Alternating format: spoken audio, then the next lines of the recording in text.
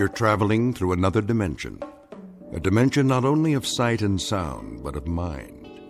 A journey into a wondrous land whose boundaries are those of imagination. Your next stop, the Twilight Zone.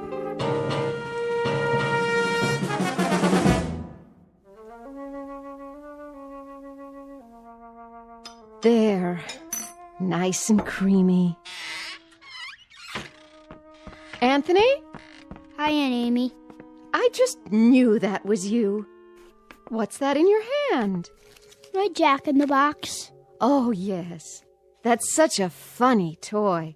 Where's my mother? In the bedroom, lying down. She'll cook the rest of the dinner soon as I'm finished. But I wanted to get this done first. What you making? Well, what do you think? A cake, of course. For my favorite little boy. Is it a good one? Oh, yes. A very good one. Very, very good. I just took it out of the oven a while ago. Chocolate on the inside with little yellow swirls? What else? I know what my Anthony wants. See? Doesn't that smell good?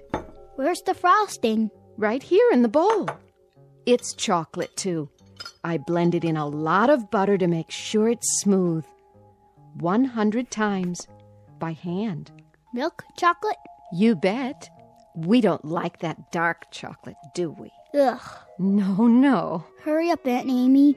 Don't you worry, it'll be ready in a jiffy. Put the frosting on. Plenty of time for that. Besides, we have to let the cake cool first. Put it on, now. Oh, I know what you want. You want to lick the bowl. Well, you'll just have to wait. I don't want to wait. Be a good boy now. I am a good boy. I know you are. I know that. Of course I do. A very, very good boy. I'll just go ahead and frost it now. Why not? No problem, Anthony. None at all. I want lots on the top. Surely. Lots and lots. See how thick I'm putting it on? Swirls of chocolate butter frosting, and all of it for my favorite nephew. There. Some more around the sides. We don't want to forget the sides, do we, Anthony? The sides are good, too. So good. Anthony, stop that. Get your finger out of the bowl. Ow! There'll be plenty left for you to lick when I'm finished. When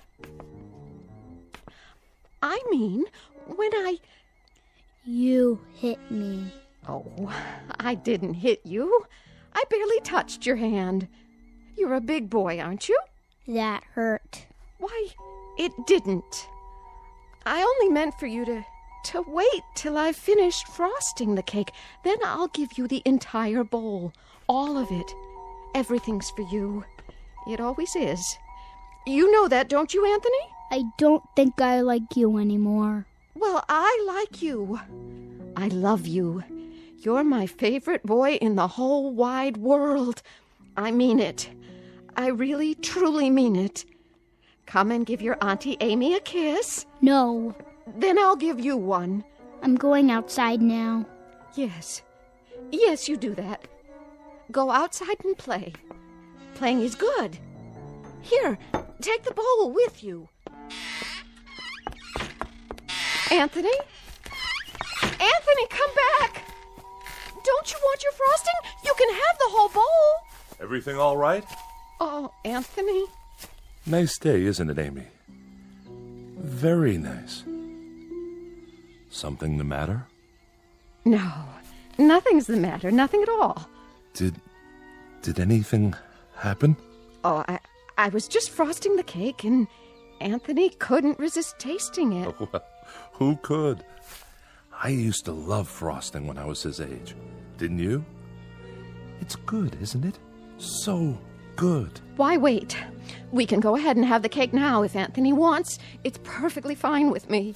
Now, Amy, why don't you apologize to the boy? You can do that, can't you? Anthony, I'm sorry. Come on back, boy. Anthony, please. Anthony.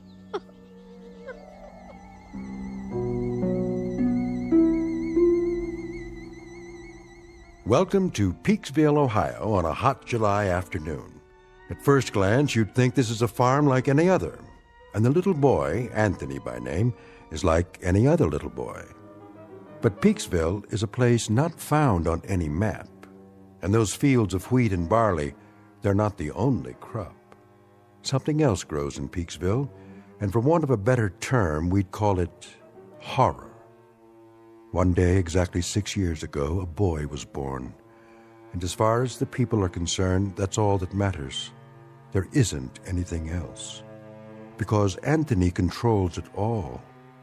In just a moment, we'll take a closer look at Anthony Fremont and the people in the village and the village itself. A world in which nothing exists except Peaksville. A world Anthony manufactured and which he now rules with absolute power. A nightmare of rare design, located dead center in the Twilight Zone. And now, The Twilight Zone and our story, It's a Good Life, starring Mike Starr, with Stacy Keach as your narrator.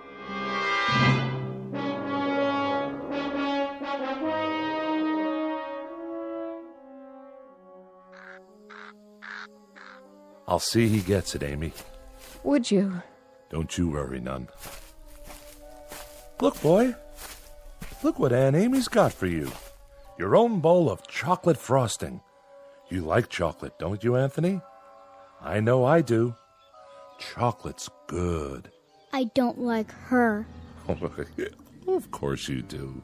She's your Aunt Amy, and she loves you. You know that. I hate her. Oh, that's a good joke. A very good joke. It's all for you, Anthony, all of it. And after you've finished, I'll make some more if you like. As much as you want. Get away. Oh, now, darling. Don't look at me. What? I don't like you to look at me. Hear that, Amy? Anthony's got a point. Why don't you go back in the house for now, so you can help Agnes cook dinner? Yes. Yes, I'll do that. It's going to be a good dinner, isn't it? I believe it will be, yes. You know, just the way he likes it. Don't you? It'll be delicious, Anthony. You'll see. I told you, don't look at me. She's not... I'll make it so she can't look at me. So she can't look at anything ever again. Watch your step there, Amy. I can't see. What do you mean? Sure you can. That would be some joke. Just go on inside. The light. That's all I can see. The sun. It's so bright. The sun blazing in the sky. Like white fire all around. Amy? Help me. Please. I can't see. I can't see. Help me. It's nothing, Amy. I'll help you up. Sit here in your chair. There you go. That's right. Sit and rock. You'll feel better real soon, I'm sure. It's good to rock, isn't it? Yes, it's good to sit on the porch and rock. There now.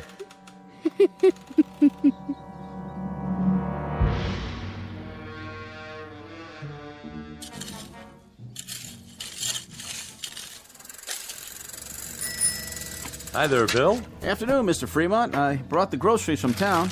Gee, that was fast. Thank you, Bill. Very thoughtful of you. My pleasure. Howdy, Anthony. Hi, Mr. Soames. Mighty good to see you today. Mighty good. It's such a good day. A real good day, isn't it, Anthony? It's terrible hot, though. Terrible hot. Oh, I wouldn't say that. No, ma'am. I wouldn't say that at all. It's fine. Just fine. A real good day all around.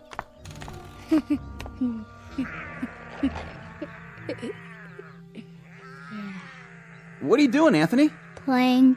My, that's real good. Whatever it is. You like it? Sure do. I was just wondering, what you were doing. I made something. By golly, you did. Know what it is? Can't rightly say that I do. Take a guess. Oh, I'm not very good at guessing. Guess. Go on, Bill. You can do that, can't you? Well, now, some kind of animal, is it? It's a gopher with 3 heads. See? Oh, yeah. He's a real fine one. I ain't ever seen a gopher with 3 heads before. He's alive, huh? Must be, the way he's moving around. He was. I'll make him dead now. I'm tired of playing with him. Be dead, gopher. You be dead. Now, that's real fine, Anthony. That's real fine, what you done. Sure is. Yeah. You made him dead, all right. Look at him laying there. It's good that you done that. Real good. Tell me what it looked like. Well, it was like a regular gopher, only more interesting. Was it ugly, though? Oh, I wouldn't say that. I wouldn't either. I'll bet it was ugly. Grotesque looking. That's the way Anthony likes things. What a good joke. You'd better bury him now. Okay. Want some help? No, I'll wish him into the cornfield. You do that. Gopher, go into the cornfield. Go be in the cornfield. Well, what do you know? Ain't that something? What are you doing here anyway? Me? What do you mean, Anthony? I'm delivering the groceries. What do you think? Go ahead and do it then. Why, sure. I'm the delivery man. That's me. You better. You don't want me to wish you dead, do you? Why, no, Anthony. No, I don't. But what? But I just wanted to say, you do some real fine things. Real fine. You're a good boy. We all love you. Don't we, Miss Amy? Don't we just love Anthony? Oh, yes. We love him. Everybody loves Anthony. Yes, sir. We sure do love him. We love that boy. Well, hi, Bill. Mrs. Fremont, how are you? I was just checking the roast in the oven. Got everything we asked for? Pretty much. I have your list here. Let me see. Didn't have any laundry soap. General store's all out of the laundry soap. Well, that's to be expected. Not even bar soap, though, huh? All out of that, too? Oh, we've been out for a year. You know that, Mrs. Fremont. We ain't had no bar soap for over a year, so I guess nobody has to wash their hands or behind their ears anymore. That's right, Bill. That's exactly right.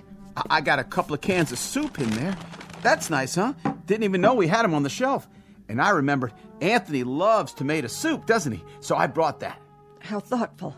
You'll tell him, won't you, Mrs. Fremont? Tell him I brought the tomato soup because I heard he liked it. Tell him I brought it, won't you? Why, of course I will, Bill. I'll tell him. Matter of fact, I'll tell him right now. Oh, no, Mrs. Fremont. You don't have to go to the trouble. I gotta get going anyway. I gotta get back to the store. You don't have to be frightened of him, Bill. He likes you. He told me that several times, how much he liked you. Oh, that's real nice to hear. He's a clever boy, Mrs. Fremont. That he is. About the cleverest boy I've ever seen. Know what he was doing out there? Making something, I imagine. You got it. Yesterday he made some kind of furry animal. I have never seen the likes of it, but he invented it all by himself. Had real sharp teeth, too. Long and sharp. Could have done some real damage. It tried to bite him. I was kind of hoping that it would. Mrs. Fremont. But Anthony wished it into the cornfield before it could do him any harm. I gotta be going, Mrs. Fremont. I'm real glad. I mean, it's real fine that Anthony keeps making these things. Real fine indeed. Yes, ma'am. It's great. See you tonight, won't we, Bill? Tonight? Why, sure. It's TV night tonight. Oh, yeah.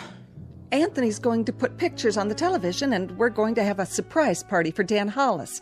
A real nice surprise party. I'll be there, Mrs. Fremont. You can count on me.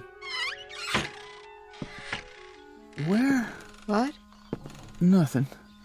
Bye now, Miss Amy. Be sure to say goodbye to your nephew for me. I will.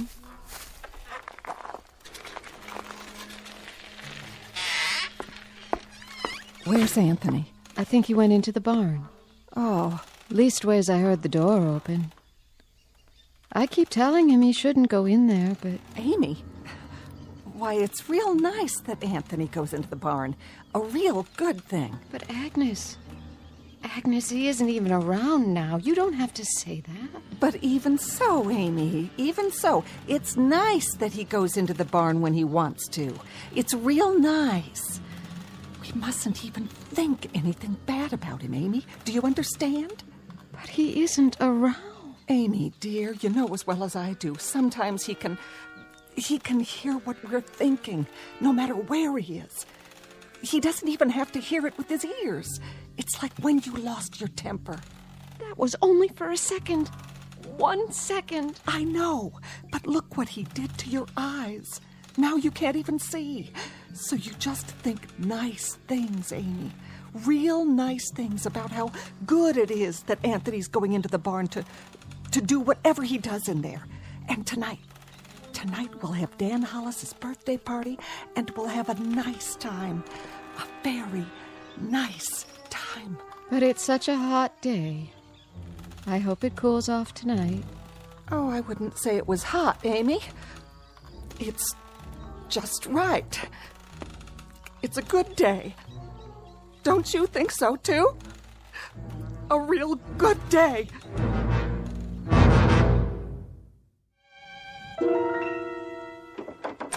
Who's... Oh. It's you, Agnes. What are you doing? Thought I'd lie down and try to rest before dinner. Oh, that's a good idea. You worked hard today. Always do. Got to get the crops in. Come in, honey, if you want. And close the door. He's still playing outside? Good. That's good. I put Amy to bed in her room. Did you? I had to lead the way. Is there a cane in the house? Do you remember? She's going to need one. I'll sure check. I told her to try and take a nap. Good. Jeff. Naps are great this time of day, don't you think? Yes, I do. I wanted to talk to you about... Sure, honey. We can talk all you want. Later. I was just going to change my clothes. Why don't you check on the roast while I wash up? How's that sound? All right. I'll do that. And you get a little rest, too, if you can. Sounds like a good idea. See you at dinner.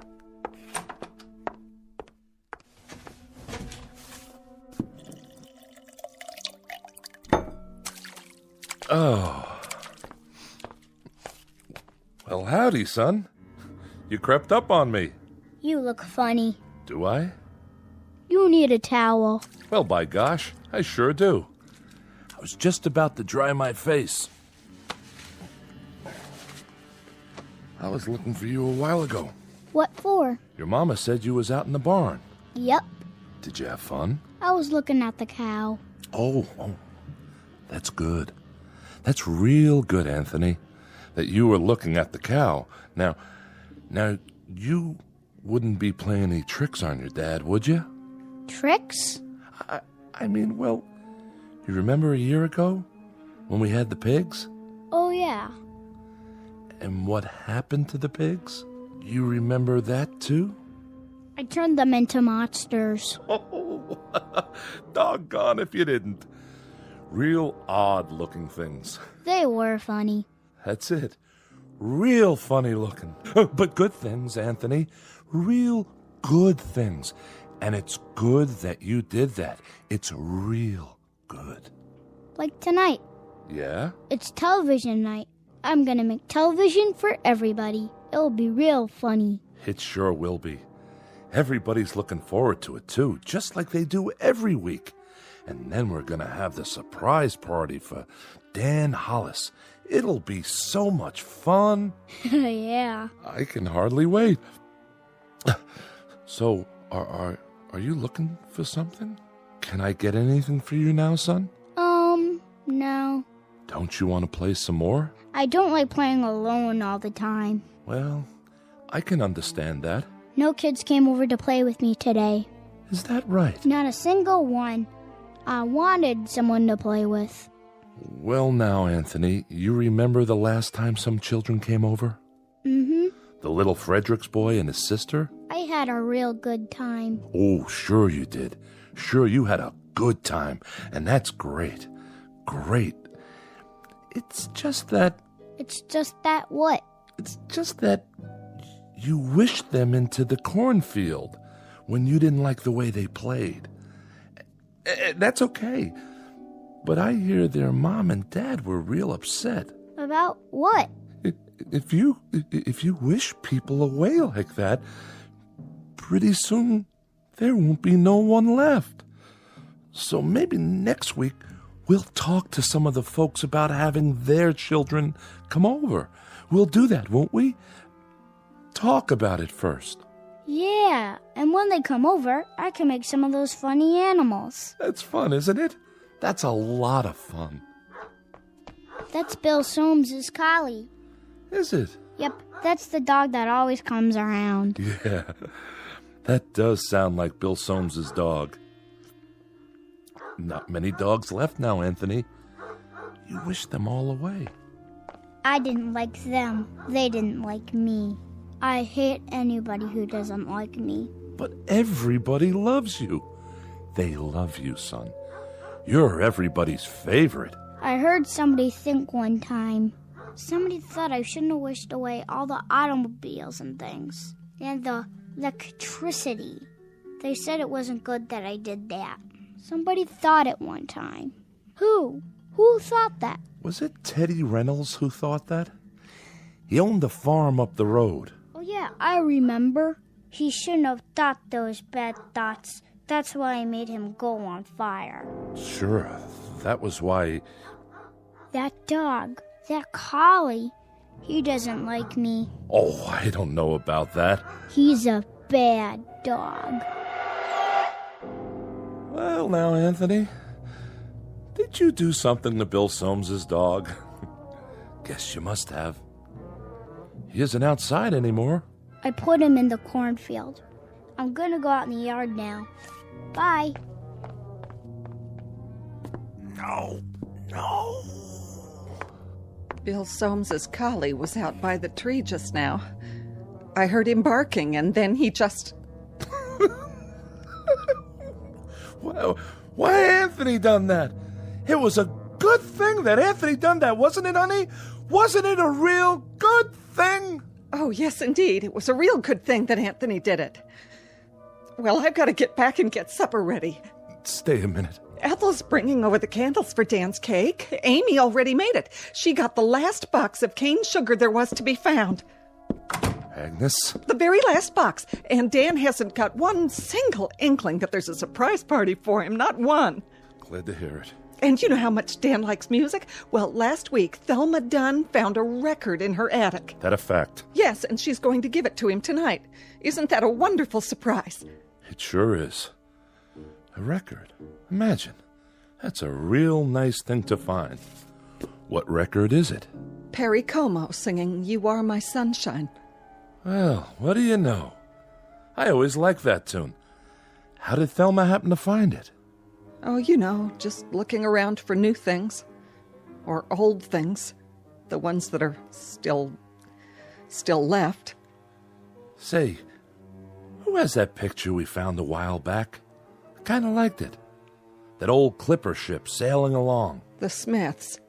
Next week, the Sipaches get it, and they give the Smiths the old McIntyre music box, and we give the Sipaches... I know. That's the way of things now. There's so little left. But that's okay, isn't it? Everybody keeps a few things for a while, and then they trade off. There's about 3 books left, and each family... Oh, now, honey. And each family can keep it for a week, and then trade it for something else. Like with the stereoscope the Van Nusens found in their cellar, or the can of beer that Bill Soames found wedged into an old icebox in the junkyard. I'd better go check on the kitchen. You see, the thing of it is, Anthony fixed it so that we're alone in the world. Nothing new ever gets built anymore. Nothing new at all. That's enough. No, it's not nearly enough. Remember 6 years ago, old Doc Baker, rest his soul, he took one look at Anthony when he was born, and he screamed and dropped him. Tried to kill him right then and there. He knew. Somehow he knew what Anthony was, and he thought it would have been better if he had been born dead. But Anthony, my son, he whined and let out a cry, and then he done this thing. He took his revenge. Oh, didn't he? Please, please, I beg of you, don't. No. And he either destroyed the world and only left this village, or he took the village someplace away from everything. We don't know exactly which, do we? All we know is that we're alone, and there aren't any towns or villages or anything else left except this place. And Anthony, he controls it with his mind. He controls everything. That's right. That little boy in the yard outside. He can make it rain or snow. He can wish people into a grave, or he can turn them into anything he wants. That's why you got to keep smiling or laughing, or you got to mumble something to keep your mind clear, because Anthony can tell what you're thinking, and if it's a bad thought, his mind will snap at you, and he'd do most anything at all. Please, for the love of God. Mom? Dad? All right. But it's good. It's good that it turned out this way, isn't it? It's real good. That's what it is. Really, really, really good.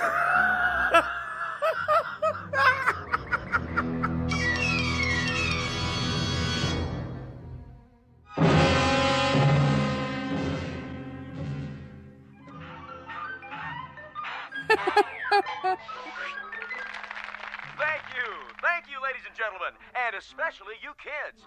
And now for our next act. It's time for Stupid Animal Tricks. And here's some film we thought you'd like to see. First up is Rocco the Squirrel in Crossing the Road.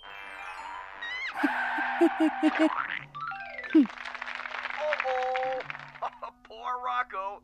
And now, the bird and the BB gun. Oh, my. Will you look at that? What, Ethel? It's just like cartoons, only better. And last but not least, the turtle crossing the street. Well, that's all, folks. And now, time for our next program. Welcome, horror fans, to tonight's episode of Scary Nightmares. This one's a real killer of a story. It's called Pleasant Dreams. Let's watch, shall we? Think I'll go get some fresh air. Shh. Not now, Dan.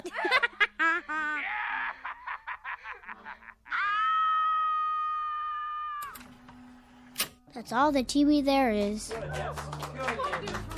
Oh, that was wonderful, Anthony. Wasn't it, everyone? Wasn't Anthony's television wonderful? Yeah. Just wonderful. Even better than last week. Yeah, great. It was much better than the old television. Oh, the best yet. You can say that again. You'll have to come around next week. Oh, I will. I will. And now, everyone, is it time? I guess so, honey. The surprise for Dan's birthday. Oh, you shouldn't have done anything. Go ahead, Ethel. Give your hubby the big surprise. All right. Here you go, Dan. I wrapped it for you special. What's this? Open it. Yeah, go ahead. Well, if you say so. I hope you like it. What's this, a record? It's Perry Como. A real collector's item, you might say. No kidding. I haven't heard Perry Como in years and years. Such a great crooner. You know what a crooner is, don't you, son? No. It's a singer. Someone who sings the old songs. What a great voice he had. Oh, didn't he? Happy birthday, darling. Happy birthday. Hey, You better not hug me too hard. I'm holding a priceless object here. You certainly are. Wow. Do you think we could play it? You mean right now? I'd love to hear some new music.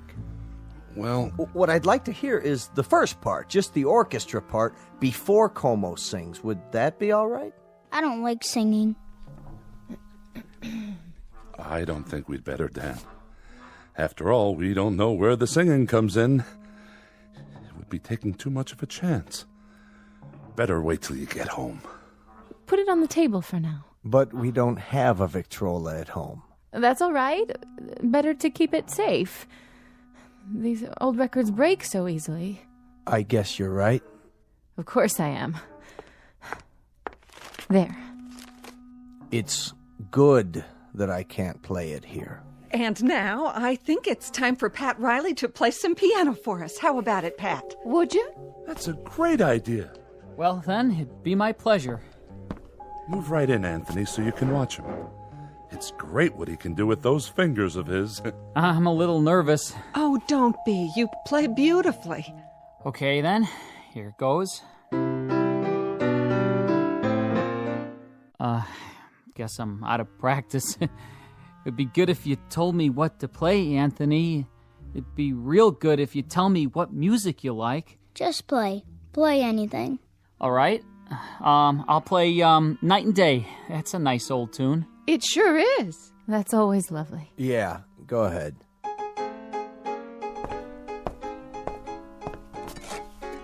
What are you doing? What does it look like? Having another brandy? You've had enough. Not hardly. Stop it. Leave me alone. Put the glass down. Take your hands. Don't make any noise. I don't like noise when the music is playing. I'll drink to that. Oh, don't worry. I'll clean it up. Go on, Riley. Finish the song. Yes, please. It's so pretty. Pretty all right. Dan, please. Please what? I'm not doing anything. No, darling.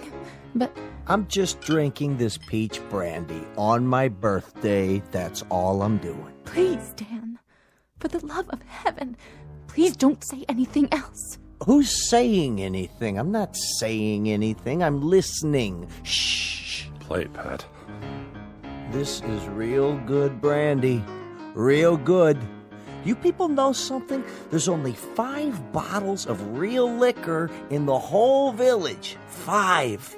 1 rye, 2 scotch, 1 after-dinner cordial, and this here. And when that's gone, there won't be any left at all. None. Keep playing. Nuts. Nuts! Can't even play my record. Can't even play Perry Como.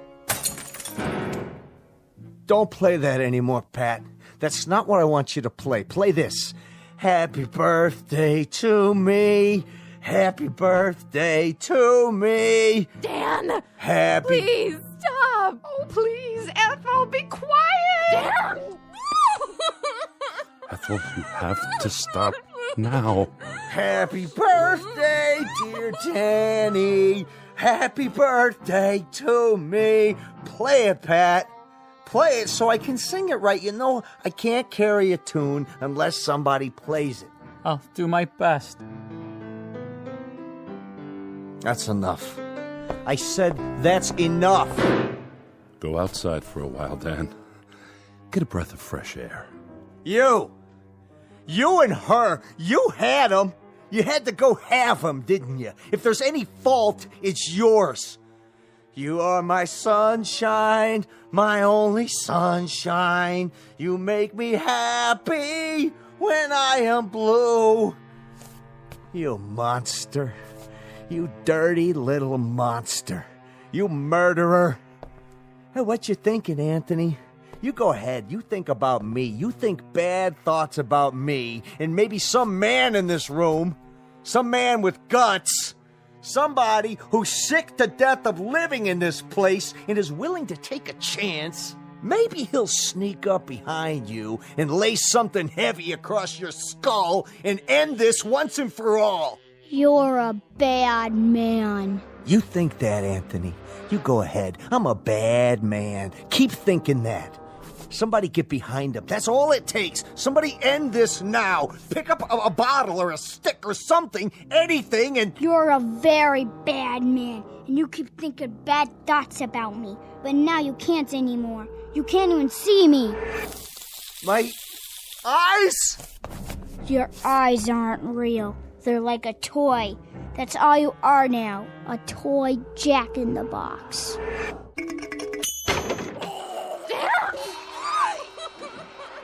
Anthony, push it away. And push it into the cornfield. We've all looked at it enough. Please, son. Wish it into the cornfield.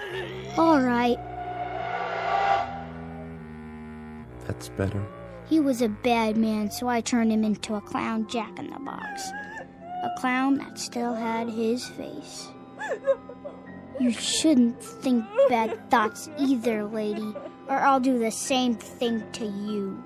It's a good thing you did that to Dan. It's a very good thing. Play some more music, Mr. Riley. Oh, yeah, it was swell.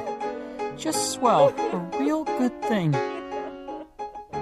I like that song. Come on, Anthony, I'll lift you up so you can sit on the piano. Would you like that? You know something? What's that, Amy? Careful, watch your step. Why don't you sit down again? I kind of liked it a little bit better when there were cities outside.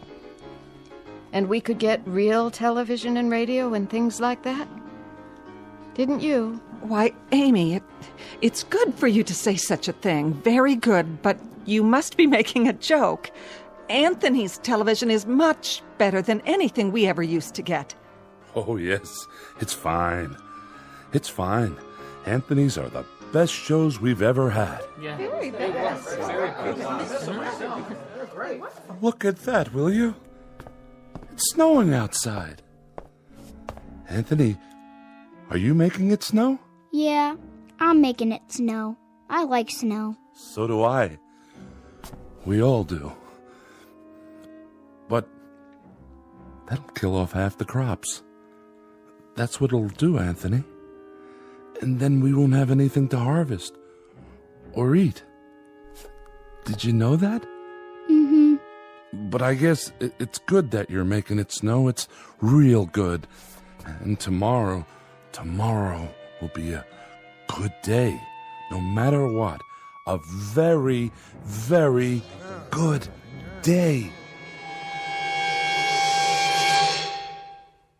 No profound comment here. No clever words about the human mind and the power of thought or the need to survive. We only wanted to introduce you to one of our favorite citizens, and we do mean favorite, little Anthony Fremont, age 6, who lives in a village called Peaksville, in a place that used to be Ohio. And if by some strange chance you should ever run across him, you'd best think only good thoughts, because anything less than that is attempted at your own risk in the Twilight Zone.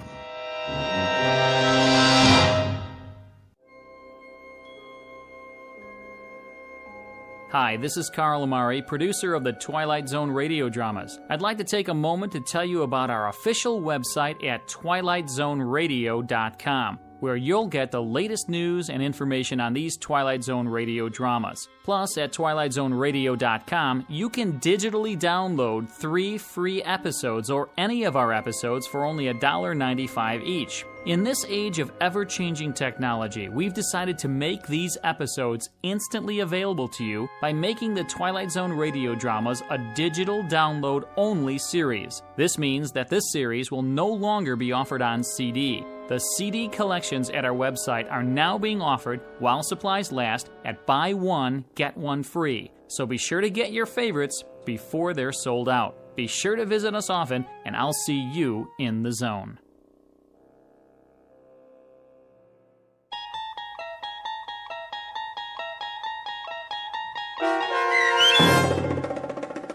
It's a Good Life, starring Mike Starr with Stacy Keach as your narrator, was adapted for radio by Dennis Etchison and written for The Twilight Zone by Rod Serling from a story by Jerome Bixby. Heard in the cast were Meg Thalken, Fernette Lebo, Christian Stolte, Jeff Lupetin, Doug James, Brooke Sanford, Carl Amari. Piano stylings by Daniel Choka. And introducing Zachary Leipzig as Anthony. To learn more about the Twilight Zone radio dramas and to obtain audio cassettes and CDs of these programs, visit our website at twilightzoneradio.com.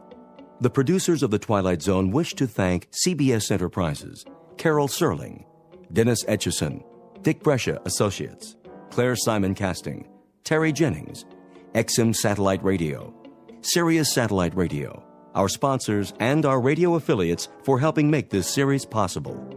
This copyrighted radio series is produced and directed by Carl Amari and Roger Wolski for Falcon Picture Group. Doug James speaking.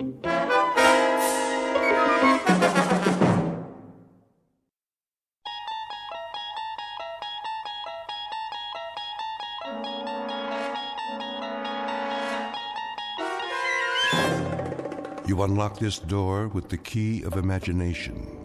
Beyond it is another dimension. A dimension of sound, a dimension of sight, a dimension of mind.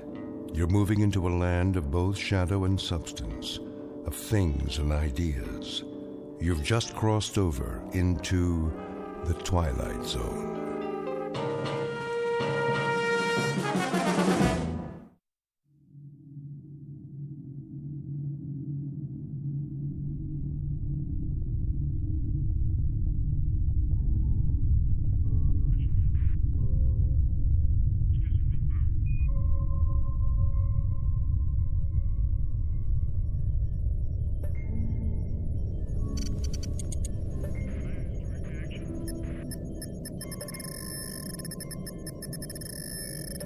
Captain. What? Look in the viewer. Switch lenses. Yes, sir. It was at 255-417. I don't see anything. Maybe not now, but something glittered down there. We went over a lake, you know. I know, it wasn't that. Well, we'll take a closer look, but it's probably the lake. Wasting our time again.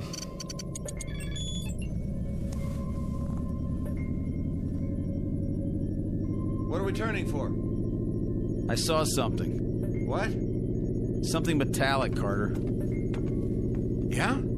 He thinks so. We're almost there, then we'll know.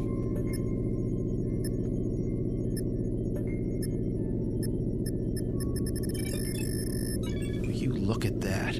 Trees, rivers, a regular incubation lab on this planet.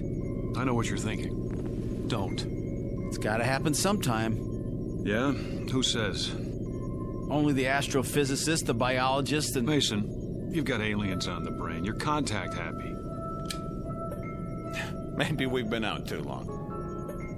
Do you really think man is the only intelligent... All right. So we're going to meet another race. Great. It would be great. It's going to happen sooner or later. Why not to us? Man, that would be something. Another... There it is, in the viewer. Looks like it might be a ship. Don't count on it. Well, let me see that. We're passing over. Aren't we going to... Will you please... We should at least stop and take some specimens. Mason's right, Captain. But it's your call. In your flight chairs, we'll set down.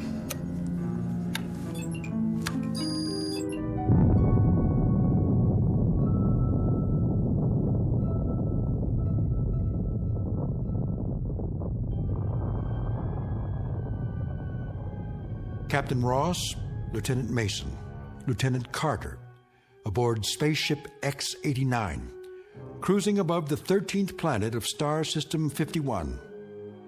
In a little while, supposedly, the ship will be landed and specimens taken. Vegetable, mineral, and, if any, animal. These will be brought back to overpopulated Earth, where technicians will evaluate them. And if everything is satisfactory, stamp their findings with the word inhabitable and open yet another planet for colonization. These are the things that are supposed to happen. In actuality, they will not happen at all, but will instead be superseded by events far more unusual, because the 13th planet of Star System 51 just happens to be located in the Twilight Zone.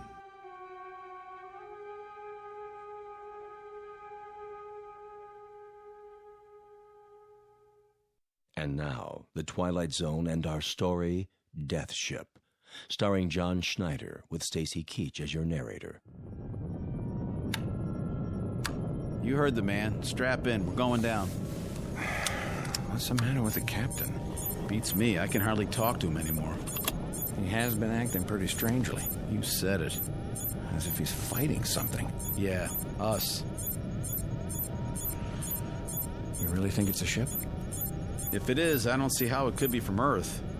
We've got this run all to ourselves. They might have gotten off course. Not this far. Setting down. Right, Captain. Retros.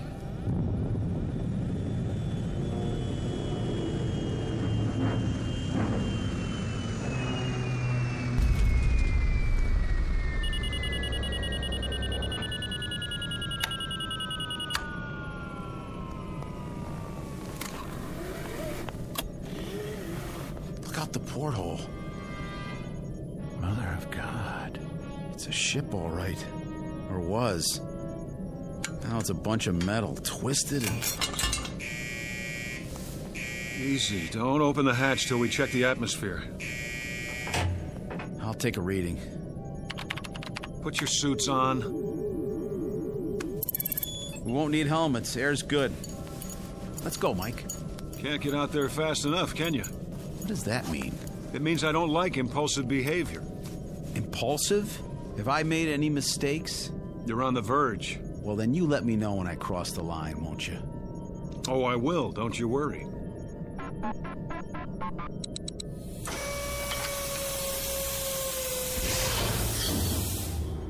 We stay together, nobody takes any risks. That's an order. I understand, Captain. Carter? Yeah? All right, then. Let's go.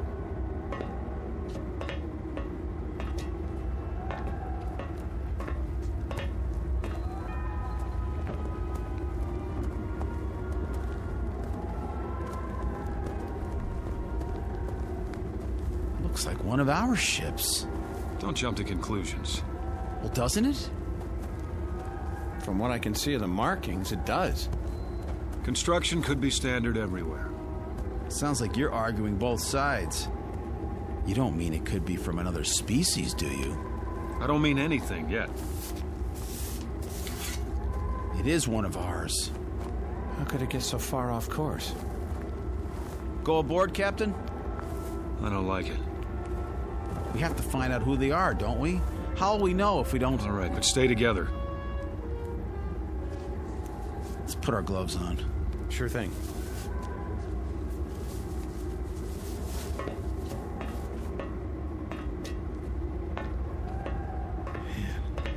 Pretty familiar, isn't it? Even all bent up like this. It's from Earth, no doubt about it. We don't know that. But Captain, look at the shape, the styling. We don't know it, Carter. Hatch is jammed. Maybe the cabin's still pressurized. Not likely. Door frame's probably twisted. We'll try it together. If it doesn't open, forget about it. Forget about it? There isn't time. We have a schedule to keep. It's moving. Let's go.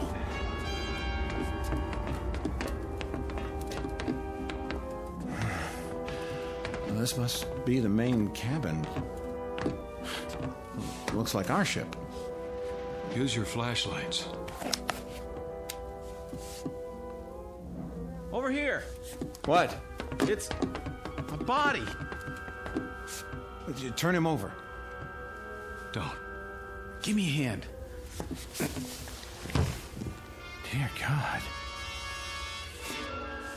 Wait a minute. Do you see what I think I see? There's another one against the wall. Hey, help me lift him. Don't, I said. What is going on here? That one has a face like... Nothing's going on. And the third one, he... Carter, try the auxiliary lights. But Captain, is it just me, or are we standing here looking at three bodies with three faces that look exactly like our faces? Auxiliary lights. I don't understand. It's not what it seems. Not what it's... Just hang on. Here come the lights. All right, then. First things first. Here's an ID wallet in this one's breast pocket. And here's his government card, picture and all. It says, Lieutenant Robert Mason. See it? That's my name, isn't it? That's my face, just like the one in my pocket right here. Well, isn't it? Put it back. Everybody see it? The same as mine, identical. Put it back. I don't get it. The same with the second one. What is this? You're letting it get to you. Get to me? This is my picture. Me. Hang on, lay them out and get something to cover them with, both of you. Captain, look at the third one and tell me it's not... I see it. Cover them now. No, I'm not touching them again. Carter. Nobody else touched them. I don't know about you fellas, but I need an explanation for this. We're leaving this wreck now. I said now. Everybody out.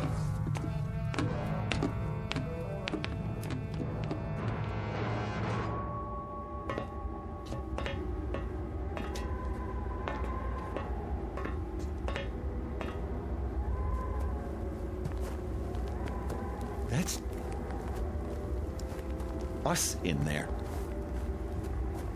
We're dead.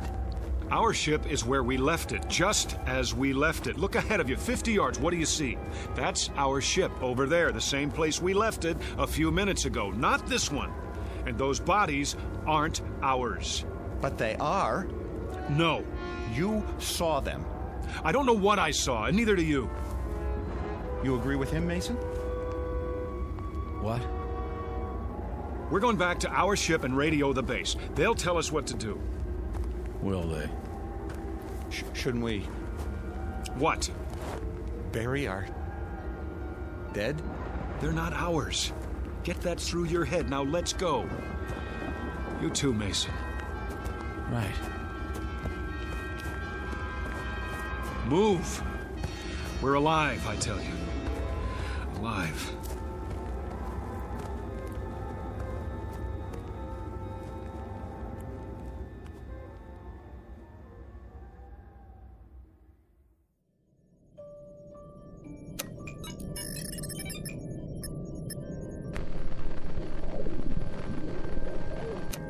Nothing. Try again. I've been trying it for... Again.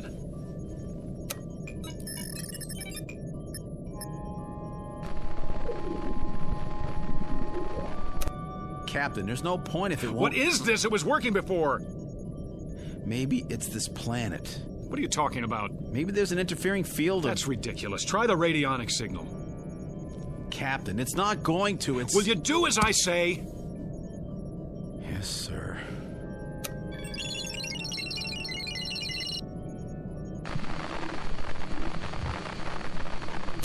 Again.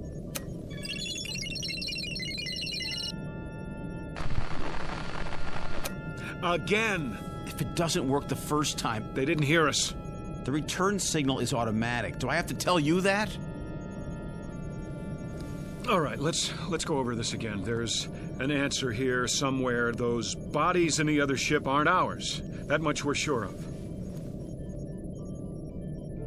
Well, use your heads. These are our bodies. These, right here.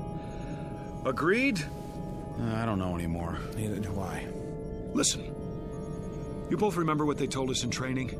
About the theory of circumnavigating time. They said it might be possible for us to leave Earth in 1 year, and when we got back, even though we thought it was the same year, it might be the year before. Or the year after. Remember that? It was only a theory, Captain. It's more than a theory. It's what happened to us. We went through some kind of a time warp right into the future. And that ship over there is in the future. Is that what you're saying? Only the probable future. And what does that mean? It means that we're not dead. It also means that we're going to be dead. Not if we don't take off. If we don't go up, we can't crash. But our orders... They don't say to kill ourselves. We're alive now, and the only way to be certain we stay alive is not to go up. Then we can't possibly crash. We avoid it, prevent it. I've made up my mind. We stay. It's easy enough for you to decide. Meaning? You have no one waiting for you back on Earth. So I have no reason to go back, and I'll be just as happy here as I would be on Earth? Is that it? I think we should vote on it. Oh, you do? You're not the only one, Captain. I'm the only one who gives the orders. Even when our lives are concerned, huh? Especially where your lives are concerned. We stay. For how long? I'm not setting any time limit, Carter. A month? 2 months? I'm not setting any limit. We have enough food left for 3 weeks, Captain. I've no doubt there's edible food outside. You saw the landscape, trees, vegetation. How will we know what's edible and what isn't? We haven't got the equipment to test it. We'll watch the animals. I saw no animals, Captain. Did you? There will be. Well, if there are, there'll be a different form of life. What they eat might be deadly poisonous to us. We'll worry about that when the time comes. Right now, there's only one thing to worry about: preserving our lives. It may not even be necessary to stay here permanently. We may figure something out, but for now, the decision is to stay. Not our decision, Captain. Have you a better solution, then?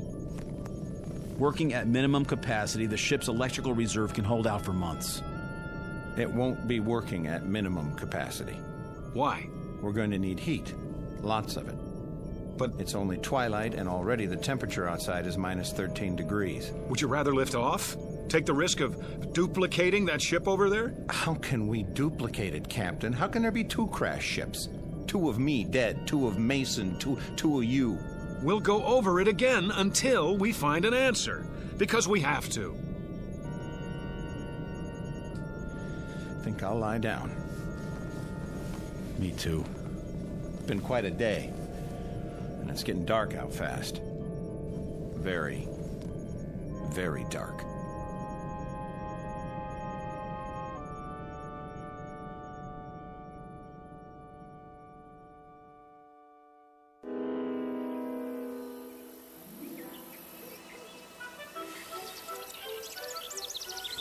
Where am I? Mike? That's you, boy? Mr. Kramer? How did I... When did you get home? Home? On leave, are you? You're looking fit. I expect Mary's mighty pleased to have you back. Wait, did you see Mary? She don't know? I have to go.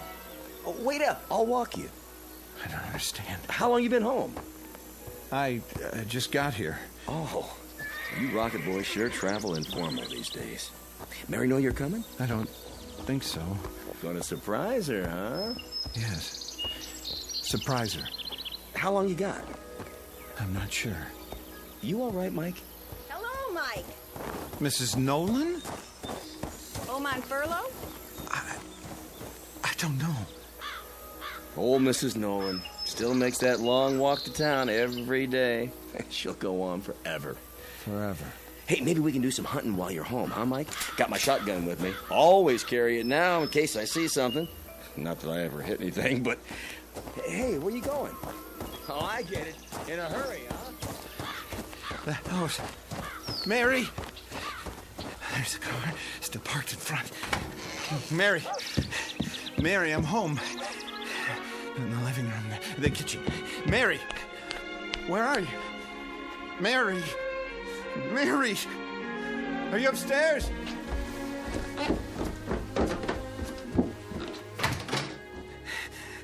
Oh, Mary! Why are you lying there on the bed like that? Is something... I'm here. Can't you hear me? What's this? Telegram. To Mrs. Michael Carter, we regret to inform... Carter?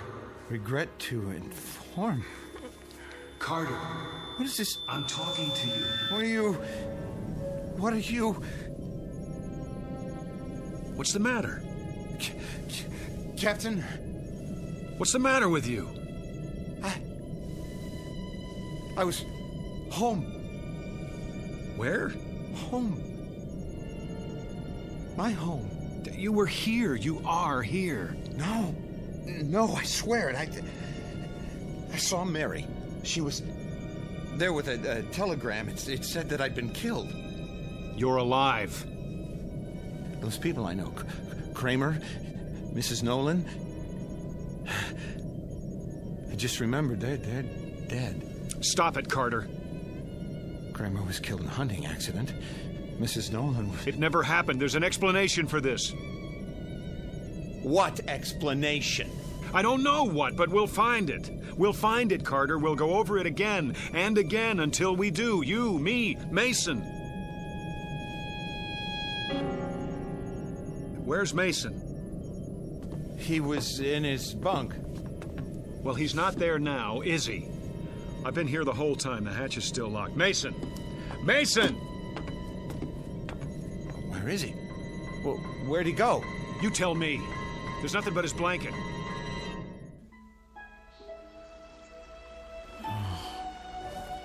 My blanket.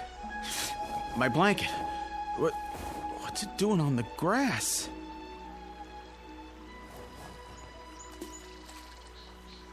Fishing pole? Can't be. Oh, there you are. I thought I'd never find you. Jeannie. I looked and looked. I found him. Can't be. Lunch is ready, Daddy. And mine's hungry. It's all your fault. Jeannie, is it really you? What's the matter, Daddy? Come here. Oh, come here. Oh, Jeannie. What is it, Daddy? Oh, it is you. What's wrong with you? Oh, nothing. I'm just glad to see you, that's all. Oh. That wasn't your mother you were just calling just now, was it? You're acting weird. Jeannie, was it? Yes, Daddy. You know that. Where is she? Over by the table. Where? Where?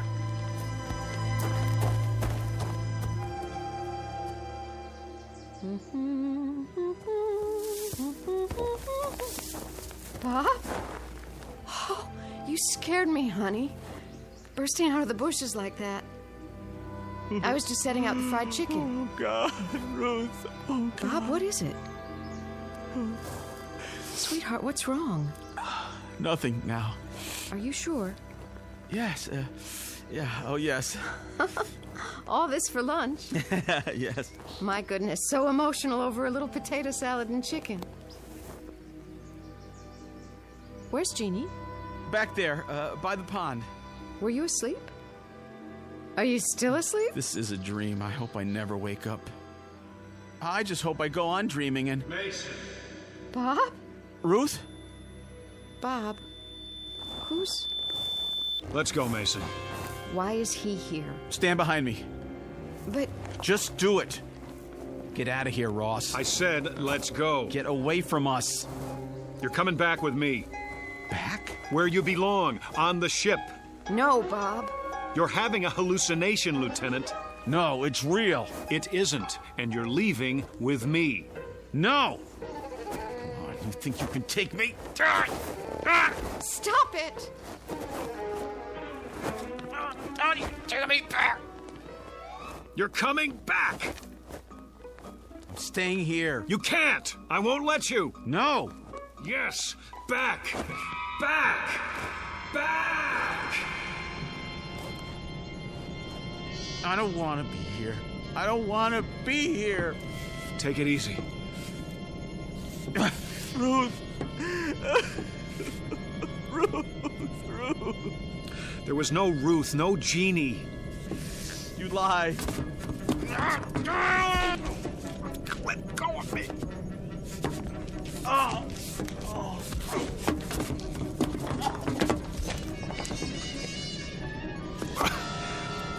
in your billfold. Look. What does the clipping say? Read it. Leave me alone. I'll read it for you. Space pilot's family dies in car crash. The wife and 7-year-old daughter of astronaut Robert Mason died early this morning when the car they were in... It's not true. Now do you still insist you were with them? You alive? They dead? I was with them. I was, and you took me away. It's not true, Mason. You took me away from my wife, my home, You were here all the time. You and Carter. He was gone. No. We just couldn't see him, that's all. What are you talking about? I know what it is now. That's what I'm talking about. Give me that clipping. I was wrong. It had nothing to do with circumnavigating time. Nothing at all. Mason, remember what you thought when you saw that ship over there? Alien contact. That's what you thought. And that's exactly what's happened to us. But, Captain, there are no such things as... Listen to me. Neither of you was where you thought you were, at home. That ship over there isn't ours, and those bodies aren't ours. We've been tricked. By who? By whoever it is that lives on this planet and doesn't want anyone else to live here. Now who's crazy? Don't you understand? We haven't seen them, but there are aliens here.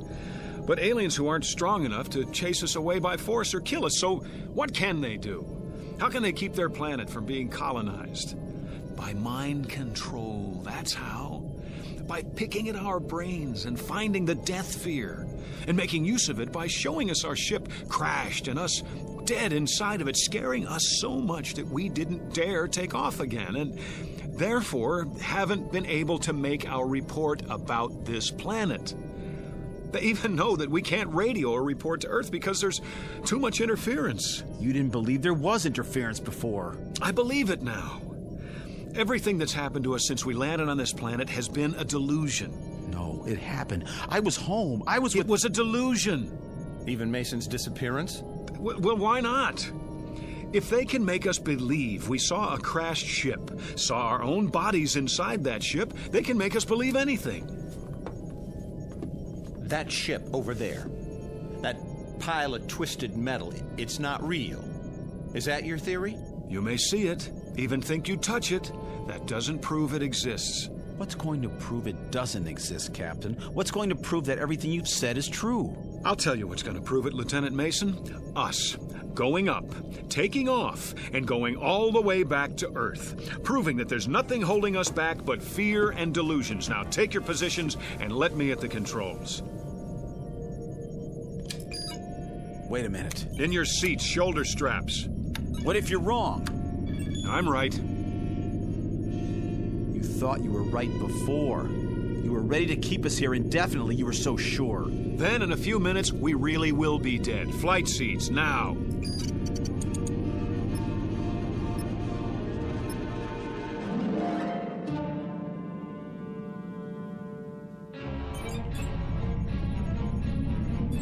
No. What do you think you're... I'm with Mason on this. Get your hands off those switches. That's an order. Are you so arrogant that you'll take a chance on killing us just to prove your point? I'm still the captain of this ship, and you'll do what I say. You're not the captain of our lives. Put your sidearm away. You're not taking us up. You want to stay here then? Starve, freeze, never see Earth again? Put it away, Mike. That's no answer. Then what is? I suppose he's right. You agree with him now? He's got a point. It's a big one. We can't just stay here. We do that and we know what'll happen. That's a given. It's a matter of food and the power supply and the temperature at night. We don't have a choice. I guess we don't. There's only one place left to go, and that's up. God have mercy on our souls.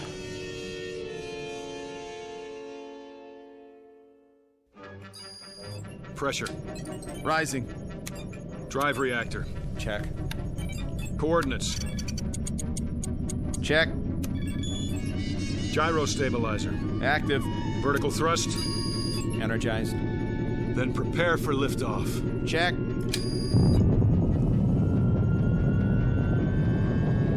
$200, $300, $500. 100, here we go. 1,000, 1,250, 1,500, Captain. Look at that. 2,250, 2,750, 3,000, 4, 5, 6,000. We're out. Release shoulder straps. We did it, boys. Check the viewer. Checking.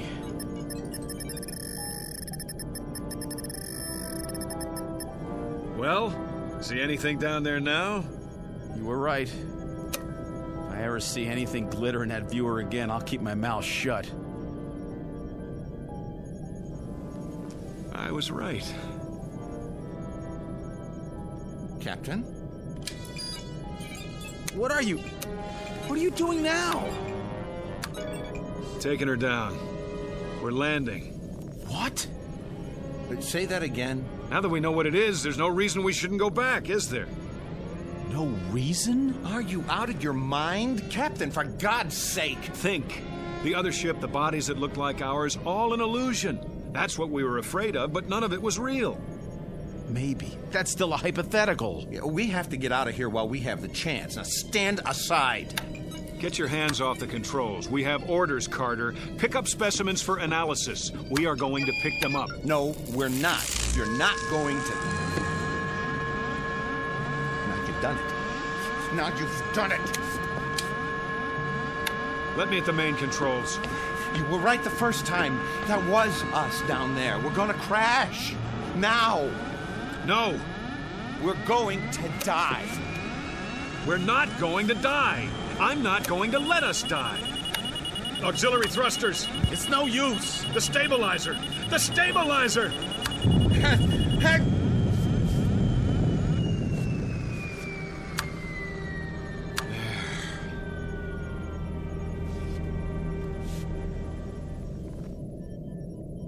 I don't understand. Shut up. You're a coward, Carter. You don't even have the guts to fight for your own life. We're still going to land? You bet we're going to land. And when we do, you're going to see that the other ship is gone. Vanished. Because it was never there in the first place. Retros. Slow airspeed. I've got it. Now get in your places. We're not gonna crash. He's been right all along, hasn't he? I don't know. Prepare for touchdown.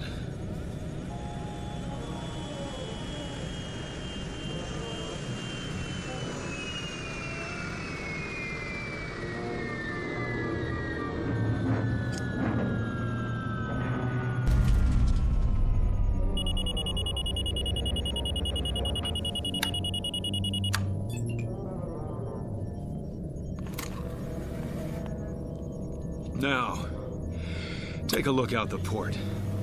It's too dark to see anything. Use the spotlight. Looking.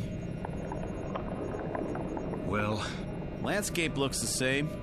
Clear? Clear, but how do we know we're facing in the right direction? Give me that. Go on, take a good look. Hills, trees, and... What is it? Let me see.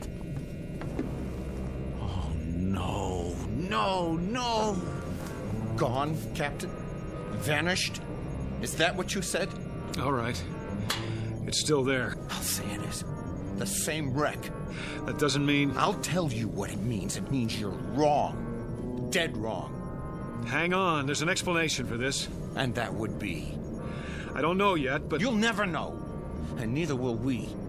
Now we'll have to go up again. And this time we'll really crash and be killed and end up looking just like those four... No. What did you say? We're not going to crash. How do you know? We're not going to crash because we already have crashed. Explain that. Stop fighting it, Captain. You're all out of explanations. What are you... There's only one explanation left, and you know what it is. Mason? I know nothing of the kind. Yes, you do. Carter was home, and that telegram was really there. I was with my wife and daughter, because I'm like them now. No. Accept it, Captain. Accept what? Stop trying to prove that we're alive. We are alive. I don't know what it is that's happening here, but there's an answer somewhere. Somewhere. I've given you the answer. I don't accept it. We're going over this again. We're going to find the real answer. Maybe you should listen to him. Can't you see that's what we've been doing? Going over it again and again? Then we'll just have to keep going on until... What happened to the lights? Mason, Let us die, Captain. I can barely see you. It's like I can see through you. Let go of us. Let us die. No. No! We're alive. Alive. We're going over it one more time from the beginning. You hear me? One more time.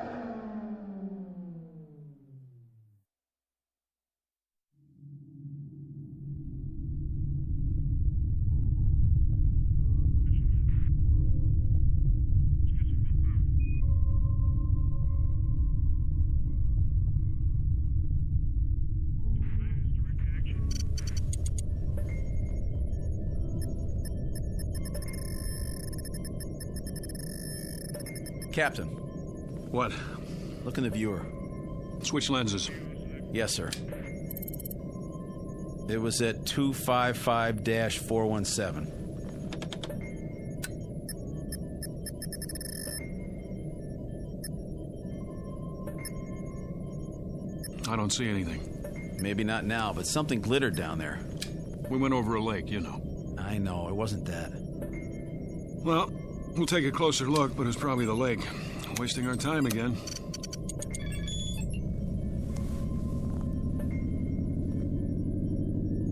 What are we turning for? I saw something. What? Something metallic, Carter. Yeah? He thinks so. We're almost there, then we'll know.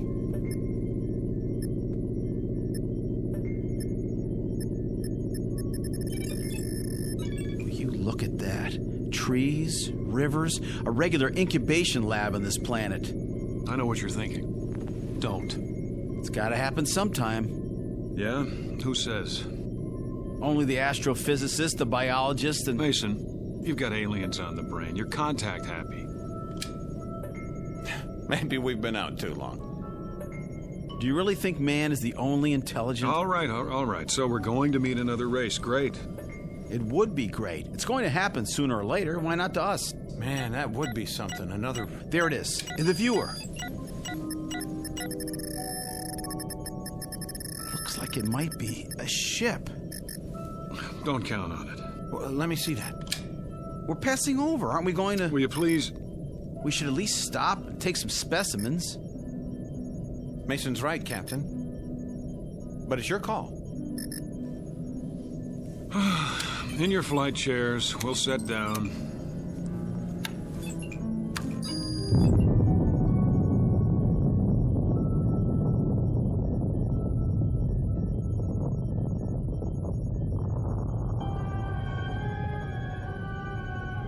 Captain Ross, Lieutenant Mason, Lieutenant Carter, aboard spaceship X-89, cruising above the 13th planet of Star System 51.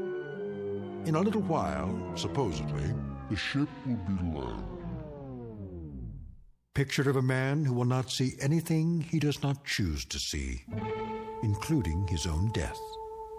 A man of such indomitable will that even the two men under his command are not allowed by him to see the truth. Which truth is that they are no longer among the living, that the movements they are now about to make, the words they are now about to speak, have all been made and spoken countless times before, and will be made and spoken countless times again, perhaps even unto eternity. Picture of a latter-day Flying Dutchman sailing into the Twilight Zone.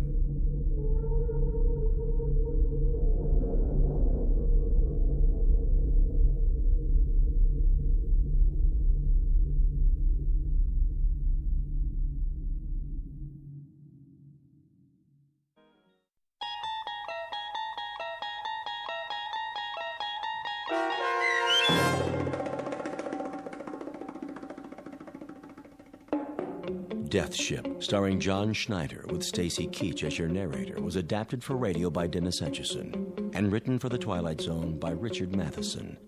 Heard in the cast were Jeff Lupetin, Tom McElroy, Frenette Lebo, Amanda Amari, Doug James, and Ellie Weingart.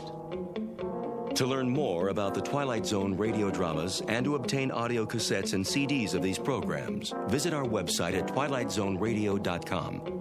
The producers of The Twilight Zone wish to thank CBS Enterprises, Carol Serling, Dennis Etchison, Dick Brescia Associates, Claire Simon Casting, Terry Jennings, XM Satellite Radio, Sirius Satellite Radio, our sponsors, and our radio affiliates for helping make this series possible.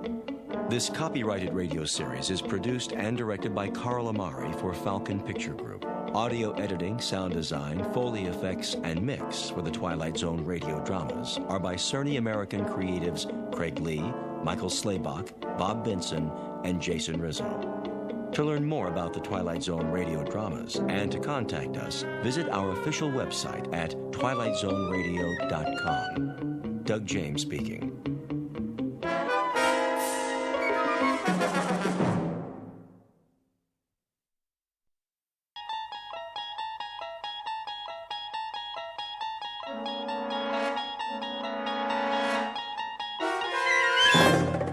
You unlock this door with the key of imagination. Beyond it is another dimension, a dimension of sound, a dimension of sight, a dimension of mind. You're moving into a land of both shadow and substance, of things and ideas. You've just crossed over into the Twilight Zone.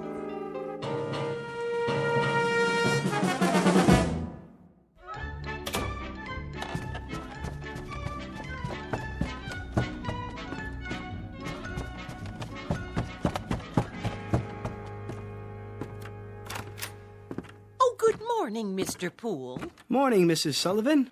Off to work? You know it. Oh, Mrs. Sullivan. Yes? I meant to drop off the rent last night. Oh, no hurry. It isn't due yet. I know, but I don't like debts.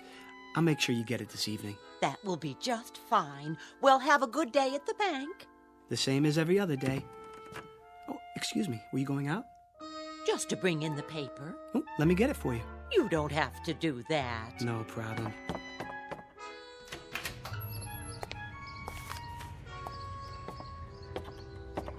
Here you are. Why, thank you, Mr. Poole. You're the perfect tenant. Absolutely perfect.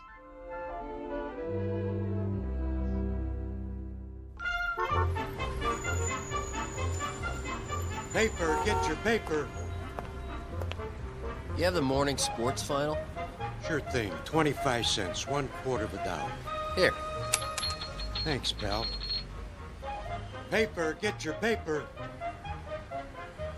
Who wants a paper, morning final? One here, Marty. Sure thing, Mr. Poole. Always got a copy for you. Let me see if I have the right change. Yep. Here you go. Hey, look at that. Something wrong? Your quarter. It landed on the edge. Didn't even fall over. Well, what do you know? That'll never happen again in a million years. This must be your lucky day. Oh, I hope you're right, Marty. A little luck never hurt anyone.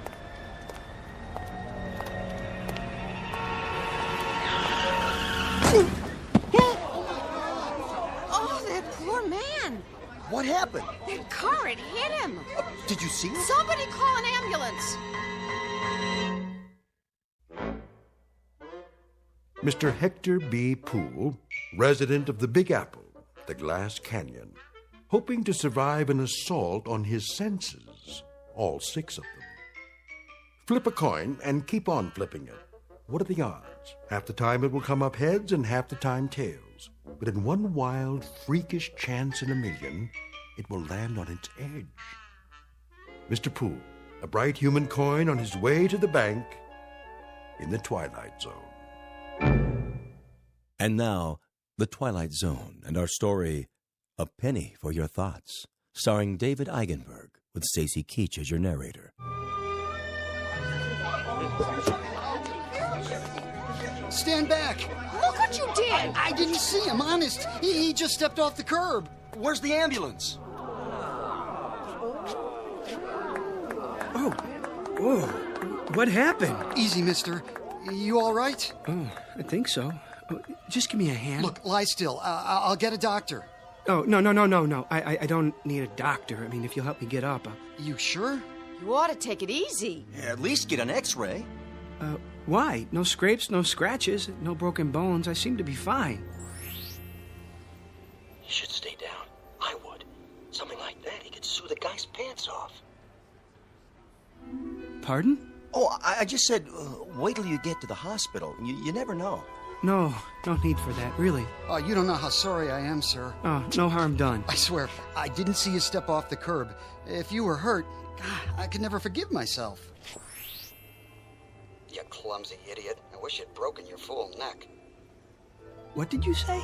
I said, if you were hurt, I could never forgive myself. No, not that. The other part. I see no reason for you to be abusive. Abusive? I should have been more careful, but it was equally your fault. Are you certain you're all right, sir? I think so. Thank heaven for that. I'm simply trying to say how grateful I am that you weren't injured. Lame-brained jaywalker. That asinine stunt took 10 years off my life. Now, see here, I'm not Let me brush you off. Where were you headed? I was on my way to work. Well, I'll be happy to give you a lift if you like. No thanks. It's not far. I think I'd rather walk.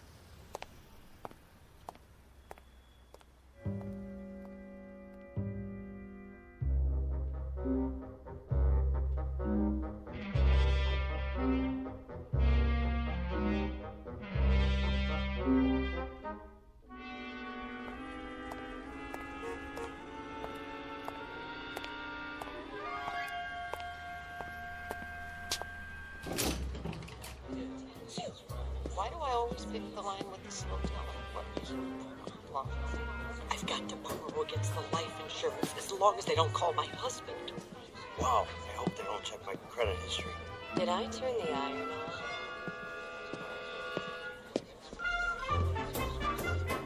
on? Well, Pool. Morning, Brand. Your watch stopped this morning? What's that? Must have. Not like you to be late. Oh, yes. No, no, it's not. It's 9:10. Something happened on the way. Did it? Brand, can I ask you a question? Go ahead. Well, why are they all whispering? Who? The customers. What about them? It's just that they're usually so quiet. I mean, nobody talks out loud in a bank, but this morning... What do you mean? You don't hear them? Hear what? Oh, I get it. Have a late night, did you? No, but on the way here, I better grab some coffee. Miss Turner just put some on.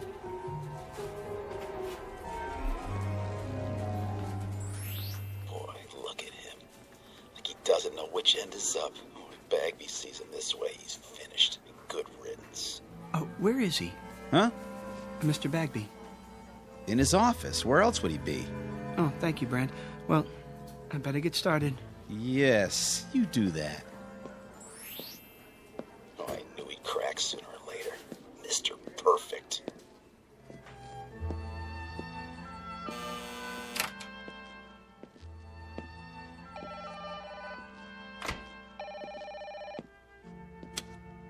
Hello? No, the vice president is on another line. May I take a message? Very well. Eileen. Morning, Hector. How long has he been here? A half hour. I wouldn't bother him, though. He's got an important call. All right, I'll wait till he's finished.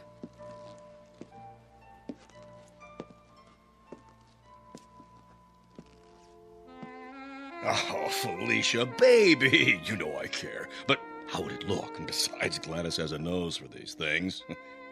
Of course she would. I can see the headlines. Prominent banker divorces wife to marry chorus girl. No, Felicia, you misunderstand. I love chorus girls. I mean, not all of them. Only you. Yes, that's right. Look, how about this weekend? Just you and me. Yes? Mr. Bagby? Come in. Hold on. Someone's at the door. Yes, what is it, Poole? Mr. Bagby, sorry to interrupt you, but I'd like to explain. Explain what? Why I was late, sir. Were you? 10 minutes to be exact. I didn't notice. Well, as you know, sir, my record for being prompt is spotless. I pride myself on attention to duty. Yes, Poole. Everyone is aware of your devotion to the bank. Well, you see, a strange thing happened. A very strange thing. Yes, uh-huh. Get on with it, you simpering idiot. You think she's going to stay on the line forever? If you ruin my weekend with Felicia, I'll string you up by the thumbs. Your weekend, sir. What? Spoil your weekend. Oh, I wouldn't want to do that. What are you mumbling about? Look, I've got an important call here. Very pressing matter. Get on with it, man. No, of course, I understand. He said weekend. Good Lord. You don't suppose he knows about Felicia? It's impossible. I've been so careful, so discreet. There. I've placed it on hold. Now then, you had something to tell me? Poole? Poole! Another time, sir. I can see that you're busy. I'd better get to my work.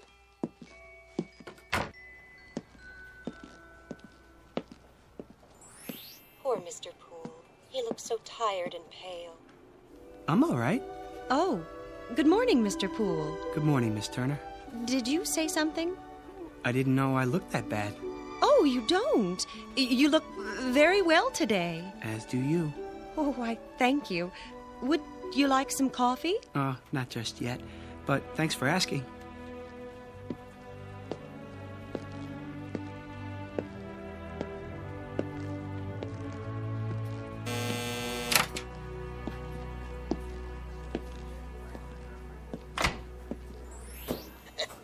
Gotta make it to the game on time. Kirsty won't steal a bag of popcorn with that southpaw pitching. Who is pitching today? You say something? No, nothing at all. Good day to you, sir. Everything in apple pie order, I trust? Yes, thank you. Thank you very much. I'll bet you're the one who sent me that overdraft notice. No, sir. No what? I don't have anything to do with overdrafts. I work over there in the loan department. You do? Just see one of the tellers. I'm sure that they can straighten it out for you. Sure. Sure. I'll do that.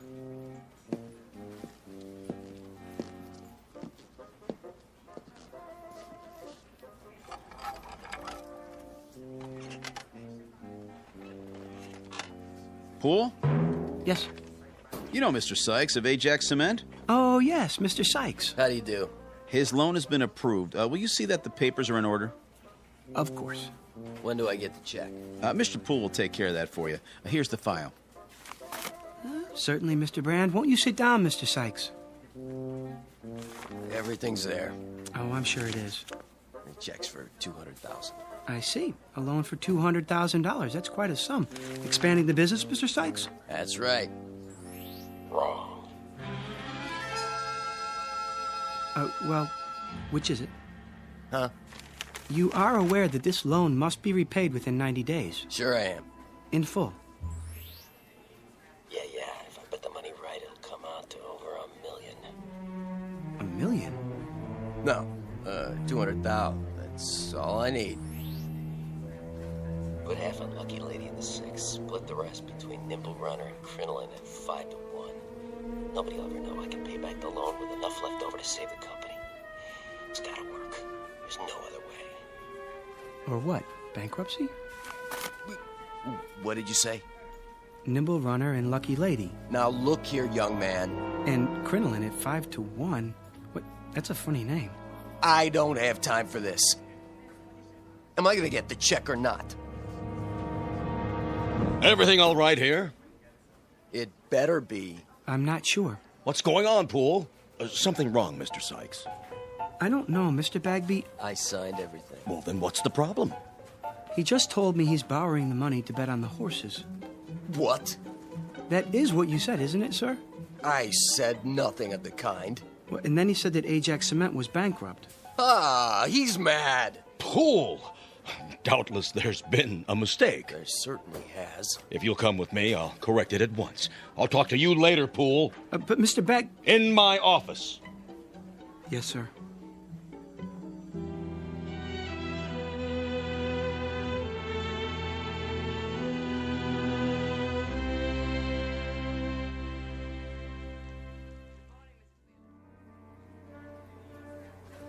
What are you trying to do? My job. He said. I heard the whole thing. I'm the one who took his application. What's going on, Poole? Will you tell me that? What? If I could tell you, I would. But I honestly don't know.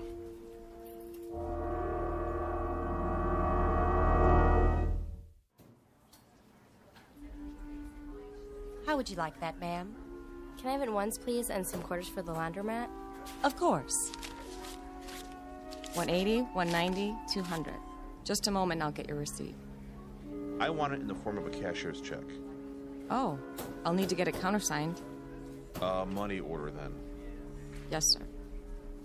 That can't be all I have. Check the balance again. I've already checked it twice. If you'd like a printout of your transactions... I would, yes, so I can compare it to my records. There must be some mistake. 401, 402, 403. 20 years, the same window. Not one promotion. Nope, not me. Hello, Smithers. Oh, hello, Mr. Poole. Don't worry, you'll get that promotion. Do you really think so? I mean, what promotion? Stick with it. You'll see. Well, yes, of course, but how? Have a little faith.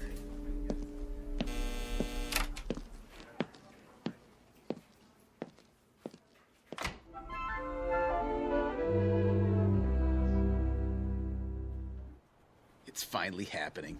It is? Yep, old nose of the grindstone seems to have flipped out. Who are you talking about? Poole, who else? He's been acting goofy all morning. Well, why shouldn't he? He's entitled to once in a while. He does all the work around here. Guys like that are all alike, gutless wonders. Put the pressure on and they go to pieces. Know what I mean? I'm not sure that I do. You phony. Don't you know a real gentleman when you see one? Got any of that coffee left? Oh, hi, Poole. Certainly. Here you are. Smells good. It's fresh. Nice and hot, too. You do all of the work and get none of the credit. You should speak up more and assert yourself. But I guess that's not in your nature. Miss Turner? Yes? There's something I've been meaning to say to you. There is? And I hope you won't be offended. Oh, I'm sure I won't. But, well... Yes, Mr. Poole? I want to thank you. Thank me? For your kind thoughts. I don't think I quite understand, Mr. Poole. Romancing the help, eh, Poole? Brand, please. Well, who can blame you? Miss Turner's the prettiest girl in the new accounts department. Just saying absolutely nothing. I haven't seen such an aggregation of beasts since the last time I went to the circus. Oh, I'm sure that's not true. Yeah, a lot of action around the old coffee station lately. That's no surprise. Not much chance for socializing on the job, is there? Brand, if I could get a word in... Yeah, go ahead. You were saying, Mr. Poole? She's probably a tiger. Let the sweet prim ones out of their cages and they revert to the jungle. That's enough, Brand. Hey, watch it! Oh, sorry. You spilled coffee all over my shirt. I'll get a napkin. It was an accident. No, it wasn't. You did that deliberately. He said it was an accident. I'll see you later about this, Poole. Good for you. I really didn't intend to do that. I'm sure you didn't. He was only joking. Maybe he was and maybe he wasn't, but he sure had it coming. Well, I suppose I should get back to my desk. Yes, I suppose so. Or else it will be time for lunch. Will it? I mean, oh, it will. And then we'll all be having our lunches, won't we? I guess you're right. I mean, those who brought them. And those who didn't will go out somewhere. For lunch, I mean. Alone or together. Yes, they certainly will. Well, back to the old grindstone. It's been nice talking with you. Nice talking with you, too. Bye now. Bye. Oh, Miss Turner. Mr. Poole? One more thing. I hope Yes? you have a nice day. I feel the same way. Exactly. Such a gentleman.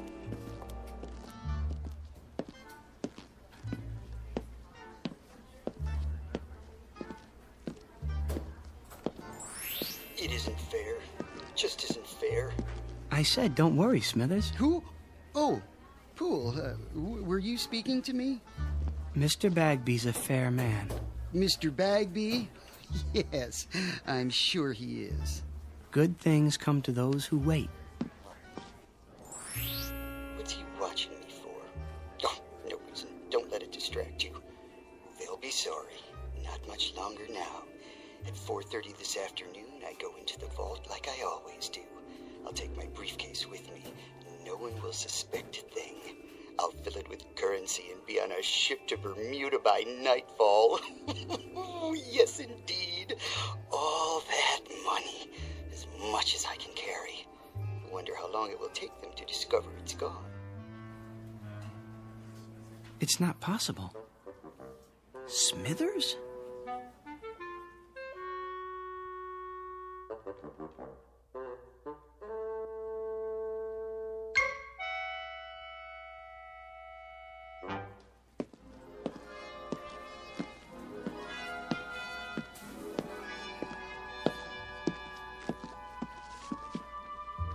Oh, Miller. Hi there, Mr. Poole. Got a minute? Sure do. Pretty quiet morning. Is that what you call it? Well, as opposed to payday, then everybody and his brother shows up. Get a little rowdy sometimes, trying to cut in line and everything. But I keep 'em in order. Teach 'em respect for the uniform. You can count on me. I know I can. That's why I wanted a word in your ear. What's up? How long have you been a guard here? Quite a few years now. Get my pension before long. And that gun in your holster, is it the same one you've always had? Sure is. Nothing beats a .38. Keep it oiled up real good. You could use it then. I mean, if you had to. Well, what do you think I got it on my belt for, Hector? To hold my pants up? Good. That's good. Why you ask? I'm not sure, but I suggest taking up a post by the door, keep your eyes open, and don't say anything to anyone just yet. I get you. Mum's the word. There he is. Was he waiting for me? Hello again. Miss Turner. I was just going back to my desk. Perfect timing. Isn't it? I mean, it is. Miss Turner, may I speak to you? Any time at all. What I have to tell you is very important. Yes, Mr. Poole? Not here in front of everyone. Dreadfully important. Come with me. Where are we going? Somewhere private. I like the sound of that. Mr. Jones's office is empty since he transferred. Next to Mr. Bagby's, no one ever goes in there. Perfect. That seems like a good idea. If you're sure you don't mind. As long as you can spare the time. This won't take long. Take all the time you want.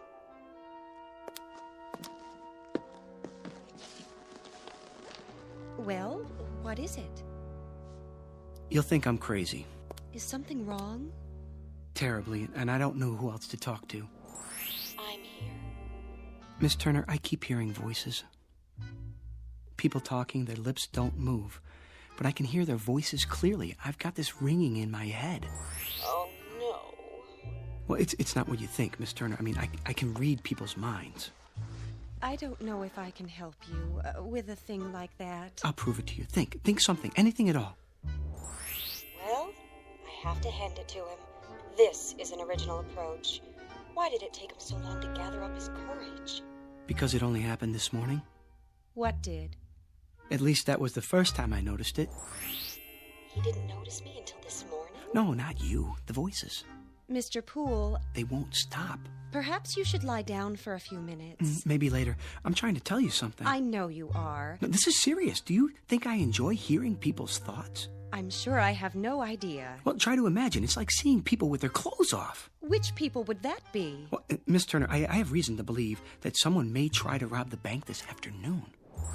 Mr. Brand was right. He's coming unglued. No, I am not unglued. It's true. I mean, at least I think it is. You heard them say that? Well, in a manner of speaking. Well, then, in that case, you should do something about it. But what if I'm wrong? You have a responsibility to the bank, to the stockholders and depositors. I suppose I do. We could talk about it over lunch. I mean, one could, 2 people, whoever they might be, if they wanted to, that is. Otherwise, just one, alone, talking about it to himself. Of course, that might be a bit lonely, for some people at least, unless... There's no time to waste. No, definitely not. I have to get out of here. Why? I mean, what's your hurry? Have we finished our conversation? I thought... I've got to tell Mr. Bagby.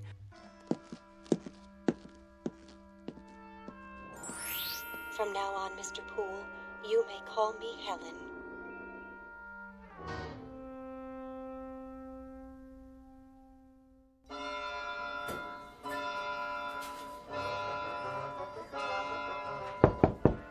Come in. Mr. Bagby. Oh, there you are, Poole. I want to talk to you. Sir, I'm worried about you, Poole. About me? But sir... I've always considered you one of my best men. So why, Poole? Why what? Just tell me straight out. We lost the Ajax cement account this morning because of that nonsense a while ago. Something wrong at home? The wife, perhaps? I'm not married. Oh, well, something's bothering you. Yes. Have a seat. I'd prefer to stand. Then out with it. Well, I don't know how to put this, Mr. Bagby. Speak up, Poole. I'm with you. You won't believe me. Of course I'll believe you. You're as honest as the day is long. Well, you've been like a son to me. Well, a son-in-law, at least. If you were, which you're not, legally speaking. But nonetheless... Mr. Bagby, Mr. Smithers is... Smithers? Well, what about him? He's planning to rob the bank. Say what? See, I told you. Would you mind repeating that? Smithers. Old Mr. Smithers? Old Mr. Smithers. He's sitting on his stool right now, planning it out. At precisely 4:30, he's going into the vault. He does that every day. Exactly. But this time, he'll have his briefcase with him, and he'll fill it up with banknotes, as much as he can carry. And by tonight, he'll be on a boat to the Caribbean. How do you know? I heard him talking about it. But he's one of our oldest and most trusted employees. Well, he was here when I took over the bank. I absolutely refuse to believe. I swear it, sir. He has it all worked out. Wait a minute. I take your point. Who's the one who ends up stealing the company funds? Isn't it always the most trusted employee? The man you'd least suspect? The man who's completely reliable for years until that one moment when everybody relaxes their guard and... Gotcha! He strikes. Good work, Poole. I wish it weren't true. I sort of admire Mr. Smithers. He's always there, steady as a rock, going his own way. I wouldn't have believed it if I hadn't overheard it myself. Well, no time for sentiment. Quick now, tell me the details. Well... At 4:30 on the dot, it starts. Okay, and Mr. Smithers will finish counting out his drawer as he always does, by the numbers. Thank you, folks. Good night now. Don't work too hard. And as soon as we lock the doors... See you Wednesday. You take care now. Good night, Rich.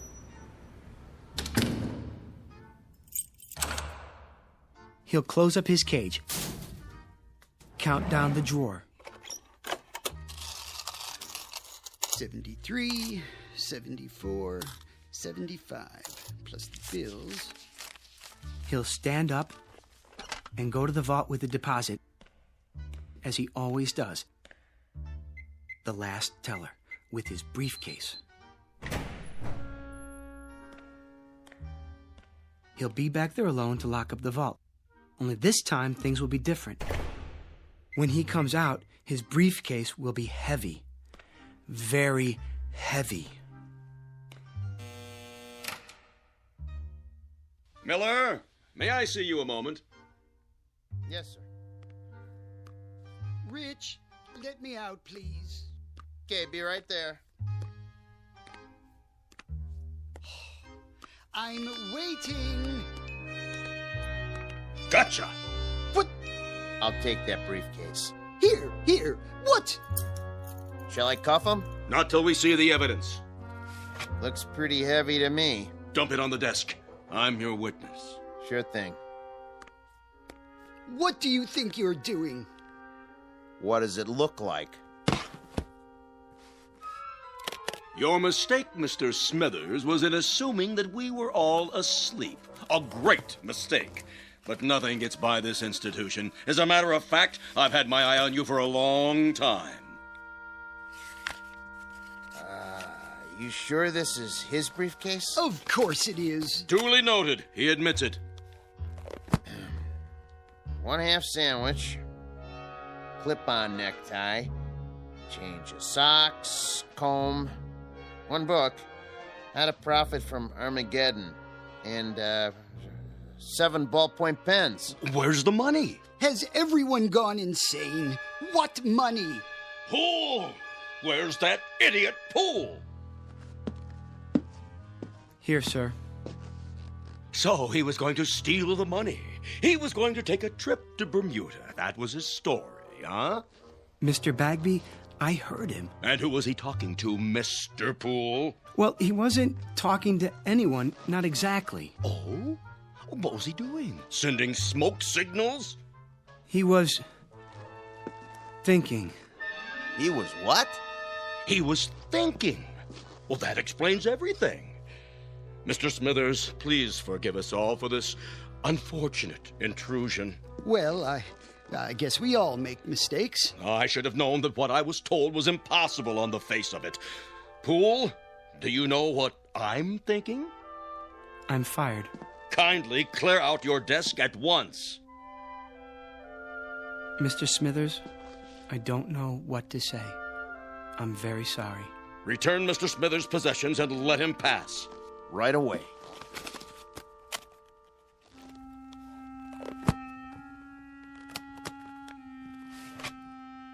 How did you know?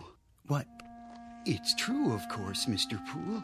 Yes, it's a little dream of mine. Have you ever had a dream? I have. Often. People look at me and all they see is a funny little man, frayed and old, and they never know. I have the dream almost every day. I had it yesterday and the day before that.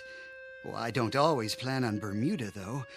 Sometimes it's London, Paris, Fiji, beautiful, exotic places, thousands of miles from here. Places where there are no ledgers to keep, where I'm not a little man with no future and no past. I think of filling my briefcase with the bank's money, but I never go through with it. Do you know why? I've lived with it too long. I'm old and set in my ways. And besides, Mr. Poole, I'm a coward. Smithers, please. Will you open the door now, please, Rich? Sure. Take care of yourself.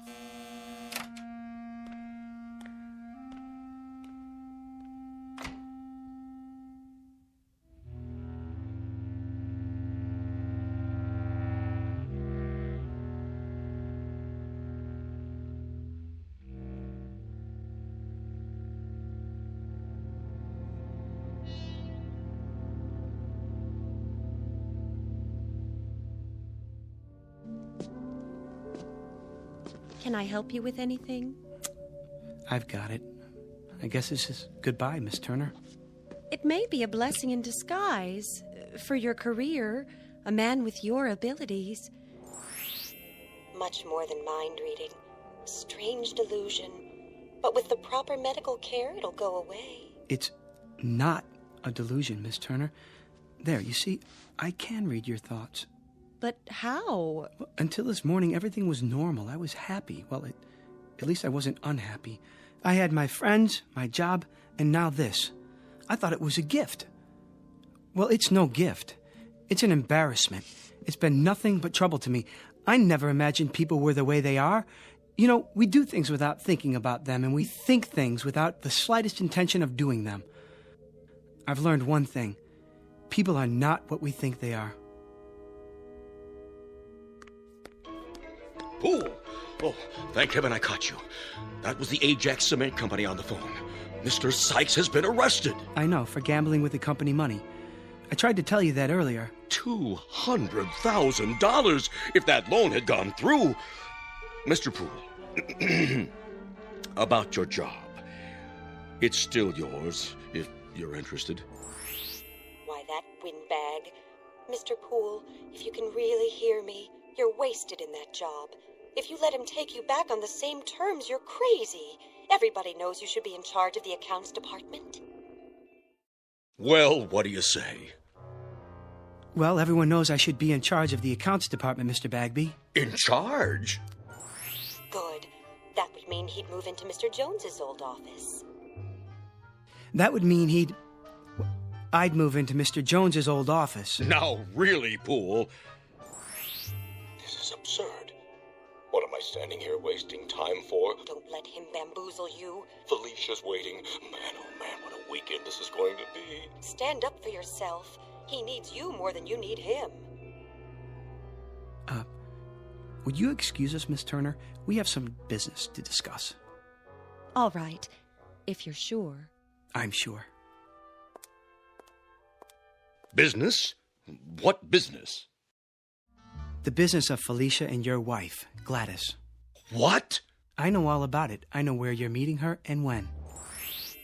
It's impossible. No one knows about the trip or the apartment on Riverside Drive. Riverside Drive, Mr. Bagby. Am I right? Oh, all right, you win. In charge of accounts in the office next to mine. You won't say anything to anyone, will you? Not a word, Mr. Bagby. Not a word. Oh, and I forgot, there's one more thing. At the bank's expense, I'd like you to buy a round-trip ticket to Bermuda. Have it made out in the name of J.L. Smithers. I think he'd like a vacation. Are you out of your mind? Mr. Bagby? Oh. One ticket to Bermuda. Shall we go, Miss Turner? If you like. I'd go anywhere with you, but I wish you'd call me Helen.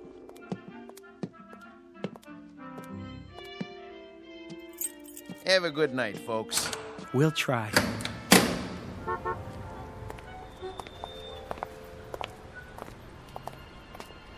May I see you home, Helen?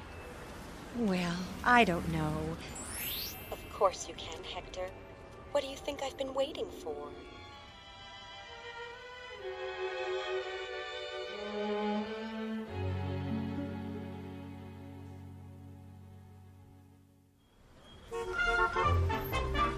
Paper, get your afternoon paper. Latest stocks. Oh, just a second, do you mind? Not at all. Oh, hi, Mr. Poole. Well, was I right or was I right? Was it your lucky day? I'd say so. Give me a paper, will you? Sure, this one's on the house. Oh, no. I don't like to owe anybody. Heads. You win. Hey, why'd you do that? I had that other quarter standing up all day, and nobody knocked it over till now. Well, I guess if you're the guy who stood it up, you're the guy who can knock it down. There goes your luck. Could be it's just beginning. Paper, get your late edition paper. What was that all about? Oh, nothing. Wait. What is it? Think something, Helen. Think anything. Oh, I am, believe me.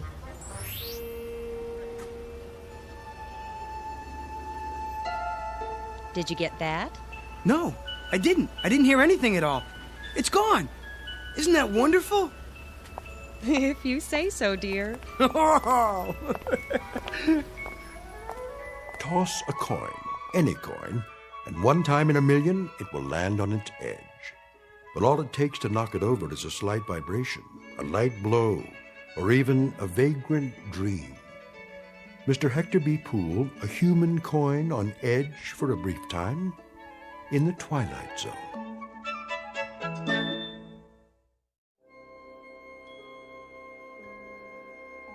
Hi, this is Carl Amari, producer of the Twilight Zone Radio Dramas. I'd like to take a moment to tell you about our official website at twilightzoneradio.com. where you'll get the latest news and information on these Twilight Zone radio dramas. Plus, at twilightzoneradio.com, you can digitally download 3 free episodes or any of our episodes for only $1.95 each. In this age of ever-changing technology, we've decided to make these episodes instantly available to you by making the Twilight Zone radio dramas a digital download-only series. This means that this series will no longer be offered on CD. The CD collections at our website are now being offered while supplies last at buy one, get one free. So be sure to get your favorites before they're sold out. Be sure to visit us often, and I'll see you in the zone.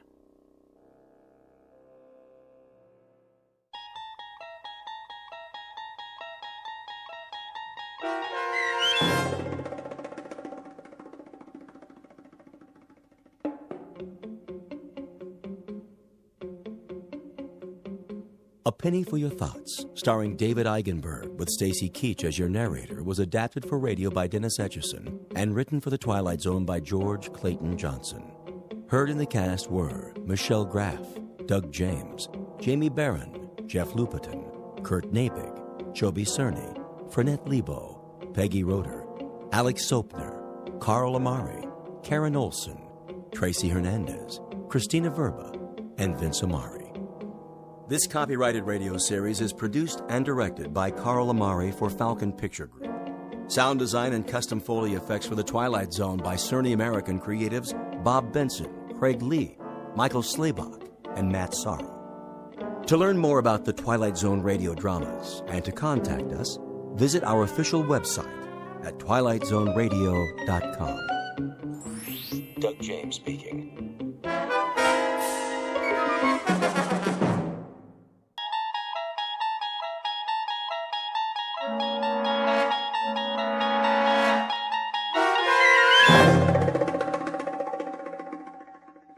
The Mighty Casey, starring Paul Dooley, with Stacy Keach as your narrator, was adapted for radio by Dennis Etchison and written for The Twilight Zone by Rod Serling. Heard in the cast were Christian Stolte, Joby Cerny, Jeff Lupetin, Alex Sopner, Kurt Nabig, Derek Purcell, Roger Mueller, Elizabeth Lido, Carl Amari, Jason Mallow, Doug James, and Vince Amari. This copyrighted radio series is produced and directed by Carl Amari for Falcon Picture Group. Doug James speaking.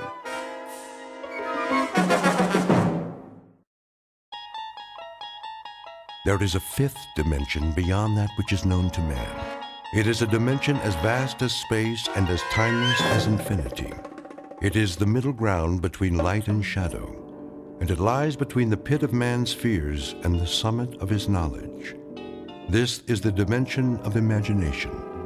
It is an area which we call the Twilight Zone.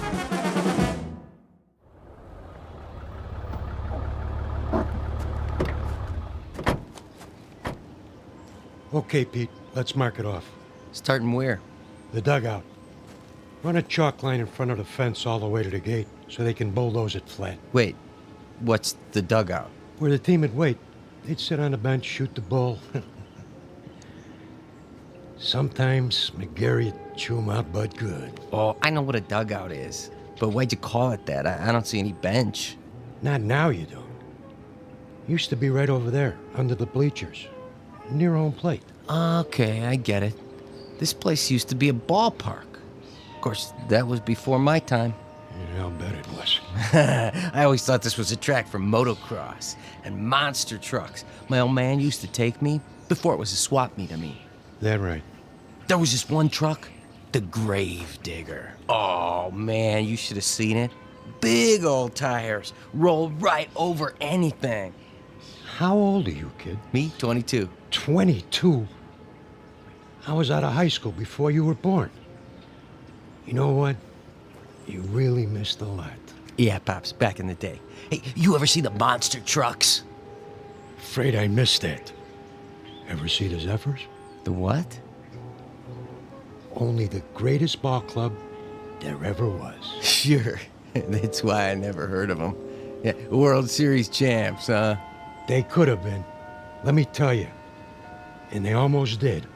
1 year in particular. We better get back to work, Corrigan. Wait a while, kid. I want to tell you a story. You bring your lunch? Sure, I brought it in the truck. Then let's take a load off. Good time for a break. It's okay by me.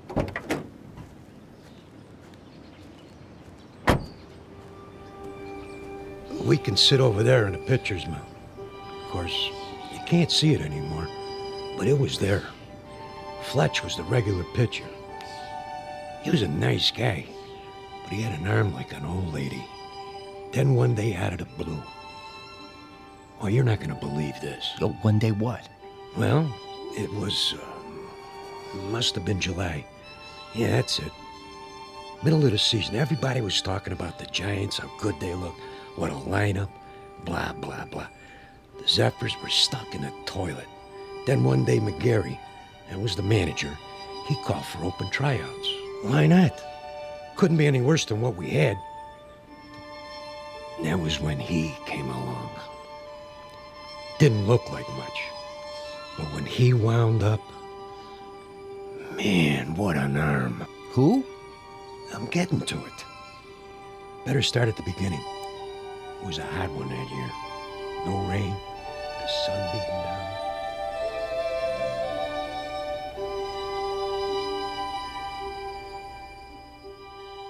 You're standing in the middle of what used to be a baseball stadium. Now the grandstand is falling apart, the field is covered with weeds, and the men who played here are nothing but ghosts. But believe it or not, this was once home to a major league team known as the Hoboken Zephyrs. Never heard of them? That's not surprising, unless you're one of the old-timers. Today it holds only memories and no sound except the wind that stirs in the high grass of the outfield. A wind that on occasion still carries a faint, eerie echo of the crowd that once sat in those bleachers.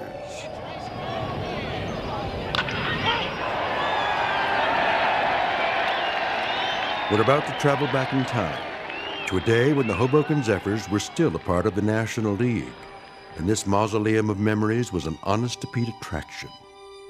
But since it's strictly a story of make-believe, we must begin this way.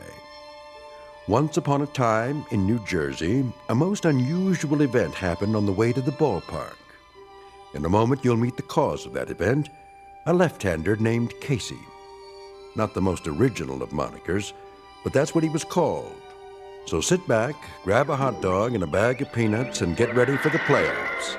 Because this particular broadcast is brought to you live from the Twilight Zone.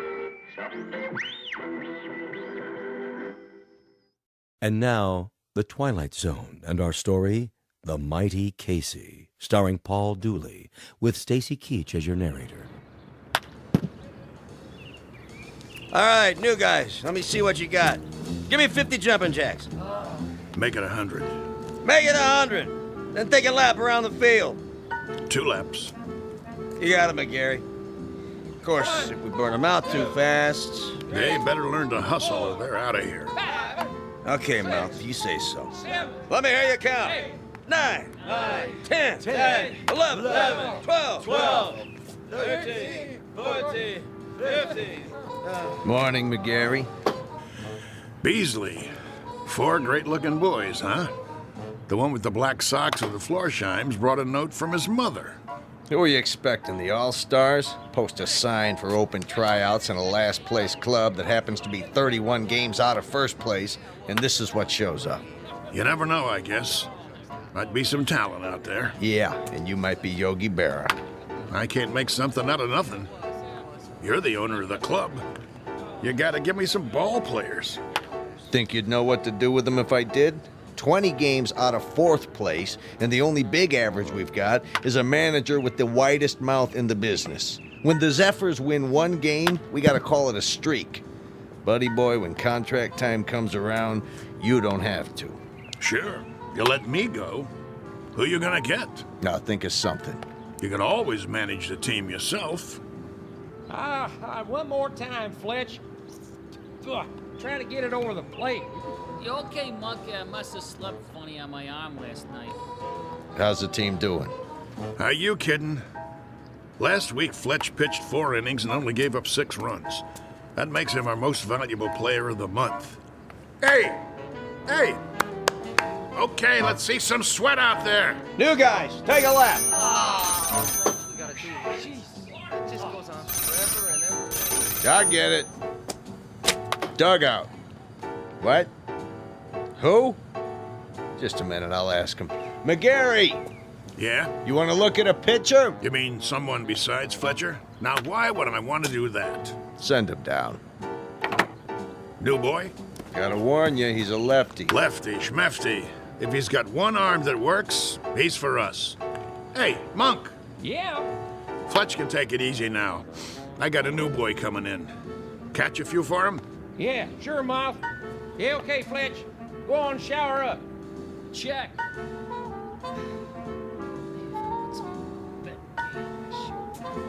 One more lap, let's go. You got the lineup for tonight? I'm working on it. Who's the starting pitcher? I don't know yet. You don't know? Have to see how it goes. Whoever's hot gets a shot. Make that lukewarm. Oh, my. Chavez, that's enough with the laps. They look like they're gonna pass out. Check. Take 5, boys. All right. All right, McGarry, I've seen enough. Yeah, you and me both. What's that? I said I'll see you on the sports page. I'll stop by later. You do that. Mr. McGarry? Over there. Hey, Mouth! Your new man's here. You gotta be kidding. Mr. McGarry, is it? Okay, what's the gag? I don't know what you... Come clean, Gramps. Did old man Beasley put you up to it? I'm afraid Well, tell him I don't need a water boy. Thanks for coming by. Leave your name at the office. There must be some misunderstanding. I'm here about the pitching position. Right. Hardy har har. Oh, I'm not a pitcher, though I've thrown a few baseballs in my time. Of course, that was before the war. Yeah? Which one? The Civil War? You don't look old enough for Valley Forge, but come to think of it, was the winter really as cold as they say? I represent Casey. Oh, Casey. Straight from Mudville, I bet. Even got himself an agent. How much do you get? 10% of nothing? Here he is now. Him? What is he? 115 pounds soaking wet? Listen, no offense, but if a wind comes up, those ears will start flapping and he'll take off like Dumbo. Say hello, Casey. Nice one, Miller. Oh, pleased to meet you. Hey, watch out. I said watch out, the ball's coming down. Step aside, Casey. Now, boy. I said... Ooh. Ow! Right on the old beam. That must have hurt. You okay, fella? Oh, Casey's fine. Just fine. How come he's still standing? Must be out on his feet. I'll call an ambulance. Don't go suing us now. I wouldn't think of it. Casey, as I was saying, this is Mr. McGarry. He's the manager. Hello. Pleased to meet you. Do you want to lie down? Come on in the dugout. Shake hands, Casey. That's all right. You remember how to shake hands, don't you? Yes, sir. Right hand, Casey. Your right hand. Put her there, pal. Oh, ow! You can let go, Casey. That's right. Release now. Whoa! My hand. What a grip. Sorry. Casey doesn't know his own strength sometimes. Some arm. Never would have guessed it. Well, let's see what he can do. Mind if I try him out? That's what we're here for. Right, Casey? Correct. Okay. See that guy over there with the great big mitt? Yes, we see him. He's what's known as a catcher. His name is Monk. Ah. Go out there and throw him a few. Thank you, Mr. McGarry. This I gotta see. Quite. You his father? Casey? Oh, no, he has no father. An orphan, huh? Not exactly. I guess you'd call me his creator. That a fact. It is, actually. Come from around here, does he? You might say so. Uh-huh. How old is he? Well, that's a little difficult to say. What's difficult about it? It's hard to discuss Casey's age in chronological terms. He's only been in existence for a brief time. What I mean is, he has the mind and physique of roughly a 22-year-old, but in terms of how long he's been here, the answer would be 3 weeks. Huh? Approximately. Would you mind going over that again? You see, I'm an inventor. I made Casey. You made? In my workshop. Well, that's swell, pal. There ain't too many homemade left-handers in the league. You don't understand. I'm serious. Sure you are. Anytime you're ready. Yes, sir.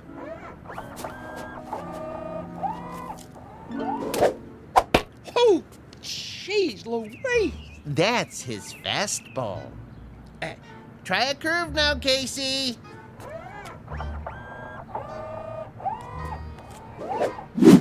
His curveball. Hey, do that again. If you like.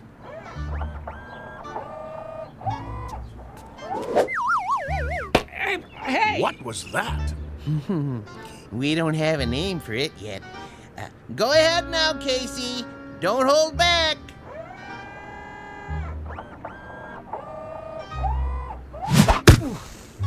Oh, Pop, enough already. Something wrong? Wrong? Well, you see him? That kid, he picks up where Feller left off.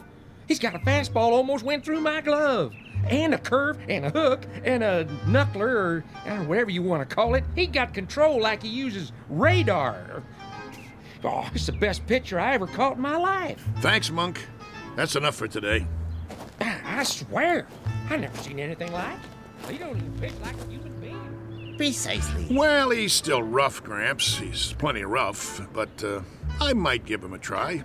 If he can do the same thing when there's a game on. Oh, he can do it. Consistency's not a problem. He's a robot, you know. Yeah, don't say that. Don't ever say the word R-O-B-O-T-T around here. We'll just keep that one between us, okay? Did you like my pitching, Mr. McGarry? You might have a little potential, Casey, like I told Mr. Stillman here. Professor. The Professor Stillman. You're awful rough around the edges, but I think maybe we could give you a shot. I like to help young ball players. Now you go on into the locker room and find a uniform that fits. He can wear a uniform, can he? Anything you like. Then go and change and come back, and we'll discuss a little contract. Just the three of us. That seems fair. Very kind of you, Mr. McGarry. Don't mention it. Go on now. Say thank you, Casey. Thank you, Casey. Thank you, sir. Come along. You're going to be a real baseball player now, just like I promised you. Isn't that wonderful? Yes. Wonderful.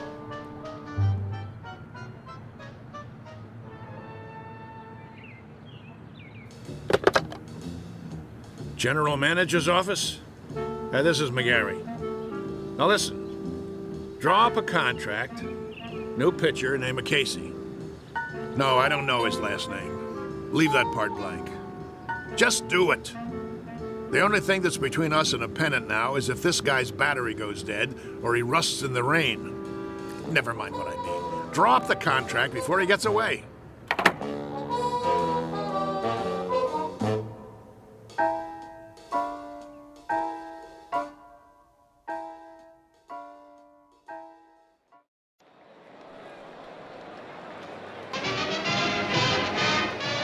And ready in 3, 2. Good afternoon, sports fans. We're coming to you live for the last in a series of home games for the Hoboken Zephyrs. The Bullets are already on the field, warming up, but there's been a delay. The Zephyrs are still in the locker room. Now, we understand they're getting a last-minute pep talk from their manager, the colorful Mouth McGarry, and knowing him, it's an earful. Peanuts, Red Hots. Well, the Zephyrs are at the bottom of the league this season, which means this is a make-or-break situation. Now, rumor has it there's a new pitcher on the team, but that's unconfirmed. Ah, yes, a beautiful sunny day. Local fans all here, ready to root for the home team. Still, no sign of the boys from Hoboken. Well, this might be a good time for a break before the action starts. But we'll try to get word from the locker room. But till then, let's go to a commercial. And you're on. 60 seconds. How much longer do I have to fill? Beats me. What's with these losers? Well, if I was on that team, I guess I wouldn't want to show my face either. 45 seconds. Beer here, get your ice cold beer. Somebody get me a beer. I'm dying out here. What am I supposed to do? Play tiddlywinks? It's going to be another slaughter anyway. Hey, ask him if he's got anything stronger than beer. You can always read him the stats. There are no stats. If this team was any lower, they'd get stuck in the grass. What am I doing here? Get me another gig. Little League. The weather. I don't care. Just get me out. 20 seconds. The Zephyrs are charging onto the field. No. The Zephyrs look hungry this afternoon. Yeah, sure. Who am I kidding? They're not going to show. The game's canceled. You'll see. 10 seconds to air. Oh, those bums. It's the same old story. Fletcher winds up, he throws, and he drops the ball on his foot.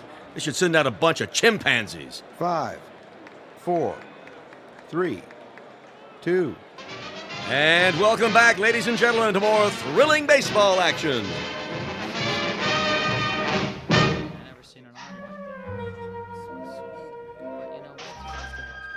All right, you got the signals down now, kid? Okay, when you're ready to throw, you watch my fingers. See, I'll give you the hand signals, just like we practice. Remember the one for the fastball? This one. Yes. And a curve? Show him the one for a curveball. Yes, right here. Well, what are we waiting for, Mop? This ain't a training session. This is for real. You're telling me?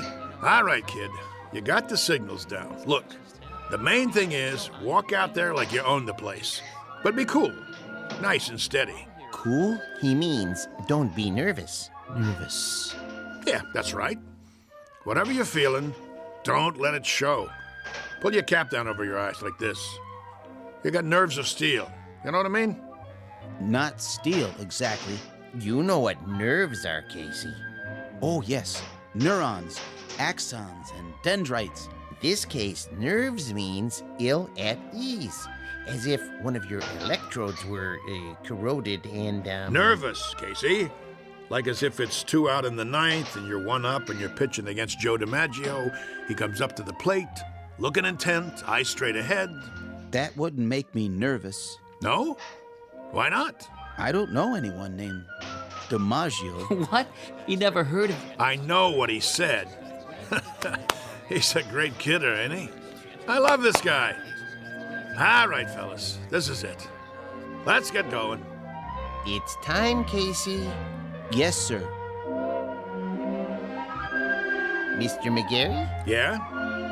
Are you coming? Yeah. Yeah, I'm coming. Something the matter?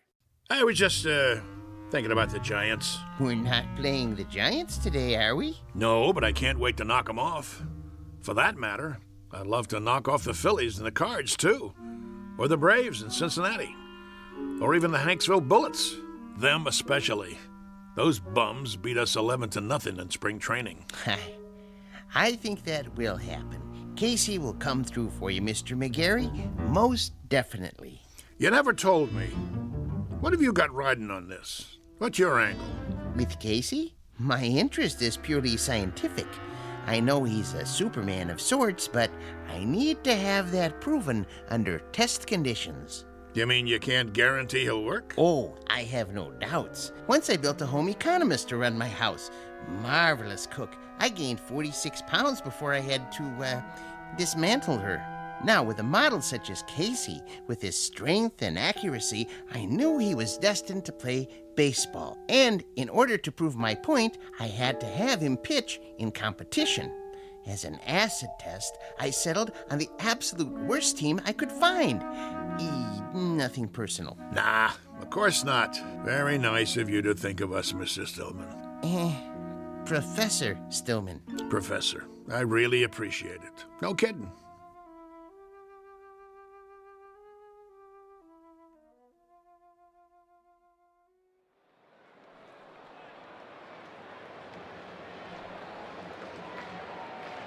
You can feel excitement in the air as the Zephyrs take to the field.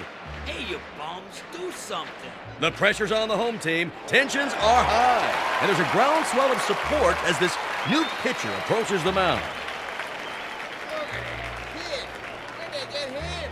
Well, it's do or die today. Fletcher's on the bench, and the new man, the only name I have is Casey, and frankly, he doesn't look like much. But his metal's about to be tested, to coin a phrase. Go home, kid. Your mother's calling you. The umpire signals for the start of the game. Play ball. The ball is whipped around the infield, and now the second baseman is hand-carrying it over to Casey. He rubs it off on his jersey and hands it to him. The pitcher is, yes, he finally takes it. He turns to face the batter, waiting for a signal. Here's the windup. He throws. The batter swings. Steve right. I must have missed that one, folks. It looks like the batter missed it, too. He went over the plate so fast, he swung a full 360. Good gravy, was that a fastball? Lucky pitch. Let me see you do that again. Take your best shot. Second pitch. Here's the windup. Whoa, Nelly! Howling Man tries to take a bite out of it and misses. He's off his feet. Looks like he threw his back out, twisted around like a pretzel. Good golly, Miss Molly, we got ourselves a pitching machine.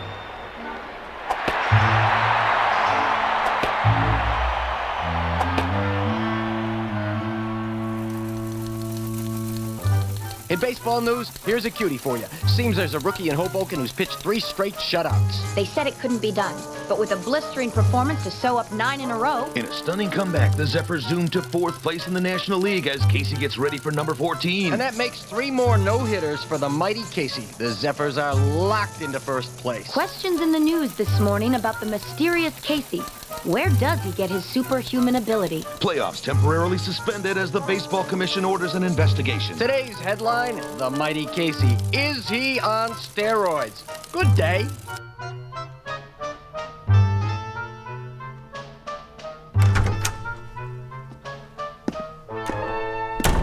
All right, Casey, if you just relax. What do you mean?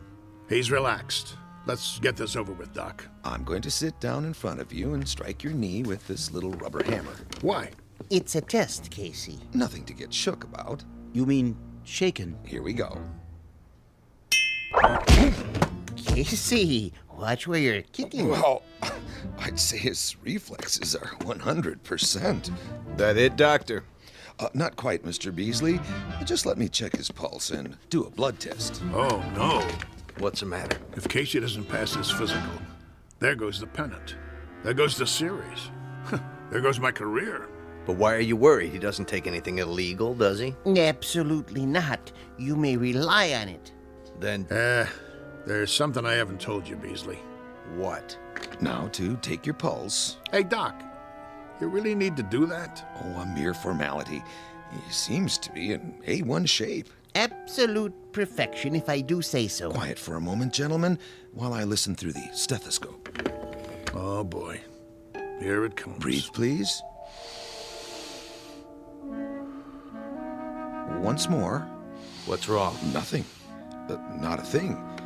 Everything sounds fine. It's just that... Out with it. What? This man doesn't have a pulse. No heartbeat either. Try again. I already have. This man isn't alive.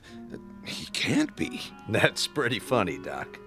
Okay, go ahead and draw your blood sample. We gotta get Casey cleared for the rest of the season. I'm afraid that won't be possible. Why don't you wait out in the hall, Stillman? You're starting to get on my nerves. Nerves make up the neurological system in the human body. When a small electrical charge passes from one to another... Enough already. Mr. McGarry, it'll have to come out now. There's no way to avoid it, Doctor. What's this all about, Mouth? Beasley, you ain't gonna like this, but, see, I didn't have a choice. It was Casey or nothing. Are you trying to put something over on me? Ah, what a pitcher he was. The only ball player I ever had on the team who didn't eat nothing. Not even a hot dog. Doctor. Is there a problem? I think you should know something before you go any further. Go ahead. Give it to him. Casey doesn't have any pulse or heartbeat because he doesn't have any heart. How's that? He's a robot. A what? You heard the man. A robot, or if you prefer, an android made from lifelike materials to resemble a human being. Are you sure? Oh, I should be. I built him.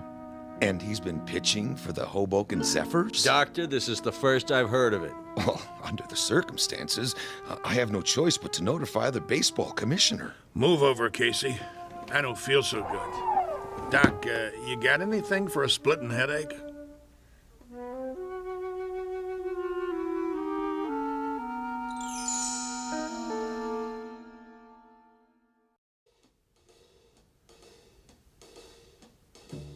McGarry, you gave me your word. Yeah, that the team would win. I didn't say nothing about... Yes, you did. You brought me Casey and I said I never seen anything like him. Did I lie? Not as such, but you can't run roughshod over the rules. I'm holding you in breach of contract. Me? What did I do? I got you a winner. Know how many tickets we sold? You never had such a season. All right. Knock it off, you two. I'm the commissioner, and I say he's suspended. That's final. On what grounds? He didn't take no illegal substances. He doesn't have to. Everything about him is illegal, from the top of his head to the cleats on his shoes.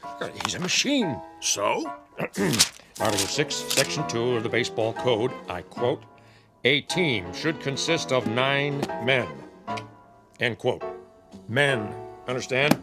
Not robots, or vacuum cleaners, or mix masters. Commissioner, perhaps there's another way of looking at this. For all intents and purposes, he is human. Casey, would you mind saying a few words? Tell us about yourself. Where should I begin? At the beginning, of course. Yeah, where was he born? All men are born, not to assemble in a machine shop. Go ahead, Casey.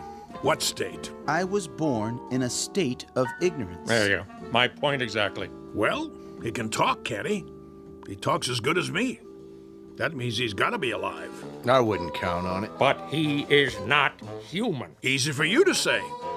How human do you want him? He's got arms, legs, a face. And ears. But no heart. He doesn't even own one.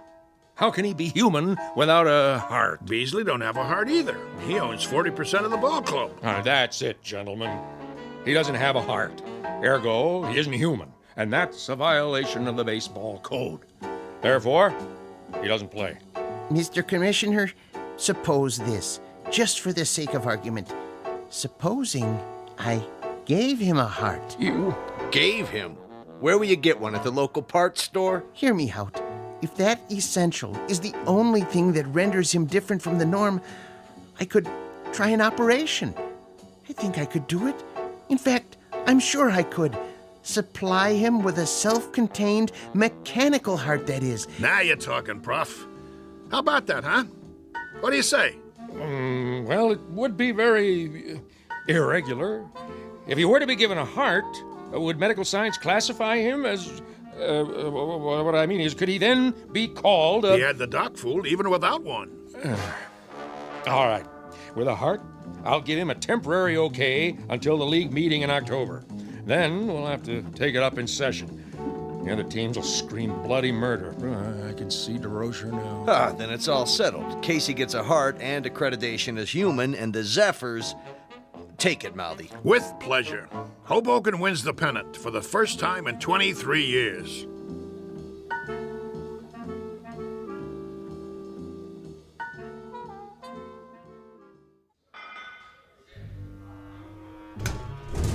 So, where's Casey? Search me.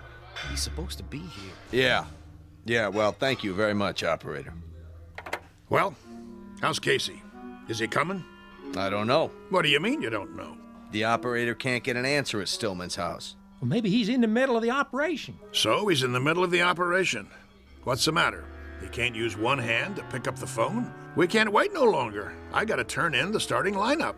Corrigan? Yeah, Mouth? You'll pitch tonight. All the rest of you, same as before. Now listen, you guys. That's the enemy out there. That's the New York Giants. And while we're out there playing, a fella named Casey is lying on a table struggling to make it. And I know that the last words out of his mouth before the knife went into his chest were, "Go on out there and win one for me."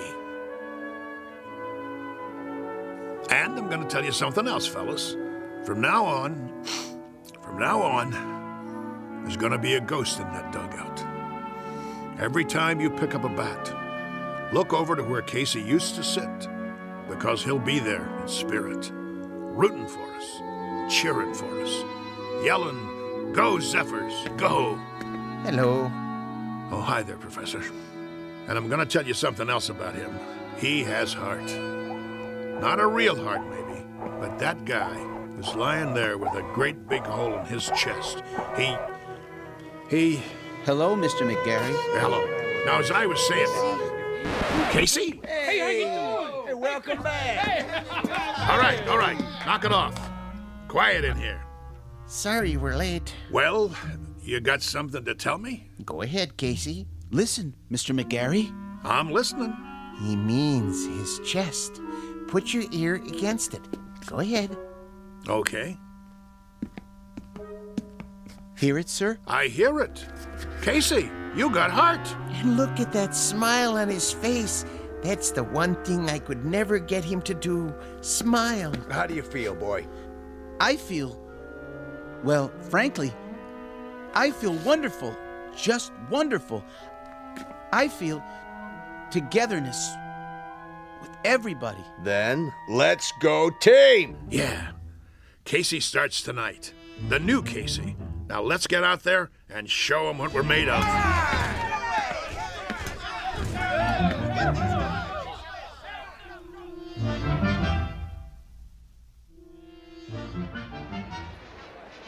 Here, get your red hot. Ladies and gentlemen, boys and girls, this is what we've all been waiting for, the big one.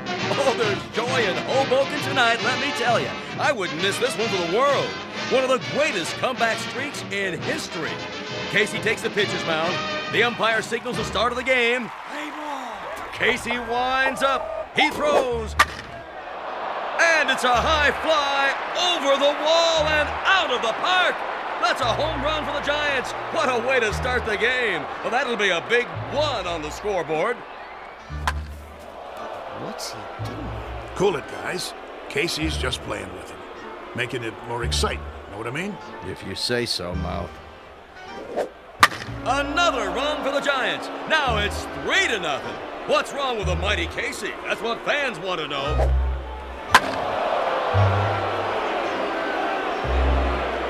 And it's all over. A shutout for the Giants. Looks like Casey's streak is history.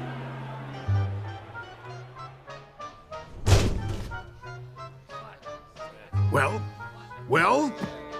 1 minute he's 3 Bob Fellers rolled into one, and the next minute he's a tanker with nothing. You want to tell me what's going on? It's rather complicated.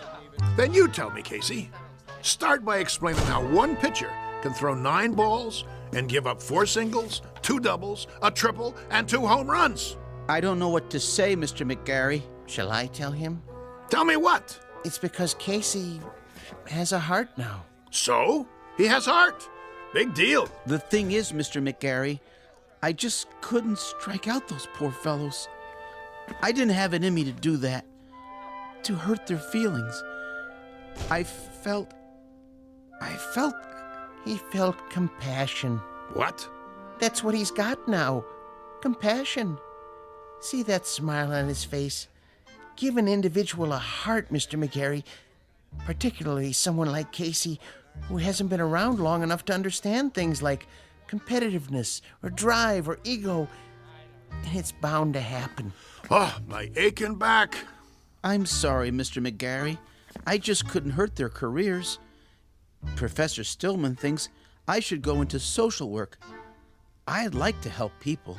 That's what happens to you. Should I tell you what happens to me? I get shipped off to a baseball farm system that consists of 1 silo and a McCormick Reaper. The only thing we get come spring is a wheat crop. Right now, I'm gonna go have me a drink.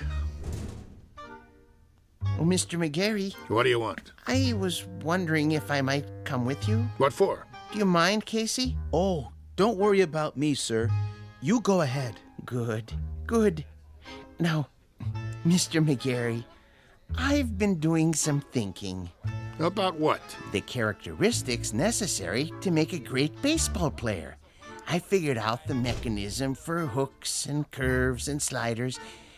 And I think Casey is the perfect height. But when it comes to temperament, motivation, attitude, that sort of thing, there may be a better way. Such as? I might be persuaded to build another model, new and improved, who would work out even better. I could have him ready, say, for next year's spring training. Who's going to pay for it? Oh, I've got the funding, don't worry. But I thought if we could go over the plans together. What do you got in mind? Let me draw you a picture.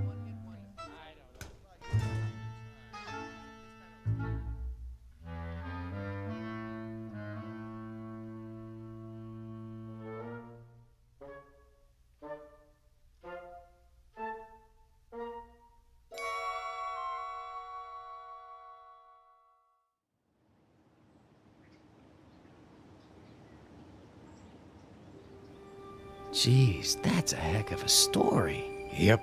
Of course, it didn't work out. The professor didn't have the money, and he wanted certain, well, perks that old man Beasley wouldn't agree to. So it fell apart after that. But for a few weeks there, a bright, shining time it was. We didn't just have heart, we had hope. How do you know so much, Mr. Corrigan? Because I used to play with him when there still was a team called the Zephyrs. No kidding. Come on, we better get back to work. You finish your lunch? Yeah. Then let's go. They're gonna flatten this place to the ground tomorrow. We gotta get it marked off. I guess so.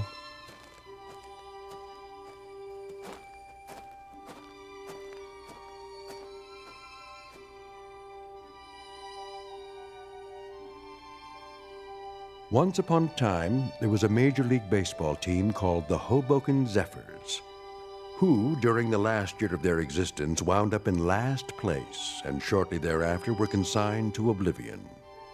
There is a rumor, unsubstantiated of course, that a manager named McGarry took some of them to the West Coast and wound up with a pennant and a World's Championship not long after. This newly revised team had a pretty fair lineup of pitchers with names like Drysdale, Koufax, and Sherry, or so the story goes. So if you're interested in where any of those now famous gentlemen really came from, here's a tip. Just check under B for baseball in the Twilight Zone.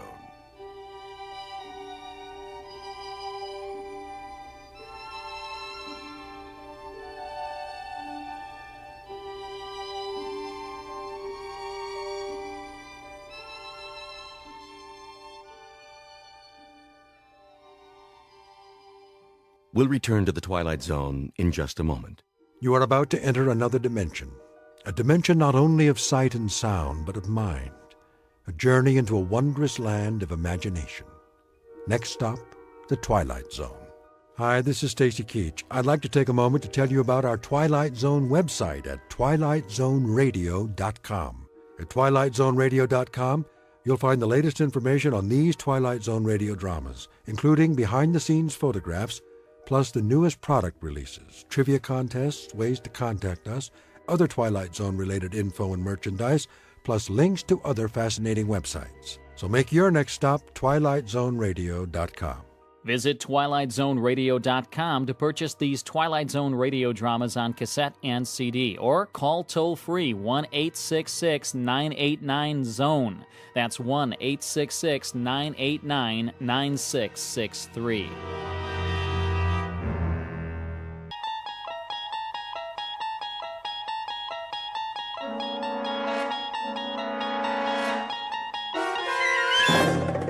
You unlock this door with the key of imagination. Beyond it is another dimension, a dimension of sound, a dimension of sight, a dimension of mind. You're moving into a land of both shadow and substance, of things and ideas. You've just crossed over into the Twilight Zone.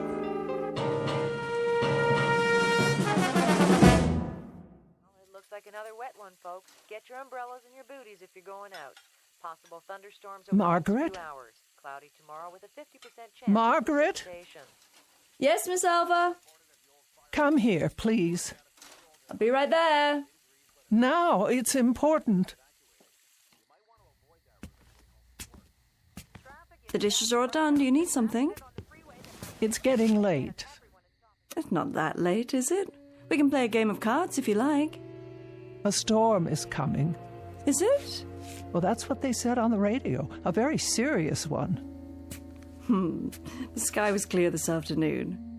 Nevertheless, I think you should be getting home. Well, I'll just fix your cup of tea then. I'd like to be in my bed. So early? Well, I'm feeling a bit tired. Oh, as you wish. Do you have your shawl? It doesn't do much good. Oh, awfully chilly this evening. I'll raise the thermostat. Ah, there's the rain. Oh, I hope the roof holds. Why wouldn't it? You had it re-shingled last year. Here we go.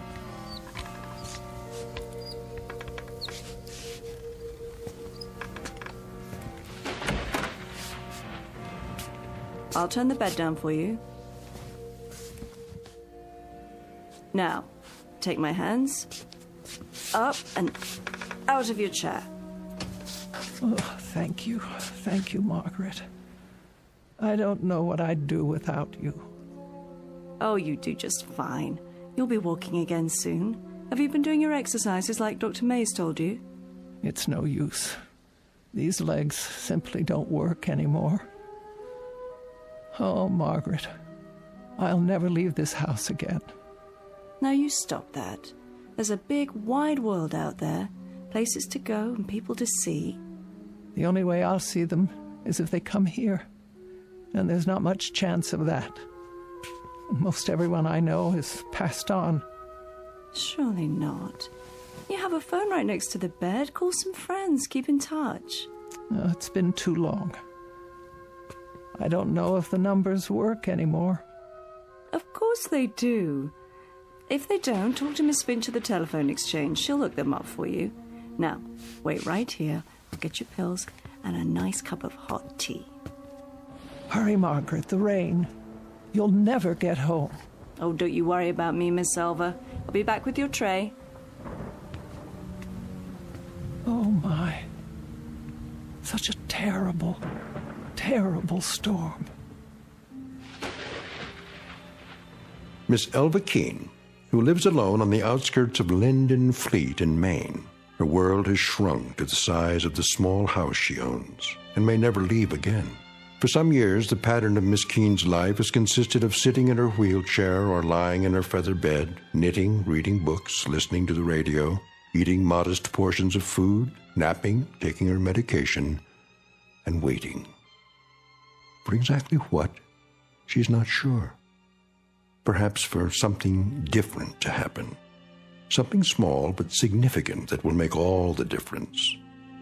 Miss Keene doesn't know it yet, but her time of waiting has just ended.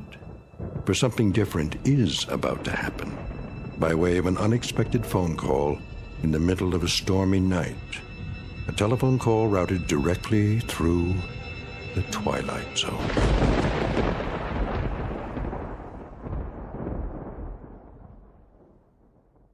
And now, The Twilight Zone and our story, Night Call, starring Mariette Hartley, with Stacy Keach as your narrator. Oh, someone calling?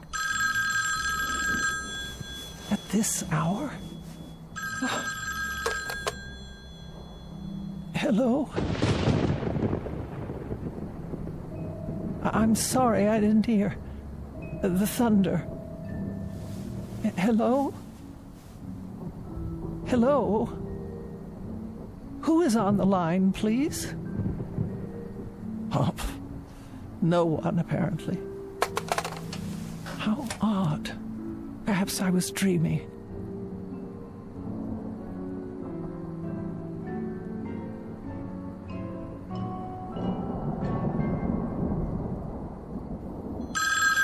Oh, for the love of...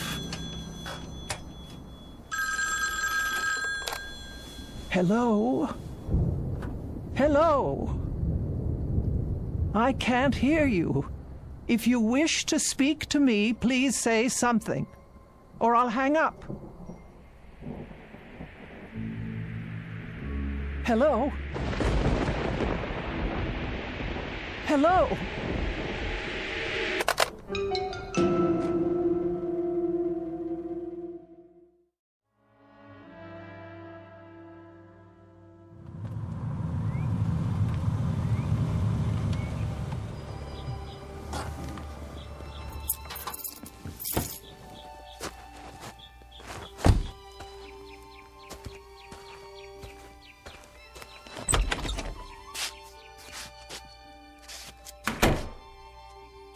Hello? Just a moment, Margaret. You're up early this morning. Oh, what is the matter with this phone? I'm trying to make a call. No one's picking up at the switchboard. Well, I imagine they're pretty busy this morning, what with the storm and all. I suppose. Phone company, Miss Finch speaking. Ready for your tea? Just a moment. Miss Finch, this is Elva Keene. Yes, Miss Keene, can I help you? Oh, I certainly hope so. Oh, I'll do my best. What is the problem? Last night, about 2 a.m., my telephone rang. Oh? I answered it, but no one spoke. And I didn't hear any receiver hanging up. Just silence. Is that right? Or rather, a crackling sound like wind and rain. That would be electrical noise, a faulty line, most likely. The same thing happened a few moments later. Well, I'll tell you, Miss Keene, that storm last night about ruined our service. We've been flooded with complaints about fallen wires and bad connections. I'd say you're pretty lucky that your telephone is working at all. Oh, you would you? Yes, ma'am. And would you say then that someone was trying to call me, but that the connection was washed out? That's as good an explanation as any, Miss Keene.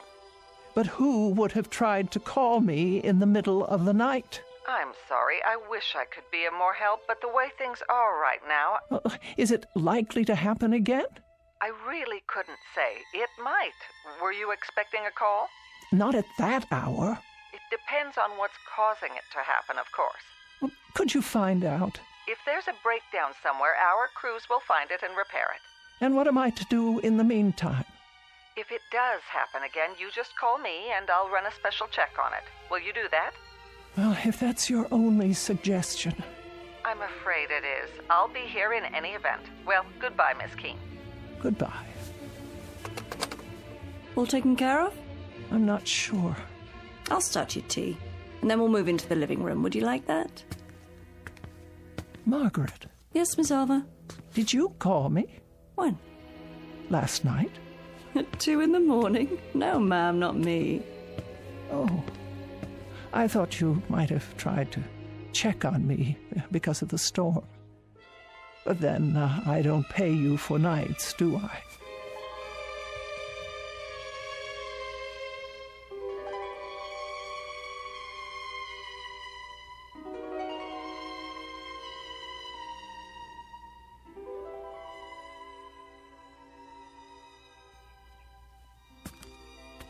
More tea?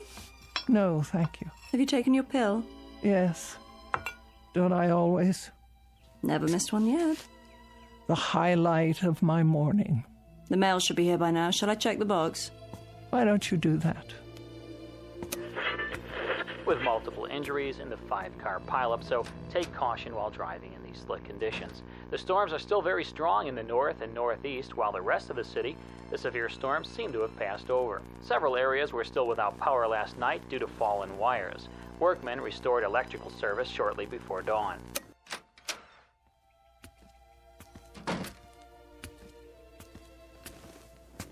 Here's your mail, Miss Alva. Thank you.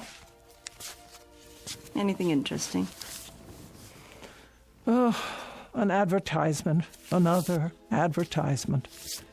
The light bill, the telephone bill, of course. No personal letters. You heard from your sister a few days ago, didn't you? Oh, that was weeks ago, Margaret. 3 weeks and 2 days, to be exact. Has it been that long? Yes, that long. Nobody cares whether I live or die. Oh, sure they do, Miss Elva. You don't understand. Don't I? You can't. You have no idea what it's like to be alone. But you're not alone. I come by during the day. Yes, you do. And for that I thank you. But it's been so long since I've had a real visitor. I mean, someone who came of their own accord. Oh, now don't talk like that. You're going to get yourself into a mood. I'm sure lots of people are thinking about you this very moment. Who? You'll hear from someone any time now. Just be patient a while longer. Wouldn't you like to work on your knitting? All right. Can I get you anything else? Not just now. Well, start thinking about what you want to eat tonight. I'll make a list and go to the store later. For now, I better get the dishes washed.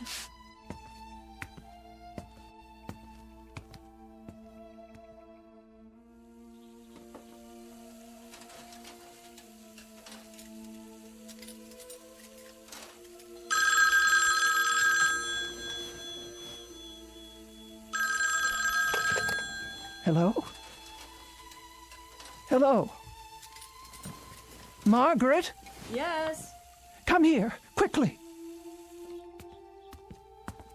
Was that the phone?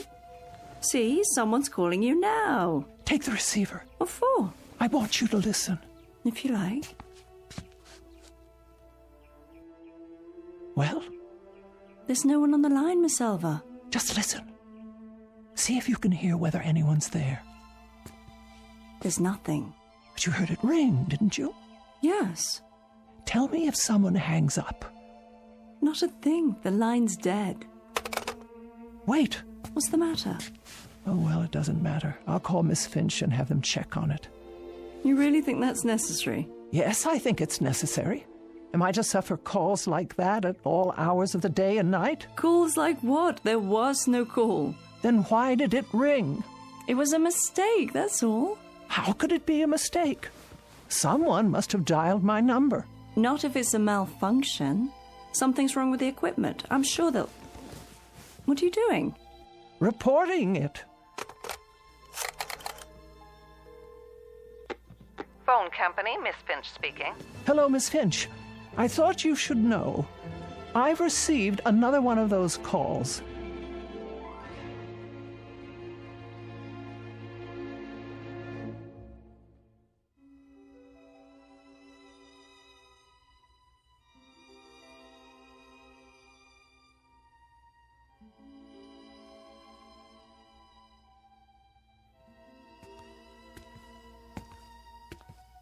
There we go. I peeled you an apple. And here are 2 of your favorite cookies to go with your tea. Can you think of anything else? No, I'm sure that will do. All comfy? Perhaps one more pillow. Certainly. Here you are. Thank you, Margaret. You go to so much trouble. It's no trouble at all. I wish you could understand how degrading it is for me to ask for help. I've always been able to take care of myself. Oh, now. We get along just fine, you and me. We're friends. I don't have friends anymore. Don't be silly. You have more friends out there than you realize. Oh, I wish that were true. You'll see. You'll hear from them. Meanwhile, don't fret about those phone calls. Don't give them another thought. I'll try not to. It was the storm, I'm sure of it. Perhaps you're right. Whatever the trouble was, the repairman have fixed it by now. But just to be sure, why don't you keep the receiver off the hook and then you won't be bothered? Oh, that's a good suggestion. You know, I have an extra television set, a portable. I could bring it over if you like. No need. There's hardly any reception out here. There is if you put up an antenna or connect with the cable system. That costs money. Besides, there's nothing I care to see. Suit yourself. But if you change your mind, let me know. You should be getting home. It is getting late. Let's see. You have your pills, your knitting. Would you like a book? I'll be going right to sleep. Good night then, Miss Keene. See you in the morning. Yes. in the morning.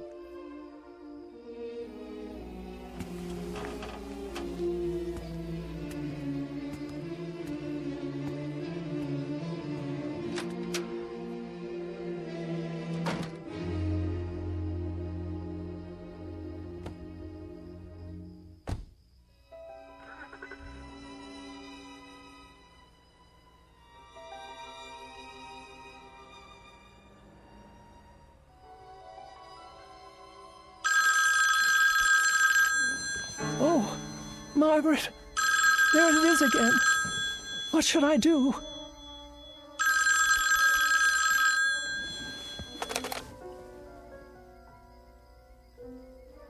Nothing. Just as I thought. I won't speak. I'll hang it up and then leave it off the hook.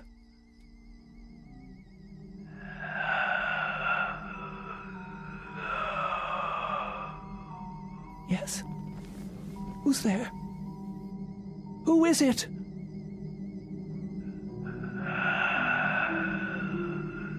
Hello? What is making this sound? Is anybody there? Anybody at all? Who is on the line? Who is it? Who? Hello?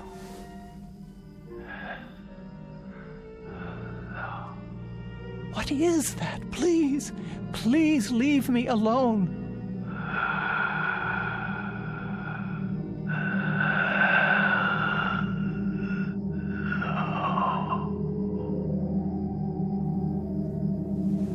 No.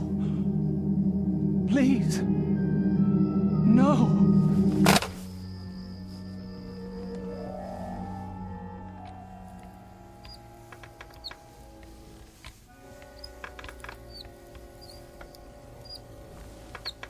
Here we are, your favorite spot in the living room. Not today, please. Well, where then, Miss Elva? Away from the window. If you're going to knit, you'll need the light. I don't care to knit just now. Very well. And close the curtains. Close them? I just opened them. That's the way I want it. But look what a lovely day it is. With the curtains drawn, there'll be hardly enough light for anything. Please do as I say, Margaret. I'm not feeling well. Why? What's wrong? My nerves. I hardly slept last night. You didn't? Not a wink. Why on earth? What happened? Do I have to tell you? No, not the telephone. Yes, at all hours, over and over again. You're sure? Indeed, I am. The sound is so loud in this house, it hurts my ears. Well, we can't have that.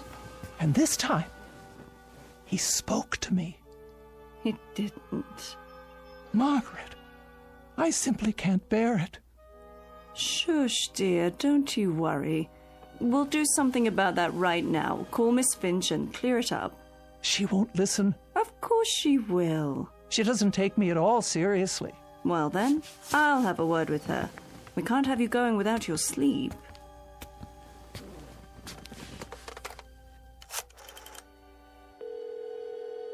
Operator? Is that Miss Finch? It is. This is Margaret Phillips, Miss Keene's private nurse. Oh, yes, how are you? I'm fine, but Miss Keene isn't doing so well. Oh, sorry to hear that. Why haven't you fixed her line yet? I've told her we'll repair it as soon as... It's gone beyond that. Now someone is speaking to her. She can't sleep at all. If Miss Keene's health should be disturbed any further, the phone company will be held responsible. Now, just a minute. Give me the phone. Here she is now. She'll tell you herself. Miss Finch. Yes, Miss Keene. There's a voice on the phone. A voice? It says one word over and over. Hello. It doesn't sound normal. It sounds distorted. Are you sure it's a voice? What else could it be? Well, static on the line sometimes. It was someone, I tell you. The same someone who kept listening to me say hello over and over again without answering back. The same one who made those horrible noises. What kind of noise? I don't know. That's why I'm calling you. It must stop immediately. A voice, you say? Or was it a man or a woman? I couldn't be sure. So you have no idea? I tell you, there is no way of knowing. It could be either. And you're positive it wasn't someone on your party line? Oh, don't you think I know the people on my party line? Of course, Miss Keene, of course. Well, I'll have a man come out as soon as possible. The crews are still pretty busy, what with the damaged lines and all from the storm, but I'll tell them to put a rush on it. And what am I to do if this person calls again? Hang up, Miss Keene. But whoever it is will only call back. And then I have to answer to stop the ringing. That's my best advice. It's either that or disconnect the line. No, you can't do that. What if there were an emergency? I have no way to call out. That's true. Then there isn't much choice. I suggest you talk to them. Try to find out more, get a name if you can. Do that and we'll have something to go on. We'll take immediate action, I promise you. But I don't wish to speak to them at all. Then I'm afraid there's nothing we can do. So you won't help me? We can't. It could be absolutely anyone. There's no way to know. I see. Then, good day to you. What did she say? Not a word of help. It's obvious she doesn't believe me. Oh, I'm sure that's not true. As far as she's concerned, I'm just a nervous old biddy falling prey to my imagination. But she didn't actually say... Well, she'll find out differently. You all will, if it's not too late by then. Such talk. You're letting yourself get way too upset. Why don't we have some breakfast? Would you like that? No, I'm not hungry. In a while, then. We'll both have something. I'll leave the curtains drawn so you can catch up on your rest. Would you like a pillow for your back? Make sure they're completely drawn. But it's so dark in here. I can't afford the risk. What do you mean? Well, if someone's out there, he could be watching. Watching what? Me.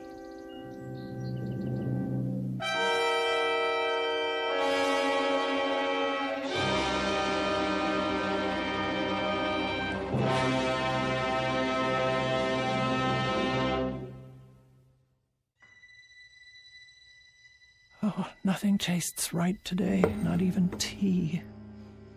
It's not your fault. I'm feeling so out of sorts. Margaret? Margaret? That's all right. Stay where you are. You're entitled to a nap, too.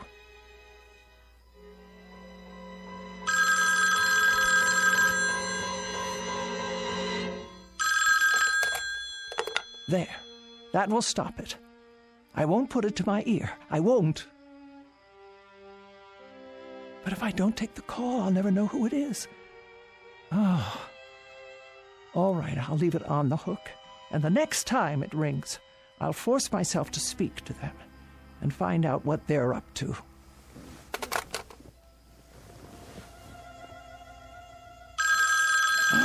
Oh. Hello? Hello?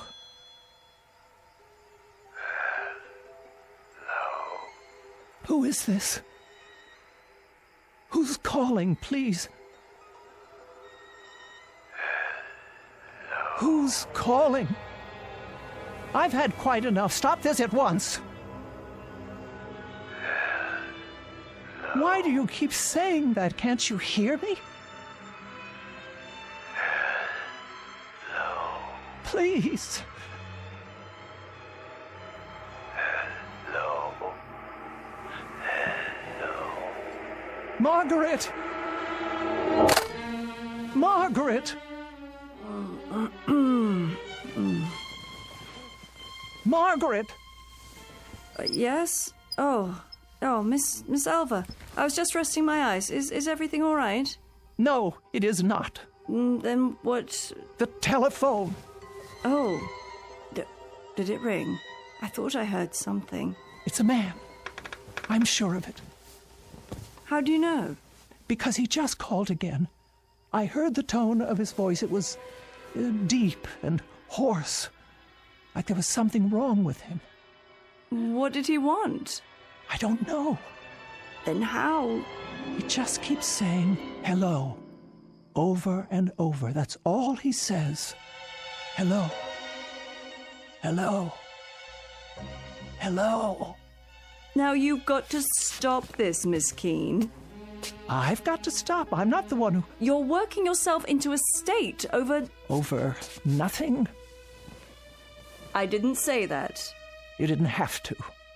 You were going to say it. Now, Miss Keene, I was not. I think I'd better put you back in your bed so you can... I don't want to be put in my bed. I want to know who this terrible man is who keeps calling. What did Miss Finch tell you? She told you it was probably a bad connection, didn't she? The telephone wires are still wet from the rain. It was not the connection. It's a man. I'm not arguing, Miss Keene, but if he keeps on saying hello... That's all he says. Then obviously he can't hear you. And that would be because of a bad connection. Doesn't that make sense? No. He heard me. I know he heard me. He paused each time and waited for me to speak. I don't know what he wants. Then why don't you hang up on him, Miss Selva? You don't have to listen, just hang up. Is that so hard to do? No, I've tried that. But the voice... Hello, over and over. Hello, hello, hello. Then do this. Take it off the hook. There.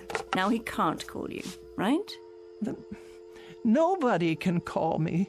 Leave it that way just for the time being, until all this funny business is over. It will be the same on the extension. And then if you decide to make a call, all you have to do is hold down the arm for a second. Isn't that right, Miss Keene? Miss Keene? But why is he calling me? Why would he? Can you tell me that? Why? He wants something from me, but I can't imagine what it is.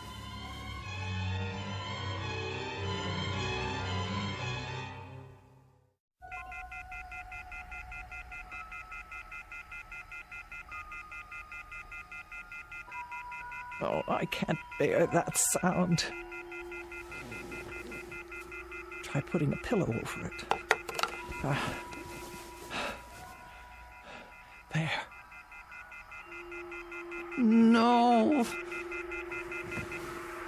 Hello. Hello? Where are you? What? I want to talk to you. No.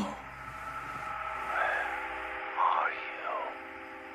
I want to talk to you. Please. Where are you? I want to talk to you. No, I beg of you. Where are you? I want to talk to you. Leave me alone. Leave me alone.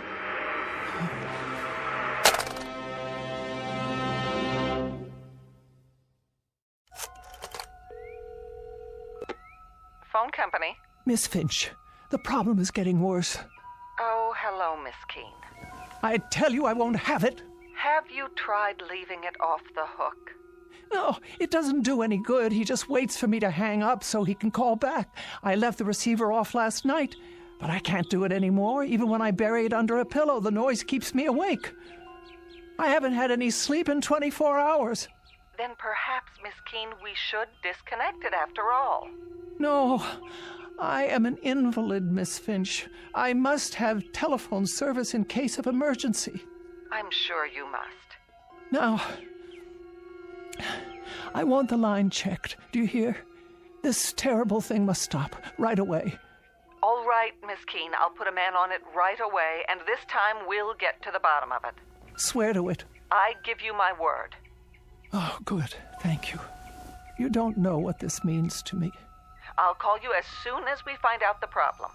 You'll see to it, no matter what it takes. Of course. First thing, we'll give you an answer before noon. Thank you. Don't you worry now.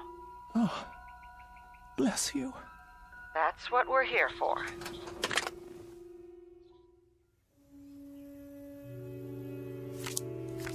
Your play. What? Pick up your cards, Miss Elva. This is what we need, you'll see. A nice game of canasta. Oh. Yes. Now, it's your play. What is the matter with that girl? Hmm? She promised faithfully that a man would check on it today. The afternoon is almost over and no one's been by. Maybe he doesn't have to come by, Miss Elva. Why wouldn't he? If the problem is somewhere else, with one of the telephone poles, for example. Well, I suppose that could be true, but she promised she'd let me know. Look at your cards. Did you get a good hand this time? Oh. That'll be her, don't you think?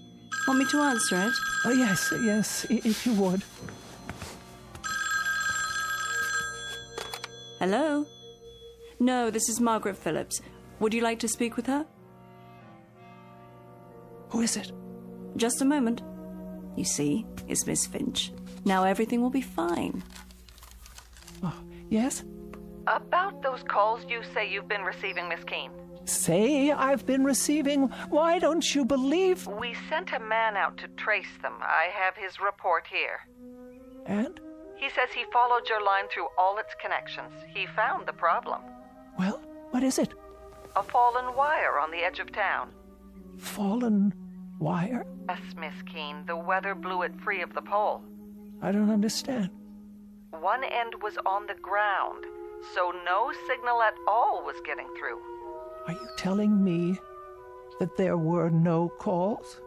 I'm sorry, but there's no way anyone could have called from that location, Miss Keene. I tell you, a man called me.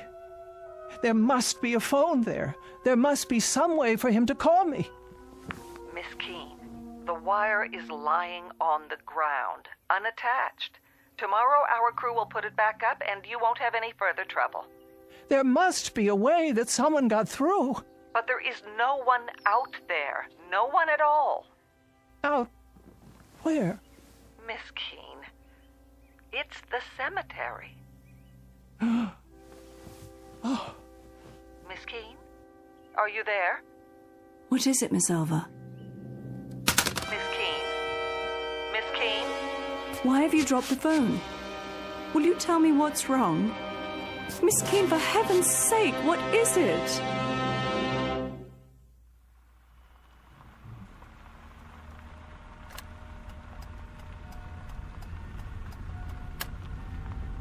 Here we are. Valley View Cemetery. Are you sure you want to get out of the car? Yes. I wish you'd tell me why you decided to come all this way. Miss Keene, this isn't good for you. If you hadn't made such a to-do about it, I'd never have taken you in the first place. Why won't you answer? What can there possibly be out here for you to see? Get my chair from the back seat, please. Very well. Have it your way.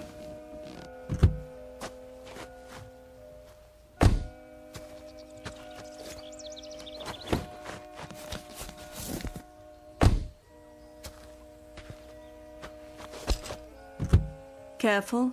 Now. Up and out. Here's a blanket for your legs. Though I can't imagine why you'd want to. Miss Elva? What are you looking at? Over there. You mean inside the grounds? On the other side of the gate. All right. We'll have to steer clear of the power lines, though. Well, there's a loose telephone wire hanging down. Can't see where it touches the ground. Where are we going? The first row on the left. About halfway down, as I recall. That's where the wire ends. I knew it. Here? Here. And we better not go any closer. It's fallen directly onto a grave. Right by an old headstone. What's the name? Brian Douglas. And the date of birth and death, more than 50 years ago. Oh, the poor young man. Only 27. I knew it. Miss Elva. It's him. Who? It's him. Brian.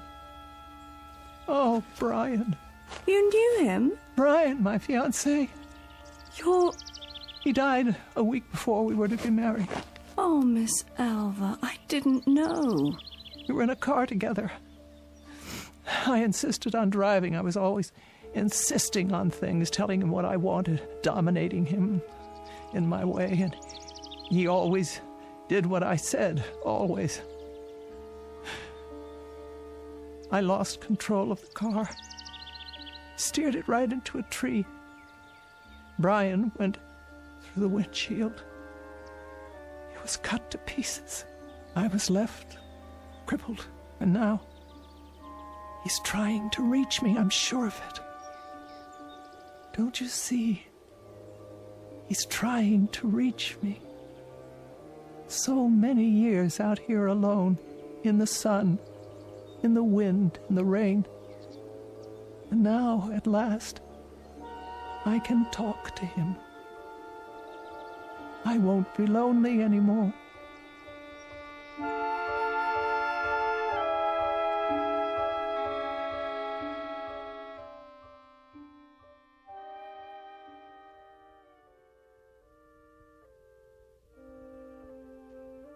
Would you like more covers on the bed? No, Margaret, I'm perfectly fine. I can plump up your pillows for you. That's not necessary. I can't leave you like this. I'll be all right. Good night. But... Good night, Margaret. You call me if you need me now. I will. I'll be home all night. Yes, Margaret. Good night. Hope you sleep well.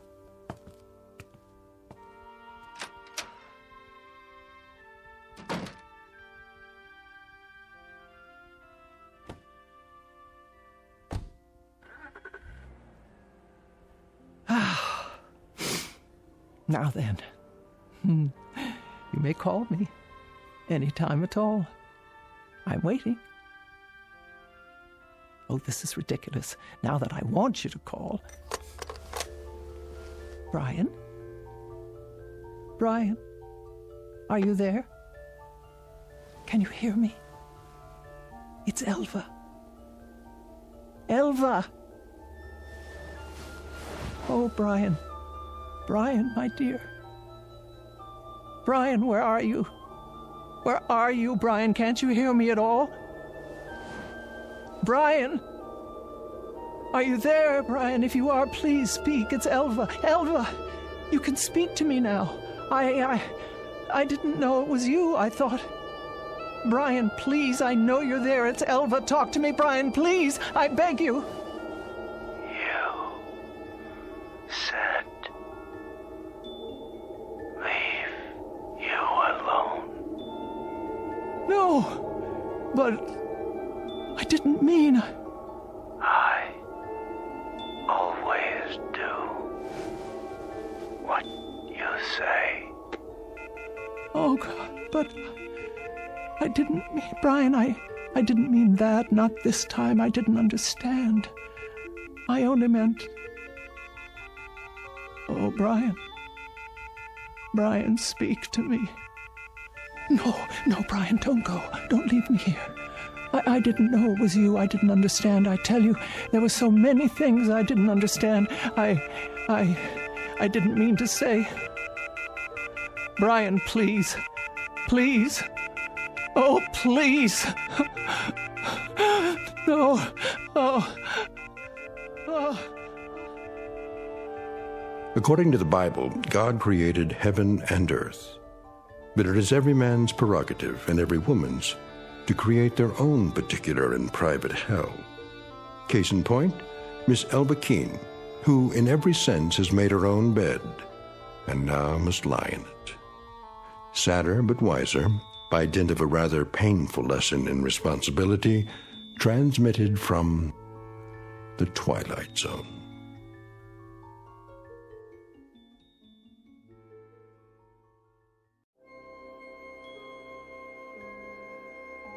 Hi, this is Carl Amari, producer of the Twilight Zone Radio Dramas. I'd like to take a moment to tell you about our official website at twilightzoneradio.com. where you'll get the latest news and information on these Twilight Zone radio dramas. Plus, at twilightzoneradio.com, you can digitally download 3 free episodes or any of our episodes for only $1.95 each. In this age of ever-changing technology, we've decided to make these episodes instantly available to you by making the Twilight Zone radio dramas a digital download-only series. This means that this series will no longer be offered on CD. The CD collections at our website are now being offered while supplies last at buy one, get one free. So be sure to get your favorites before they're sold out. Be sure to visit us often, and I'll see you in the zone.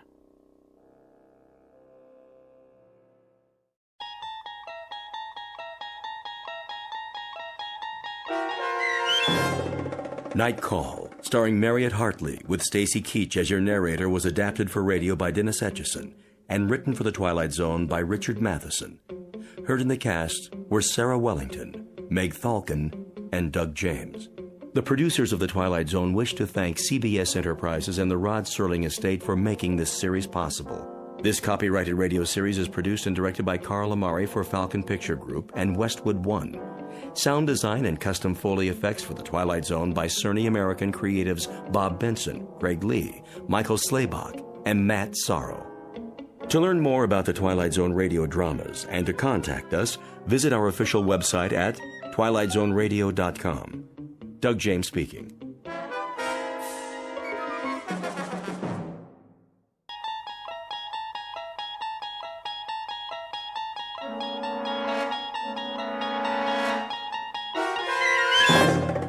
You unlock this door with the key of imagination. Beyond it is another dimension, a dimension of sound, a dimension of sight, a dimension of mind. You're moving into a land of both shadow and substance, of things and ideas. You've just crossed over into the Twilight Zone.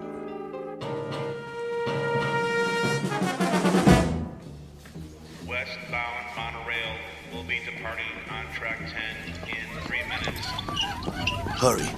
We can't miss the monorail. Make way! Coming through!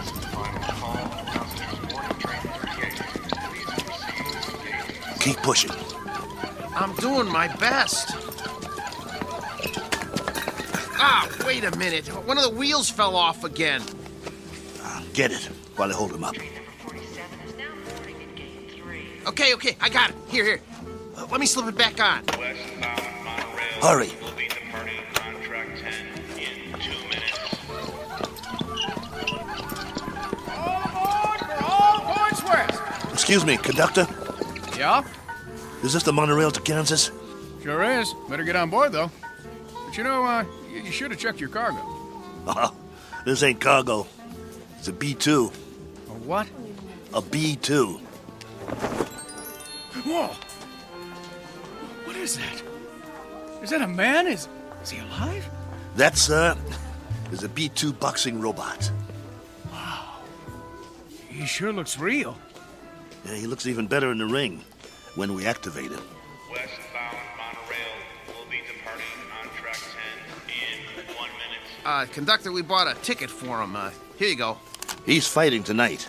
We have to keep an eye on him so he doesn't get damaged. Well, he's got a ticket, so get him on board. We're pulling out. Sure thing. Okay, I got this end. Okay, ready?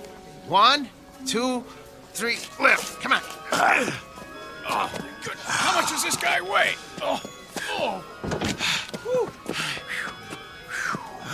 Next time, let's get a lightweight instead of a light heavyweight. All aboard!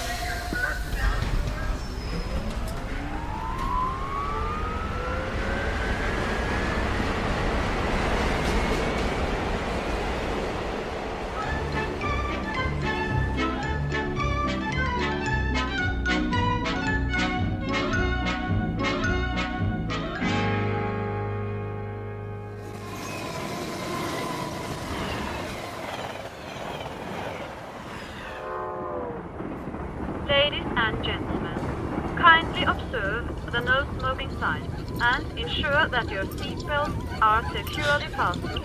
Thank Well, here's our seats. C11 through 13. Let's sit him down in the window seat. He gets the window seat? Get him seated. Hey, you hear him squeaking? Not only is he saying he doesn't want the window seat, he's saying he doesn't want to sit down, period. He needs his silicone Teflonic joint lubricant changed. We'll pick up some as soon as we get paid. Well, first we gotta find some. Shouldn't be no problem. Come on, I told you. They don't make it anymore. Well, that's crazy. Still plenty of B2s in the business. Name one. This one. We'll find some. All right. Wow. Sure is hot. It'll be hotter where we're going. Wish I had a beer. Well, it wouldn't do you any good. I already had 3 and I'm still thirsty. Not Maxo, he don't need a thing. Never complains. Then, why does he squeak so much? You think he'll be all right? Yeah, if he doesn't get hit. Can it, Pole? Hey, come on, no use glaring at me, Steele. You know he's shot. That ain't true. A little overhaul is all he needs.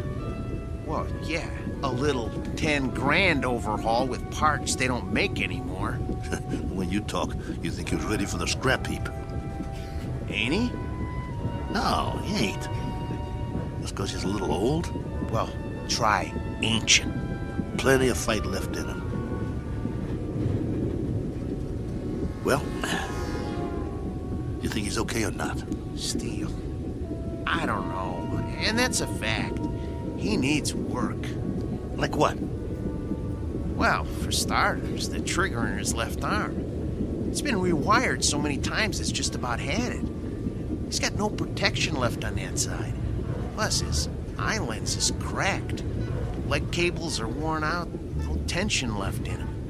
Even his gyro's off, not to mention he needs silicone Teflonic joint lubricant. We'll get him some.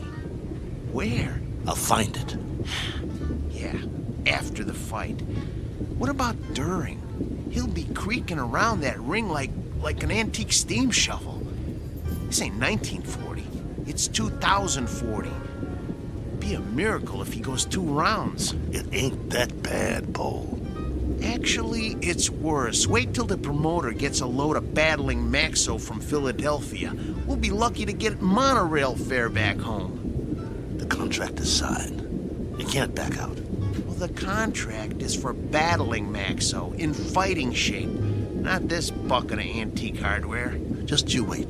Maxo's gonna do all right. Against a B7? It's just an experimental B7. It ain't got the bugs worked out yet. That's why they took a bout with us. Well, after tonight, battling Maxo's new nickname will be One Round Maxo. That's enough. He's been doing okay for 5 years, and he'll keep doing okay. So what if he needs a little work? So what? If he wins some money, we can get him all the silicone Teflonic lubricant he needs, and a new trigger for his left arm, and new leg cables, and everything. He's gonna do all right. You'll see. Maxwell's gonna do just fine.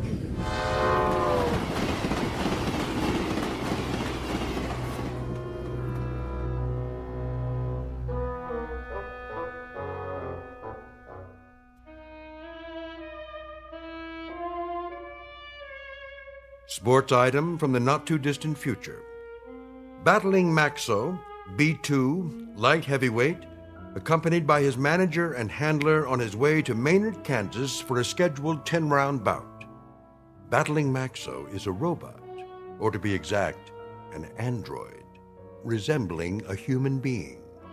Only androids have been permitted in the ring since prize fighting was legally abolished. This is the story of that 10-round bout. More specifically, the story of 2 men shortly to face the remorseless truth that no law can be passed to abolish cruelty or desperate need, or, for that matter, blind animal courage. Location for the facing of said truth? A small, smoke-filled arena just this side of the Twilight Zone.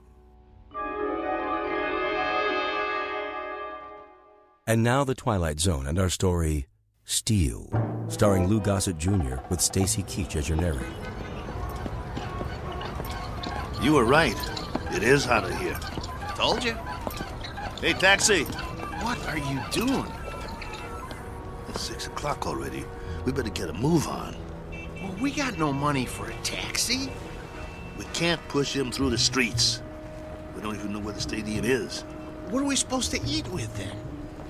We'll be loaded after the fight. I'll buy you a steak 3 inches thick.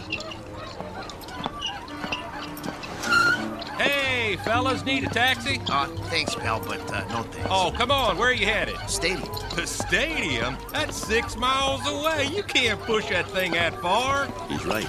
I told you, we ain't got the dough. Ooh-wee, what is that thing? A boxing robot. Oh, man, he is something. I've never seen one up close. Come on, I'll drive you to the stadium for free. It's on my way. You want a hand with it? Careful. He's got a bum wheel on the bottom. He's real heavy.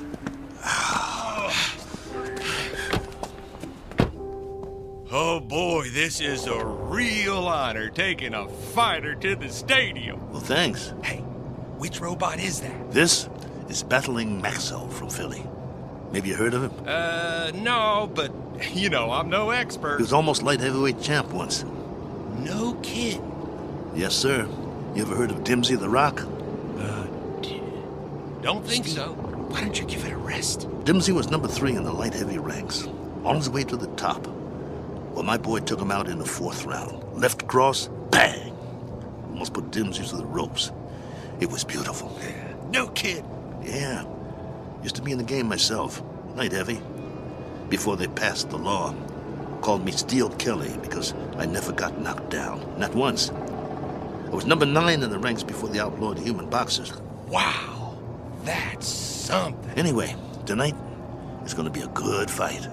Driver, have you ever seen a fighter from here called The Flash? Oh, yeah, you bet. Man, that is one good fighter.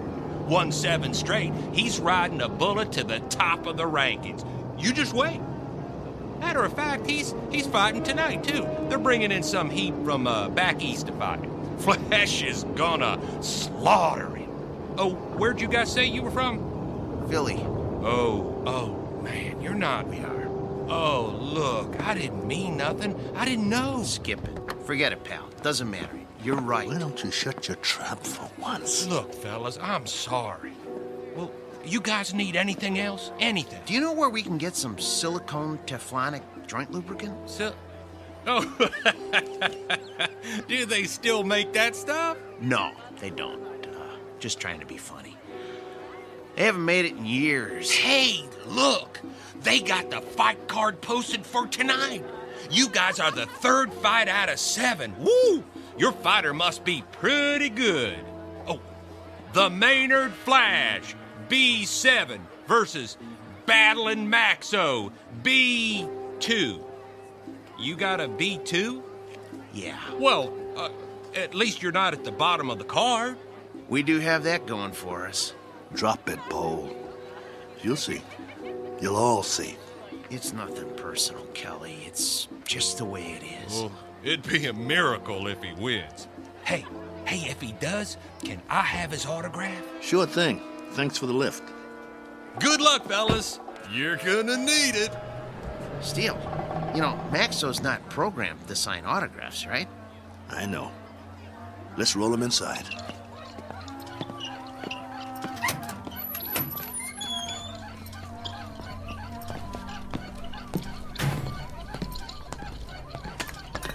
The wheel fell off again. I got it. I got it. Keep pushing. Put it back on. Well, what's the point? Put it back on. The office is just down the hall. I want Maxo to make a good first impression. Well, let's just hope his head don't fall off next. Keep quiet and let me do all the talking. What's wrong with you anyway? After 7 months, we finally get a bout, and all you can do is complain? Some bout? We're in Maynard, Kansas. What's this, the prize-fighting center of the nation? It's a start, ain't it? It's our first step on the comeback trail. The purse will give us enough to get Maxo back in shape. And if we win, it would mean we get fights all over the place. Oh, spare me. We don't have a chance. I don't get you.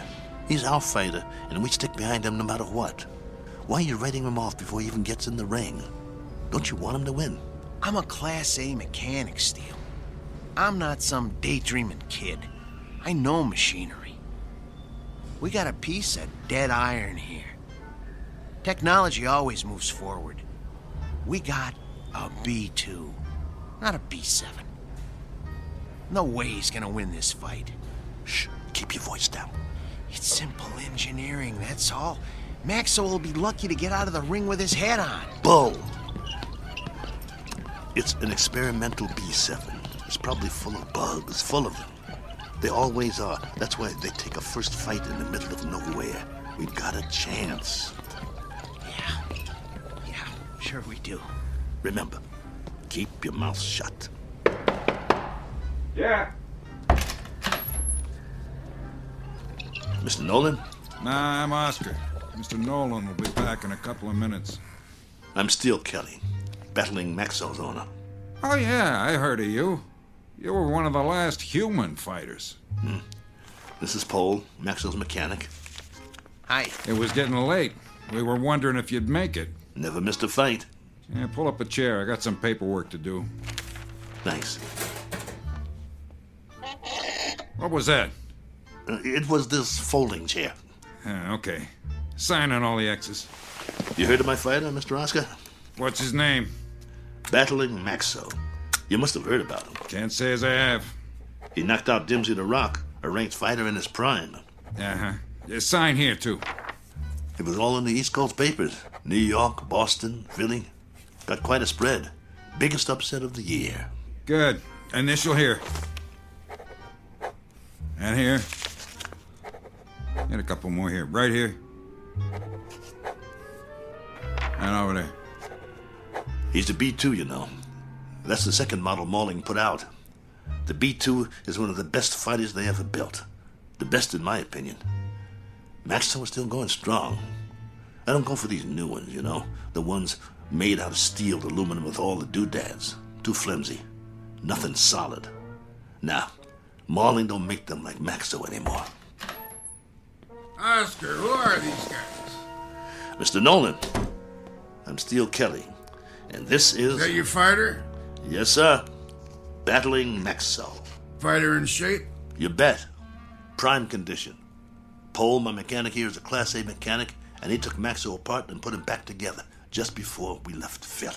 Oscar, cigar me. Yes, sir. Ain't you forgetting something? Huh? Light me. Oh, yes, sir.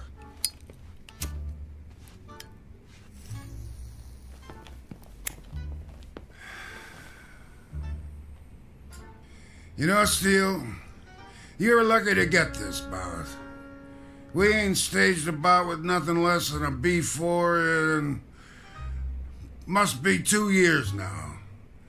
The fighter we had scheduled got run over by a truck in a loading dock at a stadium in Detroit. I needed somebody on short notice. So that's the only reason you're here. You got nothing to worry about, Mr. Nolan. My fighter's in shape. He's the one that knocked out Doomsday the Rock in Madison Square Garden a few years ago. Maybe you... I just want a good fight. And you'll get it. Maxwell's in top shape. No first-round knockout. No, nothing like that. People pay to see action. Do you have a prep room we could use? We want to check him over and make sure he's perfect. Down the hall, third door on the right, next to the janitor's closet. Thanks. Your bout is at 9. Got it. You won't be sorry, Mr. Nolan.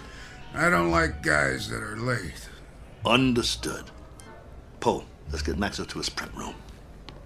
Mr. Nolan, I was wondering... I know what you're wondering. You get your money after you deliver a good fight, not before. No problem. We'll get him ready. And Steele. Yeah? Don't slam the door. I hate loud noises. Come on. I'm coming.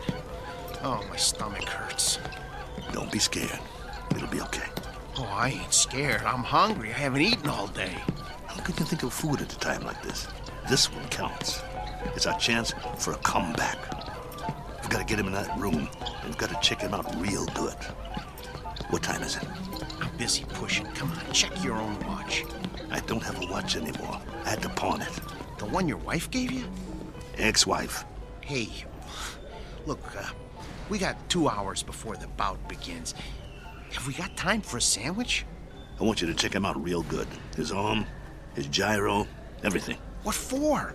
Did you hear me? Yeah, but I work better on a full stomach. You get to work. I'll get you a sandwich. Maxwell's gonna take that B7, but good.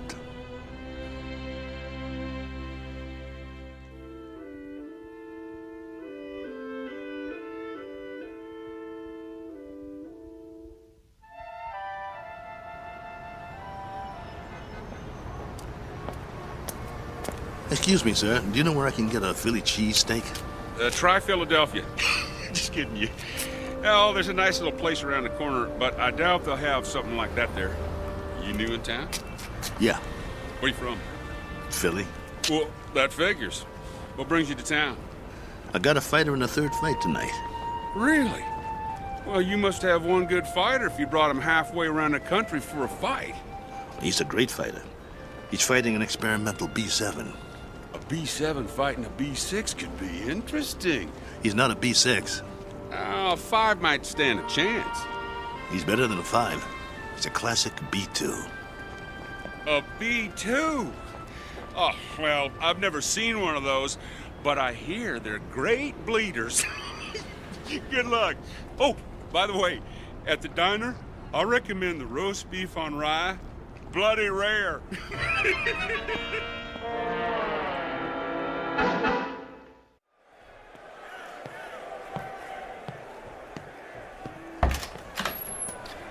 We got a big crowd out there tonight. What took you so long, Steele? I'm starving. Here's your sandwich. How's Maxo? What kind of sandwich did you get me? Roast beef on rye. Well done with silicone Teflonic joint lubricant on the side. What? It's mayo. How's Maxo? Did you get me a pickle? How's Maxo? I love dill pickles. Oh, here it is. Okay, well, the answer to your question is Maxo is still big as life and twice as ugly. I cleaned him up a little, though. The B2's always looked real. Look at him. You'd swear he was real, wouldn't you? He's got that natural-looking flesh, great muscle tone. Could have been a male model if he wasn't a fighter. Come on, get to it. Well, outwardly, he hasn't aged a bit. His hair's still curly. Just like mine. Yeah, but he's got a little bit more than you do. Hey, when I had him made, they gave him my good looks. That's a matter of opinion. Quit stalling. What's the good news? Well, that was the good news. And, well, I also turned his power source on, and that's still good. So I ran a diagnostic check. And? And everything that was bad when we left Philly is still bad. There's got to be something we can do. Open him up again. You got a thing for bad news, don't you? Come on, Pole. Earn your keep. That's what you're here for. I'm not a miracle worker. I'm just a mechanic. Well, what do you want to do, retire? Oh, fat chance of that. Then quit stalling and open the control box. All right. Let me power him up first, so we can walk over to the table. He's too heavy. Okay, come on. Atta boy. There you go. All right. Okay. Here, help me get him up on the table.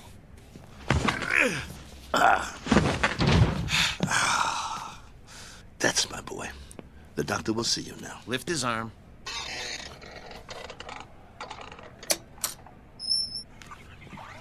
What's all that corrosion around the excess panel? Dried sweat. All the B2s sweat like bulls. It's nothing to worry about, though. You hear that, Maxo? Nothing to worry about. We'll get you cleaned up. Hand me that probe.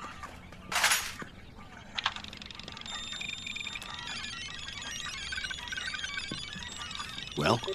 Well, all electronic systems are functional. Well, I hope the circuit board doesn't blow. Why should it? Well, if you recall, he got knocked out of the ring in the last fight 8 months ago. It jarred all his electronic systems. The connections are all still operational, but boy, I wish I had more time to manually double-check the connections. Well, you don't have time.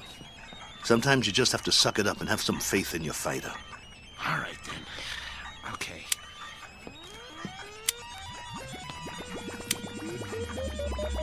Well, I activated all his systems. Keep your fingers crossed and just hope nothing blows.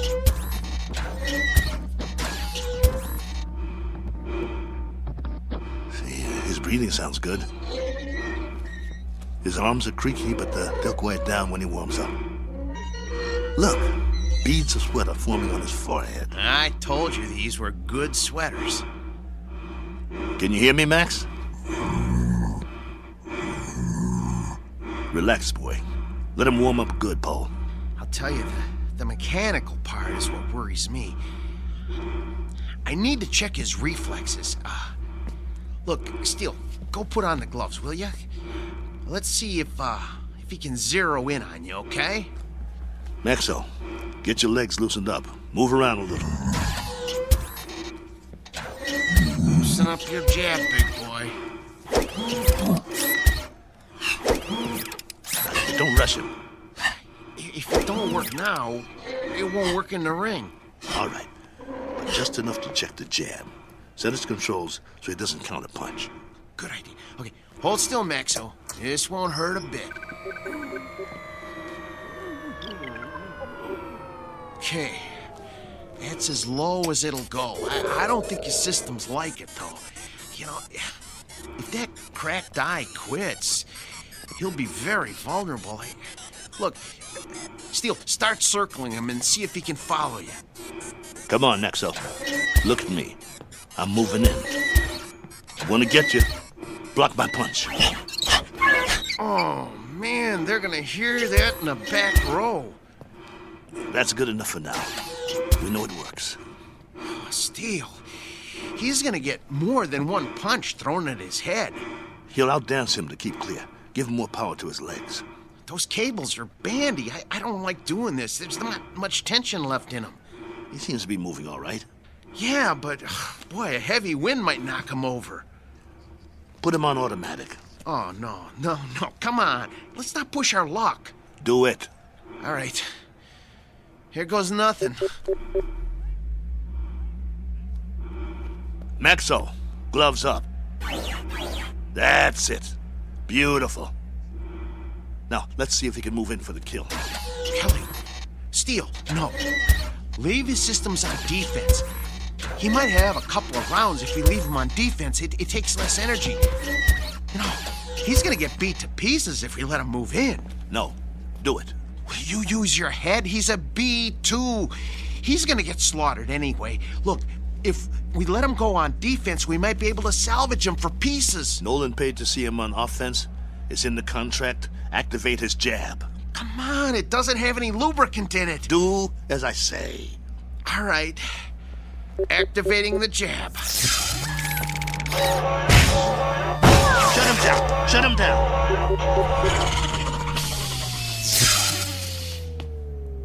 What did you do? What did I do? I told you to take it easy.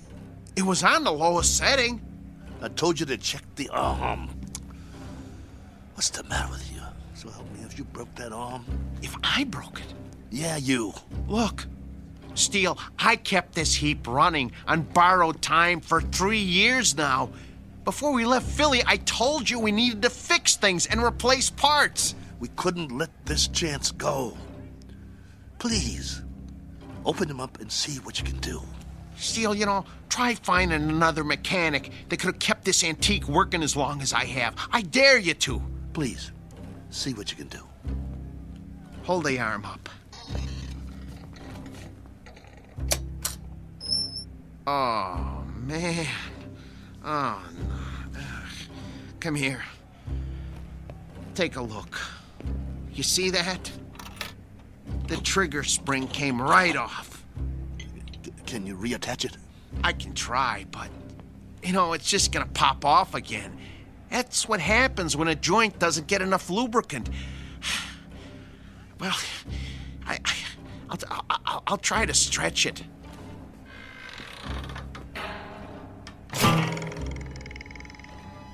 Oh, nuts. Oh. Well, that's that. No. One jab too many. We gotta do something. What? Fix it. I can't. You just can't fix a spring. Once it can't spring, it ain't a spring no more. I told you it was getting ready to break, and to get a new one last year. He's got to be fixed if he's going out there, and he has to go out there. They fronted me the monorail fare. Steele, he needs a new spring. Nothing else will work. Well, can't you get another spring? Where? They don't make them anymore. It's a special spring. I can't just take one off a washing machine or something. Quiet. Yeah? 10 minutes. Something wrong? Oscar, can you make out about the one after the next one? Mr. Nolan does not make changes. We just need a little bit more time to make some last-minute adjustments. Sorry, pal, no can do. We want him tip-top, don't you? Nolan's got you on next. What's the difference? Third? Second? It's all the same, right? Second's the semi-main. That ain't for a B2. Maybe some B2s, but this one... They want to see a fight, not an execution. But I'm telling you... 10 minutes or you're out of here. Be a shame after coming all this way. Right, boys? Right. Well, then, I guess that means... We'll have to hurry. You heard the man? I heard him, but it's over. We're finished. No, we're not. There must be a way. What? Sell them for scrap and get a couple of monorail tickets? We hung in there as long as we could, but this is it. I have to hand it to you, Steele. You wouldn't give up. Quiet. I'm thinking. There is one way. It just might work. What might work? If they don't watch the fights. Who? Nolan and Oscar. Maybe they don't even come out of their office. What are you talking about? Oh, no. Oh, no. Oh, no, no, no, no, no, no, no. No, you can't do this. Get the trunks and robe off Maxwell. I'll change my clothes. Steele, you are out of your mind. You can't go into a ring against a B7. I used to be pretty good. I can get through a couple of rounds. Just bob and weave, throw a punch every once in a while. You'll get killed. You heard that, Tub. We deliver a fight or we don't get paid. Steele, come on. You're never gonna get away with this. They won't let you. Who's gonna stop me? You can't make them think you're... Steele, for God's sake. I can if you help me. Nobody here knows what Maxwell looks like. If Nolan and the other guys don't watch the bout, we'll be all right. Steele. The crowd won't have a clue. B2s sweat, bleed, and bruise just like the new ones. Give me the boots. Look, I got an idea. You know what I can do? I can wire my sister. She'll send us the dough to get us back east. Tape up my hands. Steele? Steele. I got another idea. Wait. Look, hold still. I know a guy in Philly who wants to sell a B5 cheap. We could hustle up the cash and, Concentrate on wrapping my hands. If you don't take them right, I could break them on the first punch. Steele, this is suicide. It's a B7 out there. Don't you get it? It's a B7. You're gonna get mangled. Quit talking. I gotta do this. Hurry up. There's no more time, Paul. Put the gloves on me. Oh, I don't want to do this. Please don't do this. Look, let me go into the office and let me talk to them. Maybe they'll understand. No, they won't understand. So you're not going anywhere. You're gonna stay right here and lace up my gloves. Ow! You'll help me or I'll beat your brains out on this wall. But you're gonna get killed, Steele. Then I'll get killed. Better me than you, right? I got us in this mess. I'll get us out of it. Get the heap out of there! You heard the boss. Lace my gloves up tight. We gotta fight.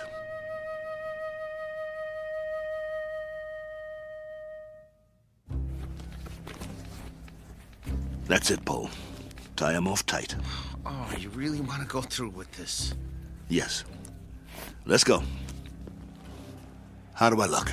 Like a broken down old fighter. So I'll pass for a B2? That's what I said. You look like a broken-down old fighter. Here, let me put a towel around your neck. Pull up the hood on my robe, too. I'll keep my head down so they can't see my face. You better do that in the ring, too. Let's go.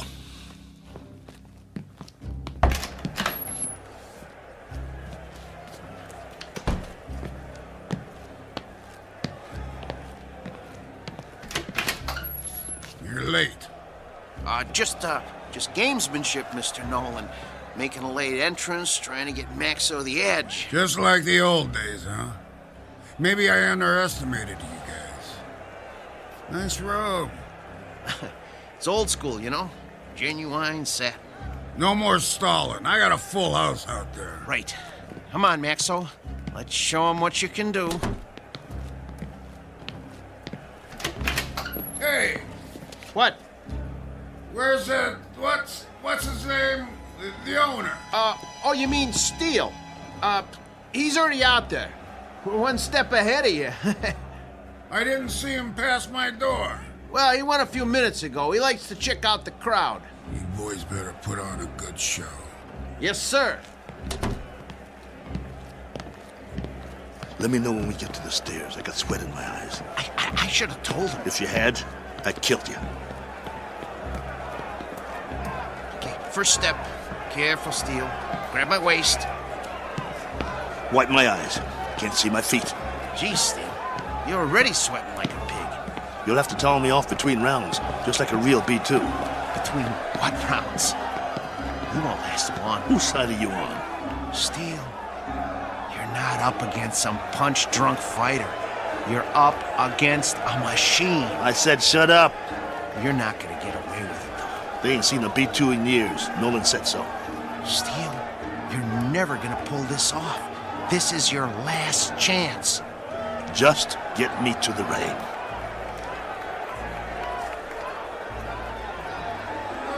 Hey, if it ain't battling Maxo! Go back to Philly, you bum! Rattling Maxo's more like it. You're terrible! What is it, a bucket of balls? Okay, Steele, here's the ring. 2 steps to the apron. I can see them. Okay, I'm gonna pull the ropes apart. Hey, send him back to the junkyard!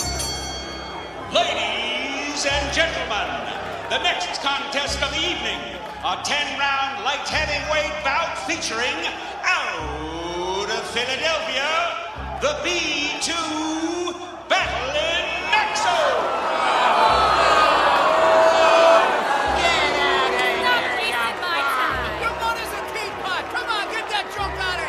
I'm gonna take your rope off now. Keep looking at your shoes. Try not to blink.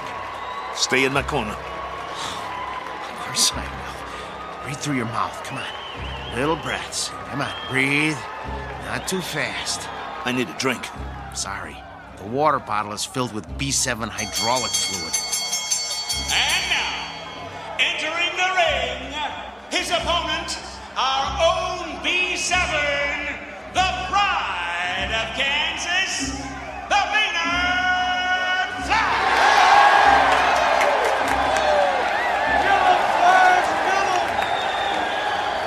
What's he doing? He's jumping up and down on his toes. I never saw a robot do that before. Must be a new gimmick. Big deal. Well, this ain't kickboxing, so he's not scaring me. You should be scared, Steele. Come on. Get out of the ring now while you still can. You get out, pal. See you at the end of the round. Steele, stay away from him. And there's the bell. The fighters come out of their corners quickly. They size each other up.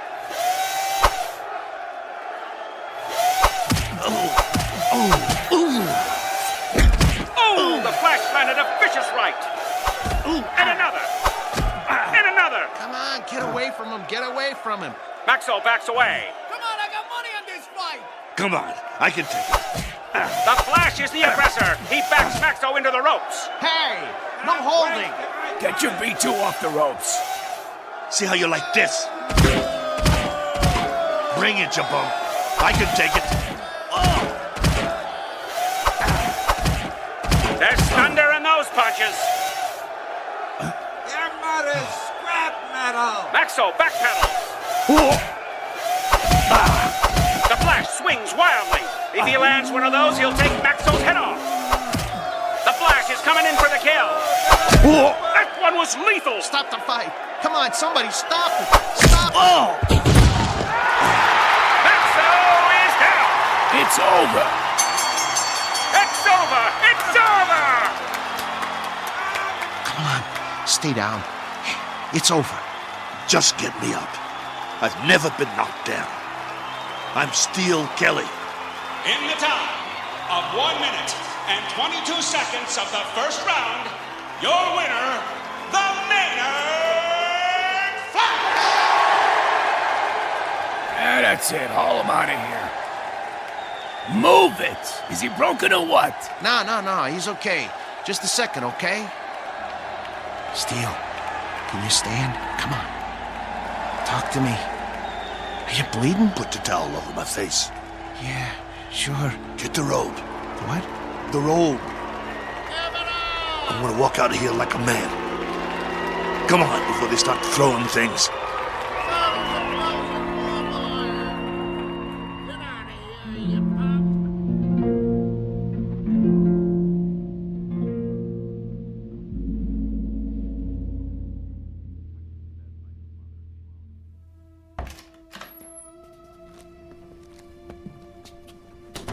Come on. I'm gonna help you. Let me help you up on the table. Come on. Here we go. Sit. Come on.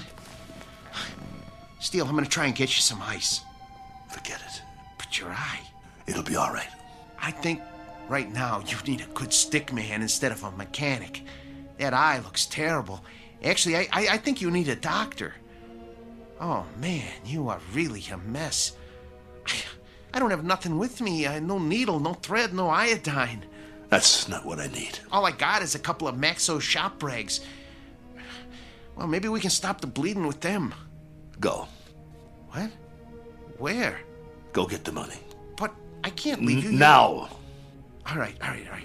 Look, but just lie down. I don't even try to move, okay? I'll be right back.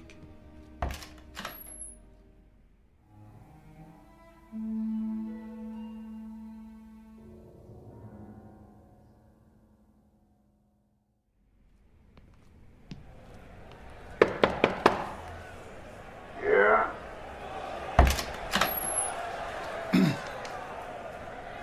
Mr. Nolan?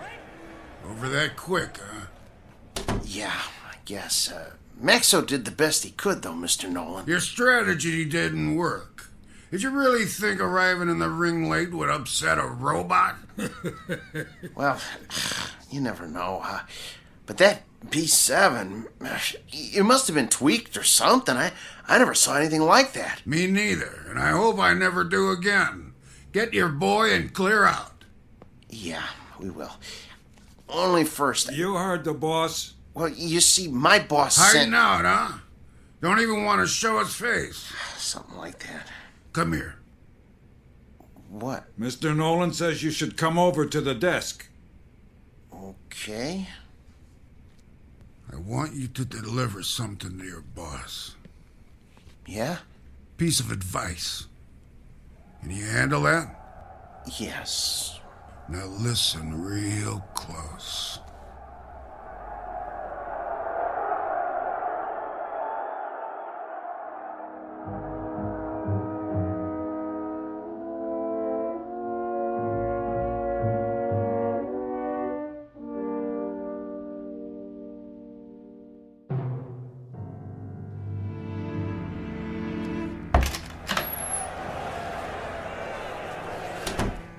You get it? Steel. Well? Here. This all he gave you? Where's the rest? Well, that's what he gave me. This is just enough for monorail fare back to Philly. Well, he said he wouldn't pay for a one-rounder. What do you mean? Come on, take it easy. No. Here, let me see your hand. Oh, man. Did you break your wrist? He can't do that. Steel, that's it. He's got a bunch of thugs in that room now. I'll go in there. You can't. If he sees you, he'll know what you done.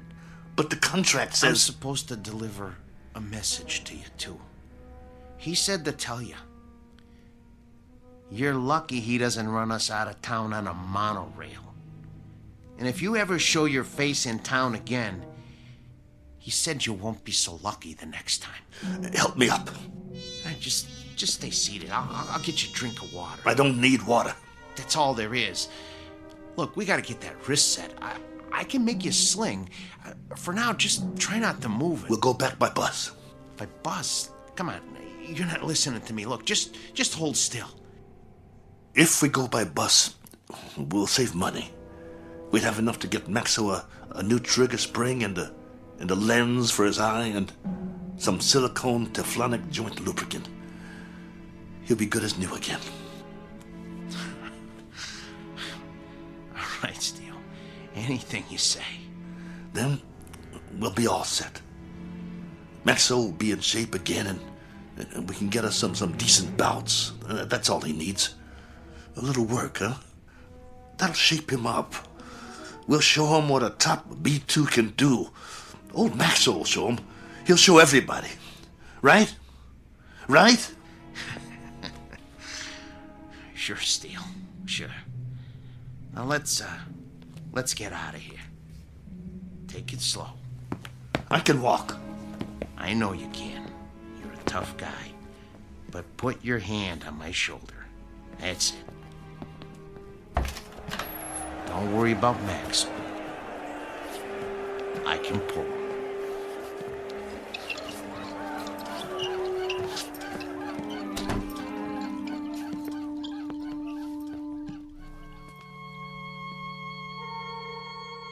Portrait of the Losing Side.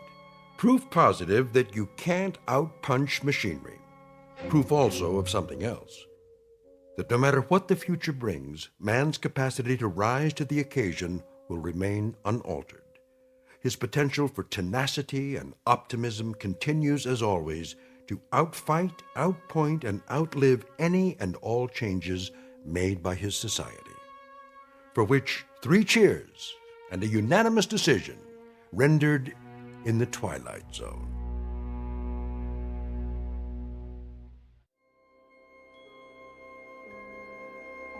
Hi, this is Carl Amari, producer of the Twilight Zone Radio Dramas. I'd like to take a moment to tell you about our official website at twilightzoneradio.com, where you'll get the latest news and information on these Twilight Zone Radio dramas. Plus, at twilightzoneradio.com, you can digitally download 3 free episodes or any of our episodes for only $1.95 each. In this age of ever-changing technology, we've decided to make these episodes instantly available to you by making the Twilight Zone Radio Dramas a digital download-only series. This means that this series will no longer be offered on CD. The CD collections at our website are now being offered while supplies last at buy one, get one free. So be sure to get your favorites before they're sold out. Be sure to visit us often, and I'll see you in the zone.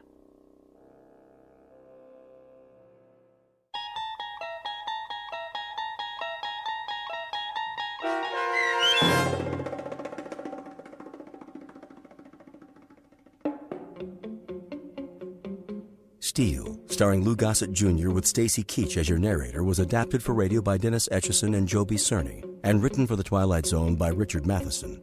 Heard in the cast were Joby Cerny, Danny Goldring, Rich Komenich, Sam Darrence, Pat Fraley, Tim DiDavo, and Jennifer Joy. This copyrighted radio series is produced and directed by Carl Amari and Joby Cerny for Falcon Picture Group. Custom Foley effects, sound design, and mixing are done in the Cerny American Sound of Picture Theater by Cerny American creatives Bob Benson, Matt Sorrow, Tim Cerny, and Todd Beyer. To learn more about the Twilight Zone radio dramas and to contact us, visit our official website at twilightzoneradio.com. Doug James speaking.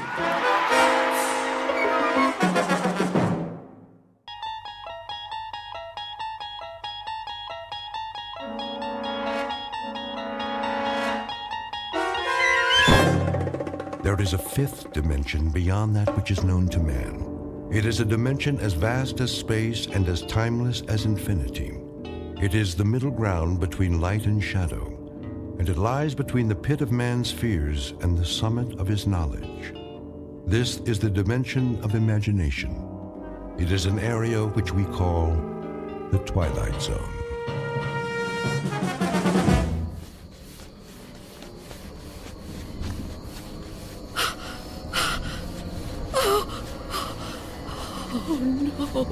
No, where am I? What am I doing outdoors? I don't remember leaving my... Oh, it's so dark. I don't live here. Or here. Oh, it is my house. Oh, I must get home.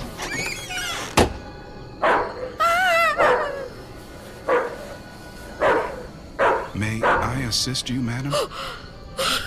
You startled me. I've lost my way. My home is somewhere around here, I'm sure, but I don't know where. Perhaps I can help you find it. Oh, thank you. Thank you. I don't even know how I came to be out here. It's certainly not safe at this time of night. Oh, at any time. Well, surely the daytime when the streets are crowded. No, that's when it's most dangerous. For me. So you see, I never go out. Never? Never. But, dear lady, why not? I'm afraid. Afraid? Of something or someone? Someone. It's difficult to explain. Please, try me. Oh, I'm not sure you'd believe me.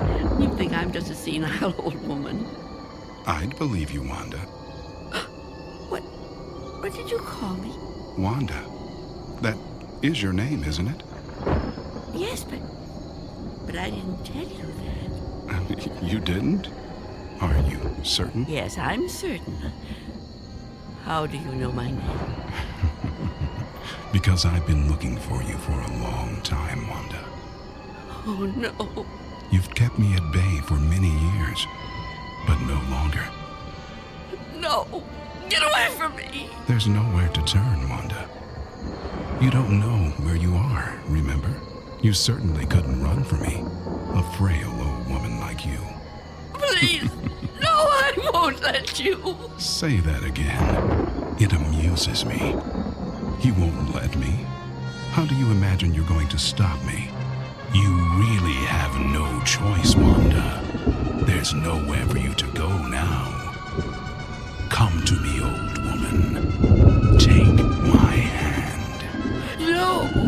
Take my hand. No. No.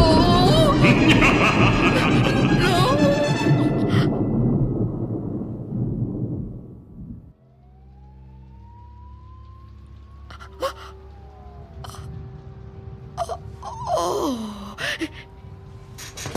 it was the dream. The dream again. I'm home. Of course I'm home. Where else would I be?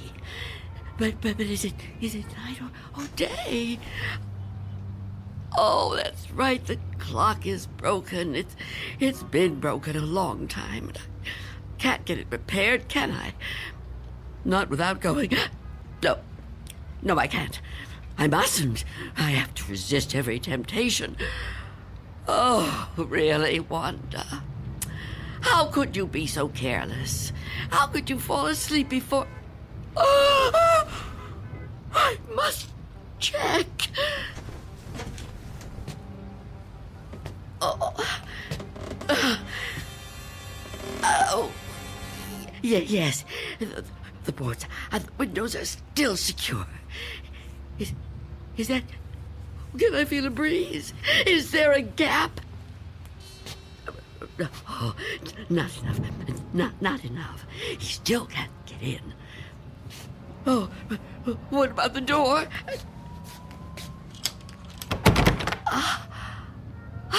Chain is on. And the door is locked. Good. can't come in that way either. Oh, yes, I'm safe. Safe for another day. But I've been careless. Really, falling asleep before checking. I mustn't take chances. I can't take chances. Not while he's out there. And he's always out.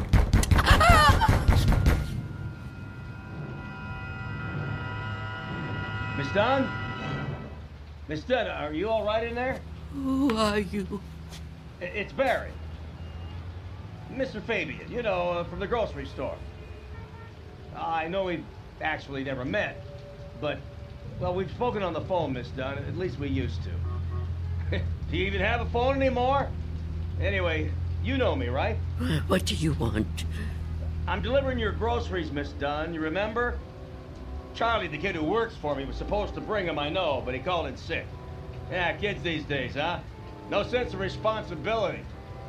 Anyway, I thought I'd better get them to you now instead of waiting till tomorrow. I figured, you know, you'd be waiting for them. Is that all right? Put the food through the letterbox. The letterbox, right. Okay. Oh. Thank you, Mr. Fabian. Your money is coming under the door now. Under the door? Here it is. Miss Dunn, wouldn't it be easier to just... $6 and okay. 32 cents.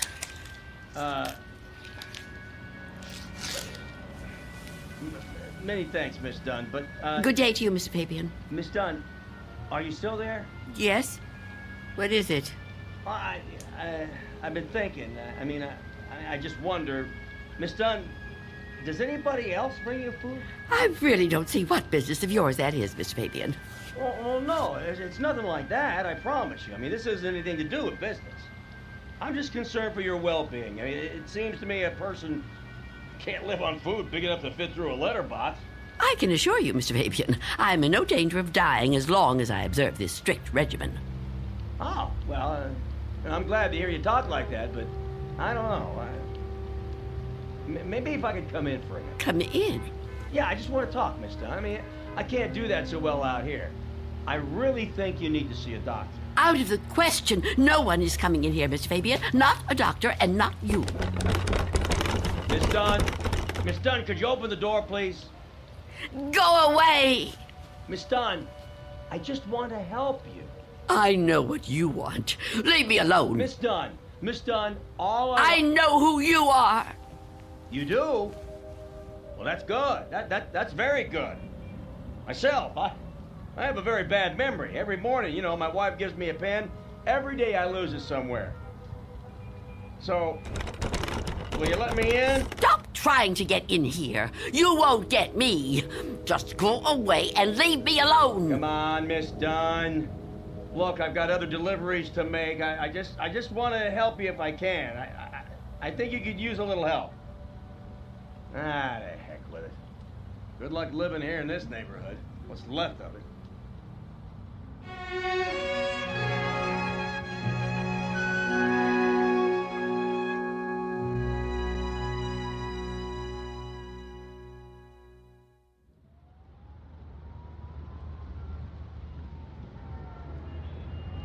Go away.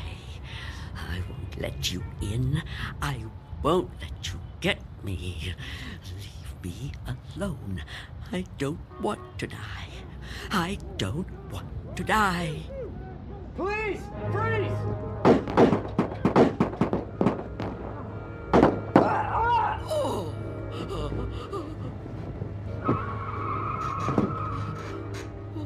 What's going on out there?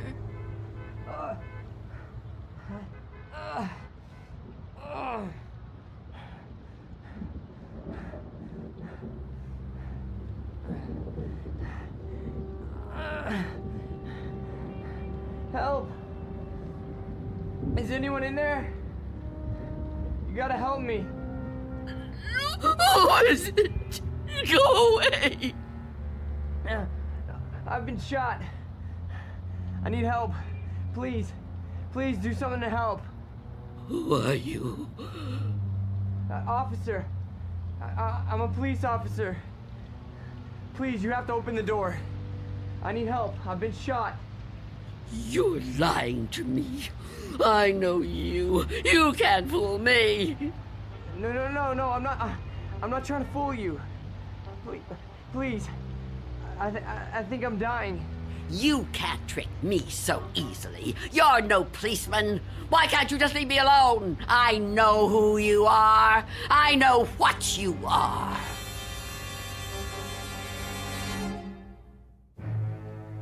An old woman living in a waking nightmare. An old woman who has fought 1,000 battles with death and has always won.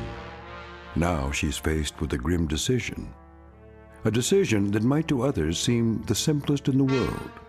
That of whether or not to open a door. And in some strange and frightening way, she knows that this seemingly ordinary door leads to the Twilight Zone. And now, The Twilight Zone and our story, Nothing in the Dark, starring Marshall Allman, with Stacy Keach as your narrator.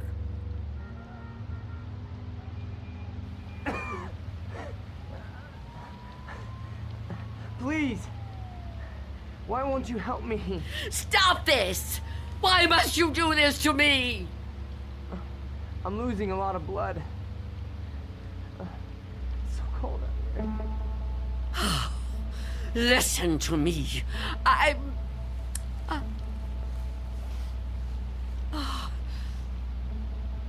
I'm going to open the door.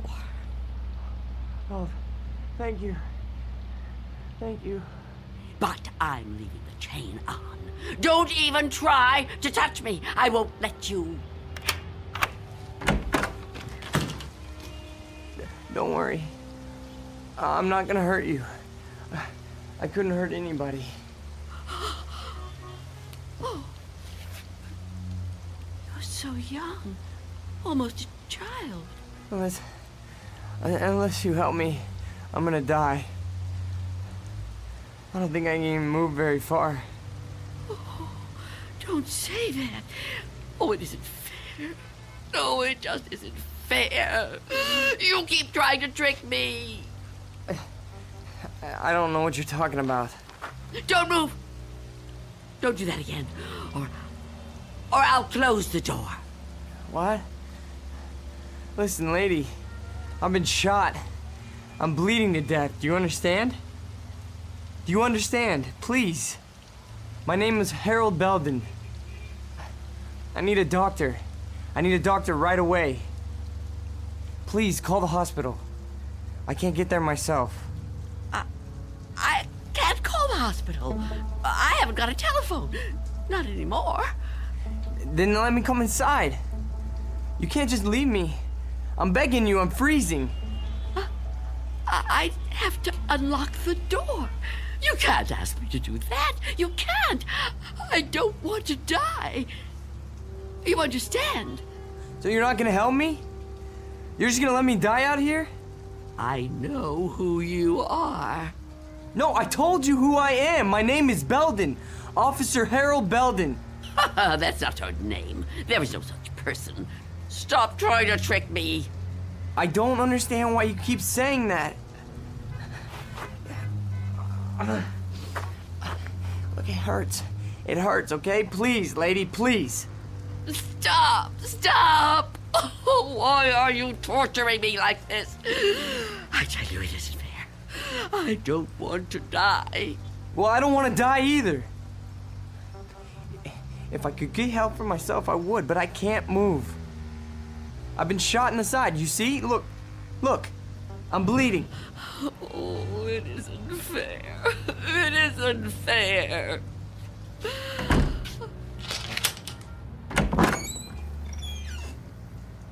Will you help me? Yes. Yes, I'll help you. Thank you. Take my hand. What? Take my hand. Pull me inside. No, I won't. I mean, I can't. Oh, can't you? Can't you crawl in? Oh, I don't think so. Please try. Quickly. I don't want to leave the door open.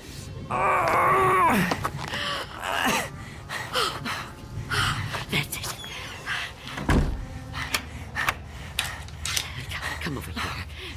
bed.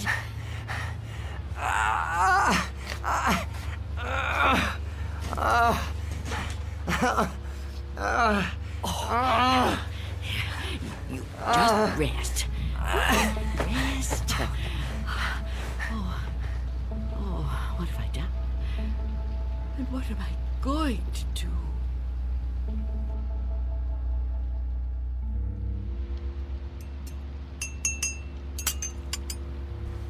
Officer?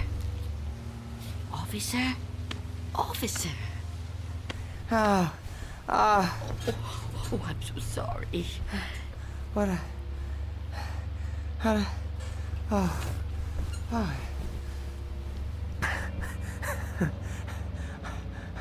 Oh, I'm alive. Yes. Yes, you are. Yeah, you're the lady that helped me. Yes. Eventually. Now, drink this. What is it? Tea. There's no milk, I'm afraid. No, don't get up, officer. Conserve your strength. Yeah, thank you. Thank you. Please, call me Harold. You saved my life. I owe you at least that much. Is it good? It's fine. Thank you. How long have I been out? Hours. What time is it? I'm not sure. Morning, I think. What do you think? I don't have a clock. I guess it is morning. It's hard to tell. What happened to your windows? Who boarded them up? Well, I did. A long time ago now. But they're still as strong as ever. What? Why would you do that? Oh, I have my reasons. Well, we all have our own reasons for doing things. Why would you want to be a policeman? To be in a job where people try to kill you? Well, why would you want to court death like that? Court death? I don't know that I'd put it that strongly. I do what I do because there's just some jobs that have to be done. You mean it's a sort of vocation? Yeah, I guess you could say that. Listen, Mrs. It's Miss Dunn. Listen, Miss Dunn, you should try to get some rest yourself. You need it more than I do. No, really, I feel much better. When the doctor gets here, he'll take me off your hands for good. The doctor? Yeah, sure. He'll check my wound, take me to the hospital. You didn't call the doctor? No, I didn't. Why not? I told you last night. I haven't got a telephone. Don't you remember? No, I don't. I was kind of out of it last night, I guess. Oh, of course. Perhaps you could use your radio to ask someone to come get you. Well, you could wait outside for them. No, I busted my radio when I fell on it. You see? Hello. I don't think I got the strength left to get up on my own. Look, couldn't you go to one of the neighbors? Oh, there aren't any. What are you talking about? There aren't any neighbors. There must be. Everyone has neighbors. Well, I don't. Not anymore. Why? What happened? Well, they've all moved away. Not all of them. That's impossible. All of them. Trucks came and took away their furniture. First one, and then another. Is something happening to these buildings? I wouldn't know. I'm sorry to ask, but how can you not know something like that? I mean, if it was my home... I don't have a great deal of contact with the outside world. I haven't for quite some time. I couldn't even tell you who the president is. Wow. But there has to be somebody around who can help, you know? Or maybe a phone booth somewhere where you could call a doctor. Perhaps. I don't know. But even if I could call the doctor somehow, I couldn't take a chance and let him in. Why not? It's too dangerous. Dangerous for you? Yes. You let me in. Oh, I didn't have a choice. You were going to... I didn't know if I could trust you, but I'm still alive. Of course you're still alive. What do you think I was gonna do? I mean, but the doctor, he's not gonna be any harm to you. I keep telling you I can't let the doctor in. I can't let anyone else come in. Don't you see? It might be him. It might be him. Who? Him who? Mr. Death. Mr. Death? What? I know he's out there. He's trying to get in. He comes to the door and knocks. He begs me to let him in. Last week, he said he was from the gas company. The gas company? Oh, he's clever. After that, he claimed to be a contractor hired by the city. He said this building was condemned, that I'd have to leave. But I knew who he was. I kept the door locked, refused to let him in. Eventually, he went away. Condemned, huh? I mean, that explains why there's no one else in the neighborhood. No, he knows I'm on to him. Yesterday, he said he was Mr. Fabian from the store. But all he really wanted was to come in. That's all he ever wants. Wait a second. No, it's no use. You wouldn't understand. I knew you wouldn't. How could you? I mean, wait. But I want to understand. I do. I mean, this man you're afraid of, you say he's Mr. Death. That's right. You don't mean just anybody, do you? You mean like Death, right? Death. That's right. So is this Mr. Death a person like you or me? I know it sounds crazy to someone like you, to anyone but me, but it's true. I know it's true. Okay, I understand what you're saying, but, I mean, people die all the time, all over the world. Now, how could one man be in all those places at once? I don't know. Don't ask me that. Maybe there's more than one of him. Maybe. I didn't mean to upset you. Please don't cry. I'm not gonna hurt you. I'm sorry. Okay? Can I have another cup of tea? Please? Of course. Tell me about Mr. Death. Your tea. Thanks. Please, Mr. Death. I would like to know about him. All right. At first, I couldn't be sure. It was a long time ago. Everything is.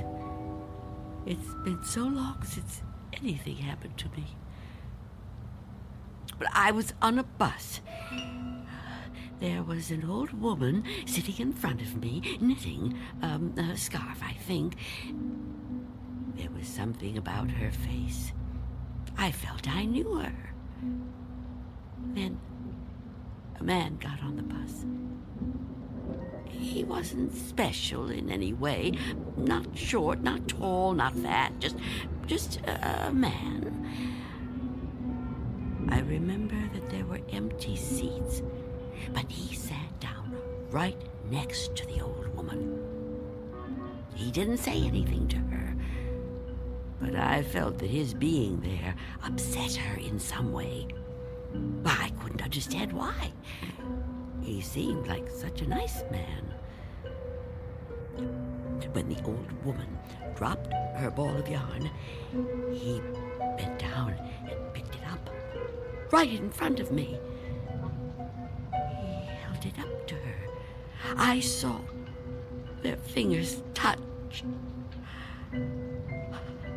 He stood up and got out the next stop. I couldn't move. It was as if I knew what had happened. But I couldn't do anything. I was just so frightened. When the bus finally reached the end of the line, the driver came over to the woman. He thought she was asleep, but I knew she was... What, dead? Dead. And right then and there, I knew it was his touch that killed her. Okay, but you said it yourself. She was an old woman. Okay, just because this man touched her... Mr. Death. Just because he touched her hand, it doesn't mean he killed her. Maybe what you saw was just what it looked like. A man trying to be helpful. I mean, the real cause of her death might have been, you know, a heart failure or a stroke or something. I don't know. No, he killed her. Okay, I'm a cop. I've seen dead bodies. I've seen people that were killed by guns, knives, but never by a touch, okay? The man being there when she died, that's just a coincidence. But I've seen him since then, several times. I've seen him in crowds. I've watched for him. Every time someone I knew died, he was there. He, the same man, the one on the bus. No. Once he was a young soldier, then a salesman, a taxi driver. Someone you wouldn't notice unless you were watching closely. But you could see him. Oh, yes. And I wondered why that should be. Why I could see him when no one else could. And then I knew. Why? It was because I was getting older. And my time was coming. I could see clearer than younger people, people like yourself. Now, do you understand? Oh, I know you don't believe me. That would be too much to ask of anyone. But do you at least understand? Please, I have to know. All right. Maybe. Maybe, okay? But if there is some Mr. Death who's able to visit all the people in the world like Santa Claus... Don't mock me. I'm not meaning to mock you, okay? I would never do that. I swear. But if he's real... He is. If he's real, then I don't see what the problem is. You don't see what the problem is? Oh, you must be joking. No, I mean, if you know what he looks like, what have you got to be afraid of? If you're right, and you can see death, I'd say you're kind of fortunate. Fortunate? Sure, yeah. I mean, you'd be able to see him coming. You could just avoid him. Oh, didn't I tell you his face is always different? He's different sizes, different ages, different races. I couldn't be sure. Well, how about when you go out? Out? Sure. Well, I know you said you don't have much contact with the outside world, but you have to go out sometime. I mean, to the shops or something, you know? Now, couldn't he touch you then, if he wanted to? No. Why not? I never go out. Never. Never. Oh, I haven't been out for years. I don't know how many. I don't keep count. That would be too depressing. But I suppose you can guess from the smell. You're too polite to mention it. But it must bother you as much as it bothers me. So what do you do about food? The boy at Mr. Fabian's store delivers it. But I never open the door to him. How can you live like this? Oh, don't think I enjoy it. So why do you do it? Because Because if I don't live like this, I won't live at all. If I don't watch out, if I let down my guard even for a moment, he'll get in. I know he will. I haven't always lived like this, you know. I was young once. People said I was pretty. I lived out in the sunlight. I hated to be inside, even for a minute. My mother always said I'd spoil my fine complexion, but I didn't care. I loved outdoor things. I lived out in the sunlight, so warm, so beautiful. Beautiful, like I once was. You're still beautiful. Oh, no, I'm not. I'm old and cold. I miss the warmth of the sun so much. See that patch of sunlight on the floor? Where's it coming from? I think it's coming in from between the cracks in the boards of the window over there. Oh, yes. It's so warm to the touch. You know, I've always hated the dark and the cold. And now I'm old. I've lived a long time, but I don't want to die. I've heard people say it was his time when an old person dies. But it's not your time if you're not ready to die. I'd rather live in the dark than not live at all. Miss Dunn, I promise you, there's nothing to be afraid of. We're all alone here. Okay? There's nobody outside the door. I know you're upset, okay? And you're clearly under a lot of pressure. But I think all you need is some rest. Officer. Yeah, and I need help. Oh, I don't know what to do. Just give me some medical attention. Look, I don't know how badly I've been hurt, okay? But I've lost a lot of blood. And I need help soon. Or I don't know how much longer I can... I've told you I can't go out there.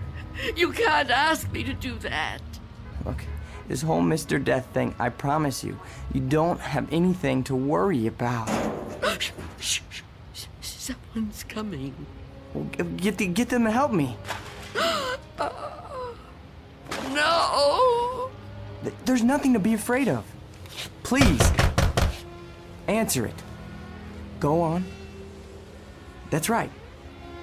Go ahead. You're doing fine. Answer it. Go on. I'm keeping the chain on. That's fine. Do whatever you want. Just see who it is and get them to call for help. I'm sorry, lady, but I got my orders. No! Get away! Officer Belden, help me! I can't fool around any longer. Step aside, I'm coming in.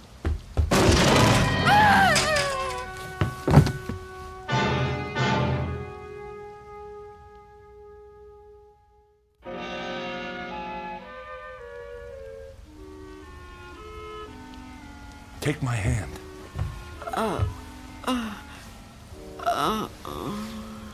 Easy, lady. Just lie quiet there till you get your strength back.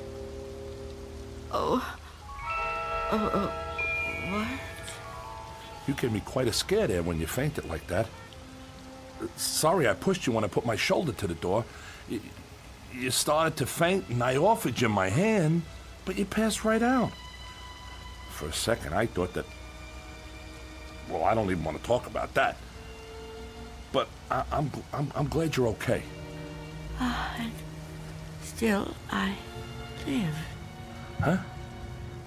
I told you I didn't mean to hurt you. It was an accident. You're not gonna sue, are you? What do you want with me? Here, let me help you get up. Take my... I can get up myself. Look, you gotta understand, man. I don't get no pleasure out of busting in doors. Who would? Except maybe some thug, but I'm no thug. I'm just a guy doing a job. Your job? Look, you don't seem to realize how important this is. I've got a crew and equipment coming in an hour to pull this tenement down. Begging your pardon, ma'am, but looking at this place, I say it's long overdue. Frankly, I'm kind of surprised it's still standing. And you're really not Mr. Death? Mr. Who? I don't know what you're talking about, ma'am. My name's Armstrong. Bud Armstrong. I don't know about any Mr. whatever you said. All I know is I got a contract to demolish this row of buildings. That's what I got to do. Everybody else moved out a long time ago. Until the other day, I thought this whole building was deserted. I seen them windows boarded up, and I figured you moved out when the rest of them did. Thank goodness I met that guy from the grocery store, that Mr. Fabian. Oh, Mr. Fabian. Then he was real, after all. Real? What are you talking about? I told him about my job down here, then he told me all about you, that he was worried about you. Told me he had a kid bring you your stuff. That was the first I knew about you, and it's you're darn lucky I found out. Well, you'd still be in here when the wrecking ball hits. Now, come on, we gotta get out of here. You want me to go outside? Sure. Didn't you just hear me? This place is coming down. You can't stay in here. You want me to leave here? You have to. I can't. It's Miss Dunn, right? Well, Miss Dunn, you were notified about the demolition job months ago. Look, I'm not out to bully you. I'm just trying to do my job here. These buildings were condemned by the city. Can't say I blame them. And I'm the one who's got to tear them down. Tear them down? Wow, can you? Look around you, ma'am. This building has had it. You can see that. I can see that. Anyone could see that. It's all worn out, dilapidated. All these buildings have got to come down. You seem like a nice person. A nice person shouldn't have to live in a place like this. Now let's the two of us just... Get away from me! Don't touch me! Please don't act like this. I ain't a monster, lady. I've got a heart just like anybody else, and I can see how you could get attached to a place, but, not want to see it wrecked. But when a building's this old, it's not fit to live in no more. It's dangerous. It's got to come down to make room for a new one, a stronger one. That's life, lady. Old make room for the new, you know? No. People get the idea that I'm some kind of destroyer. They think I get kicks out of tearing stuff down. But that ain't the way it is. No, that ain't the way it is at all. I just clear the ground so other people can build on it. In a way, I guess I kind of help them to it. Can't have one without the other, am I right? Look around you.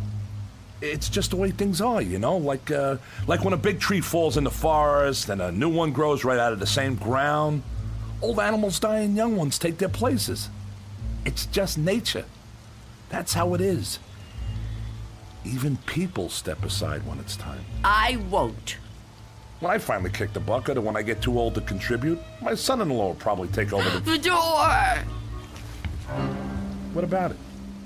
Oh, yeah. Sorry about that. I didn't realize the chain was on when I put my shoulder to it. Door's okay, but the chain's had it. You left the door open! Hey, there's no need Get to... out of my way!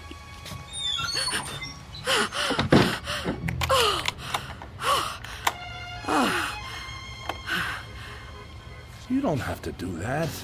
What's the sense of locking a door that won't even be here in an hour? I'm on the clock here, and we've waited long enough. If you've got any possessions you want to keep, Miss Dunn, I'd move them out while there's still time. I'll help you. You think you're helping me? I'm not going to leave here. Not with you. Not with anyone. Don't try to touch me. I don't want you anywhere near me. Now look, ma'am, I've been nice to you. I've been trying to go easy. I know this must be tough for you. Any kind of move is a big upset, especially to an older person like you. But if you insist on staying here, I'll have to call a cop. A cop? A police officer? It's just for your own good. Please, cooperate, lady. Hey, where you going? Of course, Mr. Belden. Explain it to him. Tell him the reason I can't go out there. I know you understand. I've told you everything. You'll help me, won't you? You'll help me stay.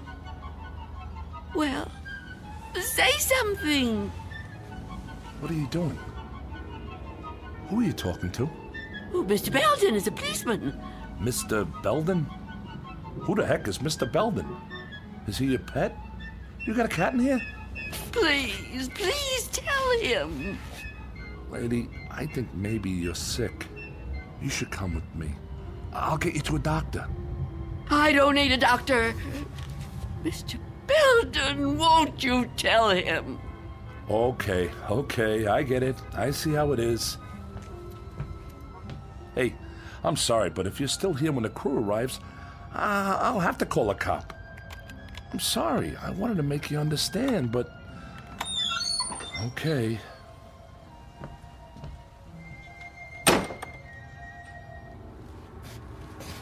What's the matter with you? Why didn't you say something? Why didn't you help me? I thought you understood. I thought you'd help me. I think the question you should be asking yourself, Wanda, is how he looked straight at this bed and didn't see me. You called me Wanda, but I never told you my first name. Oh no. No. It's not true. It's not true. Yes, it is. The mirror, Wanda. Look in the mirror. What do you see? I can't. I won't. Look in the mirror, Wanda. What do you see? I see nothing. Nothing but an empty bed. Turn around. Now what do you see? I see you,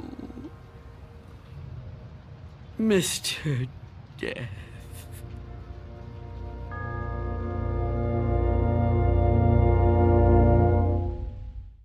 We'll be back to the Twilight Zone in just a moment. And now, Act 3 of Nothing in the Dark, starring Marshall Allman. It was you. It was you all the time. Yes. It was me. Oh, don't get up. You're still... Oh. You're not hurt. No. No, I'm not. But you were shot. Those men... Did you see me get shot? No, but you were bleeding. Do you see any bloodstains now? No. And the men? Did you see them? You were never hurt, were you? I can't be hurt. You tricked me. Yes, Wanda. I tricked you. It was all an illusion. One I created just for you. If it helps, I'm sorry. I would have preferred to avoid it if I could. But why? Why did you do it? The moment I let you inside, you could have taken me any time. Yes, I could have. But you were nice. You made me trust you. But I had to make you understand, Wanda. You see me now, and you've seen me before. Many times before. Starting with that day on the bus. Oh, I was right. It was you. The old lady's name was Iris. I knew then that you were upset. Upset? I thought it was important that you got to know me. What I said to you before, it was true. What you said? When you thought I was a policeman. You asked me why I did what I did. And you said there were some jobs that had to be done. That's right. That it was a kind of vocation. Actually, Wanda, You said that. But I suppose you're right in a way. Now ask yourself, am I really so bad? Am I really so frightening? You've talked to me. You've confided in me. Have I tried to hurt you? Well, no, but... Do you really believe I would ever hurt you? You don't look like someone who would want to hurt me. You see? It isn't me you're afraid of, is it? You know me now. You understand me. What you're afraid of, what you've really been afraid of all these years, is the unknown. That's right, isn't it? Yes. Don't be afraid. But I am afraid. You must be very tired, Wanda. I am. But the running's over now. It's time to rest. I'd like that, but... Give me your hand. I don't want to die. Trust me. No. Mother, give me your hand. I will.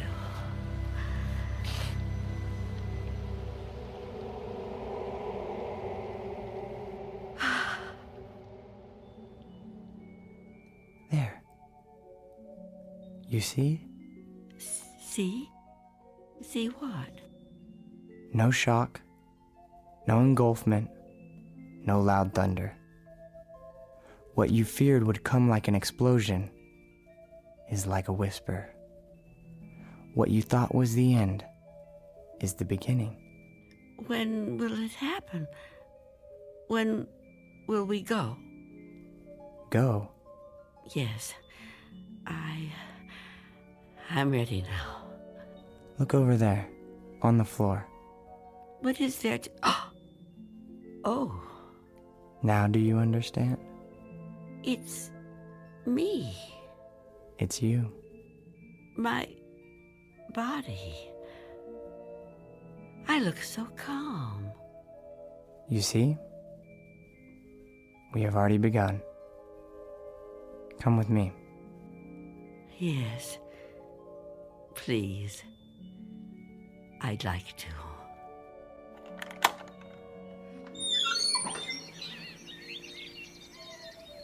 It's such a beautiful day. It is. It surely is. You know, Mr. Armstrong was right about a lot of things. What things? Well, for one, his son does take over the business when he dies. Will that be soon? Another 16 years. Oh, dear. It'll be quick. I'm glad to hear that. I'm afraid I was a little harsh on him. Now the son-in-law, he lives to be 102. 102? Oh, goodness. I know. It's remarkable, really. Of course, the oldest person I ever met was a lady in Tibet. Well, how old was she? Take a guess. Oh, I'm no good at guessing. Come on, take a guess. You'll never believe it.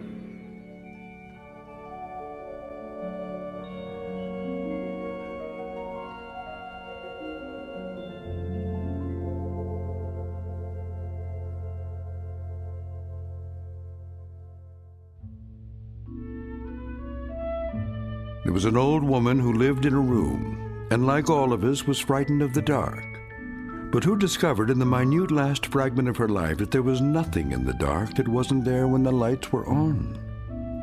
Object lesson for the more frightened amongst us. In or out of the Twilight Zone.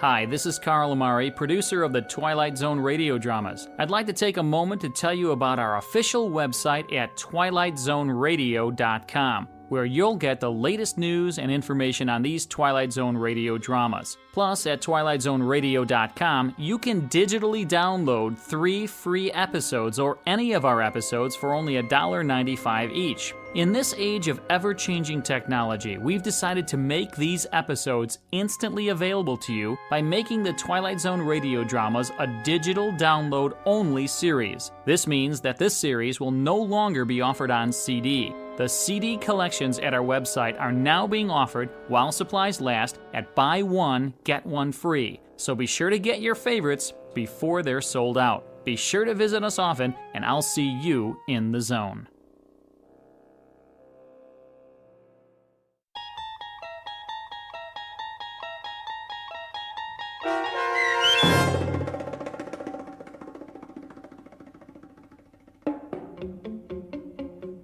Nothing in the Dark, starring Marshall Ullman with Stacy Keach as your narrator, was adapted for radio by M.J. Elliott and written by George Clayton Johnson.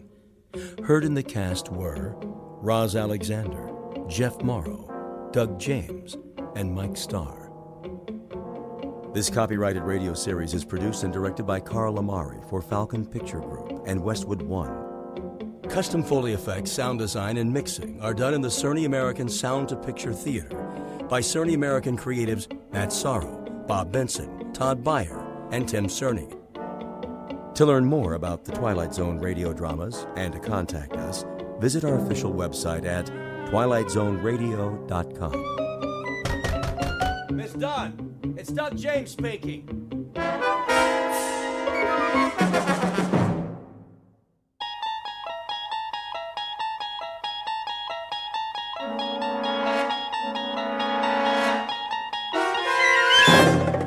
You unlock this door with the key of imagination. Beyond it is another dimension, a dimension of sound, a dimension of sight, a dimension of mind. You're moving into a land of both shadow and substance, of things and ideas. You've just crossed over into the Twilight Zone.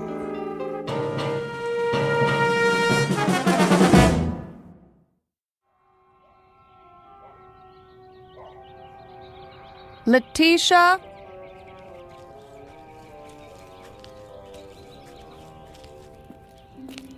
Yes, Miss Winter? Would you get me my sun hat? Right here. I knew you were going to need it, so I brought it from the house special. Thank you, Letitia. What about my dark glasses and my sun lotion? Right over there by the wet bar. Get them for me, will you? Yes, ma'am. Can I bring you some iced tea? No, thanks. How about a nice glass of lemonade? A vodka and orange juice would be more like it. Yes, ma'am.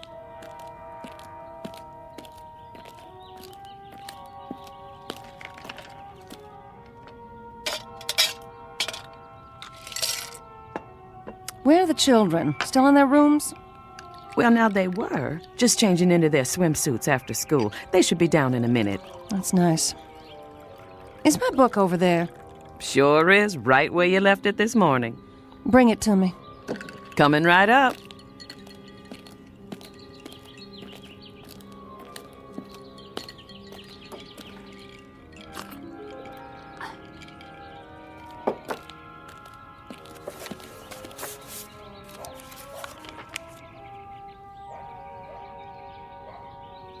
I don't know why I bother to read these things. They don't do one bit of good. I'm okay, you're not. Somebody's making a fortune telling people what they already know. Yes, ma'am.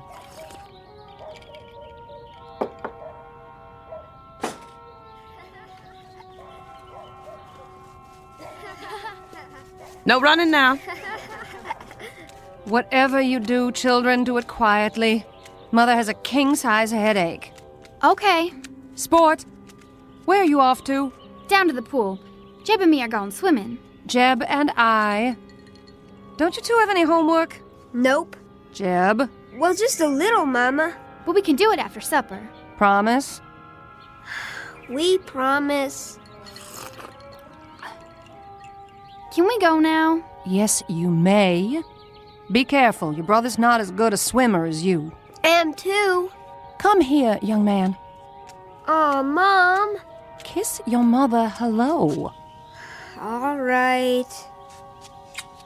That's a good boy. When's Daddy coming home? Don't ask me. That man keeps his own hours. Bye, Mom. Keep an eye on your brother. No diving off the deep end, and no shouting.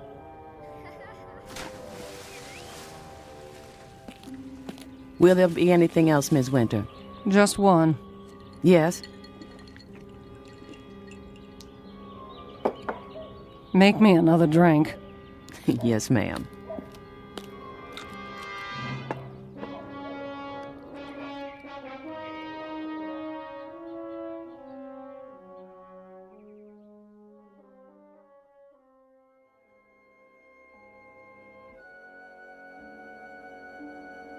To have children, to love them and watch them grow, is the most precious gift life has to give. But to have children and not love them is a sad mistake, one that's not easily remedied. Because when left to their own devices, children may have no choice but to seek a world of their own. Meet Sport, barely 11, and Jeb, her younger brother. They don't know it yet, but they are about to be cast adrift in a mysterious place called the Twilight Zone.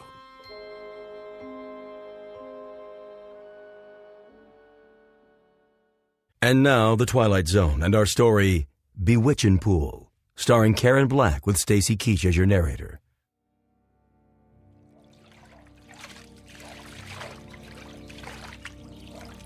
Jeb, what are you doing? Holding your breath? You're gonna suffocate yourself. What are you doing that for, anyway? It's the only way I can keep quiet. Mama didn't mean we couldn't talk. It was the yelling and hollering that made her have a headache. I'm just a natural-born screamer. Can't play unless I holler. I know a quiet game. Yeah? How do you play? Well, look down there, in the water. That's not a game. Jeb, come on. Okay, I'm looking. Now what? What do you see? A swimming pool. What do you think? Do I have to explain everything to you? It's a pretend game. Well, what do you see? A river. You and me floating on a raft, just like Tom Sawyer. No! Now we're coming to an island. What's on the island? It's all full of caves and rattlesnakes and pirates. And witches? Well, I guess you can have one witch. Just one. A fat one! Who ever heard of a fat witch? I don't like skinny ones. They're scary. They don't make fat ones. It's my witch. I can make her fat if I want to. It's my game. You loud-mouthed kids! Pipe down over there! I better shut up. Mama will get mad at me. No, she won't. She loves you. Then why does she yell like that? It's just the way she acts. 'Cause of her headaches. You know something, Sport? What? I love you. You're the best sister I ever had. You're silly. Come on, let's go swimming. Yeah!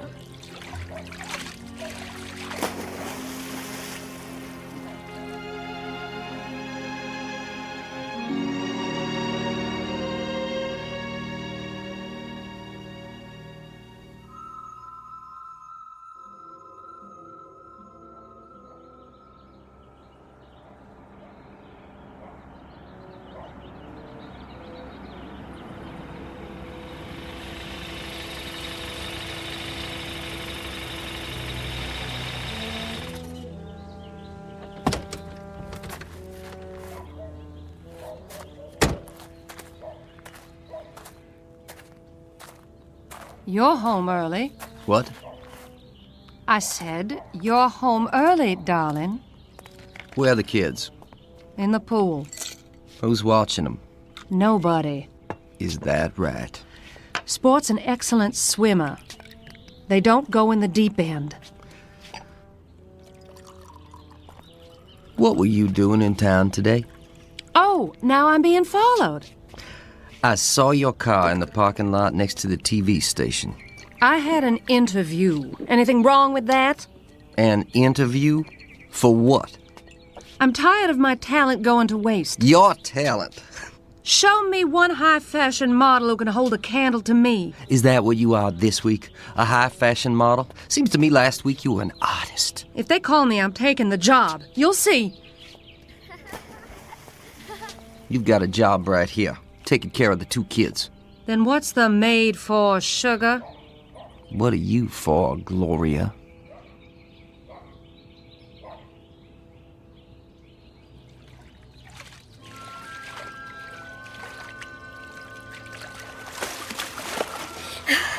I can see it. Can you? Yeah. In the yard is a big old swing made out of a tire. You're good. Then what happens? Well, the little boy gets tired of swinging and goes in the kitchen. It smells like chocolate cake. There's a lady there. She picks up the little boy and hugs him. The little boy feels happy. The lady gives him a piece of cake and... You might as well know here and now I'm fed up with the whole mess. What mess are you referring to? I'm referring to the fact that I'm tired of footing a bill for your every little whim. Art school, modeling, dance lessons, guitar lessons, acting lessons. You've got time for anything and everything except being a mother. There's old Tom Sawyer again. He's in the cave trying to rescue Becky Thatcher from Injun Joe. See, Jeb? I think so. I got a business to look after. I know what kind of business you're looking after. Now Tom's leading Becky along the cliff. Must be about a 1,000,000-mile drop, but Tom isn't scared. Jeb, are you listening? If that's what you think, why don't you come on down to the office? Come down to the office. That's what you said when I married you. Well, I came down to that stinking factory of yours, and all I could see was pretty little secretaries flirting with everyone in sight. Are they yelling because we've been bad? Heck no. Maybe I was bad and I didn't know it. Don't worry. They'll stop in a while. I don't know why I bother even talking to you. Then don't. Hey! What's that? Hey yourself. Who are you? Want to have some fun? Where'd you come from? Yeah, how'd you get in our pool? Never mind that. Just dive down. Come on.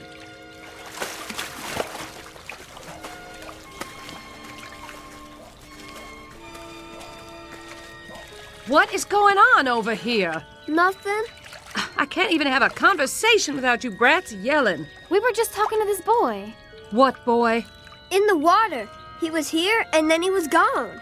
There's nobody else in the pool. But he's gotta come up for air. No, Jeb. We were just playing pretend. Pretend? You fool kids. Where'd Daddy go? He went in the house. Supper will be on the table soon. You'd better be dried off and ready. Don't you go off and play. I mean it. Yes, Mama.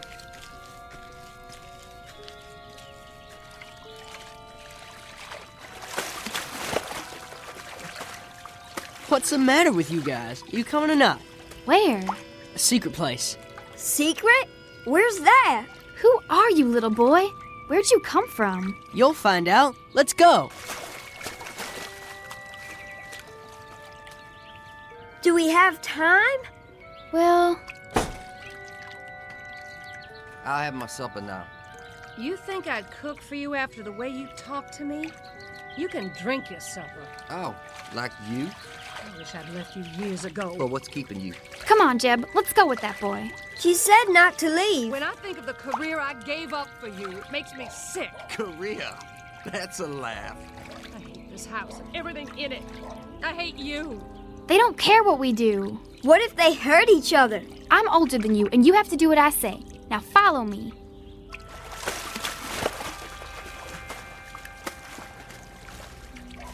Well, here goes.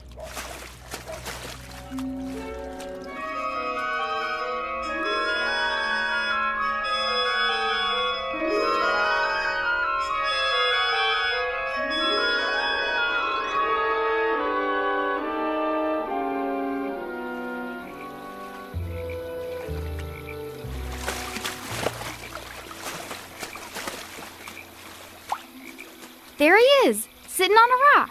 What's he doing? Fishing? Don't you know anything? Hey, you guys. Come on out. He looks just like Tom Sawyer. He does, kind of. Hey, where are we? Come on, Jeb. Let's find out.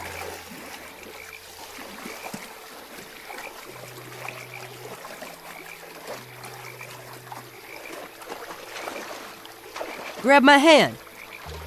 There you go. Here, take these. One for each of you. Where'd you get these big old towels? Aunt T sent them along just in case. We weren't sure if you were coming or not. Aunt T? Dry yourself off, Jeb. Where are we? Aunt T's, of course. Where's that? A secret place. We sure got here funny. Just dived in our pool and came out here. Want to see a minnow? What's a minnow? A fish. Sure. I keep it in a jar over here. Where'd you get it? I caught him. You can catch all kinds of fish here. At least always when no one's swimming. Can I catch one? You don't know how. How do you know I don't know how? I saw where you live. Went to fishing hole for miles. I do too know how to fish. Don't die, sport. Boy, I want to know something. Don't call me boy. I got a name. What is it then? I told you. Wit. Wit who? Just Wit. I used to have a last name before I came to live with Aunt T, but I forgot it. What were you doing in our pool? Just looking. How'd you get there? How did you get here?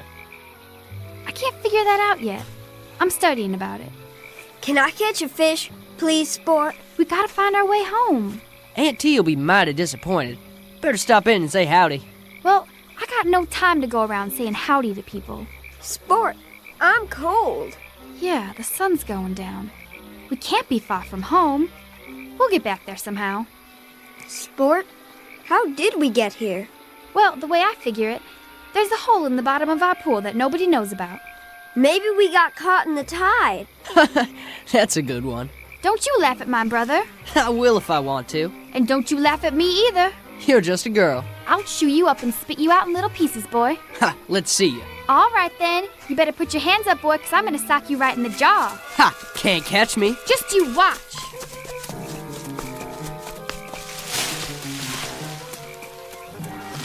Sport, look. I'm looking. Where did all these kids come from? I don't know, Jeb, but I think this must be Aunt T's place.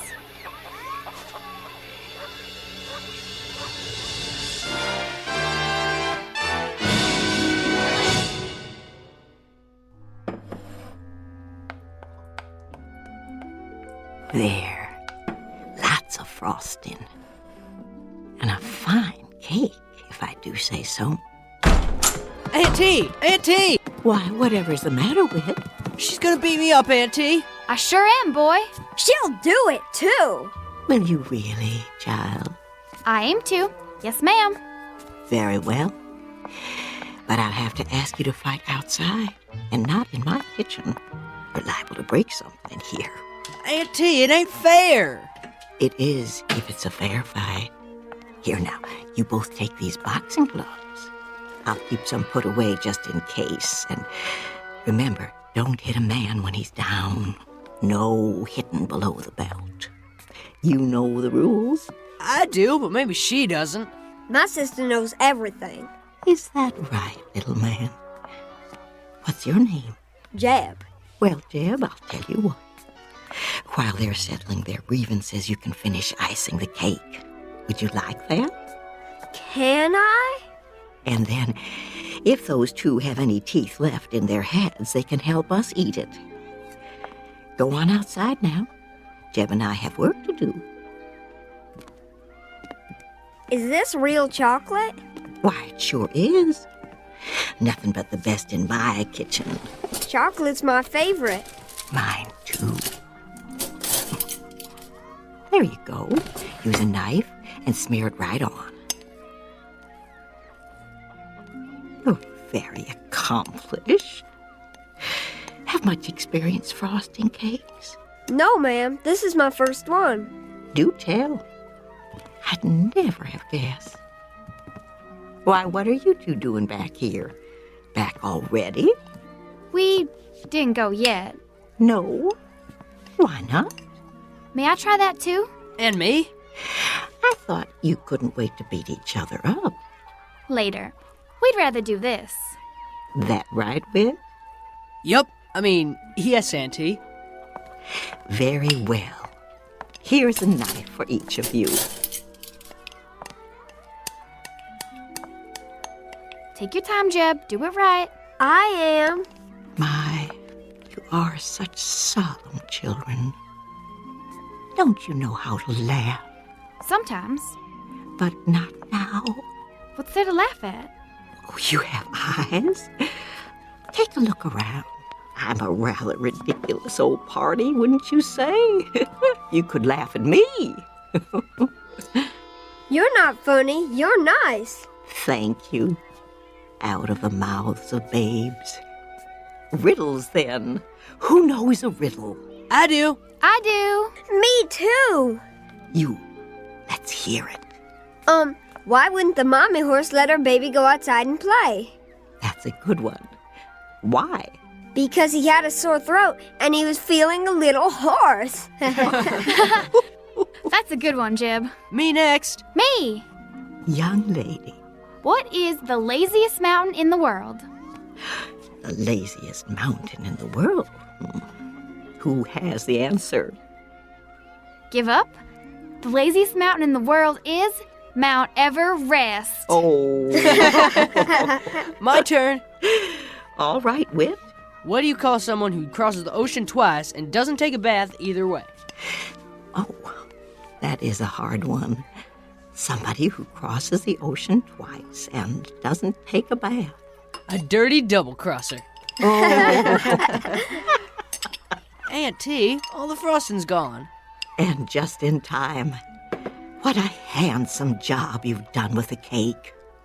Looks kind of lopsided to me. Nonsense. It's perfect. While it's cooling, I'll assign you new children your chores and show you where your rooms will be. Come along. This way. What's the matter? We didn't come here to stay. My dear, children always come here to stay. What? No. But I want to. Jeb. What are you hugging me for, boy? I want to stay. You come back here. I'm staying with Aunt T. She's a kidnapper. Oh, no, my dear. Mind you, I've seen children I would have stolen if I could. What for? To get them away from unworthy parents. But I've always resisted the temptation. Then why are all these kids here? Because their families didn't deserve them. All they wanted was to be loved, so they could grow up right and get out on their own. But some moms and dads didn't realize what they had. Somebody needed to give these little ones a chance. How about me? Oh, I found you on a doorstep when you were only a few hours old. It was a lucky thing I came along on that cold winter's night. What did I look like? You were as red as a beet. From crying, you know. But you were so cold. Somebody had to do something. Sport! Jeb! They're calling us. Who is? Our mother and father. I don't want to go. You darn kids, where are you? It's that way for a lot of kids. We better go home now. These voices you hear calling. At first they seem quite strong, but they get fainter and fainter, and after a while they fade out. And one day you simply cannot hear them anymore. Sport! I'm calling you, young lady. Don't pretend you can't hear me. We've got to go home. Can you tell me why? I've got everything you need right here.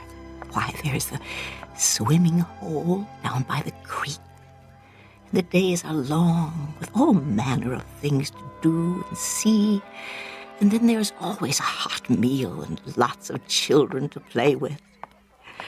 Blind Man's Bluff, Ringalivio and the Red Rover, all kinds of games. Some I bet you never heard of. See that little girl out there with the pigtails? When she came here, she never had smiled. Not once. All that changed pretty quick, let me tell you. Now all she does is laugh all the livelong day. Makes my heart glad to see them so happy. That's why I bake a big cake every day, just the way they like it. We've just got to. Because that's where we belong. They're children and they love us. And well, we love them. In that case, you must go back. No. You too, little man. Your sister's reasons are good ones. I cannot argue with. Can you tell us one thing? What's that? How do we get home? Oh, the same way you got here. But I don't know how we got here.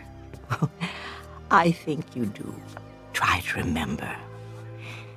It isn't far. Come on, Jeb. We'll come see you again real soon, won't we, Sport? No, my darlings, I expect this is our goodbye.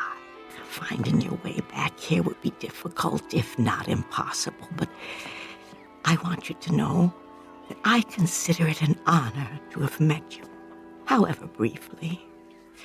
You will always have a place here, in my heart.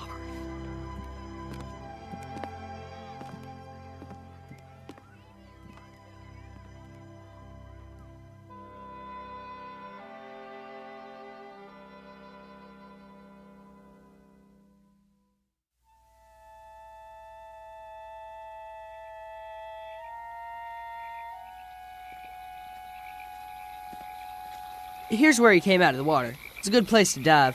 Just stand out there on that rock, take a deep breath, and jump. You'll see. It's easy.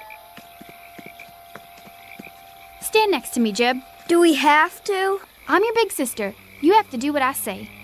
Bye, Whit. Bye, little Jeb. You mind your sister now. Whit? Yeah? I just wanted to tell you, I wasn't really gonna beat you up. I was just talking. Me too. Well, bye now.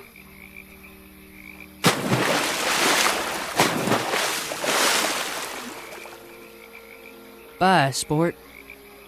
Don't let the bugs bite.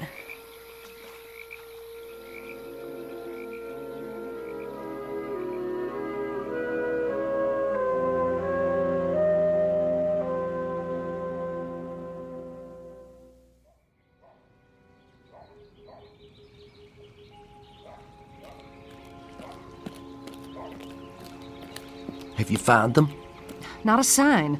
I told them not to leave the yard. I told them. Well, that's just it. They have no respect for you. You aren't firm enough with them. What about you? You're never here. Try putting up with their whining and screaming 24 hours a day.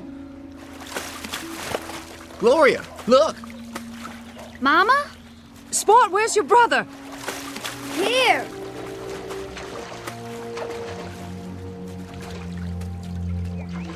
Where have you two been?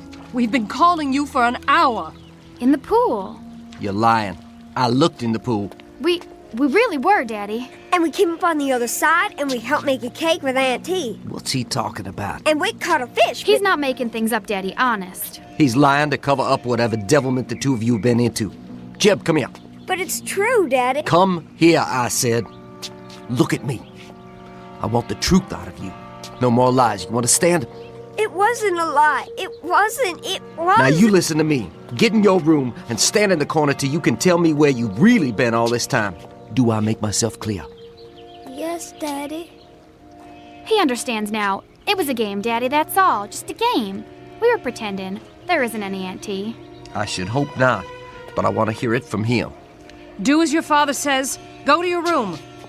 And forget about any dinner tonight. You've missed it. Both of you.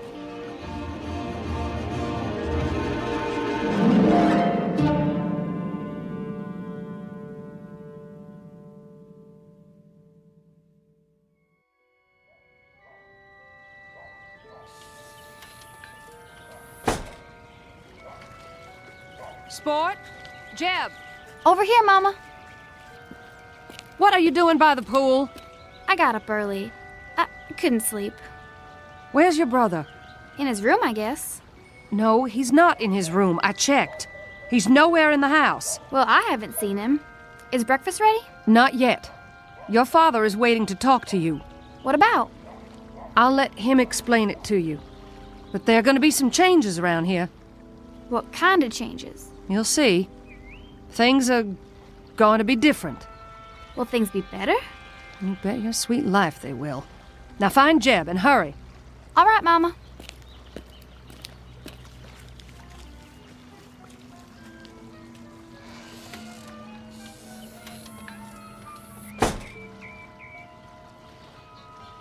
Here goes.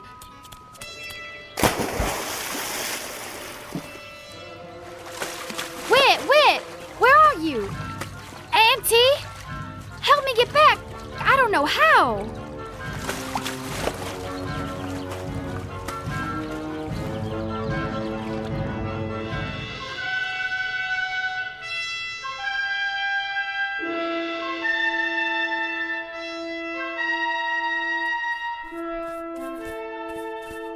Auntie? Yes, Jeb? What are you making that quilt for? Because we need quilts.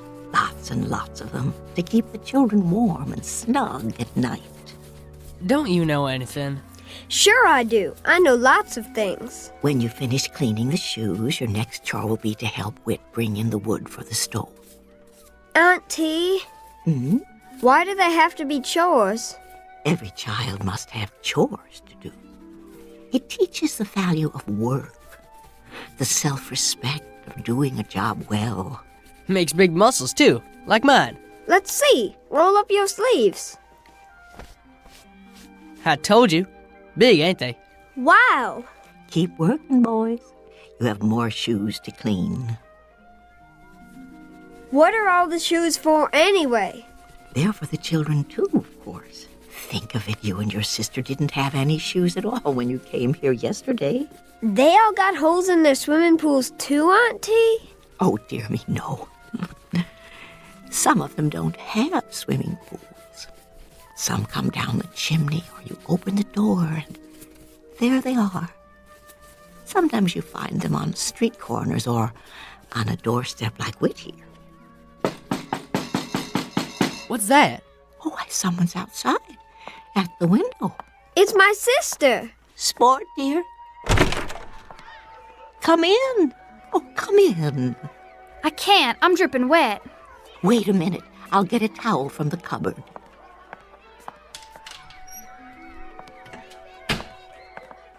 Here you are, my dear. Thanks. I told you she'd come. I'm surprised that either of you made it. It's very rare for anyone to find the way here a second time. I'm sorry to bother you, ma'am. You're not bothering me in the least. As a matter of fact, I'm delighted to have someone here who can help me with the quilting. You do so. No, ma'am. Oh, well, you'll be surprised at how quickly you'll learn. I can't stay. Oh? I only came to get Jeb. I ain't going. It'll be different at home now. Mama told me. Told you what? They aren't going to yell at each other anymore.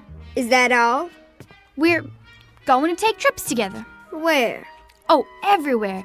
Disneyland and Ohio and Australia and the North Pole. Anywhere we want to go. I don't want to go to those places. Jeb Sherwood, are you coming, or do you want me to throw you over my shoulder like a sack of potatoes and carry you home? Have things changed where you live? Yes, ma'am. Everything's going to be better now. In what way? They're going to love us. Really? Mama told me, and she wants to tell Jeb too. You know, Jeb, it would look quite undignified if she threw you over her shoulder like a sack of potatoes. Don't you think so? If I were you, I would go willingly. I'm staying. If we live this time, we won't ever get back here again. Besides, I've got chores to do.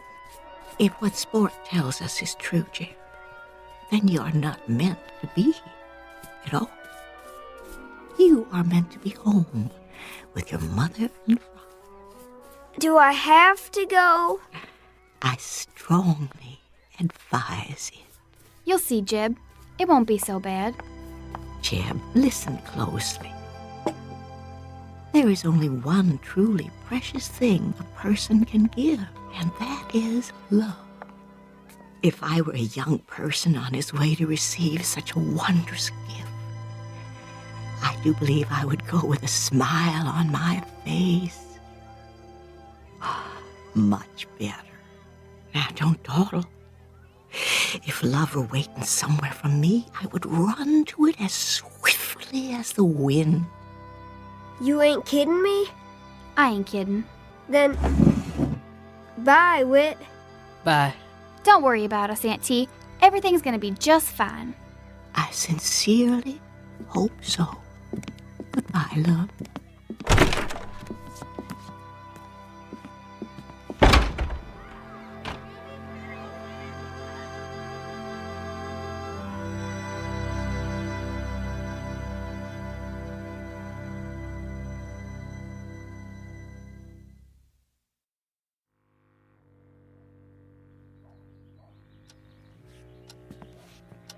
Maybe we should wait till tonight. No. You said you'd talk to them. Let's get it over with. I've got a half-dozen people waiting for me at the office. For once. Just once. Would you mind putting your family ahead of your work? I'm not the one, it's you. Lower your voice. Here they are now. Sorry. You're wet. I sent you to find your brother, not to play in the pool. That's where he was, in the pool. Do you know what happens to children who tell lies? We go to hell and get burned up. Well, you're here now. Sit down. Your father has some good news to tell you. Sport already told me. We're all gonna be happy again and go on trips and... I can't do this, Gloria. You tell them. Very well. Your father and I are getting a divorce.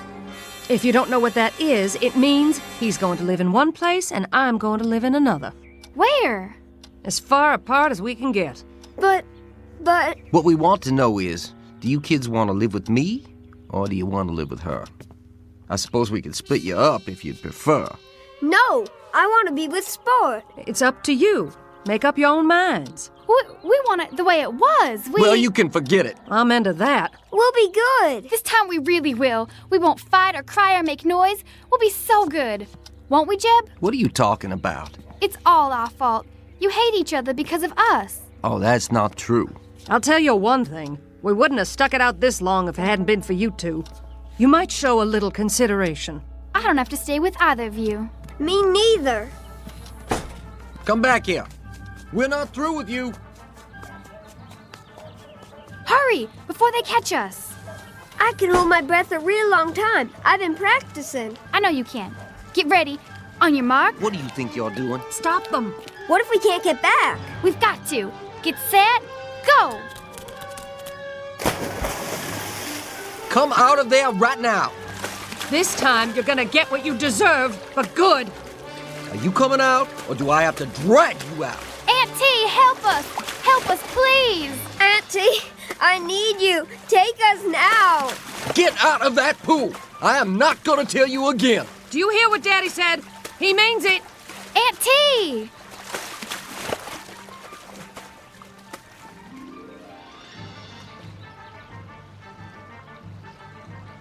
Gil, they're staying down there a long time. I know. Do something. They're drowning. All right. Don't let them drown. Don't let them drown. They're not down there. But they've got to be. It's broad daylight. They can't just disappear. Where could they go?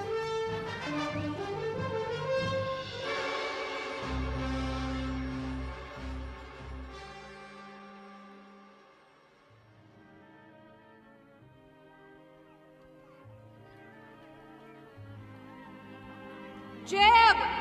Sport! What is it, Sport? You look so far away. Huh? Oh, I thought I heard something. Well, did you? I guess not. Children, where are you?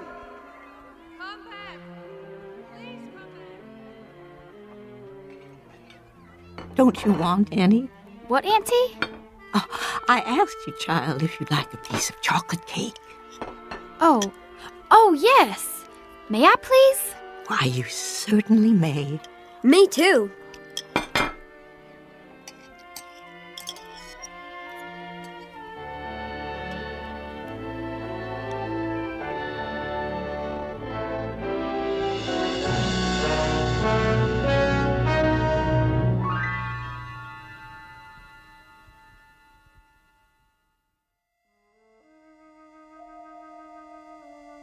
The end of an odyssey for two children were cast adrift for a time. They took a chance searching for love and finally found it in the Twilight Zone.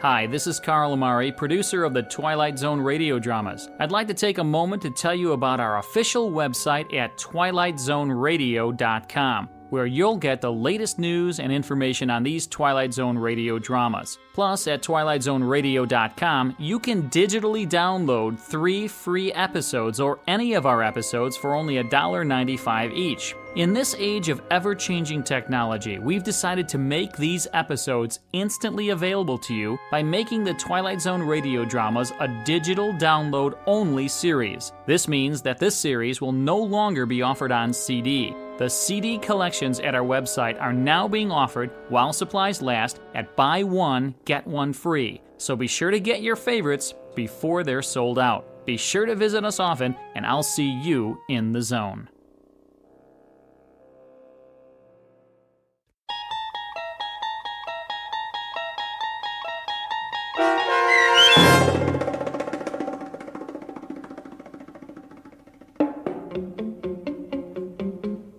Bewitching Pool, starring Karen Black with Stacy Keach as your narrator, was adapted for radio by Dennis Etchison and written for The Twilight Zone by Earl Hamner Jr. Heard in the cast were Haley Nabig, Eli Newman, Evan Armacost, Kurt Nabig, Regan Alte, and Ora Jones. The producers of The Twilight Zone wish to thank CBS Enterprises and the Rod Serling Estate for making this series possible. This copyrighted radio series is produced and directed by Carl Amari and Jeff Lupetin for Falcon Picture Group and Westwood One. Sound design and custom Foley effects for The Twilight Zone by Cerny American Creatives Bob Benson, Craig Lee, Matt Sorrow, Tim Cerny, and Todd Beyer.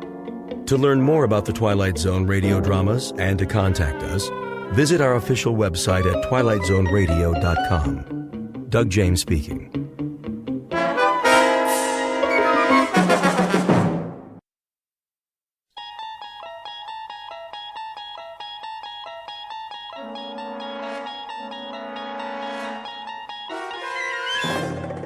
You unlock this door with the key of imagination.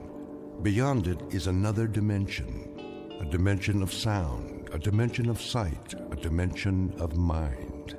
You're moving into a land of both shadow and substance, of things and ideas.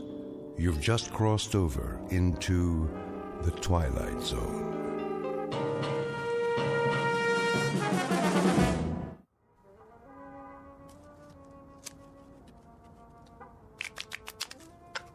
Time to feed the kitty.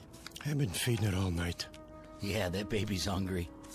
Let's go, boys. You heard the man. Put in 2 chips.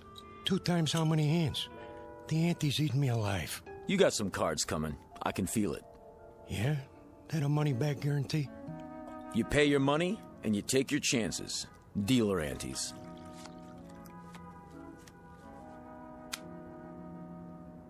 Let's go, Johnny. I gotta give it some thought. My stack's getting pretty low. Look at who's sitting this one out. That right, Johnny? I'm thinking.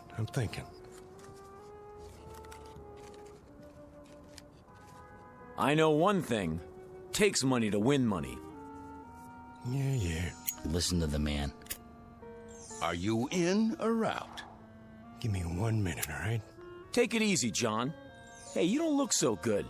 Maybe you should kick back, watch some TV. Hey, hold on. I came here to play cards. Hand me that remote. Say, what are you... Just give it to me. Old fire hall is... There. You gonna let one lousy player hang up the game? Don't worry about it. Johnny here needs some time out. You know the old saying. What's that? Money talks, and suckers walk. Scientists are baffled as all communications in and out of Peaksville remain blocked. For live coverage, our Eyeball News team takes you inside the city limits following this broadcast on the 11 o'clock report. And that's a wrap of today's news. I say deal them. All right, boys, here we go. Down the derby. Okay already. I'm all in. You ain't even looked at your cards. What's the difference? One more hand and I'm out. Sure, Johnny, maybe you'll double up. I got a good feeling this time. Me too. I'll see that and I'll raise you. Raise? Everything I got's in the pot. Separate side bet. I fold. Dealer raises again. Call. Cards, John? 3. Keeping a kicker, huh? All right, 4. Come on in! Who's that? A friend of mine. Said he'd stop by. Heck of a time for it. It's open! Jody Hallam? Who wants to know? Mr. Hallam, will you come with us? You got a warrant? No, sir, but... Then get out of my room. My associates and I are having a friendly game of cards. This is a federal matter. We have a car waiting downstairs. Oh, good for you. You see any money on this table? Because I sure don't. There's no time to lose, sir. If you'll just come with us. Hey, why the cuffs? Someone wants to see you in Washington. Be seeing you, Jody. I'll just hold on to my chips for now. Let me call my lawyer. No need for that. What's this all about? A matter of national security, sir. You might say a matter of life and death. Excuse me, gentlemen, if you don't mind. We'll just fast forward out of here. Hey, will somebody tell me what this is all about? Winning lottery numbers coming up, but first the news. In world news, the asteroid known as Wanderer continues on a path toward our solar system, but there's no cause for alarm. Scientists say it will miss Earth by several million miles. Repeat, despite rumors, there is no danger. Wanderer poses no threat to our world. And now, here's a handy household hint from our home economist. Portrait of a man who has just been granted a reprieve. Not from a card game, because it's a sure bet he would have won, given his considerable skill as a dealer. No, the two men in gray suits have saved him from almost certain deaths. His name?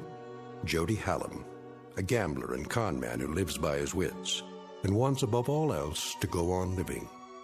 At the moment, the odds still look good for Mr. Hallam, but he is about to discover that the laws of chance don't always apply in the Twilight Zone. And now, The Twilight Zone and our story, Pattern for Doomsday, starring Henry Rollins, with Stacy Keach as your narrator. And I can tell you that its progress has been closely watched for the past month, as is the case with all unidentified objects sighted in space. May we have the slide, please? Excuse me, General? Yes? The eighth man, he's here. Showman? Yes, sir. Has he been briefed? Just the basics on the way over. I'll handle it from here. Mr. Hallam, have a seat at the end of the table. Well, aren't you going to introduce me to everybody? After the presentation, General Sinclair has the floor. Sit, please. Okay. Now then, slide, please. This is a routine photo from the 200-inch Hale telescope on Mount Palomar. Must be some camera. Shh. I don't see anything. Let me use the pointer. That short white line in the star field is the first picture we have of Wanderer. May I ask a question? Dr. Conrad, is it? Yes. When exactly was this taken? A little over a month ago. October 3rd, to be exact. I see. Next slide. This photograph, taken only 3 weeks ago, indicates that Wanderer is indeed headed for our solar system. Next slide. And this shot conclusively establishes what astronomers feared, that Wanderer is on a collision course with Earth. What?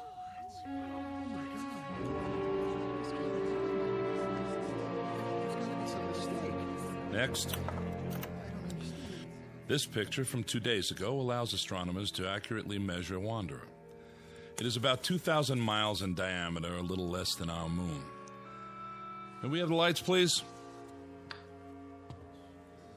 Hey, General, is this on the level? I wish I could report otherwise. The fact is, the time of collision is now 53 hours and 40 minutes. Couldn't we blast it with an H-bomb or something? I saw that in a movie one time. Efforts are underway to destroy or deflect the asteroid, but unfortunately there isn't much hope for success. General, if, as you say, astronomers have known about it for some time, why is it that the public hasn't been told the truth? To begin evacuating the cities, for example. To avoid panic, virtually all heads of state are in agreement. And the damage is projected to be so widespread that there's no longer any point. But what about us? Why were we dragged here if this thing's gonna hit in a couple of days? And I thought I was washed up. Now I find out the whole world's done for. What do you expect us to do, General? Most of us are ordinary citizens. Mr. President. Please remain seated. Have you finished your briefing? I have, sir. I wanted to meet you all personally. It's a great service you're about to perform for your country and for the world. I don't like the sound of that. He's not as tall as he looks on TV. Please, hold your questions. That's all right, General. They're about as confused as the rest of us. I'll get to the point. Out of the entire population, you 8 people are among a very few to be made aware of the situation. Let me tell you why. I can handle that part if you like, Mr. President. No, they deserve to hear it from me. I'm the one who signed the order. It's taken 10 years for the United States to build its first nuclear-powered spaceship, the Varuna 1. It was intended for the exploration of space. That ship now stands on a launching pad in New Mexico, ready for its first and last mission, that of transporting human life to a new planet, to grow and multiply. To put it simply, you have been selected to represent the future of the human race. Then we're really in trouble. You can say that again. Is he serious? That's crazy. Why us? Know that in you rests the heritage of all humanity. Our prayers go with you. Good luck and Godspeed. We're really grateful. Thank you, sir. Are you the psychologist? Dr. Russell Conrad, Denver, Colorado. I'd like to shake all of your hands. Francie Blaze, Los Angeles. I, entertain. Pleased to meet you. Jody Howland, Mr. President. I'm from Chicago. I guess you could say I'm a speculator. I see. Regina Walsh, Kansas City, Missouri. I'm a singer. Or I was. Is that right? Dee Clark, Spokane, Washington, bacteriologist. How do you do? Philip Jewell, New York City.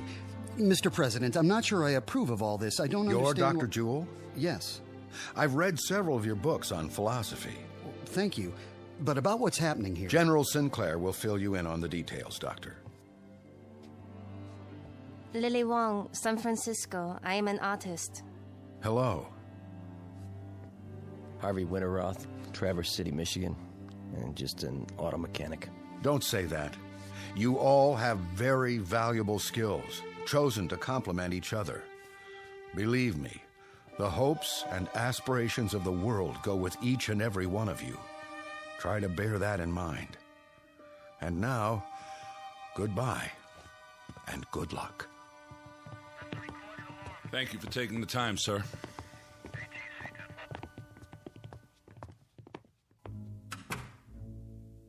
Never thought I'd get to meet the president, but there I was, shaking his hand and talking to him. General, I demand to know... Yes, Mr. Jewell? Just how did 8 people get picked to represent the human race? It was not at random, I assure you. It was a matter of careful selectivity. A computer was programmed with all relevant factors, physiological, psychological... Who did the programming? Panel of experts from several disciplines. Based on what criteria? General health, adaptability, fertility. That's why you all had examinations.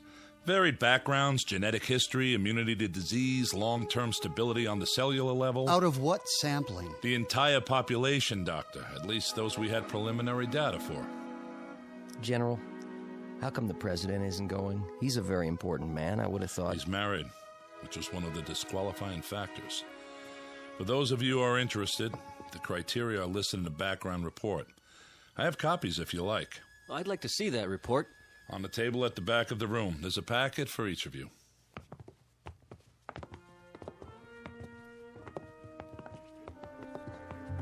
Look at me. What a mess. I better fix my face. You look fine. Don't kid me. We're not here because of our looks, that's for sure. Must be because we're in such good shape. Yeah, you're a regular bodybuilder. I'm serious. Other kids got the measles, but not me. I was always lucky that way. Goody for you. Oh, maybe not 100%. But when I lost, it was because someone else was dealing. Man, I sure wised up in a hurry. A dealer, huh? I can spot one a mile away. Fingers always twitching. Just keep them to yourself. Hey now, baby, I never done anything crooked with these fingers. I know. You just help the cards along. The suckers get greedy, that's all. So they get restless and overplay. Is that my fault? Can I help it if they want to make it all in one night? I ask you, who's the smart one, me or them? You heard what the general said about brains. We'll see how you make out where we're going. Listen, Jody Hallam always makes out. You remember that. Just don't try any magic fingers on me.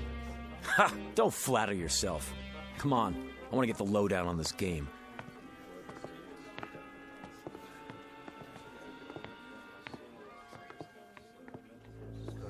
And after that, it was all entered into the memory banks.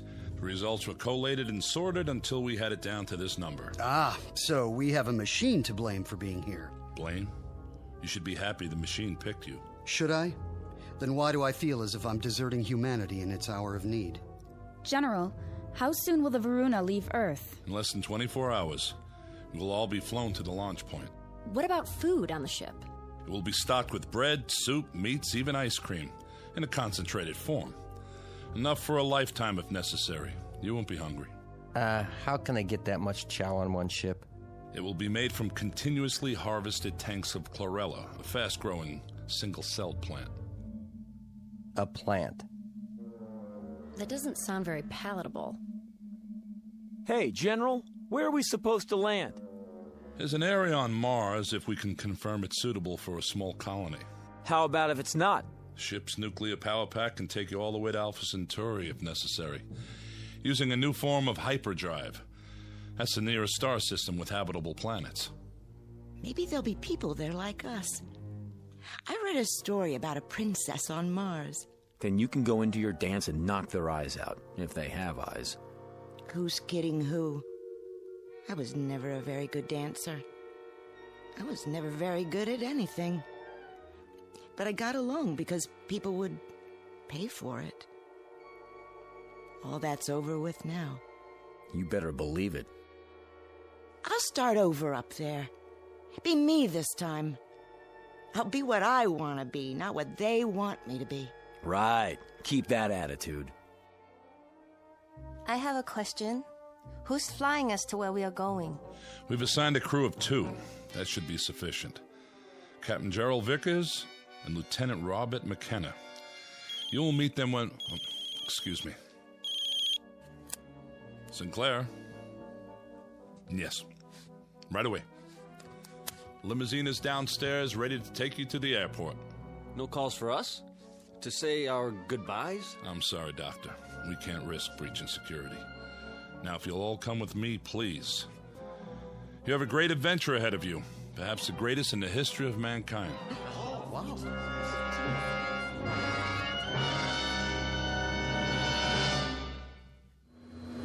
is air traffic control. You're cleared for takeoff.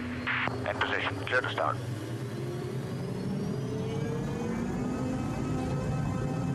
Main smooth. Nose job back in front.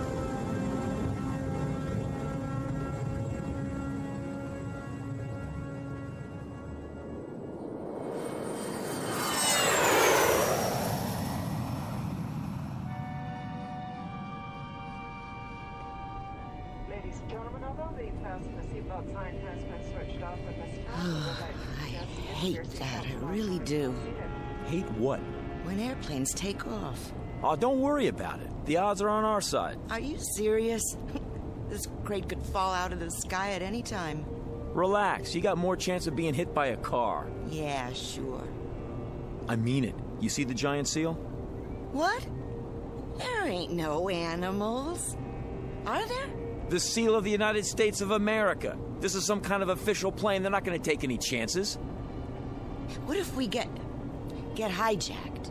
Now you're really dreaming. We got searched. Nobody could bring a gun in here. Oh, yeah? What about them? Who?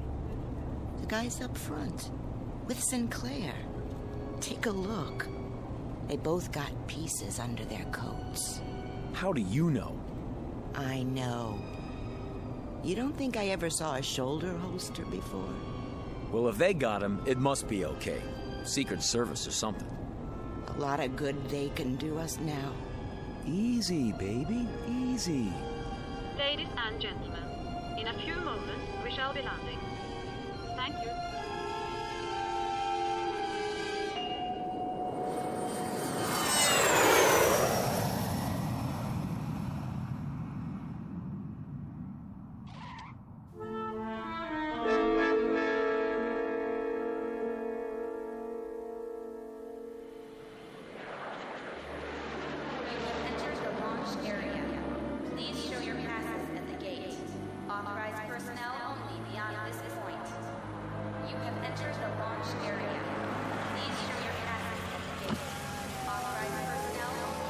ID, please.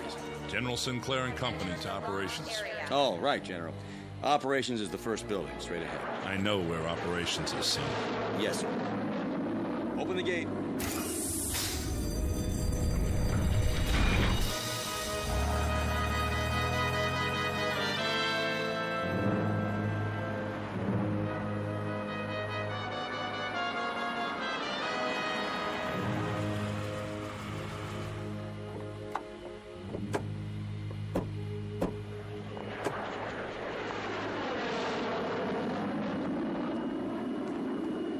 Here we are. We'll just follow the walkway to the entrance. How do you do, sir? Good to see you, Captain. Lieutenant John McKenna, General. At ease. This is your pilot, Captain Gerald Vickers, and Lieutenant McKenna. Mr. Hallam, Miss Walsh. Welcome. Hiya. Captain, huh? Miss Blaze, Dr. Conrad. Hello. Miss Clark, Dr. Jewell, Miss Wong, Mr. Winteroth. Hi. Nice to meet you. You're the pilot? I'll do my best. I sure hope you know what you're doing. Well, there she is. Where? Out in the field. Take a good look. That ship's gonna be home for a long time. It's beautiful. Wow, some design. A little small, isn't it? Not really, Miss Blaze. It's a very efficient design. Just enough room for 8 passengers. 8? Don't you mean... I'll go over the details in a few minutes. For now, they're expecting us inside. If you'll follow me...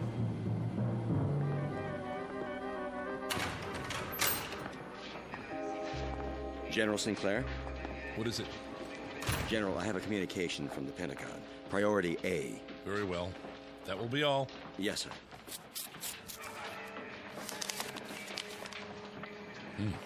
What is it? Don't tell me. The flight's overbooked. You might as well know. The nuclear missiles we sent up from 3 countries to intercept Wanderer have made contact. All detonated on impact. They hit Wanderer? And? Well, don't keep us in suspense. There was no appreciable deviation. The asteroid is still on course. What does that mean in plain English? It means that there's no last great hope for Earth. I would say then that this group is our hope. Captain Vickers. Yes, Doctor. Something you said a moment ago. What was that? Well, you said there was only room for 8 people aboard the ship. That's right. Does that include you and Lieutenant McKenna? I'll answer all your questions at the final briefing. But... This way, please.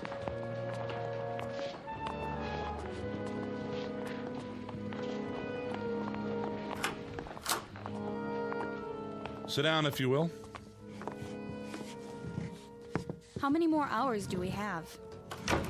When are you going to feed us? I'm a little queasy myself. In about an hour. We're on a tight schedule. General, I asked a question outside. I think I deserve an answer.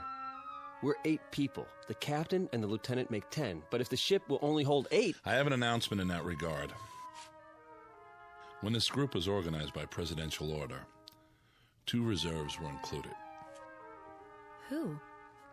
You mean we're not all going? Why didn't you tell us the truth? What are they arguing about? They got an angle. I knew it. There was no way of telling if you were all alive and well, or even if you could be located once the selection was made. The reserves were a way of preparing for any contingency. As it turns out, one that didn't occur. So who are the reserves? They were not specified. What? Then we don't know if we're on the list or not? In that case, I volunteer to stay behind. I'm afraid I can't accept your offer, Doctor. I'll give up my place. I have friends who are going to die. I'd rather spend my last hours with them. I sympathize with you, Miss Wong, but I can't accept your offer either. Then how... It was provided that in a case like this, the matter would be decided by chance. Leave it to me, General. Don't make me laugh. It just so happens I have a deck of cards with me. We'll cut for it. High cards go. Mr. Hallam. You want to be fair, don't you? This is the only way. Never fails. Aces and kings, sure winners. After that... I can't let you do this. Deuces and trays on the low end. Got it? Everybody, come up one by one and... We are not using cards, Mr. Hallam. I'm in command here. Then how? We flip a coin? Sometimes the old ways are best. We'll draw straws. Whatever you say, General. Makes it simpler. Watch me. I'm tearing out matches. I'll make 2 of them short. Sit down, Mr. Hallam. No matches? Well, in that case... I said sit down. All right. Just trying to help. Captain Vickers has prepared the straws, or their equivalent. Captain? Yes, sir. I have 8 pencils here. They've already been measured, so there can be no mistake. Who's first? Miss Blaze? Why me? The order won't make a difference. Go ahead, Captain. Anyone at all. If you say so. Here goes. Just take one of the ends and pull it out of my hand. This looks like a good one. I'll go next. Now, Dr. Jewell. Followed by Miss Wong. Mr. Winterroth from Michigan. Miss Clark. Miss Walsh. And Mr. Hallam. There. That does it. Everybody hold them up. The short ones are Miss Clark and Mr. Hallam. You 2 will not be going with us. Hey, wait a minute. Sit down, Mr. Hallam. I was the last man on the totem pole. I didn't have a choice. Someone had to be last. Sure.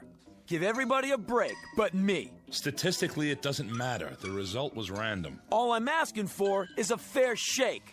Game over, Mr. Magic Fingers. But I'm telling you, it ain't fair. You should talk, honey. Sit down. Are we free to go?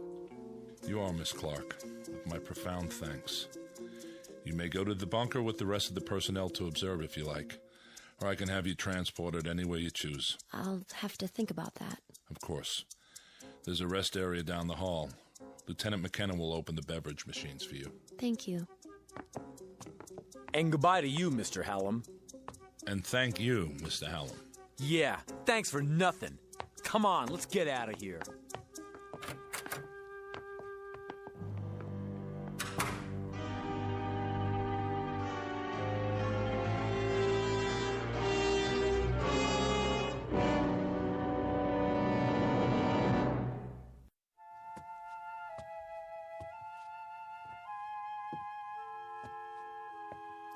Why don't you sit down? You're making me nervous.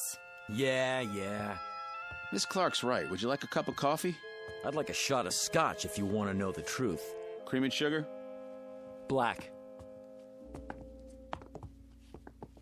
Do you have family, Lieutenant? Yes, ma'am. I mean, miss. Back in Austin. Oh. Are you going there to be with them? I sure hope so, if there's time. It's a terrible thing, I suppose. The little tragedies. We have time to absorb them. But something like this, it's too vast to comprehend. I know what you mean. Cut the chatter. What is this, a funeral? You might call it that. Well, I tell you one thing. The game isn't over till it's over. You never know what's going to happen at the finish. This isn't a horse race, Mr. Hallam. We'll see about that. Give me the coffee, will you? Of course.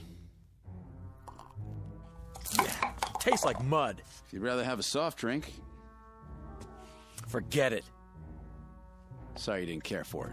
Yeah, sure. Where do you come off so high and mighty? Uniform, shine on your shoes. You know something? Underneath, you're just like the rest of us. Scared out of your gourd. I'd better see how the general's coming along. Will you sit down? It won't be much longer. Then you'll be back with your own kind. I don't see why you're so anxious to go home. One of them in there could have a heart attack or something. And then what would we do? Draw straws again to see which one of us goes? Sure, why not?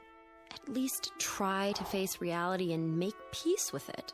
Listen, if they let me do it my way, you think I'd be sitting out here? Oh, you mean you'd have fixed the cards? Lady, when your life is on the line, you try anything. Even if it means pain or misfortune for others? If that's the way the chips fall. You amaze me. I thought I'd seen all kinds. You ain't never seen Jody Hallam before. Thank God for small favors. I would say, Mr. Hallam, that you're nothing special on the evolutionary scale. More along the lines of a throwback. I mean, you've hardly advanced beyond your one-celled progenitors. Say, is that a wisecrack? I've seen your kind under microscopes. Bacteria don't have a conscience either. Oh, but they do? In there? How do you know Vickers didn't fix it the way the general wanted? Don't be absurd. It was impartial, and we lost. I'm ready to leave whenever they let me. Go ahead, give up. That's what you learned in your school. But where I come from, it's a different story.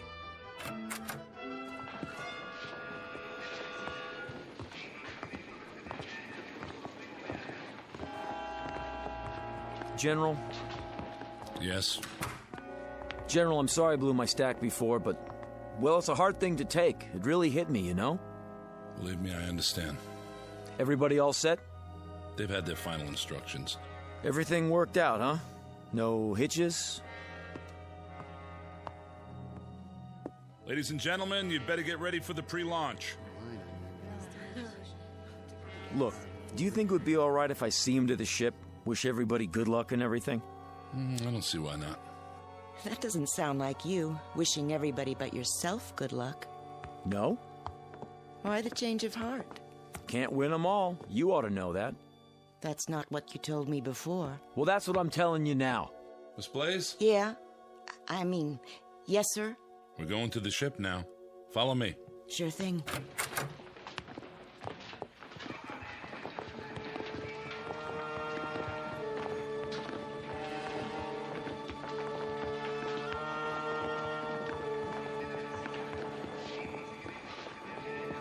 Not you. General Sinclair said it was okay. Only flight personnel on the field. I know. I'm going to say goodbye to him on the ship. General? It's all right, guards. Let him pass. Proceed. Sure, thanks a lot. Nice gun you got there. 15 minutes and counting. Oh, you coming with us? All unauthorized personnel must exit the launch area. You'll have to use the ladder. One at a time, please.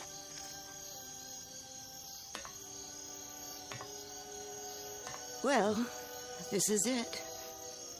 So long to the good old U.S. of A. It was a rat race, but I think I'm gonna miss it. It just doesn't seem possible to think that all this will change in a few hours. How much time? Not long, by my watch. The Varuna 1 is now on internal power. Look at all those stars. Skies like this in Michigan. There's a place I used to fish at. I guess I won't see it again. T-minus 10 minutes and counting. We'd better get aboard. All unauthorized personnel must exit the launch area. Move ahead to the control room at the end of the passage. Guards, stay with us a moment longer. How long to lift off? 8 minutes. I'll give the engines a final check.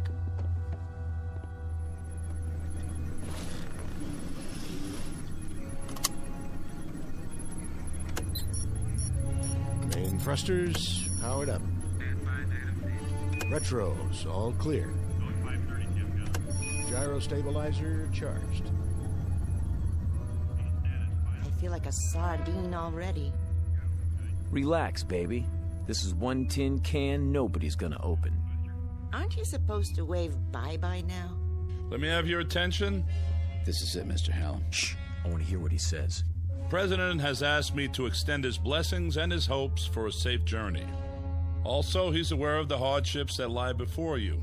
He wants to remind you that in all the years to come, you must not lose sight of your purpose. Guards. There's a digital library. See Mr. Hallam back to the building. Yes, sir. Come with me. In a minute, I said. It will be your trust to nurture the first generation born off Earth. For upon this, a new civilization will be built, long after we are forgotten. This way. Right. What kind of gun are you packing? 45 automatic, huh? Keep moving. Can I see it? Keep your hands... I just want to look at it. What in the... Back off! Drop it. Not on your life. Watch him. He's got a gun. He's... Ah! Hold it! Now, General, since Dr. Jewell here won't be making the trip, as his reserve, I'm electing myself to take his place. He didn't want to go anyway. Do you think these people would have you after this? No more pretty speeches. You and the guards, make yourselves scarce, and drag the doctor with you. Something wrong with your hearing? General. Touch your holster, flyboy, and you're a dead man, too. Do as he says. That's better. Well, what do you know, honey? Looks like we're gonna get better acquainted after all. What do we call you now? Little Caesar? Just what do you expect to gain by this murder? Life, my friend, in the big blue up there like the rest of you. Oh, I know you're thinking you'll make me pay, but you won't. Not if there's only 8 people left. You're gonna need me. Keep your distance, Buster. Now, Francie, you know better than that. A man gambles, he loses here and there, but the game's not over till the last card's been played. Am I right or am I right? Hey, you! Keep your hands where I can see them! I can't let you do this. Back out of here real slow like. You too, Lieutenant. Are you going to shoot them too? If you do, who'll fly the ship? Back out, I said. I'm not going anywhere. Neither am I. Put the gun down. Yeah, sure. There are too many of us. Guards, Mr. Hallam is going to surrender his weapon. Take him into custody. Yes, sir. You're invading my space, flyboy. You're surrounded, mister. Hand it over. Now. Don't make me laugh. If he won't, I'll just have to take it. I warned you. The next one won't miss. Try me for a target, little man. Let go! Drop it. Drop it!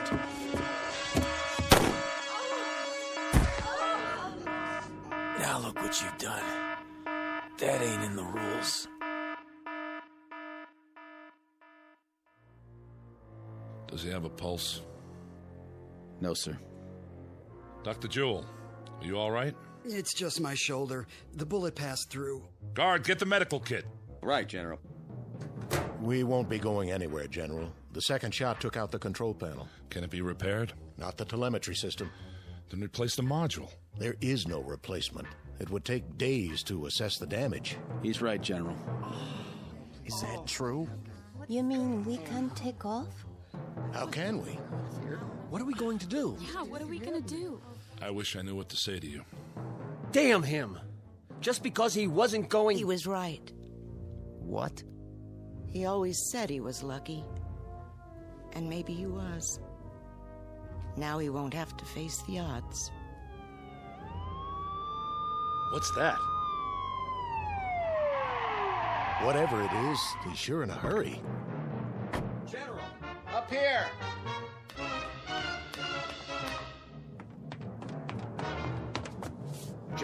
This just came in, sir, from the president.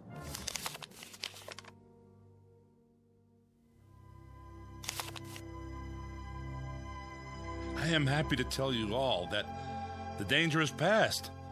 The president informs me that gravitational forces in the solar system have apparently torn Wanderer apart.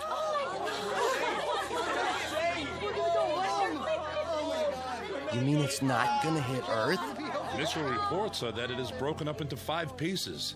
Each will miss us by many thousands of miles. Let's get out of here. One at a time, folks.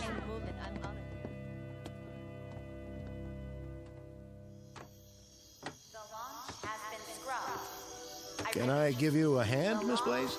You can give me 2 hands if you want. A big, brave captain like you.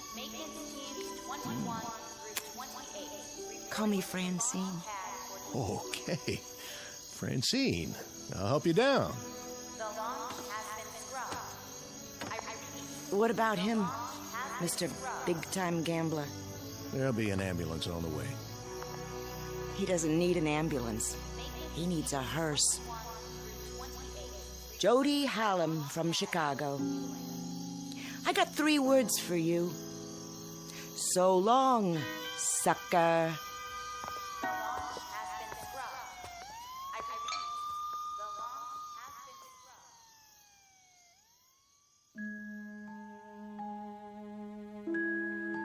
Portrait of a man who lived by his wits and wanted to go on living. The odds looked good, at least for a while. But when billions were marked for death, he lost faith in the laws of chance. Jody Hallam, who played a desperate last card and ended up the only man on Earth to die as the direct result of a threat that never came true. In the Twilight Zone.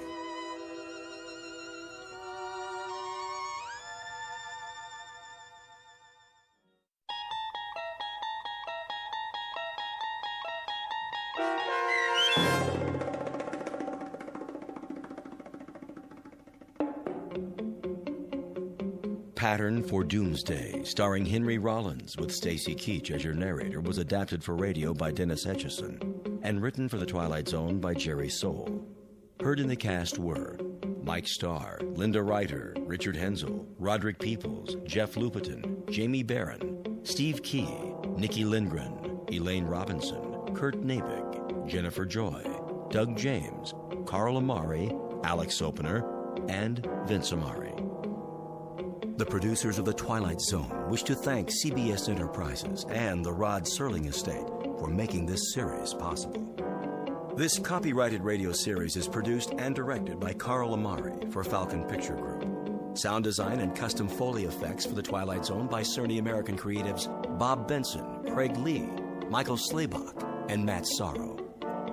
To learn more about The Twilight Zone Radio Dramas and to contact us, visit our official website at twilightzoneradio.com. Doug James speaking.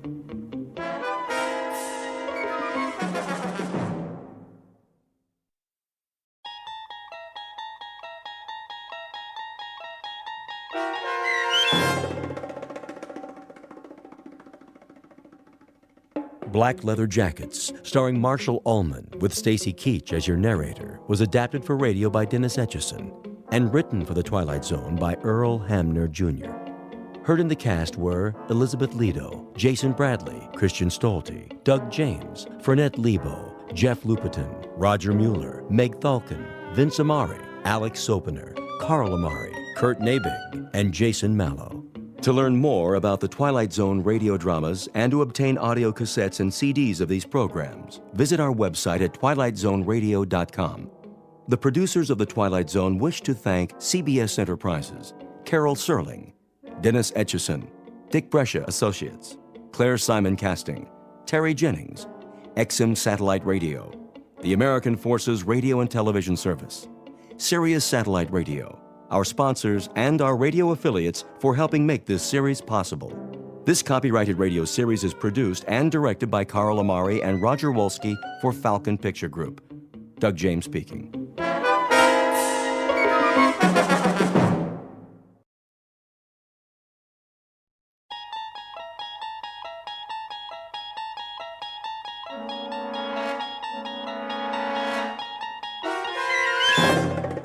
You unlock this door with the key of imagination. Beyond it is another dimension, a dimension of sound, a dimension of sight, a dimension of mind. You're moving into a land of both shadow and substance, of things and ideas. You've just crossed over into the Twilight Zone.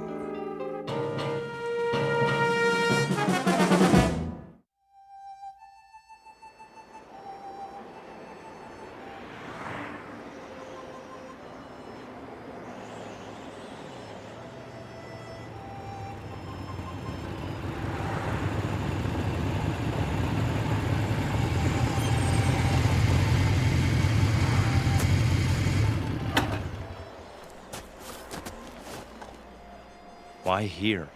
Looks like a good place. For what? Information. They won't know anything. Maybe they will. Hey, Steve's right. Look at all the trucks parked out front.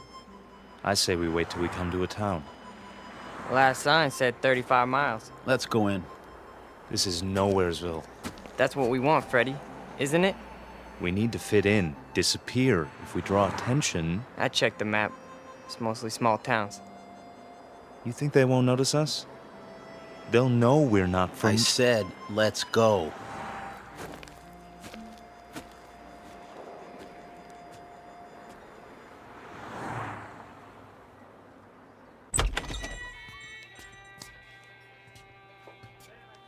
Hiya, boys. Sit anywhere you like. Got some seats at the counter. Thanks. 3 cold ones? Sure. Fine by me. How's your water? That all you want, Blue Eyes? I just wondered how your water supply is. Pure as can be. Down the mountain and over the dam. 1 double shot of H2O coming up. And, 2 long necks. Make it 3. That's more like it, honey. Any, towns around here? You bet. Stay on the highway and you'll hit Fairview. Lots of bikers stop at the motel just inside the city limits. Fairview. Nice place, is it? Oh, it's okay. Kind of quiet. Shops, schools, not much to do. Sounds just right. Yeah? You boys looking to settle down? We might. No kidding. Well, what do you know? Saw your choppers out there. Figured you were just passing through. Hey, they have houses to rent in Fairview? He means pads. Cribs. Someplace to crash. Well, I couldn't say, but you could ask. Where? There's an office on Main, R.C. Jones Real Estate. Park your choppers down the street, though. Don't want to give them a heart attack. We'll remember that. Here's from a bill, Franny. Sure thing. Coffee, burger, and a Coke. How you keep the change? For your tip. Why, thank you kindly, George. You come back and see me on your next run now. You know it, doll.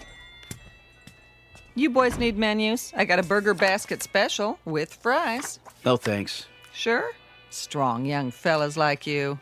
We don't eat. He means we already ate. What? That's it. We scarfed. This morning, we really chopped down. You dig? Oh, I dig you loud and clear, Daddy-O. Say, where are you from, anyway? Not around here. Come on, let's go. Right. You got it, Steve. I mean, Big Daddy. Hey, you didn't touch your beers. That's okay. We're not thirsty. Here you are. Hold on. Something wrong? This ain't all for me. Isn't it enough? It's too much. Here, let me give you some change. Keep it. Yeah, for your tip. Is that cool? Well, now that's mighty generous. You boys come back and see me now, anytime. 2 specials, Fran. Table 4. Sure. Those boys stiff you? No, Harry, that's just it. They gave me $23.17 for 3 beers. Maybe they're from another country. Maybe so, Harry. But wherever it is, must be a long, long way from here.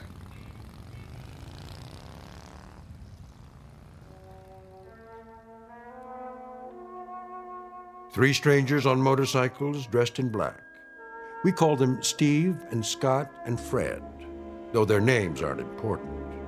They look a bit dangerous, but in truth they're just passing through, at least for now. They're on their way to a small town with tree-lined streets and white picket fences. A quiet town in the Midwest.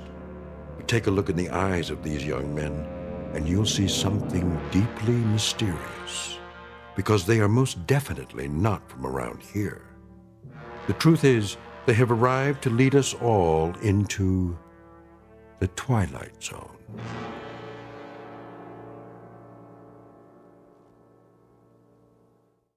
And now, The Twilight Zone and our story, Black Leather Jackets, starring Marshall Allman, with Stacy Keach as your narrator.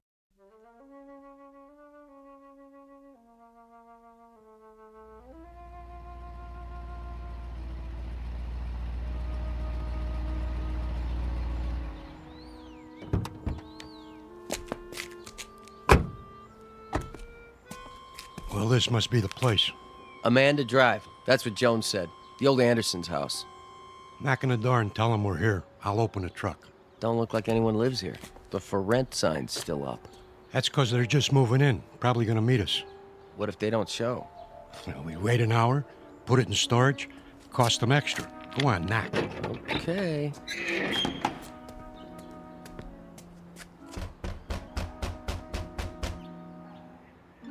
Nobody here.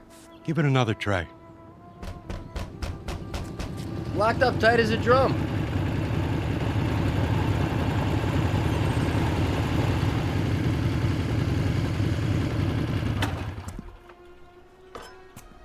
Well, looky here. A couple of creeps messing around our property. You the guys that live here? We ain't the fuzz, that's for sure. Got your stuff in the back. Open the door and we'll move it in. Hey, careful with the big cases. They're fragile. Whatever you say, pal.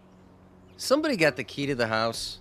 Watch your feet, bozo. You're walking all over my grass. I might want to smoke it later. Get it? Grass? Smoke? I still need the key. Well, we don't. Yeah, we don't need no stinking keys. Scotty? Yeah, I'll take care of it. Done. Hey, how'd you do that? He didn't even touch the doorknob. He just stared at it. Quit, John, and start humping boxes. But it was locked. I tried it myself. Ain't you got any furniture? Chairs, rugs, stuff like that? I said move. Now. Yeah, move it. Okay, Mac. Yeah, creep. Make like a leaf and shake it. Come on, boys. We got work to do.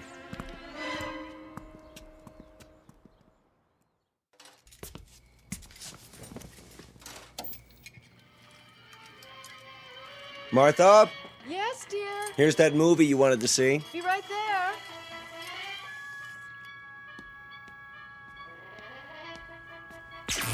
What in the... Something wrong with the TV? I don't know. Do you have it on the right channel? It's not the set. All the lights went dim for a second. Did they? I thought it was just the kitchen. It was the whole house. Anything still running in there, the dishwasher? No, the dishes are all put away. There it goes again. Maybe it's the antenna wire. I doubt it. It slipped loose once before. That's easy enough to check. What do you see? It looks all right to me. Then what do you suppose? Martha, come over here. See something? The roof next door. There, against the moon. What is that? Looks like some kind of electrical device. Now, that wasn't there this morning, was it? No, the Andersons didn't leave anything. Must be something those men put up. Right, the three who moved in. Wouldn't that be just our luck? What? Not only are they motorcycle-riding hoods, they're ham radio operators. Is that bad? You don't know what it does to TV reception. I have a good mind to go over there. Honey, please. Daddy? What is it, Ellen? I'm not sure. I had my radio on while I was studying, and all of a sudden it began picking up these weird voices. What did I tell you? Ham operators. What's that? We can go without television for one night. Tomorrow we'll find out what's to be done about it. First thing I'm going to do is see if they have a license. For what? Do you think you ought to? Those young men look so unfriendly. You mean the ones who moved in next door? Does anybody know their names? No, but I'll find out. I think 2 of them are brothers. Odd types to have in this neighborhood. They don't really fit in somehow. The other one has blue eyes. How do you know? They were unloading the truck when I came home from school. Lots of boxes. Electrical equipment, probably.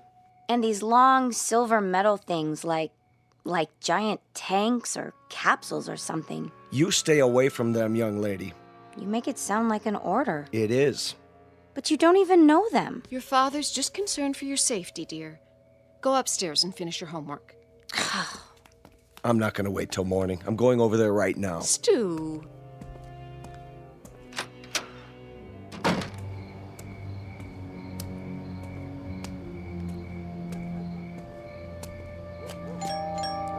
Hello? Anybody here? Yeah? What's it to you? Hello there. I'm Stu Tillman from next door. No kidding. Been having a little trouble with my electricity flickering off and on. You boys wouldn't be ham radio operators by any chance, would you? What's so funny? Big Daddy here wants to know what's so funny. Yeah, ain't that a crack-up? Who are you boys, anyway? We're monsters, Daddy-o. What's that supposed to mean? Yeah, we got a lease on the place. That okay with you? Where did you come from? From outer space. Woo! Take us to your leader. All right. Now listen. I don't have to stand here and listen. Hey, watch your step, Daddy-o. It's pretty dark in here. Hey. Yeah, you might trip and fall. Yeah, you might trip and fall What and are you hit your doing? head. What are you doing? Hey, you better keep it cool, mister. Or he'll disintegrate you with this ray gun.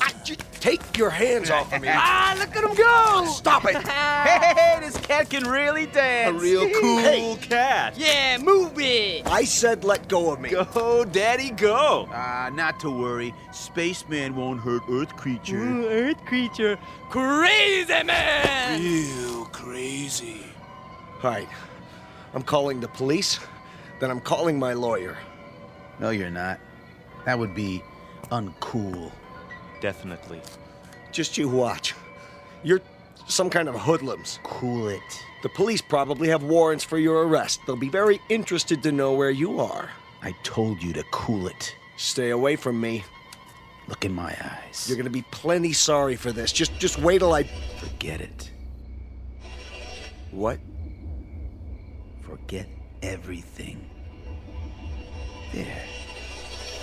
Feel better now? Yes. Better.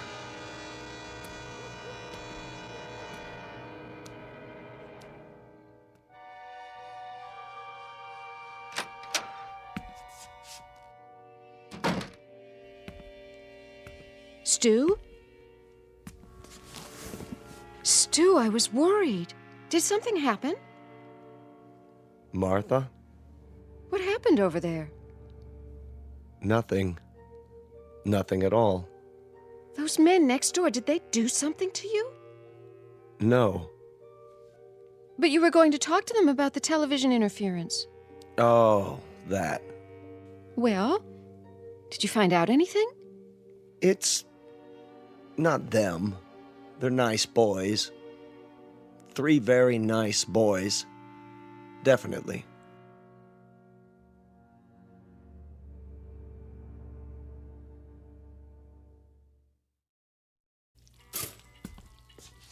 Morning, Mom. Gotta go. Oh, no, not till you have your breakfast. But I'll miss the bus. Then you'll just have to walk.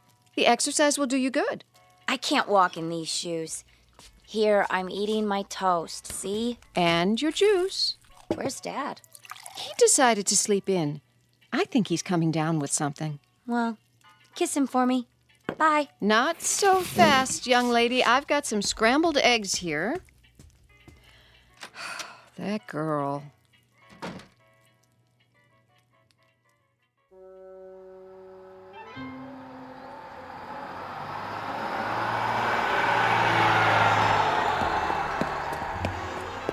Hey, wait for me!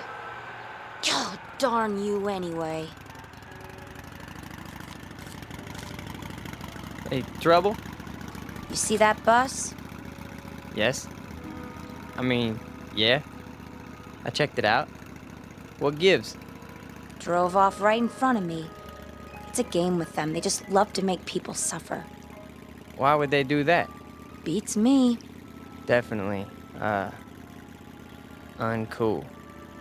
Just thank your lucky stars you don't have to depend on buses to get around. Stars are lucky? It's just an expression. I understand a great deal about constellations.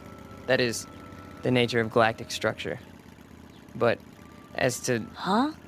I mean, I dig stars the most. They're really cool. So, they're lucky? That's a gas. So are you. What do you mean? One minute you talk like a professor, and the next minute you sound like a... What did they call them? Beatnik or something. Thanks. You're a real cool chick. There you go again. Well, why do you try to talk that way? Sounds like you've been watching too many old movies. I have? I mean, I have. Before I came here, I made a study of popular culture. Music, motion pictures, satellite television. You're a trip, you know that? Trip, meaning to travel to another destination. Yeah, I believe I understand. You need a ride? Well, you aren't going past the school by any chance, are you? I could. With me on the back of your motorcycle? Why not? It can carry 2 passengers. That would definitely be cool. Well, there's a first time for everything. Come on, little lady. Hold tight. Tightly, I mean. Uptight. Out of sight. Here we go. Just look at that. What is it? She's on the back of his motorcycle, our daughter. Come away from the window. I told her to keep away from them. She missed her bus and he offered her a ride, Stu. I'm sure that's all there is to it. I could have given her a ride. But you're not a handsome young man in a leather jacket, dear.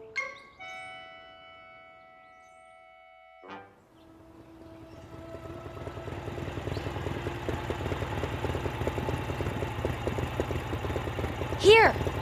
What? You can stop here. I don't see any school. It's on the other side of the park. Then why are we You stopping? got me here so early I thought I'd walk. The park's so pretty in the morning. How much time do you have? My watch says 8:30. Class isn't until 9. Oh.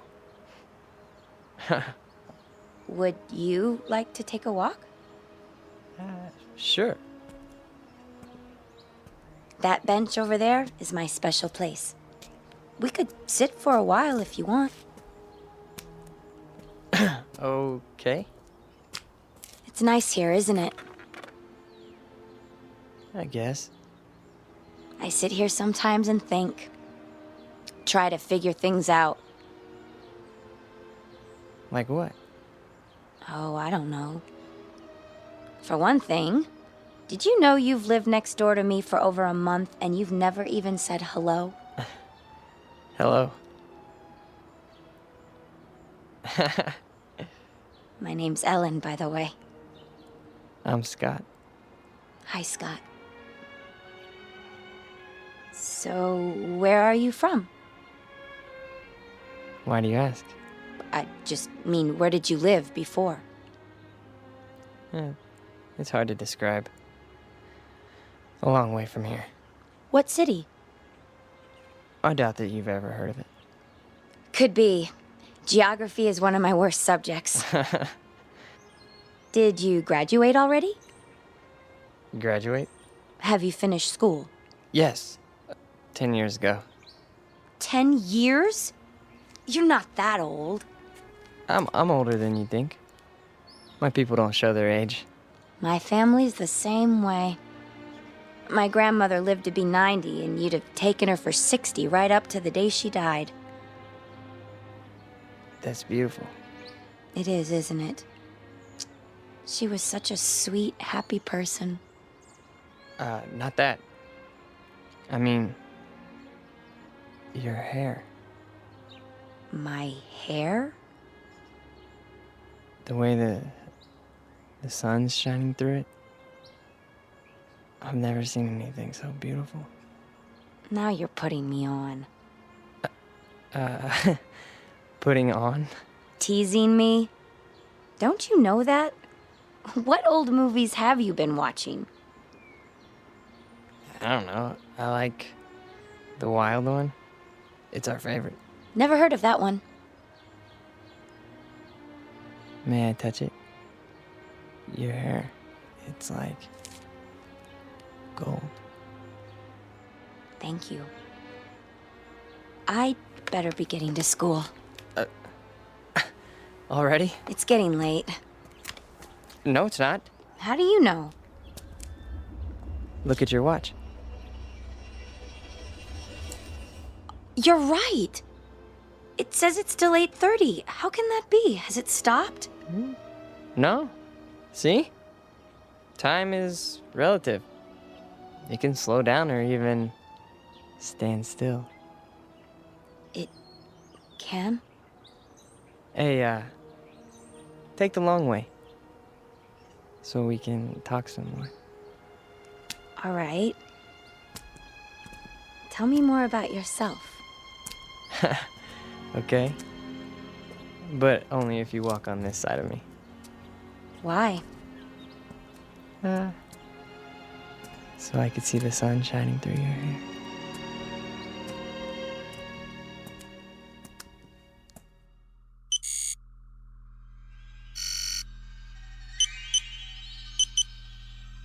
It's time.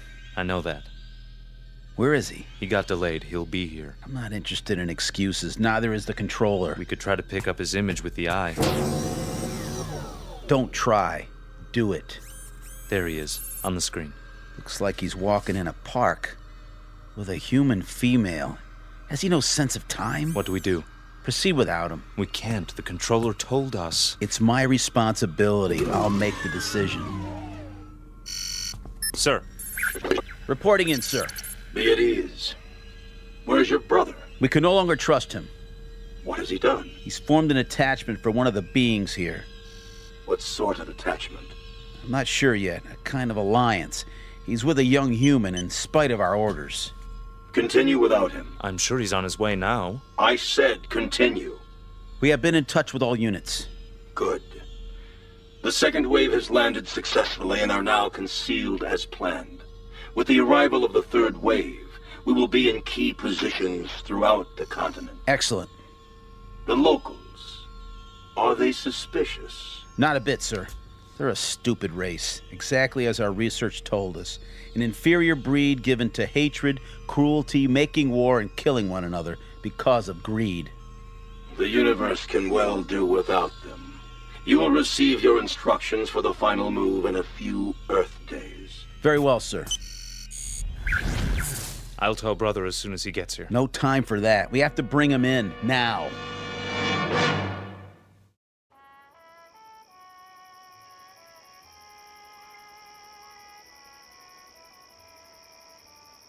Ellen? Are you warm enough? Yes. It's a beautiful night. You can pull the blanket over your legs if you like. I'm fine, really. Just lying here, looking at the stars. The constellations are very strange here. Not as I was taught them. Scott, can I ask you a question? Sure. You won't get mad? I couldn't get mad at you. Well, where did you come from? Really? Does it matter? I suppose it doesn't, but you're so different from anybody I've ever known. Is that bad? No, not really. Tell me the truth. You're an exchange student, aren't you? At the college, from some place you'd rather not talk about. Only in a manner of speaking. Ellen, you like me, don't you? You know that. Very much? Very much. Except when you do your Marlon Brando impersonation. What do you want, roses or something? Come on, I thought I did a pretty good job. We studied your motion pictures. That's just it. You must have looked at nothing but old movies. People don't talk like that anymore. Well, what about the clothing? Oh, don't go changing that. Your leather jacket is way cool. At least we got something right, huh? You got a lot right. Trust me. Ellen, do you know the word love? Of course, silly. Everybody does. What an odd question. What's odd about it? I mean, bringing it up at a time like this. Why would you? No reason. Oh. It's just the word that's all over your newspapers, and your magazines, your music, your television. We encountered it all the time. We. Who is we? That's not important. This is a planet filled with hate, Ellen. Hate, violence, mistrust, bigotry. I don't know how someone like you survived this long. Me? I'm no different from most people. I haven't seen a report on anyone like you. A report? Scott, you talk in riddles. Sometimes you make me feel like an insect under a microscope. I'm sorry. I didn't mean to. Please, I'd like to go home. Why? You've been lying to me. You're wrong. Don't make it any worse. I don't know why or what it is you're trying to hide, but I know you're not what you seem. And what if I'm not? Do you think you're in any position to judge me? Any of you? I said I want to go home. I'm truly sorry, Ellen. You can believe that or not. I guess I expected too much.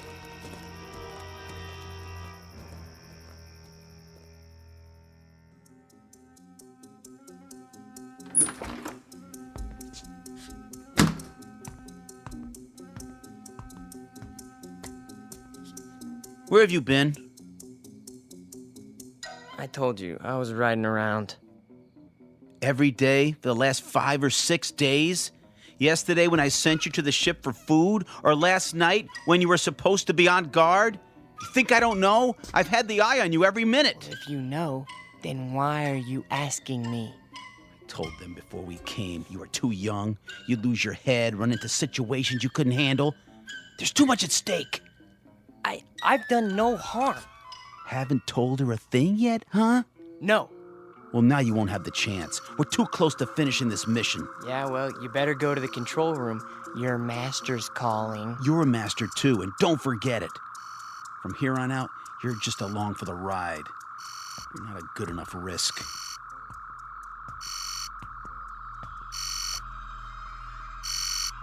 The controller. I heard. Report. Bacteria Unit 59 reporting in. The test has been an unqualified success. Good. Unit 70 through 100 have reported the same result. What is your time estimate? 30 minutes to the reservoir. Approximately 24 hours for the bacteria to multiply to saturation. How soon before you see results? Within 30 hours, we should witness 50% fatalities. I estimate a total of 48 hours before total extermination. Have you coordinated with other units in your area? We have. And the result? There are 29 bacteria units near the water supplies in this state. We should reach complete contamination of the population within 2 days. Very well. Begin Operation Invasion, Phase 2, at once. Yes, sir. At once. So, the time has come. Ah, brother. You've decided to do your duty. It's not what I was told would happen. Of course it is. Not this way. A portion of the population was to be saved. For study, if nothing else. The controller's word is final. Yeah, well, not if I can help it. Where are you going? We've got to stop him. Doesn't matter now. He's too late to stop it.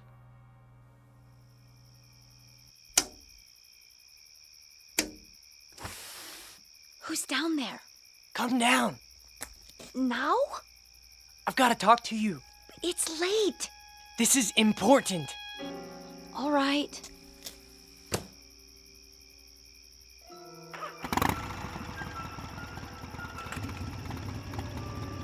Brother! You're there in the bushes! I can see you! Go back to the house and wait, Scott. You're making a mistake. These people aren't worth it. Scott, what's going on? Ellen, you've got to get away from here. What is it? You're in danger. I don't understand. Something terrible is going to happen here. Many people are going to die. I want you to go away as far as possible. I can take you where you'll be safe. You're frightening me, Scott. Please. What do you mean? What's going to happen? I can't tell you that. And it wouldn't matter if I did. Look, we've got to leave right now. Are you trying to scare me into running away with you? Ellen, listen to me. In 24 hours, every man, woman, child, cat, dog, anything else alive is going to be dead. Don't, please. No, not just in this town. All over your country. All over your world. My world? It's your world too? No, it's not. What do you mean? Scott, who are you? Look up. We came from out there, Ellen. From beyond those stars. There are thousands of us here on Earth right now. Our people, we need room. We're gonna set up colonies here. I don't believe you. We've had bacteria units in every country on this planet for months. They have enough to poison the drinking water of the entire world's population. Scott, I'm going to walk with you over to your house. No, it's too late. Even if it is, I think we'd better wake your friends and let them get you to a doctor. No, you don't understand. You haven't seen, okay? The leader, the controller speaks to us from a giant television screen. All we ever see is his head. A metallic mask with slits for eyes, a nose, a mouth, but no lips. And his voice, that's... Scott, I love you, but you're not well. Oh, Scott. Ellen!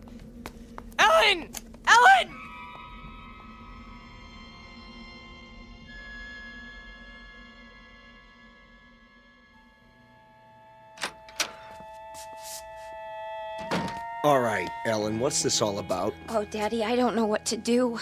You can start by telling me what went on out there. He woke me, throwing stones at my window. He said he had to see me. Daddy, I think he's lost his mind. He's never been this way before. Tonight, he was almost raving. Exactly what did he say? Crazy things. That he's some kind of spaceman and they're taking over the Earth and we're all going to die. Poor boy. We'd better get him help. Ellen? Why aren't you in bed? Stu? Hold it. I'll explain everything. Sheriff Station? Deputy Harper? Let me speak to the sheriff, please. Sheriff Farley's on vacation. Sir, can I help you? My name is Stuart Tillman. I live at 11575 Amanda Drive. Yes, Mr. Tillman.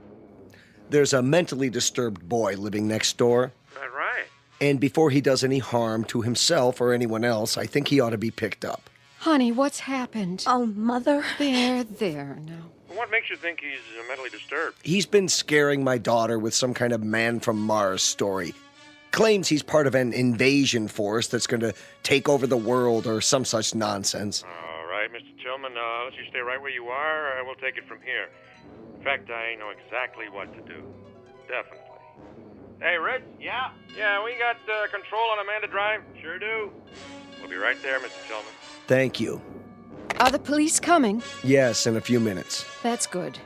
Now, will somebody please tell me what's wrong? Sure, in a minute. Only what? I wonder what he meant by control.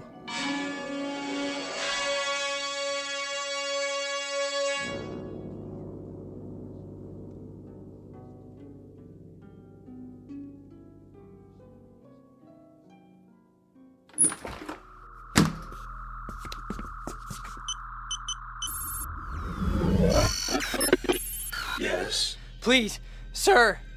This is an unauthorized transmission. No, sir, I beg you to listen to me. You may speak. What we're doing is wrong. You question my judgment? No, we should save these creatures, not exterminate them. It's true. They murder and hurt one another and are subject to unreasonable hate and prejudice, but the murderers, the cruel ones, are the brutes found in any race. These people have capacity for love. I know it. Our research disproves that. They are a world of angry, frightened people. No, I tell you. I have lived among them. They learn love from their God, and they teach it to their children. There is more of love than hate here. There's no need to kill them. It's too late. Not if you order the plan to stop.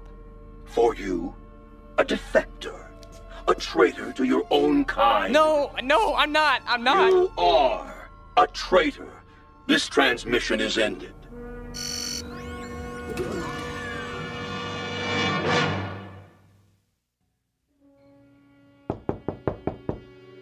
Here they are now. Are you sure this is necessary? Yes. Please, Daddy, tell them not to hurt him. Mr. Tillman? No, I'm Deputy Sheriff Harper. This is Deputy Miller. Evening, sir. Come in, please. Now, what about this neighbor boy? Tell him, Ellen. I don't know where to start. All right, your father said he was mentally ill. What made you think that? Ellen, please listen to me. There's no more time. Scott, I'm sorry. I didn't know what else to do. No. Come on in, son. Just tell me all about it. Don't listen to him. He's one of us. He's part of the advanced units. No, come on, calm down. What kind of unit was that? No, get out, Ellen. Run as fast as you can. It's too late for me. It's coming. It's almost here. Oh, Scott, you're only making it worse. Who are they? What have you done? Now, they told me you were ill, son, so I took the necessary precautions. These men are from the hospital. Now, just stand right there. Stay away from me! We're gonna put this around you so you don't hurt yourself. Don't touch me! No, not a straitjacket. It's for his own good. Got him! Get his leather jacket off first. Get it Easy now, boy. No! Oh, don't fight it, son. That'll only make it more difficult. No! You don't understand. I'm begging you. Listen to me, please. No. Please, no. You'll see that he gets help. Don't worry, folks. We'll take good care of him. And someday, I'm sure he'll thank you. You have a good evening now. They left his leather jacket. Can I keep it for him until he gets out? I don't see why not, honey. It might be a while, though. Oh, Mom. What am I going to do? There's nothing you can do, sweetheart, except pray. It's for the best, you'll see. Now, come and sit down. I'll get you a glass of water.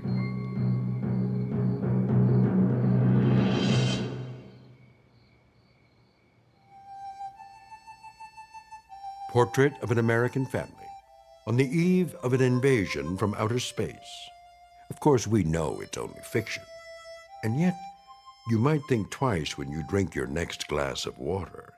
Be sure it's 100% pure and not imported directly from the Twilight Zone.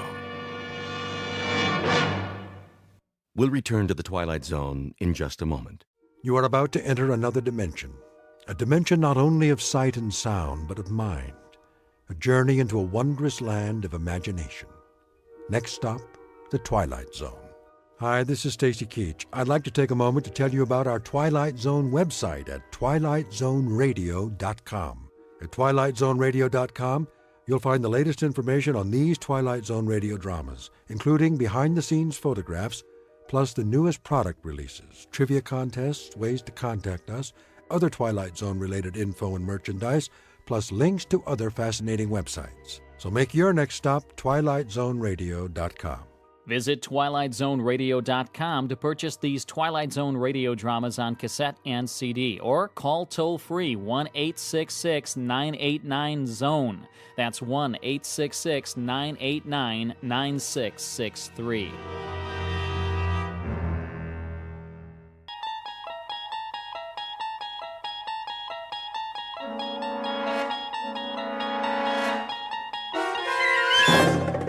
You unlock this door with the key of imagination. Beyond it is another dimension, a dimension of sound, a dimension of sight, a dimension of mind. You're moving into a land of both shadow and substance, of things and ideas. You've just crossed over into the Twilight Zone.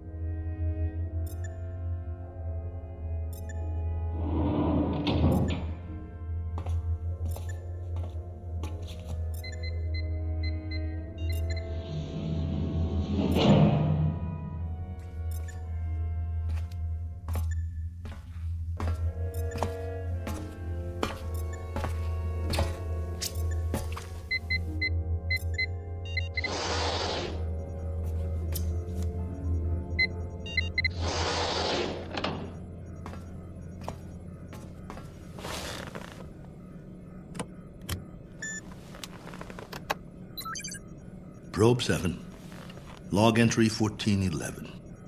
Another waking period. Ship seems to be functioning perfectly as usual. Wish they could make cars this reliable back home. Oxygen supply, right on the button. Food supply, a little over. Something wrong with my appetite. Not enough exercise, I guess. I know. More workout time. Gotta stay in shape. Never know who I might meet in space.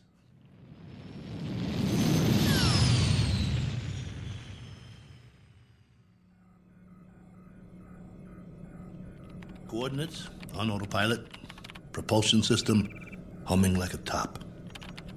Pressure flow, output, all right on the money. Oh, come on, guys. You don't need a pilot up here. Could have sent an unmanned probe. All I am is extra weight. Think how much farther this crate could go without me.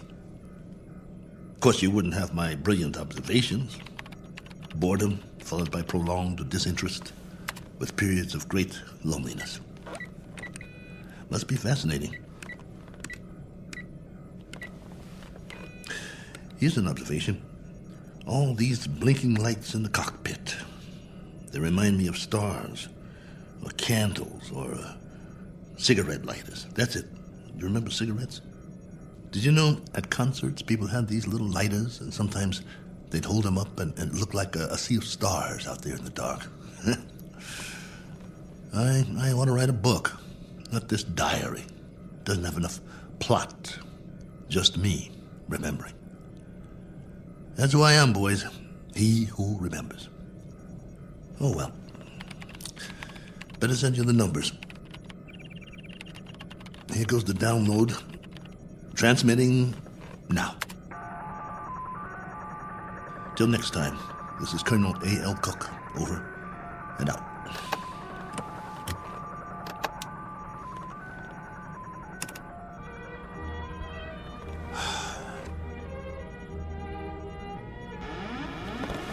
Hold on, I think we've got a malfunction here.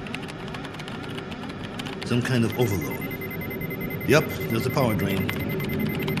Initiating diagnostics. No time for that. Switching to manual override.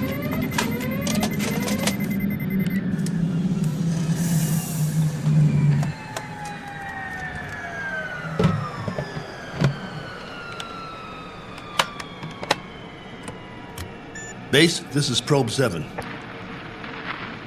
Probe 7, calling base. Come in. I've just lost a rocket tube. Can't handle this baby. Controls won't respond. Losing power fast.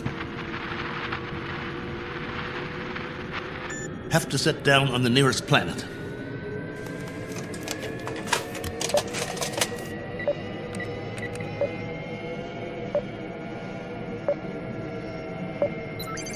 Got one in view now. Not much choice.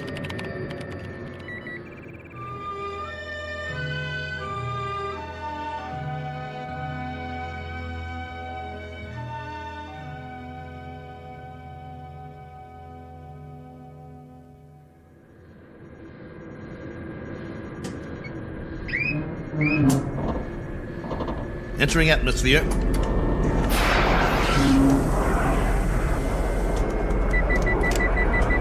Surface coming up fast.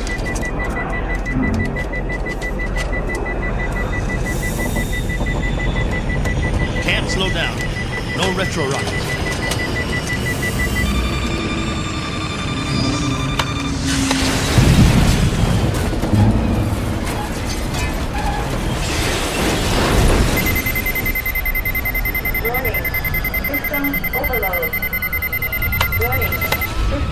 Ship's about to catch fire. Base, do you read? This is Probe 7. Probe 7. Mayday! Mayday!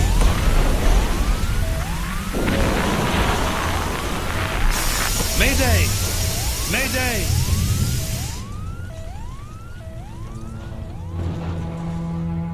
One Colonel Cook, a traveler in deep space several million miles from his point of departure and presently out of options. He set a course across an endless ocean in a one-man lifeboat, now scorched and broken on an alien shore. But even if he should survive, his greatest ordeal is yet to come, for he must face a far more dangerous challenge, an opponent more menacing than the cold, lifeless vacuum of space.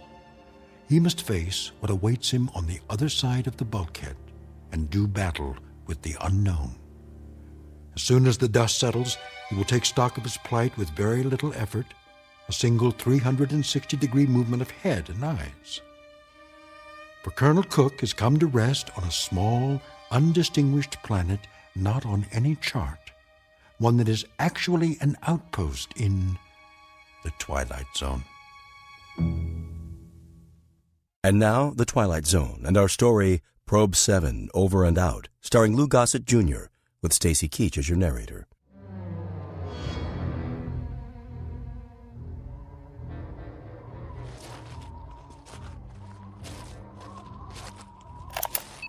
Log entry 1412. I'm alive. That's all I know for sure. The ship is wrecked pretty badly. It might be possible to realign the main drive, but not without help. So far, I'm holding up. One badly bruised head and a broken right arm for which I've made a sling. A few more painkillers in the first aid kit, but after that, I'm on my own. The planet has an atmosphere, so I don't need the pressure suit. That's another stroke of luck, if you can call it that. The terrain is desolate. Sand, rocks, some low-grade plant life. That means there's water. The question is, how much and where? The ship has cooled down now, what's left of it. Main instrument panel is intact, so I'll try to contact the base directly, if there's enough power. More later. Cook, signing off.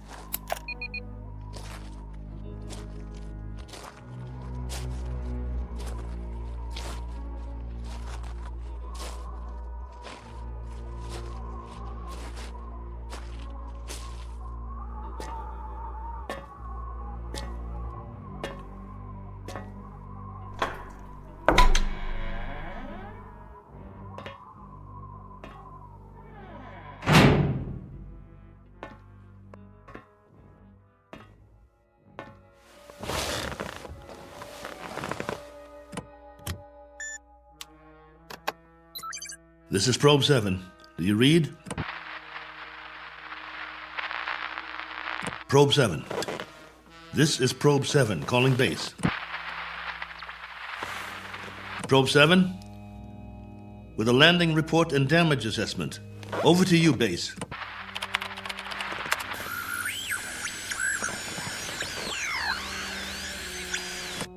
This is Probe 7. Come on, base. I'm waiting. Probe 7, this is base. You're coming through low, barely audible. Blaine, is that you? Yes, this is Lieutenant Blaine. We read that you're... This is Cook, Probe 7. I'm glad to hear you. Cook? Cook, we thought we'd lost you. Your transmission was interrupted. Everything was interrupted. I'm lucky to be alive. Probe 7 made unscheduled landfall approximately 7 hours ago. What? Come again. Can't hear. I thought you said... I've crash-landed, Blaine, in another planetary system. Didn't have much choice. One of the thrusters broke off the ship. This planet is 92,900,000 miles from the nearest star. Good Lord, Colonel. We're having trouble seeing you on the monitor. Sorry, but I can't send or receive a visual. Most of my equipment was fried in the crash. Okay. How's your oxygen? And that's the least of my worries. There's an atmosphere here. I don't know its density or composition, but it's breathable. Probe 7, your signal's drifting. Can you increase power? Not much chance of that. Far as I can tell, this is the last of my juice, at least for now. I've got half a generator and 3 solar cells working. I was afraid it wasn't enough to get through it all. Okay. Can you effect repairs? Say again? Repairs. Can you make repairs? If you give me maybe 20 years, a good right arm, and a new head while you're at it, I might make a start. The bottom line is, I need help. Got that, base? Help. And right away. Probe 7, you're breaking up. Probe 7, are you there? Probe 7, we're having difficulties. All right, just stay there. Stay in transmission. Probe 7, we've traced your signal. We know where you are. Great. How soon can you send a ship? Colonel, I'm sorry to say we have nothing here that can reach you. What? You had several ships on the drawing board. Repeat, we have nothing available. Say again? All construction is suspended pending the current crisis. Ah, come on! Colonel Cook, I've been told you'll have to make the repairs yourself. Base, now hear this. I don't have fuel, no propellant at all. I left most of my rockets scattered across 50 miles of dirt and rock. All I have is a ship that looks like a jigsaw puzzle. As for the wiring, it's nothing but spaghetti. So when you say you've got nothing that can help you, you're telling me you're crossing off one spaceman permanently. Probe 7, we're having difficulty. Your words are breaking up. All right, Base. I'll give it to you in a few syllables. This ship isn't going anywhere. Not forward, up, down, or back home. Is that plain enough for you? Now I'm asking you again. Isn't there anything you can do to help me out here? Or are you just going to write me off? Colonel Cook? There's the low power warning. I'm losing transmission. Got to sign off for now. I'll make contact again in 3 hours. Roger that, will you please, Base? We will stay on this frequency, Colonel, and wait to hear from you. Oh, just a minute. There's someone here who wants to speak to you, Colonel. Colonel Cook, this is General Larrabee. We understand the spot you're in. We wish we could help. Thank you, sir. Well, there is a possibility that once you give us a full report on the ship, we can send you instructions for its repair and walk you through it step by step. That's still an option. Is it? Well, here's an option. Why don't I just build me a new one, General? I'll make it out of tin cans and chewing gum. I'll burn some circuit boards with a magnifying glass. That's a possibility, too. Colonel, I'm trying to be frank with you. Sorry, sir. I'll transmit again in 3 hours. Over and out. Heaven help me. Wonder if that's a possibility.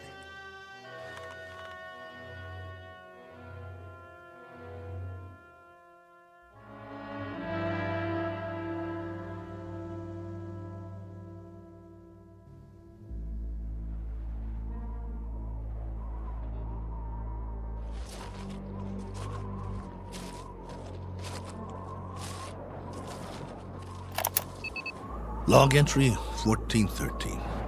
I'm standing on a hillside a few meters from the ship. You hear that? I think there's going to be a change in the weather. Back home we'd call it a sandstorm. Better head back soon. I see vines and some flowers down the other side of the hill. There's more life here than I thought. As to what stage of evolution is reached, that's pure conjecture. No sign of animal life, but the vegetation grows thicker in certain areas, like the valley. Can't trust my leg yet. Better stay close to the ship. I've picked some plants for analysis. We'll see if there's anything edible. Hey! Anybody! Hey! Take me to your leader. I've got beads and wampum. Is anybody here?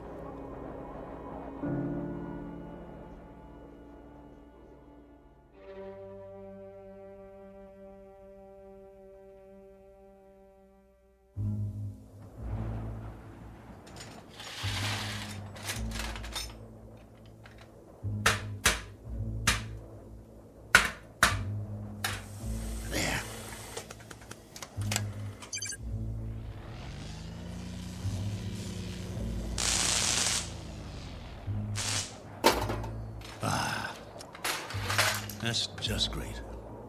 The last good wires in the whole ship. Here comes that sandstorm. I'm gonna get the hatch shut. Close, will you? That's it. A little bit more. There. That'll have to do.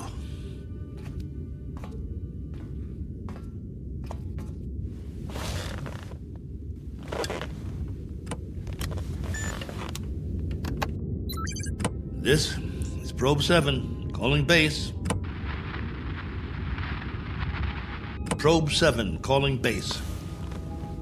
Over to you, if you read. We read you. We read you very well, Colonel. Ah, you've got the video going. For now, General, I've wired all the solar cells in the series. At the moment, I'm running off the storage batteries, though. It's almost night here. All right, tell us your situation, please. My situation? Yes. Any change, Colonel? I've done what I can, but I'd have to call it unchanged. The power level's higher as long as I charge up during the day, but I don't know how long that will last. At least, I've got you on the screen. Got to see another face, both of you. You should be used to solitude. You've been in space a long time. Yeah, I should, but that was different somehow. I was a big something in the middle of nothing. This, though, I've landed and it feels like I'm supposed to be somewhere, and I'm not.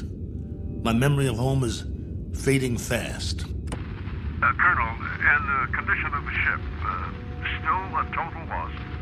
Probe 7 is no longer probing, General, unless it's the few feet of dirt I tore up when I crashed. There is life here, like I said, vegetable life, pretty elementary. I've explored the surrounding area in all directions, but I can't get down to the valley with this leg. The gravity is roughly the same as ours. From what I can tell, the atmosphere is similar as well. At least, there's no pollution. I haven't started coughing yet. Describe what's left of the ship. What's left of the ship, General, is a few feet of bent-up metal. I told you, it's unrepairable. You're sure, Colonel? You're absolutely positive? There isn't one other section that's still intact. She'll do for a museum or a junkyard. Take your pick. As for me, I don't have the luxury of making a choice. Nor do we, Colonel. Nor do we. Right. The crisis. Listen to me, Cook. We've got a major problem here. Oh, you do? Since you left, we've had an international incident. A serious one. There's talk of war. The next 24 hours will be crucial. As long as I can remember, there's always been a crisis, and there's always been talk of war. Well, hasn't there? Yes, but this time I'm afraid. You'll forgive me, General, but I've got a crisis too, and it's a very immediate one. I have the remainder of my rations and 2 broken bones in one arm. You have my location. I need to know that help of some sort is on the way, or would you call that unreasonable? Now listen up, Colonel. The rest of the fleet's been taken out. There isn't another ship, unless we build one. And if we go to hydrogen war in the next few hours, there'll be nobody left to do the building. Do I make myself clear? You're serious? That's the realistic view, Colonel. It may go down hard, but I'm giving you the facts of life. 10 hours from now, maybe 6, maybe 4. We'll be fully committed. I'm talking about 500 million people, not just one man. That's about as clear as I can put it. Very well then, General. I guess that's it. We don't see any alternative. Will there be any point in making further contact with base? Yes, Probe 7. For 2 reasons I can think of.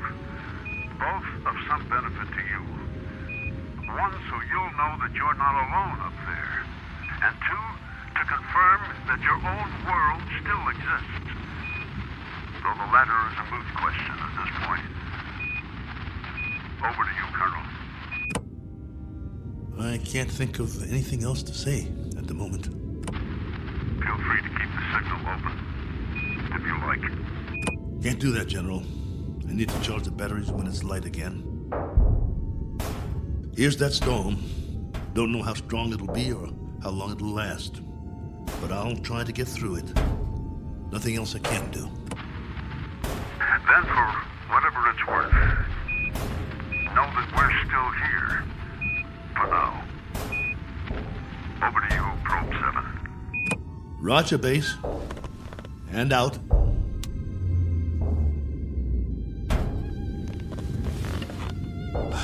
It's going to be a long night.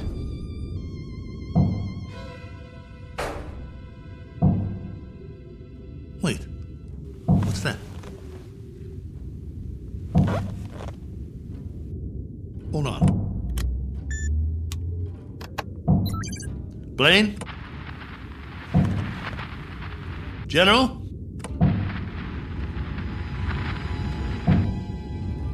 I wish you could hear this. There's something outside, I swear. Something or someone.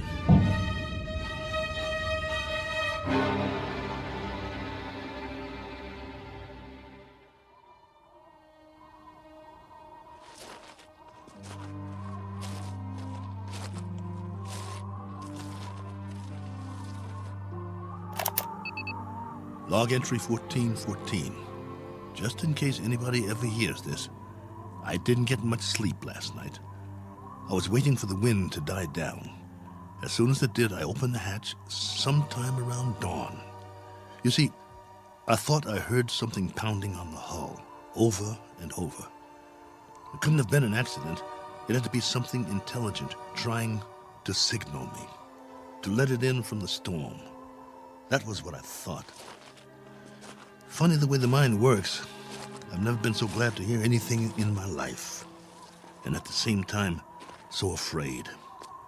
But I opened it anyway. Well, everything was covered with a fine layer of sand, silica crystals, very much like the soil back home. And that was the trouble.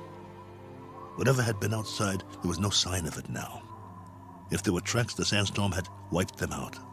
The ground, everything, smooth as a beach where no man has gone before. I did find something, though. A broken branch. So it was only the wind, after all, blowing it back and forth before it broke off. Had me going for a while. So much for my man Friday. Now I'm back to the old routine. Reconnaissance, hunting, and gathering. Just think, a few million years from now, something on 4 legs, or 2, or 8, may actually walk this barren planet again. A few million more years, and it will grow a bigger brain so the species can start doing the same things I'm doing. Foraging for food, trying to survive. Wonder if there'll be anything left of the ship by then. Probably not. Me? I'll be a fossil at the bottom of a tar pit somewhere, and no one will realize I was ever here. Well, onward he marched, for want of anything better to do.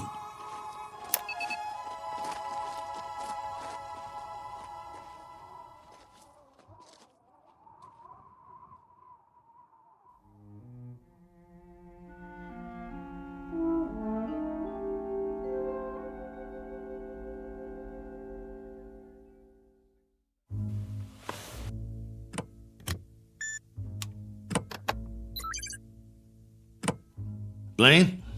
General Larrabee? Are you still there? Here, Colonel. Go ahead. Well, you look like you haven't slept. Not much. And you? Not really. Up at dawn to do some hiking, north, east, south, and west. I had been hoping. Yes? Just a crazy dream I had. No sign of anything? It's a primitive planet. I'm very much alone here, after all. Oh, not completely. I've got a wind that sings sad songs and some scrawny plants that check me out every now and then as I walk by. There might be some fruit trees that are edible down in the valley, if they're not poisonous. But that's it. That's all of it. I'm truly sorry. There used to be an old saying, if life gives you lemons, make lemonade. The only thing wrong is I can't even find lemons. But don't worry. I'll keep trying. Not that this will provide any vast solace to you, but at 9 o'clock this morning, Colonel, we went to war. And? The whole eastern seaboard went up. You mean all of it? The cities, everything. It took 12 minutes. Exactly 12 minutes. I suppose we retaliated? Oh, indeed. With great alacrity and effectiveness. And we still are. With everything we've got. It was our old enemy? That's right, if it matters now. And the result of all this? Our world is doing a little wholesale dying at the moment. And there's nothing to do but watch it happen. What about the base? Are you safe? For the time being. Our location's classified. Only you and a few others know where we are. The signal's encrypted. That's good, then. Trouble is, we can't stay here much longer. There have been bombs as close as 400 miles from us, falling through the night.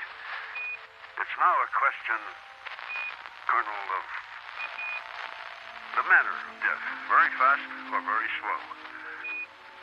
It's that kind of consideration, not one we thought would ever be a reality. General. You know, it's really quite a pity that we didn't send others with you. What you think of as a prison might have proved to be a haven of sorts for the survival of the species. Don't have any illusions about it, General. What you think of as a haven is only a very sizable dungeon. A good-sized dungeon with a breathable air. But that's what it is, and there's no way out.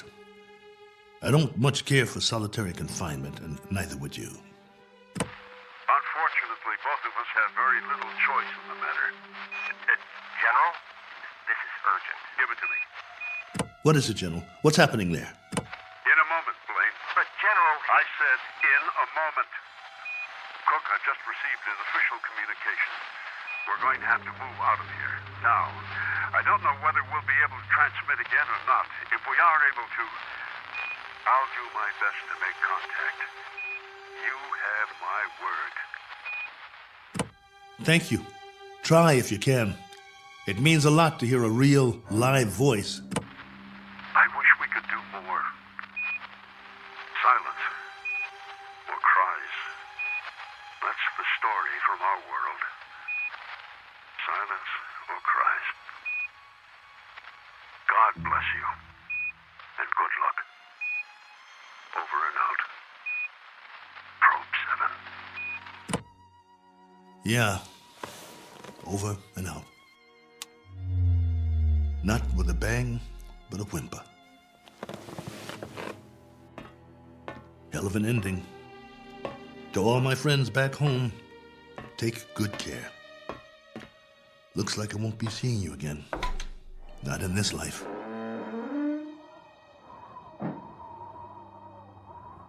Time to start a new project. Chapter 1. The Memoirs of Colonel A.L. Cook. And I've got a very good memory. You wouldn't believe the stories I could tell. Who knows? After I'm gone, maybe someone else will crash here and find it. A lifetime of memories. Every sight, every sound, all the way back to the beginning. The kids I knew, the girls I dated, my friends, mom and dad, the first job, all of it. Every detail recorded for posterity. Has anyone ever done that before? Maybe people who keep diaries their whole lives, except that no one ever got it all down. Didn't have the time, but I do. All the time in the world.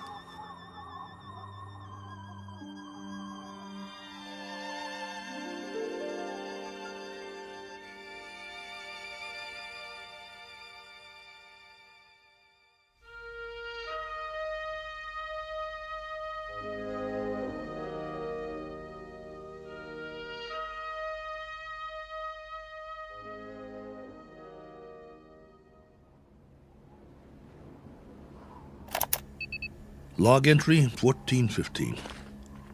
This one's for the record. A final official entry. From here on, it'll be the life story of Colonel A.L. Cook. Me, myself, and I. If for no other reason than to keep from going batty. But for now, it's a beautiful day, here on Primordial World. Ship's still standing, of course. You'd never know that's what it was. More like something from a scrap metal yard. The cost that went into building it, the man-hours, and for what? To come to rest here. A little way station that isn't even on the map. I'd call that a waste. Exhibit number 1 in the elephant's graveyard. Ever hear of that? They used to say there was a place where elephants go to die. Hundreds, thousands of them. A secret place off the beaten path. And there were bones and tusks.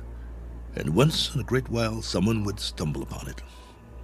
Like the Sargasso Sea, where sailing ships caught in the kelp and were trapped forever.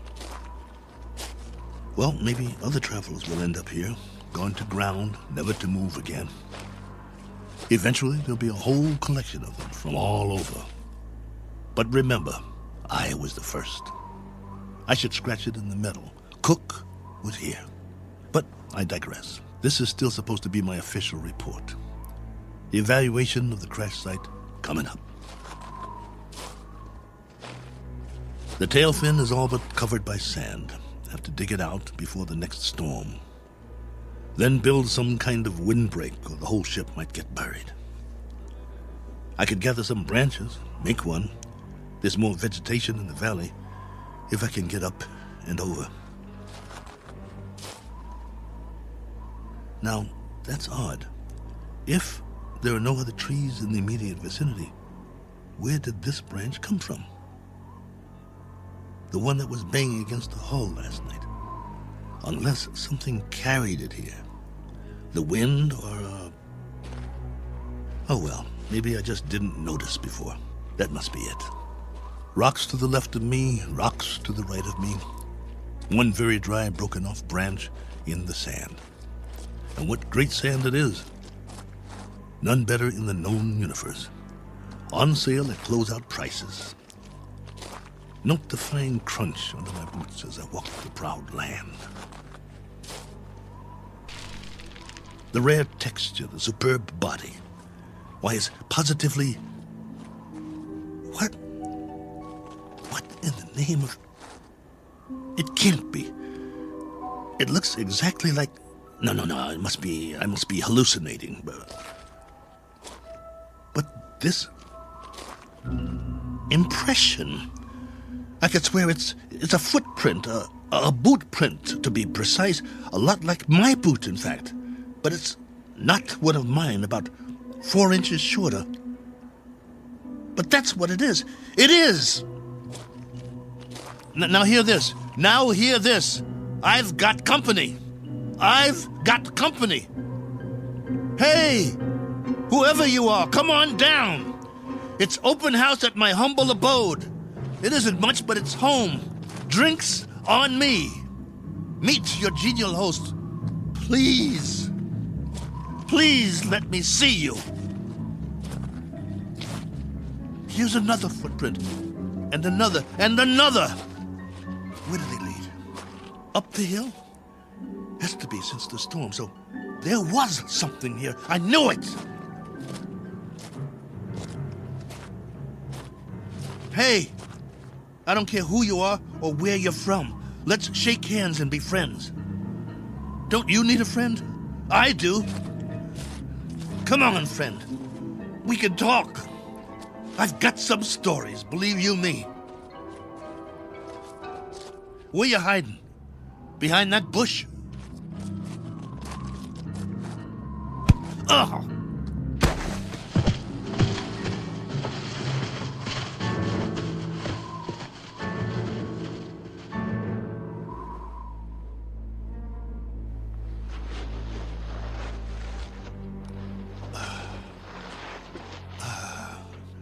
Blood on my head.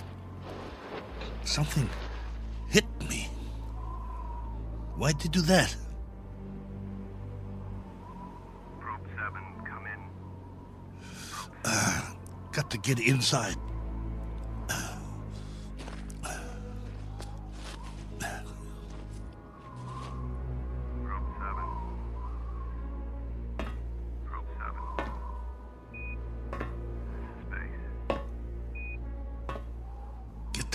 Closed before they come after me.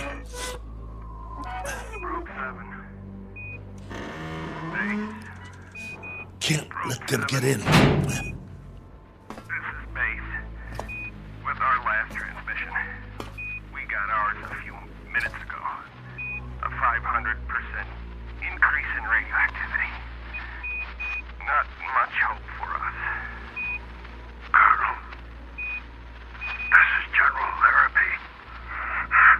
I wanted to wish you well. From what we can gather, the enemy got it just as bad as we did. We wiped them out. They wiped us out. One last forlorn wish for you, Colonel.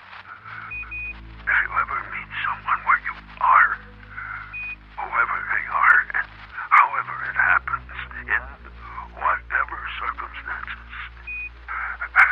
I hope it can come without fear. I hope it can come without anger. That's what they're going to have to put on the stone. The one we'll all be buried under on our world.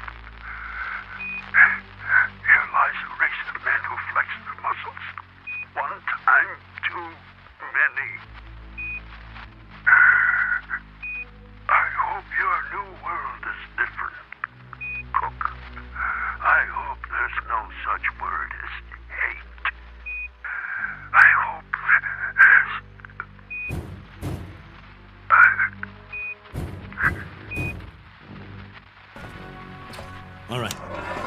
All right.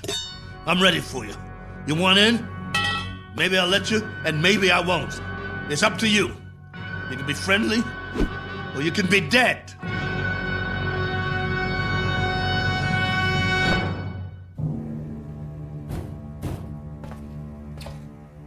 Hey, friend.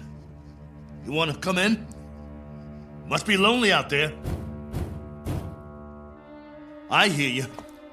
What's the matter? Hungry? You're going to get a lot hungrier.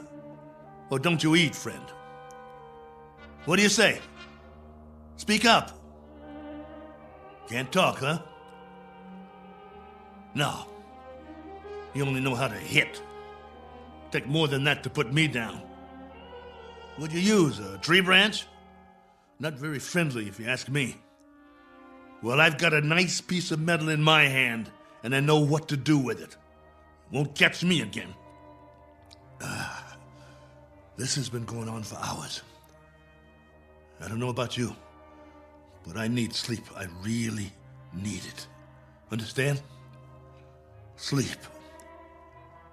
And this king-size bump on my head doesn't help. Tell you what, we'll make a deal. I give you one more chance to get away. Go hide, I don't care. You may not understand the language, but maybe you get the message. I'll wait a while and catch some sleep. Then when I wake up, I'm going to have a nice freeze-dried dinner.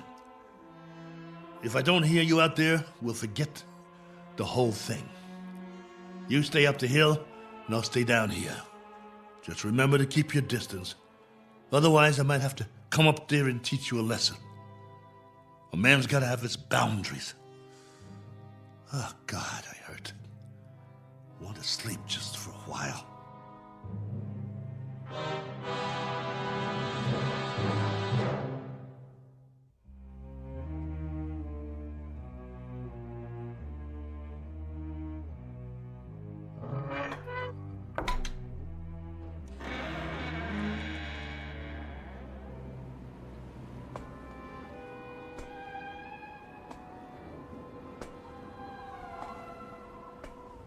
Hey, friend. Gotcha. Stay down. Pretty weak, aren't you? Let's see who you really are. Ituko. Miena. Manda. Manda. No. You're a woman? No, wait. Let's talk. Can't we talk about it? Do you understand anything I'm saying? Min. Oh boy. Look. My name is Cook. Colonel Cook. I'm from another planet. I crash landed here. Cracked up my ship. This is my ship, get it? Or it was. It can't fly anymore. Now I'm just a wingless spaceman with no place to go and all the time in the world to get there. All right, be that way. I'm not going to hit you. I'm putting my weapon down, see?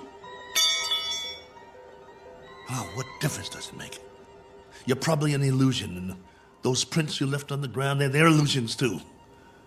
I've been fighting a running battle between fear and loneliness, and loneliness took the prize. You can disappear any time now. Any time at all. Go on. Poof! In a puff of smoke.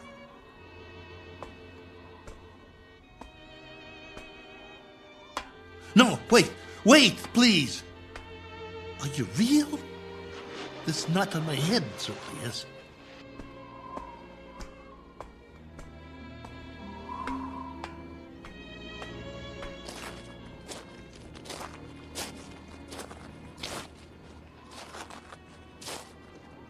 All right. Do whatever you want. Just don't go. Not yet. If you can't understand, I'll draw you a picture. Where's a stick? Look. Right here in the sand. This is my solar system. The sun in the middle, and this is my world. See? Omida? You got it. Now then, I went off course. I didn't have the power to get back. You know, power? Vroom, vroom. No good. So, I tried to land here, where we are.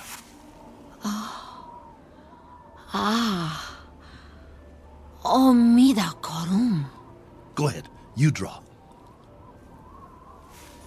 Korum mistum. Oh, that's your solar system and your world. You came from there. Let me see now. It went out of orbit. Is that it? Your planet left its orbit and moved away from the sun. And the line, that's where you went and where your world went, right? I'm sorry. What about now? Where's your planet now? I understand. Gone. Disappeared. Probably frozen by now. But you got out. How many others? How many got out? You got away. Any others? Min. One finger. That's a hard count, my dear. A very hard count. And you've been here a while, haven't you? Look at your suit. Your galaxy might be light years away. It would have taken years to reach here. Where's your ship?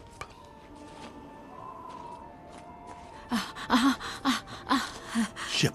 Where's your ship? It crashed too, didn't it? So you've been here a long time. A very long time. Me, Cook. Colonel Cook. You? Korava. Korava? Korava. Well, what do you know? I'm pleased to make your acquaintance. How does it figure? I thought you'd be a 50-foot flesh-eating ant or something. And you turn out to be a woman. Which is neither here nor there. Because however you slice it, we're stuck here. A one-armed man and one very tired lady. Quite a pair. What have you been living on? What food? You understand food? Eat? Well, I can offer you lunch or maybe it's breakfast. I'm not sure which. And some companionship. And we can spend the rest of our lives drawing diagrams in the sand, which will be somewhat tedious. But the brighter of us will have to learn the other's language eventually. I hope it's you. Because I got some stories to tell, believe me. Come, Korava. Eat. Food. In the ship. Chow time. Come along. Inside. Eat. Food. Food. Okawa? Okawa. No. Not that way. Come here. Food. Please come back. I'm not going to hurt you. Please. Okawa! Oh, for heaven's sake. Korava, please.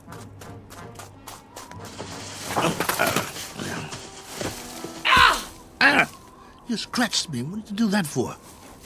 That's all you know how to do, isn't it? Draw blood. Well, go ahead. Get away from me. It's not just language, is it? It's our animal nature, the way we instinctively respond to one another. In that case, there's not much hope. Go on. Go. If that's the way you want it. Go.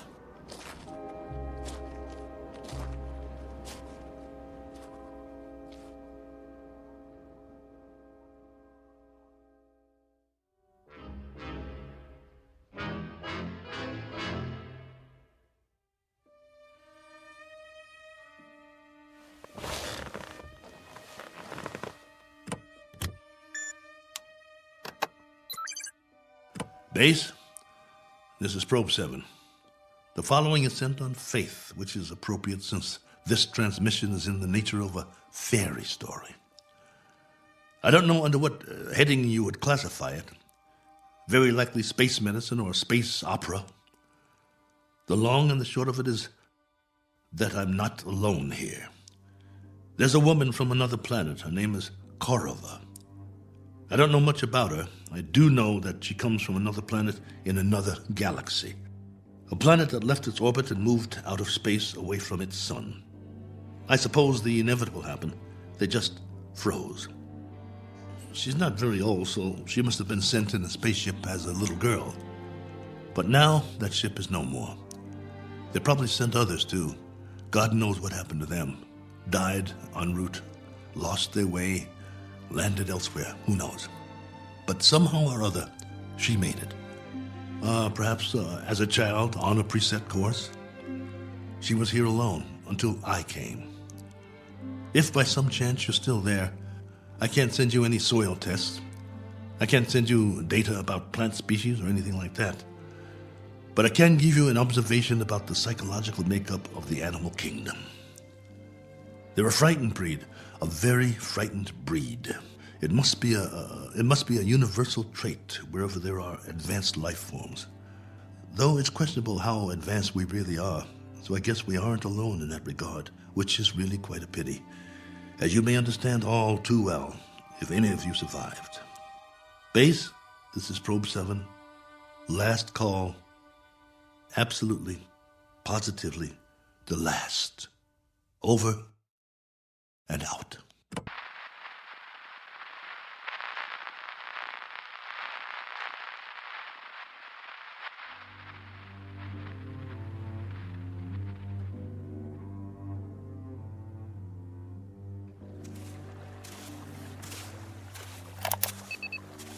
Log entry 1417. Well, the ship is history. I've left it for good. I finally made it up the hill and down the other side. And guess what? There's much more vegetation here. Fruit trees. Flowers as big as your head. And through it all, a stream of running water. I swear, it's like a garden. I brought what I need in a backpack. I'm going to set up shop on the banks of the river and try to live here, for better or worse. It will be the last great adventure. I only wish I could share it. Oh well, there's always posterity. If anyone should ever find this and play it back.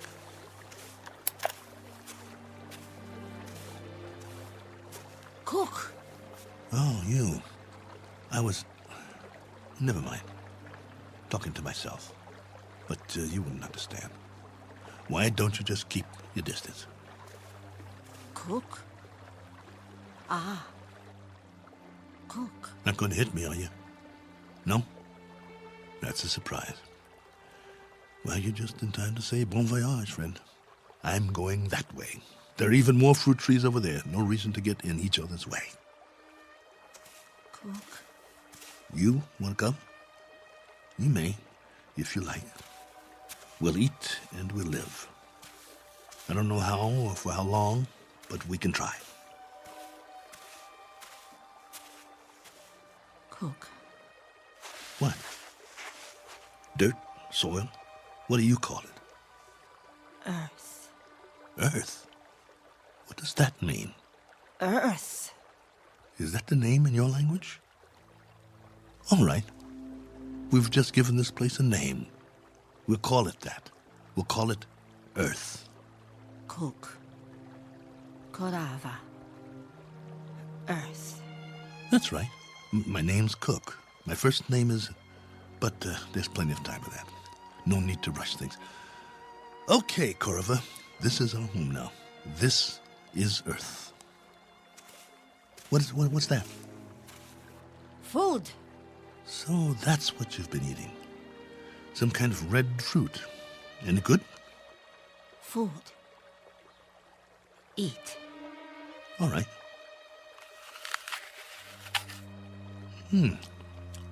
Not bad. We'll take some with us.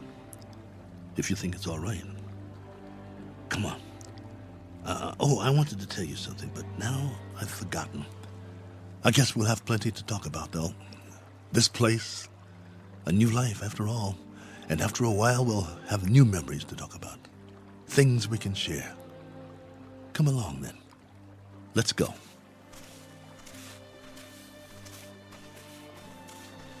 This fruit's all right. Any other life forms around? I hope not, for the moment. But if there are, we'll make the best of it, won't we?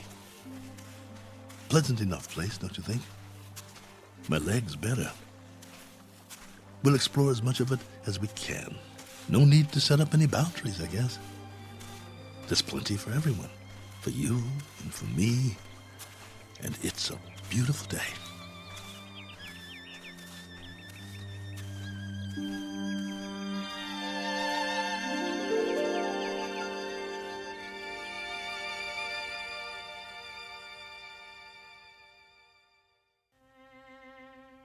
Do you know these people? Their names might be familiar were you to hear them. They lived a long time ago. Perhaps they're part fable, perhaps they're part fantasy, and perhaps the place they're walking through now is not really called Eden.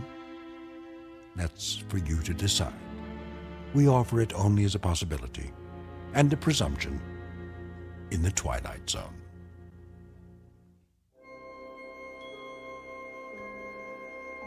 Hi, this is Carl Amari, producer of the Twilight Zone Radio Dramas. I'd like to take a moment to tell you about our official website at twilightzoneradio.com, where you'll get the latest news and information on these Twilight Zone Radio dramas. Plus, at twilightzoneradio.com, you can digitally download 3 free episodes or any of our episodes for only $1.95 each. In this age of ever-changing technology, we've decided to make these episodes instantly available to you by making the Twilight Zone Radio Dramas a digital download-only series. This means that this series will no longer be offered on CD. The CD collections at our website are now being offered, while supplies last, at buy one, get one free. So be sure to get your favorites before they're sold out. Be sure to visit us often, and I'll see you in the zone.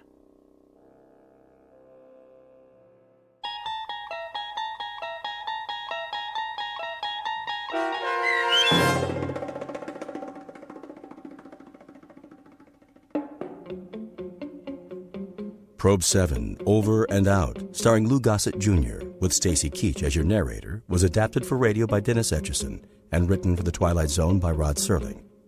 Heard in the cast were Tony Makis Sr., Sam Derrence, and Oksana Fedanushin. The producers of The Twilight Zone wish to thank CBS Enterprises and the Rod Serling estate for making this series possible.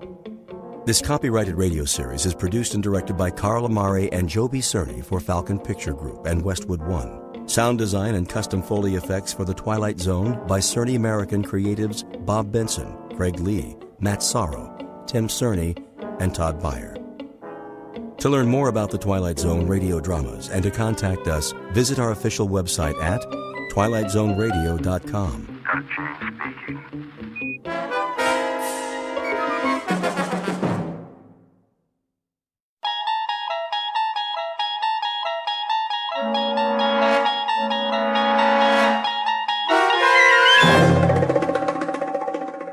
He's Alive, starring Peter Mark Richmond and Marshall Allman, with Stacy Keach as your narrator, was adapted for radio by Dennis Etchison and written for The Twilight Zone by Rod Serling. Heard in the cast were Roger Mueller, Jason Bradley, Christian Stolte, Doug James, Jeff Lupiton, Amanda Amari, Elizabeth Lido, Vince Amari, Alex Sopner, Frenette Lebo, Carl Amari, Kurt Nabig, Peggy Roeder, and Jason Mallow. This copyrighted radio series is produced and directed by Carl Amari and Jason Mallow for Falcon Picture Group. Doug James speaking.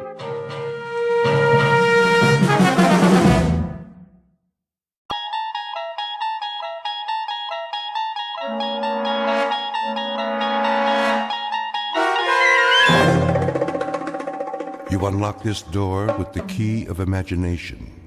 Beyond it is another dimension, a dimension of sound, a dimension of sight, a dimension of mind.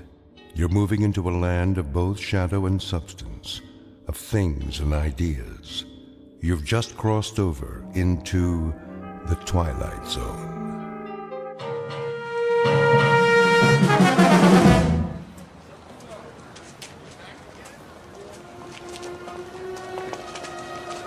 That looks like a good spot.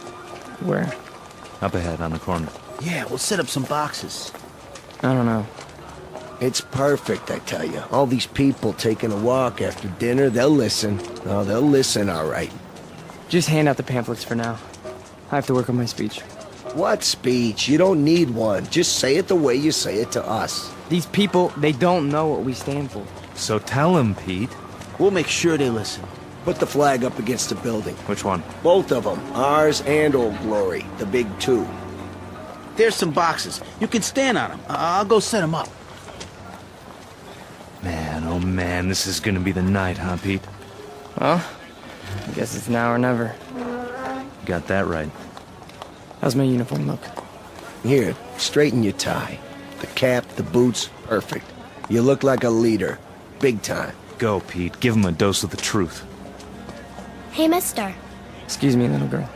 Are you in the army? No army you ever heard of, sweetheart, but you will.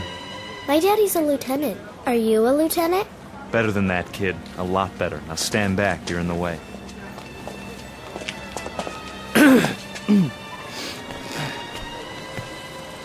Good evening. Good evening, neighbors. I have something of great importance to tell you. If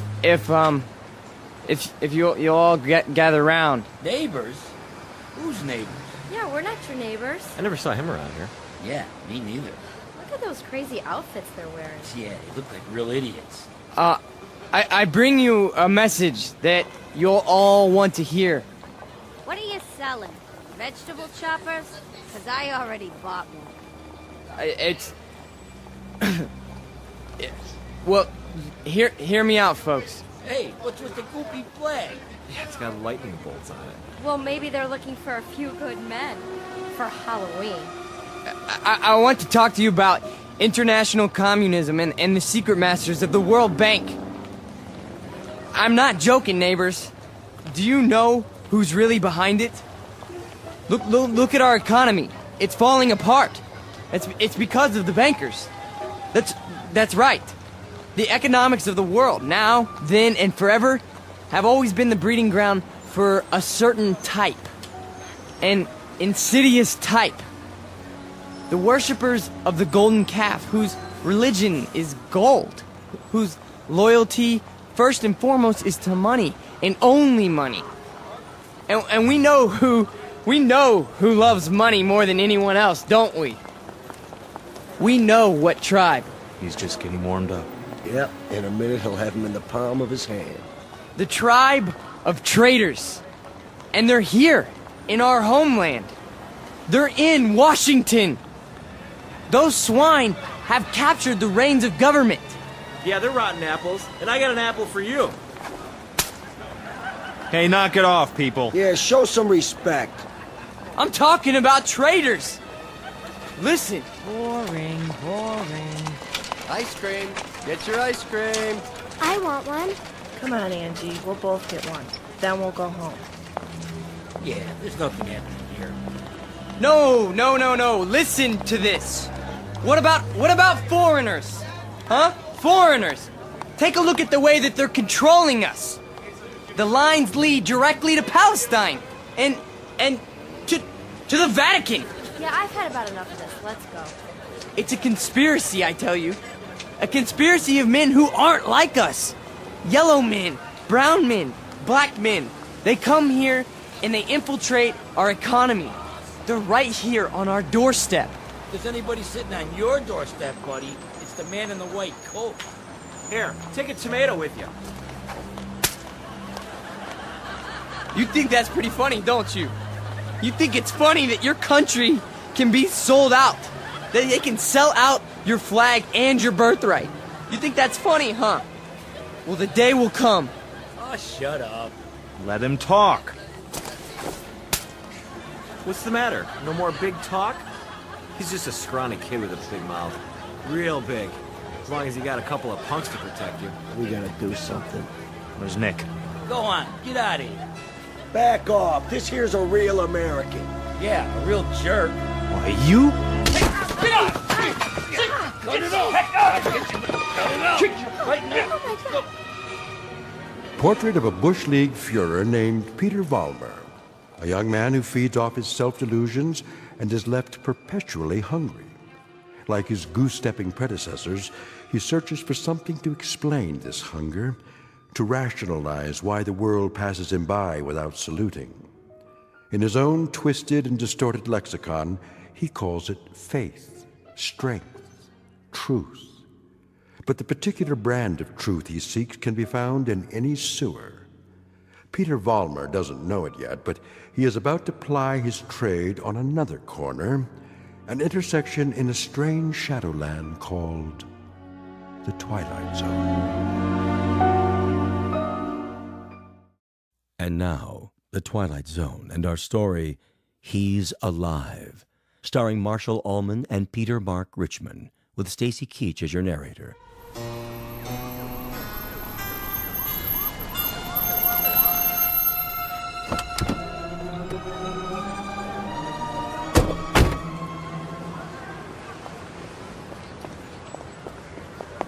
All right, folks, break it up. Party's over. Yeah, what's happening here?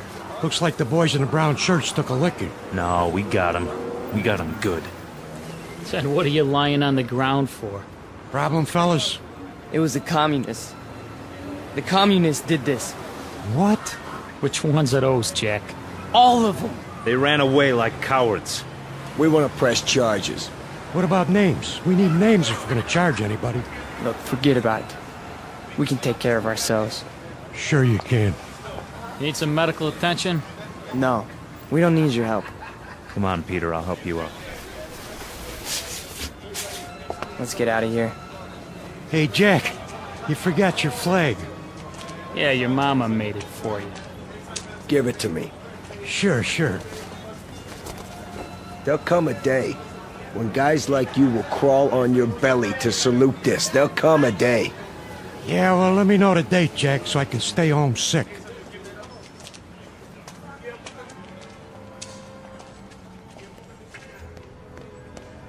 Hey, Pete! Pete! Are you okay? Yeah, we're fine. What are you doing in the alley? They cornered me. Must have been 10 guys on top of me. It was all I could do to get away. You sure that's what happened? Sure, I'm sure. Oh, mean crowd, Pete. You get a hot night, and you always get a mean crowd. Remember when I was telling you that? Remember when I was telling you that every time you get a hot night... All right. Okay, Pete. Okay. Why? I tried. I tried hard out there tonight, but I couldn't get through. I couldn't get them to listen. Words never come out right. You did good. Real good. Someday they'll listen. They'll have to. They'll listen and they'll cheer. Someday they will, Pete. You'll see. Someday.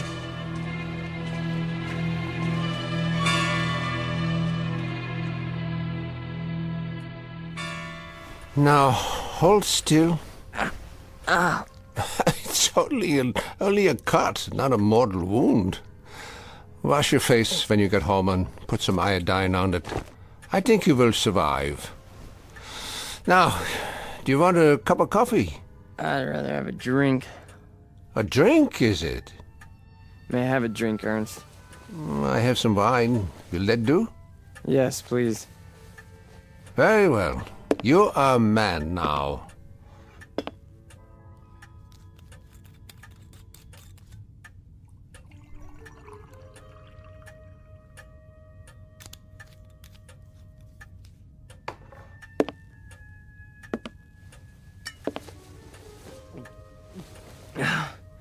Thank you. Peter, one sips wine. That's not beer from a beer garden. Sorry. I'll remember that next time. The next time. Just how many next times do you suppose a human being has in the scheme of things? Oh, come on, don't lecture me, Ernst. I'm sick, I'm tired, and I took a beating out there. Did you? Yeah, can I stay the night? Yeah, the couch remains in the corner, as usual. You're a good friend, Ernst.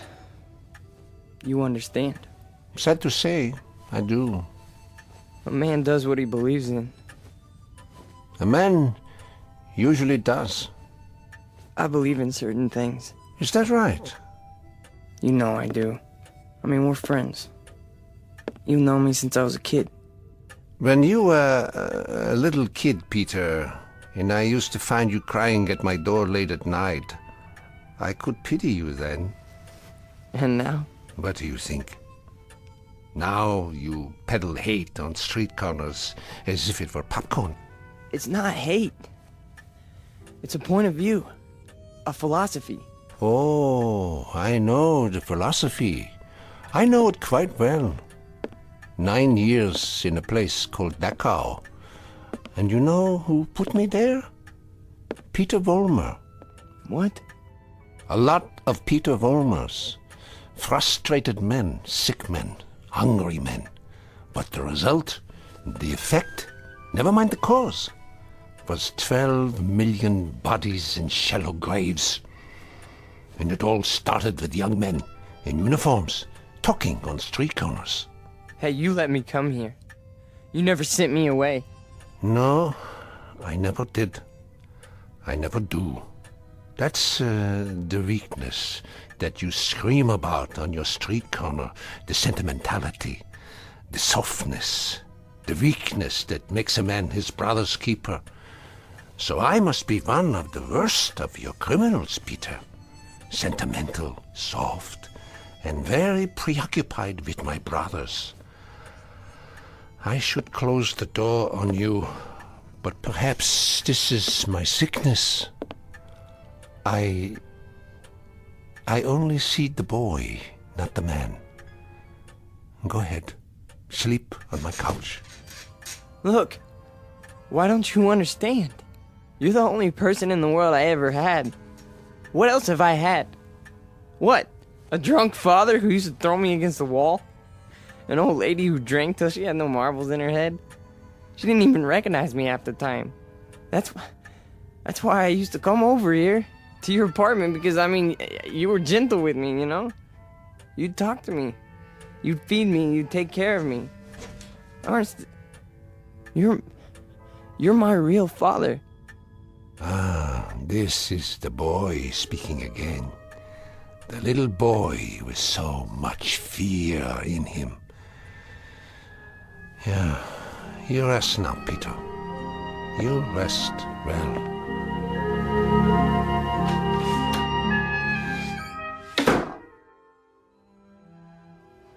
No. No. No. No. No. No. Wait. Eugene.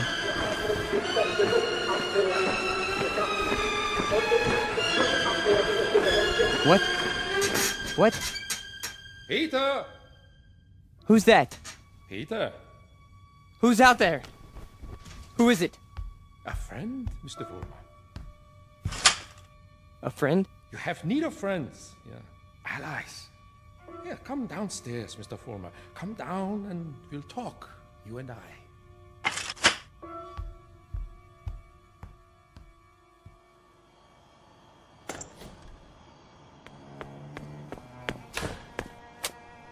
Hello, Mr. Vollmer. I heard people out here. Oh, did you? And your voice. Well, a dream, perhaps, of better days to come. Who are you? Take a good look. Do you not recognize me? Surely you have seen my picture. Wait. That hair. With the mustache. No. It can't be. You died a long time ago. Did I? Or perhaps I only wanted people to think so. But you're a great man. I am aware of your opinion. How did you know where to find me? I simply followed your tears, Mr. Vollmer. You said you have something to talk about? I do. I do indeed. I have you to talk about, and the things you believe in, which are the things I believe in as well. See, your success, Mr. Vollmer, will be my success. Are you interested? I am. I am. Please go on. Good. Then let us start by discussing a most important point. What are the dynamics of a crowd? How do you move them, Mr. Vollmer? How do you excite them? How do you make them feel as one with you? I don't know. I don't know, sir. How? Join them first, Mr. Vollmer. Yeah? When you address them, speak as if you were a part of the mob. Speak to them in their language, on their level. Make them hate the things you hate. How do I do that? If they are poor, talk to them about poverty. If they are afraid, talk to them about their fears.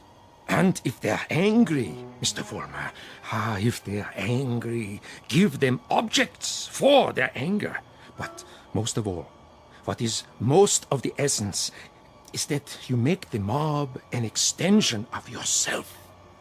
Say to them things like, things like this.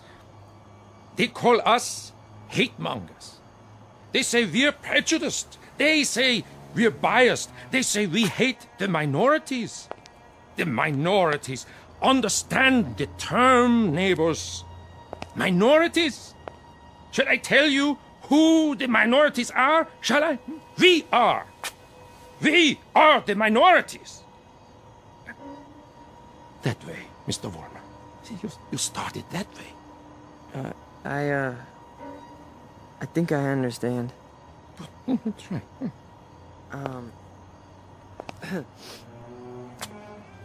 Neighbors. Neighbors. They call us hate mongers. That's it. More. They say we're prejudiced. They say we're biased. Yeah, now you have got it. Go on. The minorities? Understand the term, neighbors.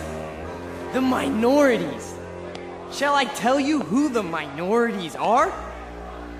We are the minorities. Because patriotism is the minority. Because love of country is the minority. Because to live in a free white America seems to be a minority opinion. Let me tell you something, neighbors.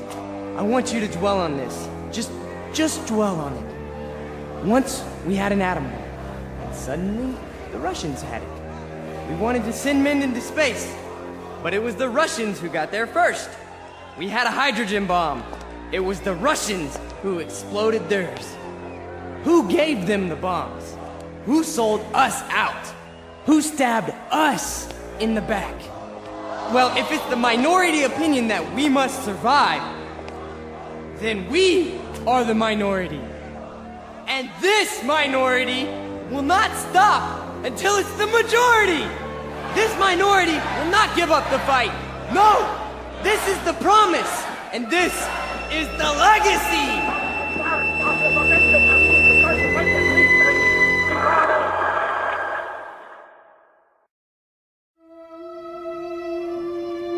Look, I'm not gonna wait much longer, you understand? Gibbons, cool it.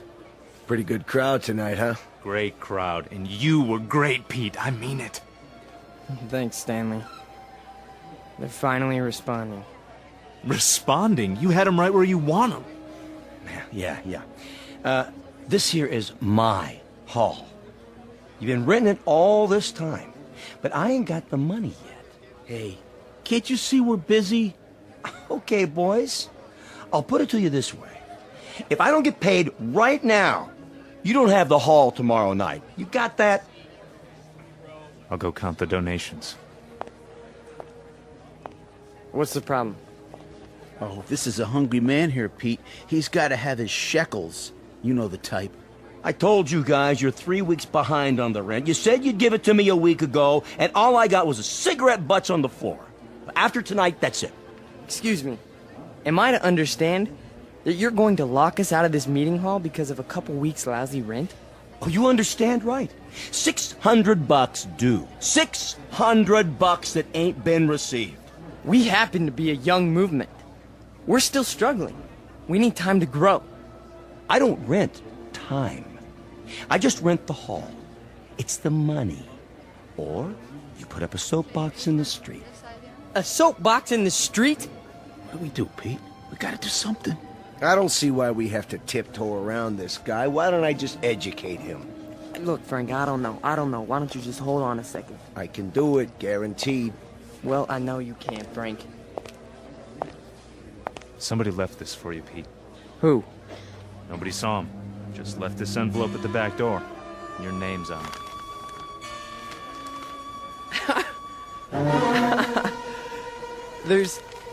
There's money inside. 6 C-notes. Hey, how about that? We need $600, and here it is. Oh, man, how about that? Hey, Gibbons, come and get it. Yeah, it's about time. You satisfied? Then don't bother us. All right. You're paid up through this week. Where'd the dough come from, Pete? You have any idea? We must have a secret supporter. I can see why. You were really something tonight. I can't even tell you how it sounded. You had him.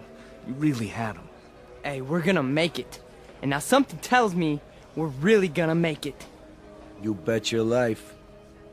You guys go on. I'll see you outside. Sure, Pete. Anything you say.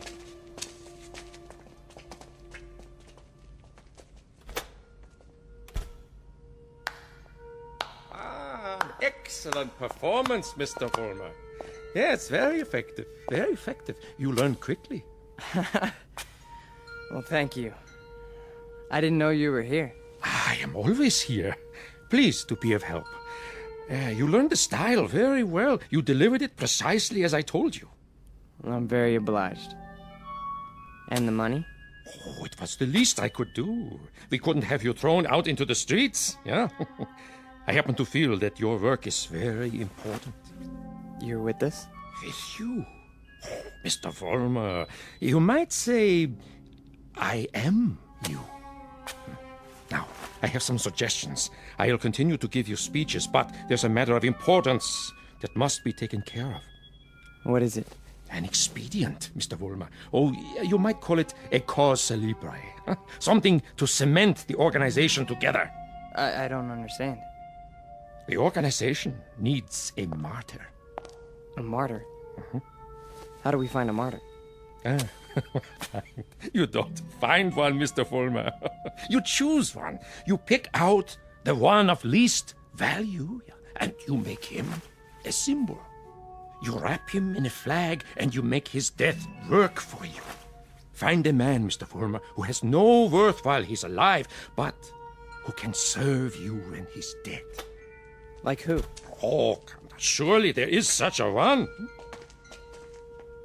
Pete, they're waiting. Be right there, Nick. Okay. Thought I heard voices. You talking to somebody? No. I'm just practicing my next speech. Look, hey, tell Frank to come in here, would you? Right away. Alone. Sure thing, Pete.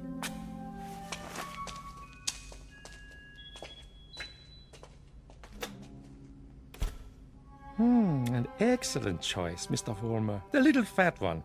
Yeah. Now, all you have to do is arrange it. The only thing is, I've known Nick for a long time. Isn't there some other way? Other way? There is no other way, Mr. Vollmer. And if you weaken now, there's no point in going on. When Frank comes back, tell him you've discovered an informer. Tell him the informer has done you irreparable damage. The informer must be put out of the way, but cleverly, subtly, so that there is some question as to who is responsible. But Nick's been with us from the beginning. The beginning? Oh, no, Mr. Vollmer. None of you were at the beginning. None of you. Nick's my friend. And this is an act of friendship. We are allowing him to serve the cause. How glorious for him. Nick says you wanted to see me. We got a stoolie in the group, Frank. A stoolie? Yeah. Nick's been talking. And I think he's working for the police. No. I know it to be a fact. Everything we've done, everything we've said, Nick snitched on us. Are you sure? beyond a shadow of a doubt. Well, what do you want to do, Pete? Get rid of him. Get rid of him so that it looks like somebody else did it. Make it look like someone who hates us. I understand. I understand, Pete. You call it, you got it.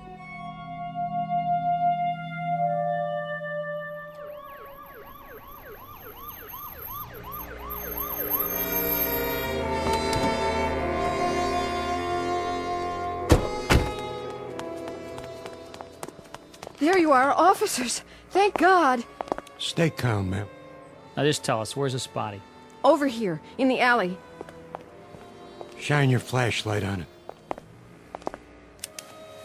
Look at all that blood. Somebody did quite a number on him, huh? I've seen him before. It's one of those young hooligans. You can tell by the uniform.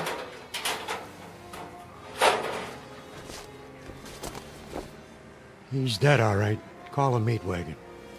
What was this one's name? Wait a minute. There's a note pinned to his chest. What does it say? A good fascist. What do you suppose that means? One of their enemies must have put it there after he beat him to death.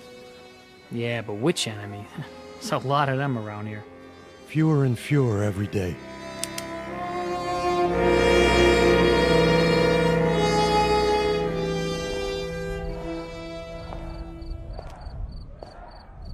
Hurry up, Frank. We've been waiting for you.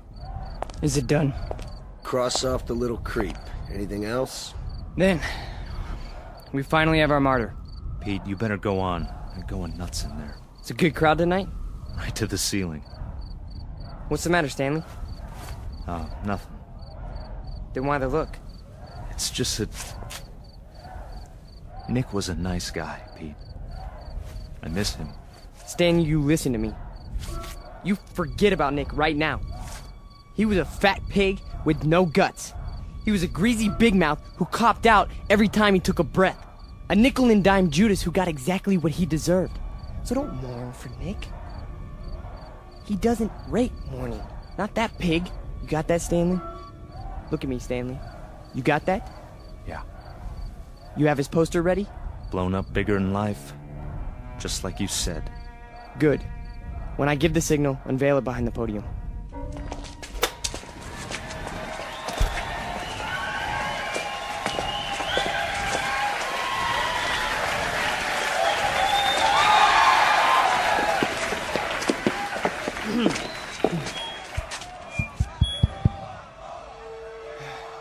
All right, everyone. I have something very important to say. A man of honor has died tonight. A decent, courageous fighter for the cause of freedom. He gave his life. He gave his life for us. Some skulking assassin murdered him. But friends and neighbors and co-fighters, Nick Bloss did not die in vain. They stilled his great heart, but they could not stifle his memory. They could not obliterate his courage. They could not wipe away his honor. He lives, my friends. He lives in you, and he lives in me. He lives deep in the gut of any human being who believes that the United States of America should be free, should be untainted, should be free from the mongrels who try to enslave it. Now, Stanley, look at this portrait of Nick Bloss in his uniform. He wore it proudly.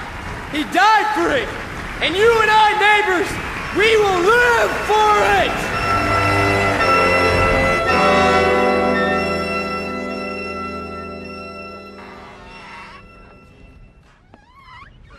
Oh, hiya, Mr. Gans.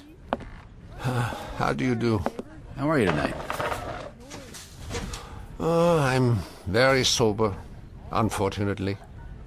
Beer? Yeah, if you please. Boy, listen to him across the street. Guy's got a voice on him. And I knew it when it was only a whimper. That's a wild kid, that one. Used to be people would laugh at him, but lately he gets the crowd. Not many people laugh now. Say, you know him, don't you? Yeah, since he was a child. A silent little boy with very little to say. But now, I've been here before. Oh yes, I've seen and heard it all before. That was another time, Mr. Gans. Another place. Another kind of people. That stuff doesn't go here. That's what we said, too. They were brown shirt scum. Temporary insanity. Part of the passing scene. Too monstrous to be real. So we ignored them. Or laughed at them. Because we couldn't believe that there were enough insane people to march for their cause.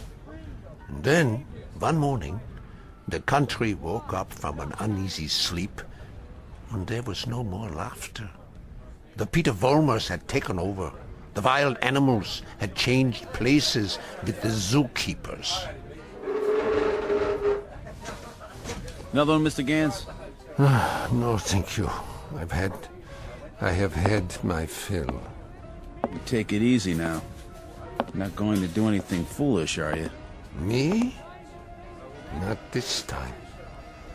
It mustn't happen again. We can't let it. We simply can't let it happen again. All the anguish, all the horror, all the nightmare. No. Not this time. Mr. Gans? Mr. Gans!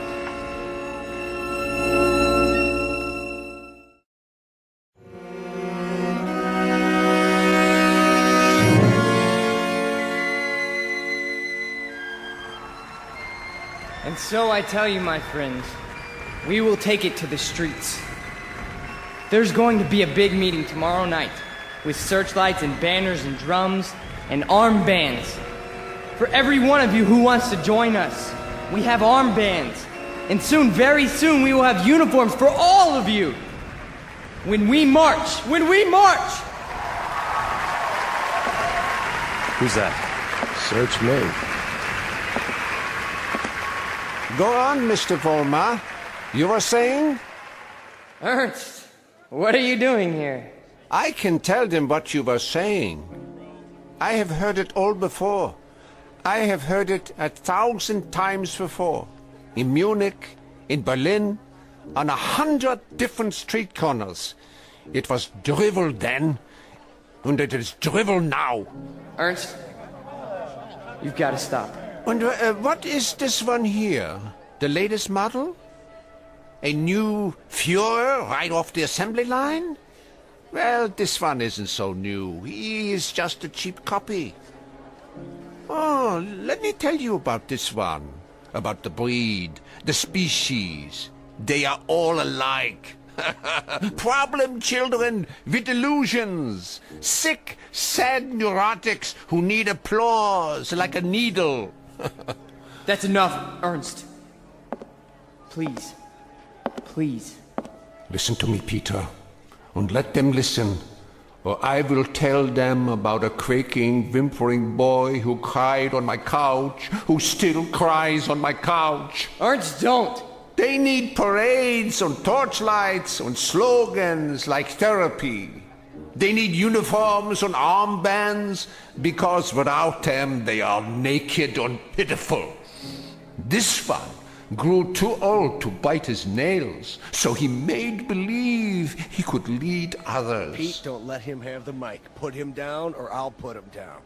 Yeah, put me down, Peter. Shut me up. Stifle me, huh? Why don't you? Why can't you? Because this is your courage right here. The symbol on your sleeve. A torch and a lightning bolt. A crude drawing for children. I'm warning you, Ernst. This patch is your strength. This and the crowds and the sick aisles. And if I tell you to your face, Peter, that your courage is made out of cloth, that your ideas are filthy garbage, and that you are something less than a man, what do you say to that? How do you answer me? Like this! Oh, the rebuttal. The only answer your kind knows how to give. Is that the best you can do? A bloody nose? This is your Führer? He is yours. I give him to you. A gift from the sewers. You see, folks, the way it is. Hey, Pete, don't worry about it. He's just an old man. One crummy old man. The way it is, I knew him. I knew the old man once. Is that a fact, Mr. Former? Yes, that is a fact. I used to know him. And... Who's he talking to? Mr. Former, I have no interest in who he is. My concern is in what he is. He cheapened you in front of these people. You barely had the strength to strike him a slap, like a woman. Your voice is like a lion, but your instincts are rabbits. And you? Instincts like a rabbit. Slap like a woman. You stand in the darkness and plan the battles. But you're never there when they're fought. No. Why don't you come up here alongside me, huh?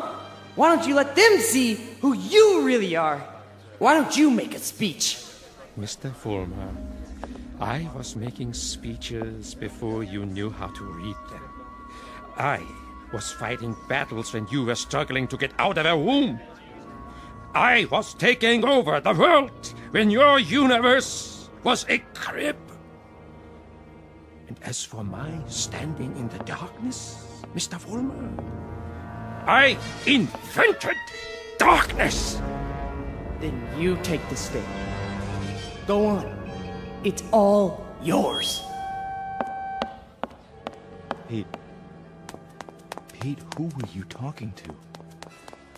Where are you going? You can't run out.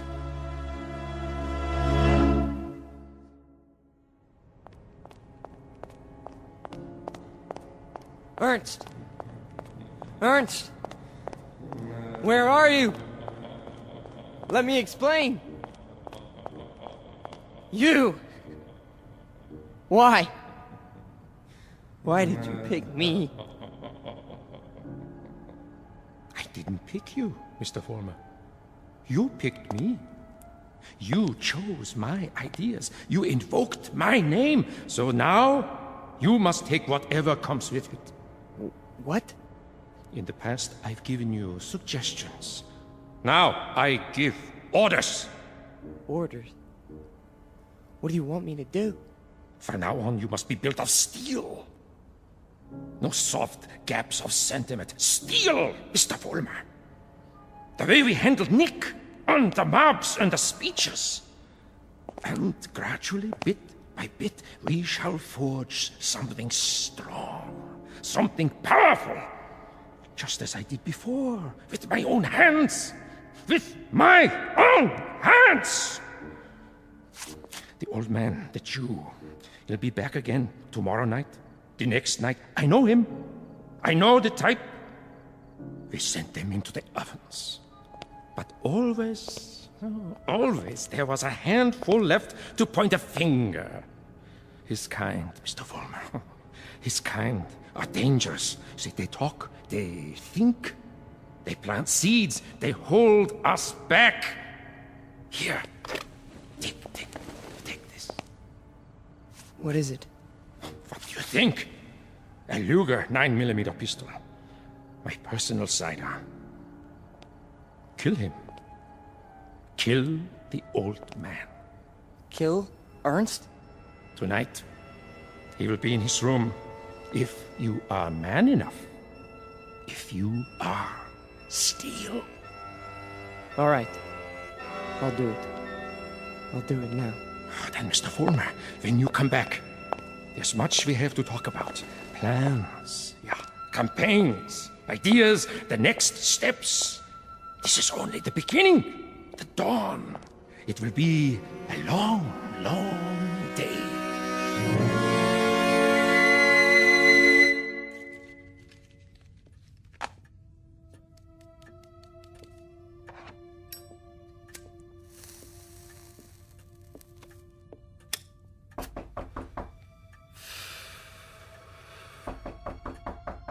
Yeah? Come in. Ah, I thought it was you. You wouldn't listen to me, Ernst. On the contrary, I listened to all that I was able to stand. You should pay attention now. I can't even begin to tell you what's happened. It's too incredible. It's too unbelievable. I can tell you this much. We're on the march. From now on, we only go forward. There's no stopping us. No stopping you, Peter? An old man stopped you tonight with a few words. He stopped you with the truth. You're wrong, Ernst. It's not just me anymore. There's someone else. Someone behind us. Someone even you tremble at. He'd have to be a very imposing figure, Peter. Much more imposing than you. Oh, he is. He gave me this. See? More imposing even than a gun. That's only because you don't think I'll use it. Which only goes to show that you don't know me. I know you, Peter, I know you. From a ravaged little boy wanting love to a torn man looking for respect, identity. I don't fear you. So you may do what you have in mind at any time you wish. With this one last reminder. You can never kill an idea with a bullet. Never. No. I'm all steel now. Ernst, I'm made out of steel. No more sentiment. No more softness. Just purpose. Just will. Then shoot. Kill. Destroy me, if you can. Am I close enough to you? You're frightened. Admit it. Not at all. Impatient and a little bored. With living? With having to live in a time that produces people like you. Once, years ago, you made death inviting. You still do. So do me the goodness, Peter. Get it over with as quickly as possible. I'm waiting, Peter. Kill him, Vollmer. Kill the old man. Kill the Jew. Use strength. Use will. Be made of steel, Vollmer. Kill him! Kill him now! You see, Ernst? I told you! I told you! I'm made of steel. All steel. All strength. But at the expense of things that most other men have. Some fragments of decency that tell them right from wrong. That make them love. Yes, Peter, you have steel, but now you have no heart.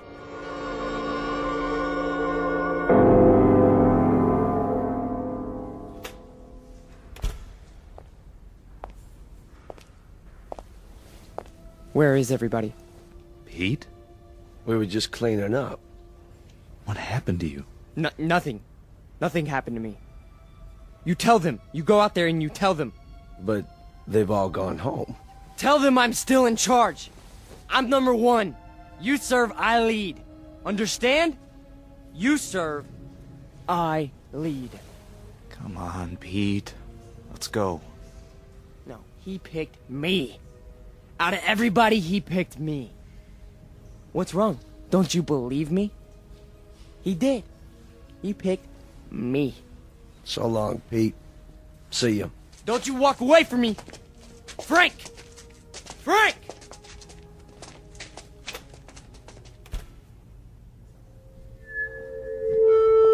Who's there? Who is that? Vollmer? You. I did what you said. Sentimentality, Mr. Fulmer? None. Steel? Steel. And no regrets? None. What did you destroy tonight? Only a disease. A growth on our flesh that had to be removed. Not a man, then? No. Hardly a man. How did it feel? It felt like I was immortal. Mr. Fulmer, we are immortal. Yes. Yes.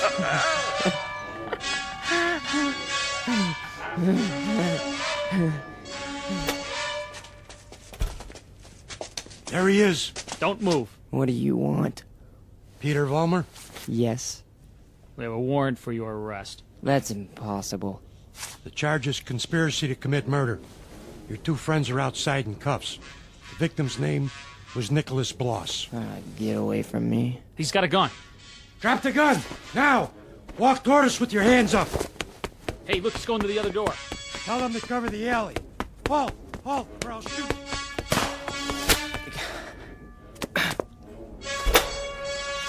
Hold it right there. We got him. He's hit. Call for an ambulance. You have the right to remain silent. Anything you say can and will be used against you. There's something very wrong. There's something very wrong. Easy, kid. Don't try to talk. But you made a terrible mistake. I'm made of steel. It's true. Don't you understand? I'm made of steel. I'm made of steel. I'm made of steel. I'm made of steel.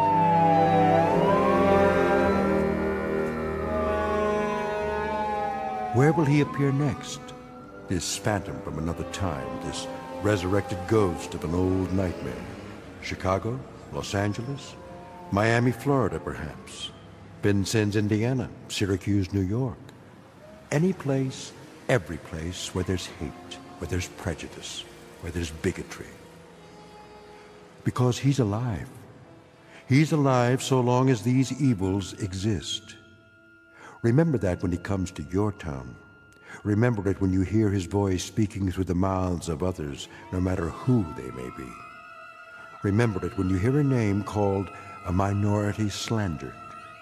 Any blind, unreasoning attack on a people or any human being. He's alive. Because through these things, we keep him alive.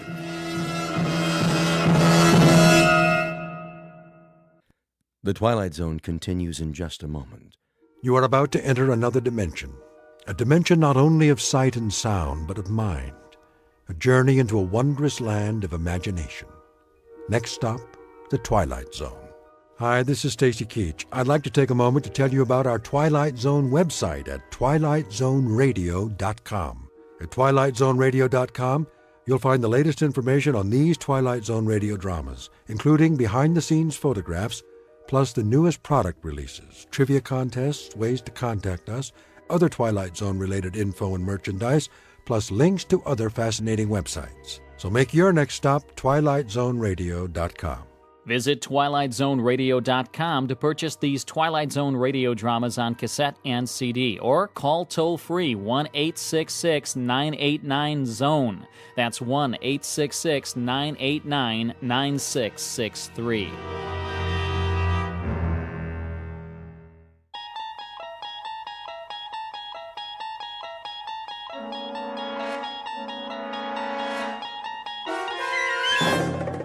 There is a fifth dimension beyond that which is known to man. It is a dimension as vast as space and as timeless as infinity. It is the middle ground between light and shadow, and it lies between the pit of man's fears and the summit of his knowledge. This is the dimension of imagination. It is an area which we call the Twilight Zone.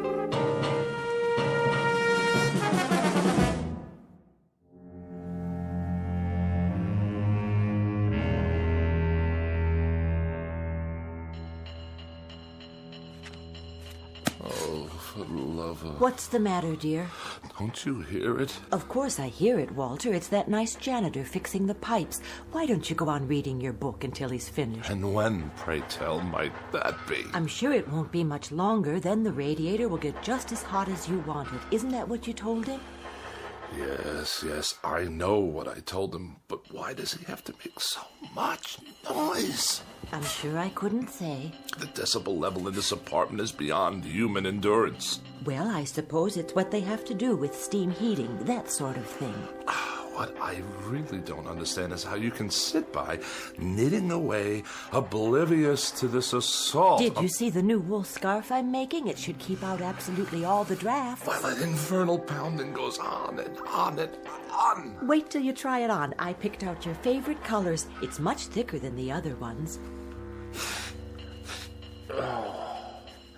If I live that long. You wanted more heat, that's what you said. Well, now you'll have it and then some. Yes, I did. I certainly did say that. Won't that be nice? Hope springs eternal. The question is, at what price? Are you sure you're comfortable, darling? Am I what? Oh, certainly. I am just comfy, cozy. I'll fluff up the pillows. Did you take your aspirin? I'm on the verge of being hospitalized for pneumonia. Oh, now really? It's not that And bad. that ape of a janitor out there is smashing my brain and ruining my sleep. But you weren't sleeping. You're reading 5,000 Common Ailments and How to Treat Them. Is it an interesting book? First he tries to freeze me to death, and then he tries to destroy my brain. Shall I plug in the vaporizer? That helps sometimes. It doesn't help at all. If it did, I wouldn't be in this condition. Yes, dear. Well, I won't stand for it. Lie down, Walter. No, I will not lie down. How can I? If I'm to die, at least it's going to be in comfort and peace. You there, Mr. Ape!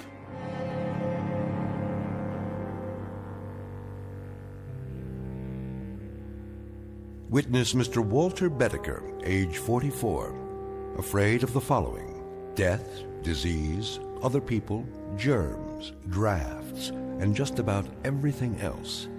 He has one interest in life, and that's Walter Bedecker.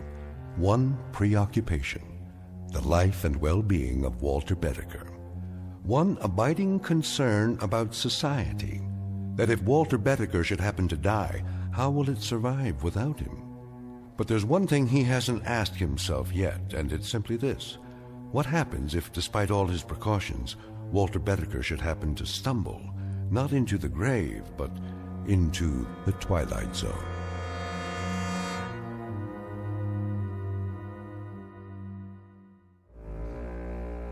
And now, The Twilight Zone, and our story, Escape Clause, starring Mike Starr, with Stacy Keach as your narrator.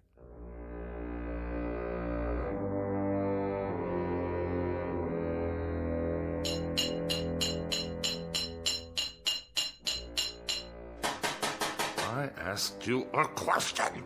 You want more heat, don't you? That's not the answer, so I'll ask you again. How much longer? Put it this way. In 20 minutes, it'll be about 105 in here. Hot enough to fry an egg. That good enough for you? 20 minutes, you say? After hour upon hour of your clanking around in my living room while I'm on my deathbed, I have to wait 20 minutes more? If you do die, Bedecker, and you go where I think you're going, as far as the temperature's concerned, you ain't going to be able to tell the difference. You ape! Get out! My pleasure.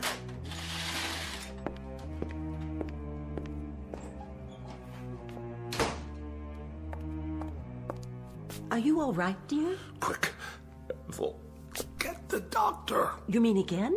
There's a tightness in my chest.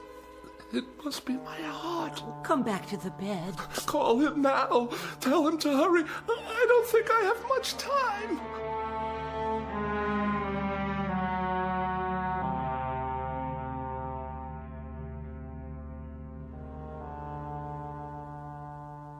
Well, doctor?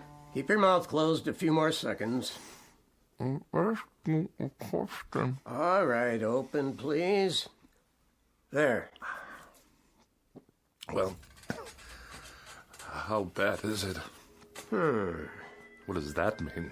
Your temperature isn't bad at all. In fact, it's quite good. The thermometer wasn't in my mouth long enough. Oh, I think it was. I timed it exactly. I find that hard to believe. You'd better take it again. But why? I implore you before it's too late. There would be no point.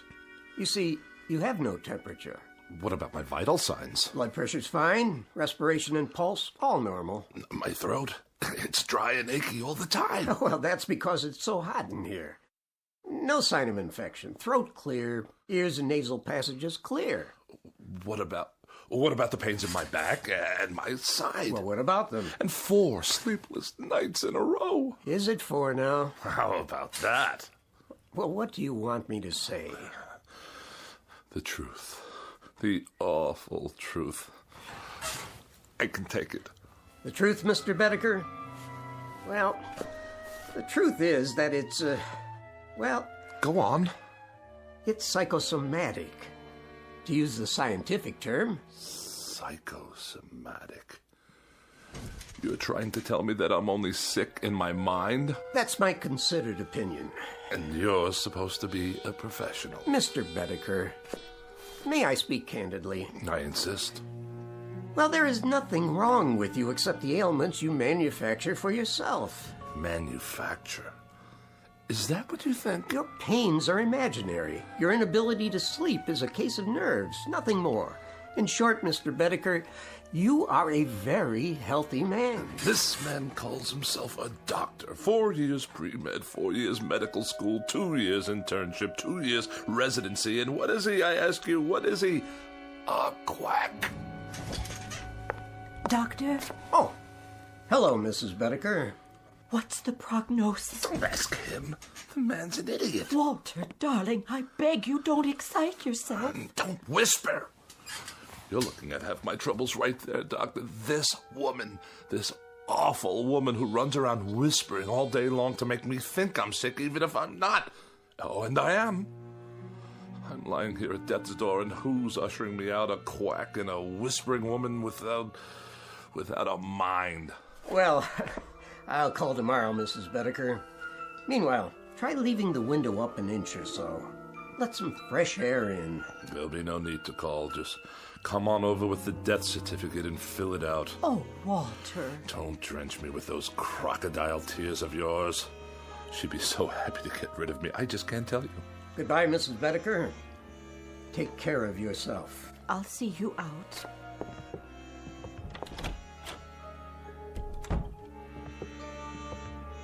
No need to show me the way. I know it by now. Doctor, how is he, really?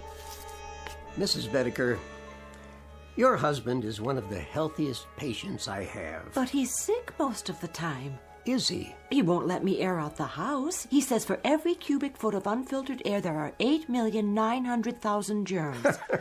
Well, he's probably right. And he's just quit his job. The 5th job he's quit since the first of the year. He says they make him work in a draft. Well, I suppose I'm oversimplifying it when I say there's nothing wrong with him, because in a sense, there really is. This constant worrying about himself is an illness of a sort. Has he always been this frightened a man? Ever since I can remember. When he was courting me, he told me he was in the final stages of TB and only had a week to live. I only married him because I felt so sorry for him. Oh, I don't mean that was the only reason. I think I understand. Do you? You see, people change. Sometimes for the better and sometimes in ways that aren't entirely healthy. We all assign blame. Your husband is taking it out on those nearest him. It's not your fault. But it must be. He never stops complaining. The problem isn't physical. He's getting older, so he sits here spinning his wheels. He needs to get out, do things, prove he's still strong, that there's a place for him in the world. Oh, Doctor, I'll do what I can. I'm sure you will. You already have. It's up to him now.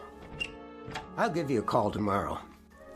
I don't think it would be a bad idea if you took some vitamins yourself. You look run down, Mrs. Bedecker. I do?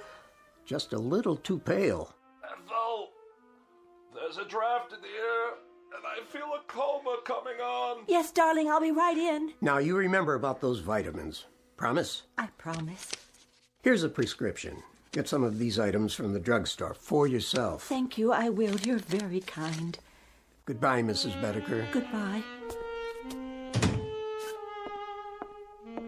Did you say there's a draft? I did. From where? The window. But it's only open an inch. Freezing air blasting into the room. I'll close it for you. Do you know how many germs live in 1 cubic foot of air, Ethel? I think I do. 8,900,000, that's how many. I know you want me gone. Walter! Gone from your life, and that's why you leave windows open all over the place. But as a point of common human decency, couldn't you find a way to do it more subtly? The doctor said you needed air. He said it was stuffy in here. Oh, the doctor said. Tell me one thing. Yes? What is going on between you two? Nothing, Walter. I saw the way he looked at you. Oh, now you are imagining things. What's that slip of paper in your hand? What do you mean? Oh, it's only... Give it to me. Oh, now I understand. Well, if you'll let me explain. When did he give you this? Just now, before he left. If you'll listen. I'm not sick, he says, but nonetheless he gives you a prescription for medicine for me? Not a thing wrong with me, he says, but while I lie here helpless, he's out there telling you that I've got a life expectancy of 20 minutes. He said nothing of the sort. Don't deny it, Ethel. I smelled the collusion the moment he left the room. Now I suppose he's making time with you behind my back. The two of you can hardly wait for me to expire. What a great day that will be. But just remember, it will be on your conscience. Yours and that quacks. The prescription was for vitamins, Walter. Not for you, for me. Vitamins for you? I lie here while the life seeps out of me and that charlatan prescribes vitamins for you? What has he done for me? Not a nil. A big fat goose egg, that's what. He comes whenever you call. He's very interested in your condition. Very interested. Oh, isn't that nice? I'm dying and he gives her vitamins. Sit up. I'll turn on the vaporizer. Never mind. Go on, get out of here. Leave me to die in peace. All right, Walter. What? I meant I'll let you alone so you can take a little nap. Then maybe you'll feel better. I can't now. Why does a man have to die anyway? I'm sure you're not dying. Oh, are you? I asked you a question, Ethel. Why does a man have to die? I don't know, Walter. The world goes on for millions and millions of years, and how long is a man's life? This much, a pinch, a drop, a microscopic fragment. Why can't a man live 500 years or 1,000 years? Why does he have to die almost the moment he's born? I told you I don't know, dear. No, you wouldn't. Go on. Get out of here. Yes, dear. I have to take my own pulse. Give myself a checkup. A doctor couldn't care less. My sinuses. It's moved from my chest to my sinuses. After that, it'll be my brain, and then poof. As if I never existed at all. What's the point? The point, indeed. It's a crime for a man to live such a short span of years. A crime. What I wouldn't give to live a decent number of years. 200, 300. Why not 500 or 600? Yes. Why not? Or 1,000. What a miserable thing to contemplate. A handful of years and then eternity in a casket down under the ground. The dark, cold ground.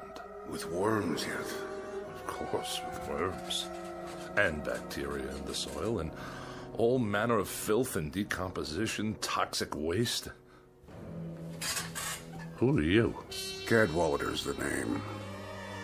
And immortality's my game.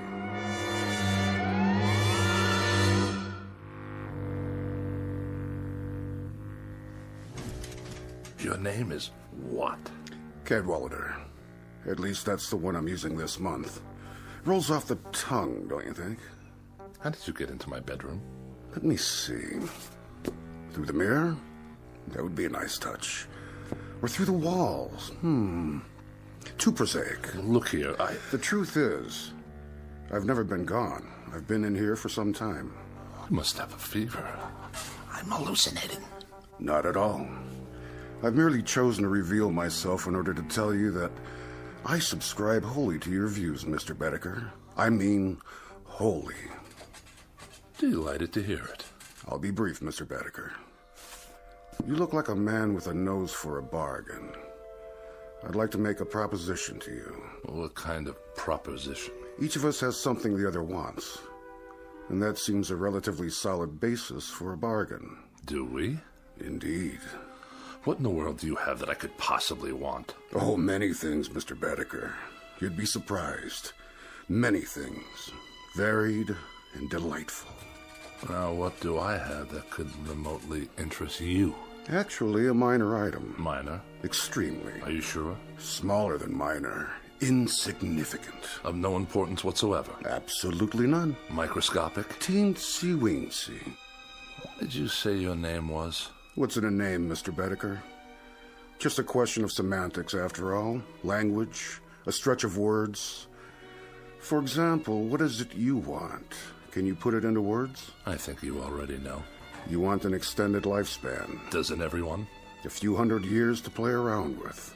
Some people would call it immortality of a sort. But why give it that kind of description? Why make it sound so imposing? What would you call it then? Let's call it some additional free time. After all, what are a few hundred years in the grand scheme? Or a few thousand? A few thousand? Or 5,000? Or 10,000? What's the difference? The world will go on ad infinitum, so what's a few thousand years more or less, give or take, add or subtract? And this little item I'm to give you in exchange, or what do we call that? What do we call it? That's a linguistic conundrum. We could call it a little piece of your makeup, a little crumb off the crust of your, structure, a fragment of an atom, so to speak, from your being. Or a soul. Or whatever. After all, what is it? And when you're gone thousands of years hence, what will you need it for, practically speaking? Yes? You're the devil. What's in a name? I'm at your service. Good Lord. How about it, Mr. Bedecker? Why not? That must be a good reason. There must be. You'd deed me over your so-called soul, and I'd give you immortality. Life everlasting. Or as long as you want it to be everlasting. And indestructibility, Mr. Bedecker. Complete and total indestructibility. Nothing can hurt you ever. Now that part's fun, let me tell you. Nothing can hurt me? And I live forever? Why not? Certainly. Forever. Again, Mr. Bedecker, just terms. And everything's relative. For you, it's forever. For me, it's a walk around the block. But we're both satisfied. Think about it. Oh, I am. I am thinking about it. To be without fear of dying. To be indestructible. Invincible. Not to have to worry about disease, accidents, pestilence, war, famine, anything. Governments and institutions disintegrate. People perish. But Walter Bedecker goes on and on. Walter Bedecker goes on and on. The ultimate dream, is it not? Mr. Cadwallader, about this soul, you say I won't miss it. You'll never know it's gone. And you say I'll go on and on, quite unable to succumb? Quite. No tricks, no hidden clauses. I'll just live as long as I want to live. Is that it? That's it. That's precisely it.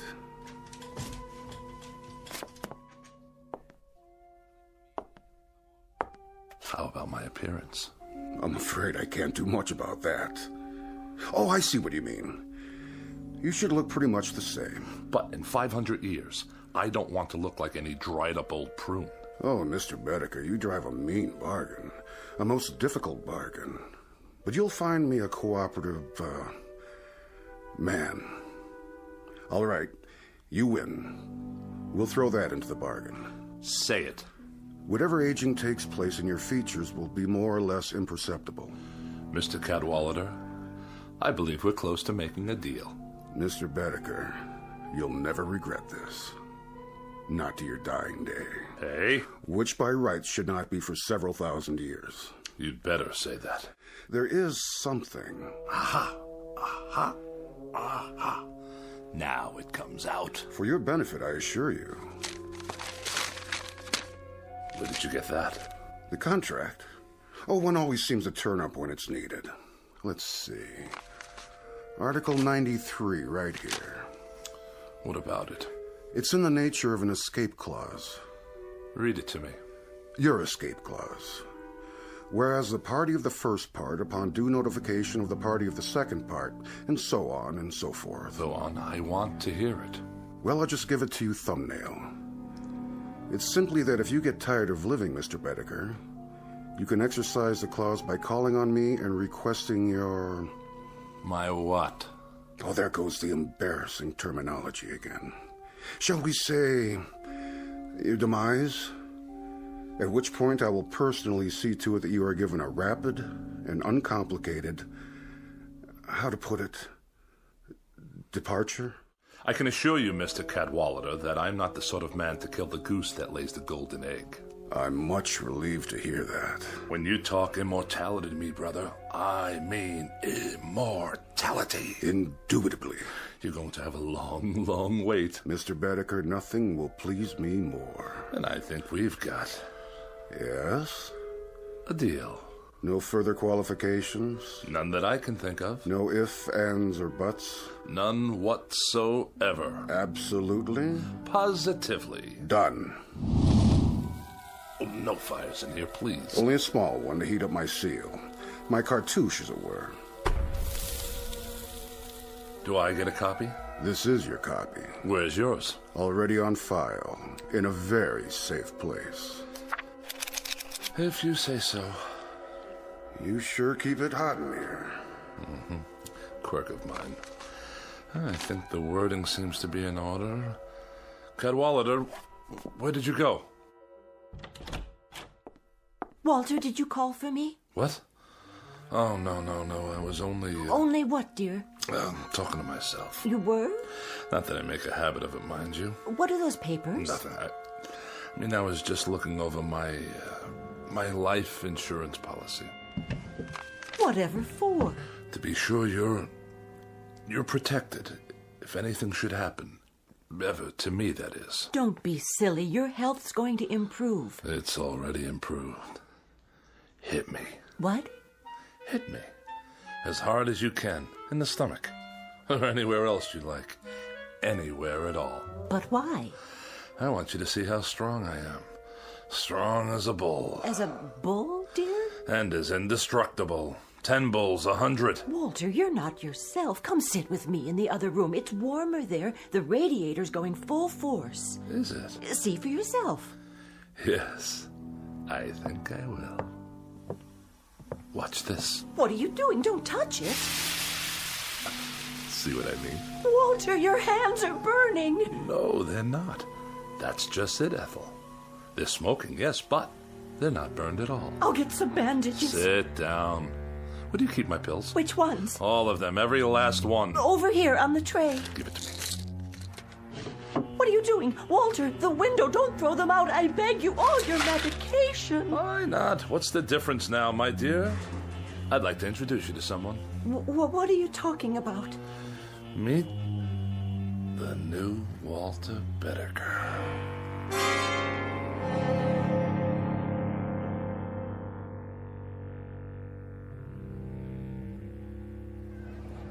Get your paper! Boy rescued from well, lives to tell about it. All the latest news, right here. Let me see that. Sure, mister. 2 bits. A little boy, huh? Yeah, the one that fell in the hole. They got him out alive. Ain't that something? It's something, all right.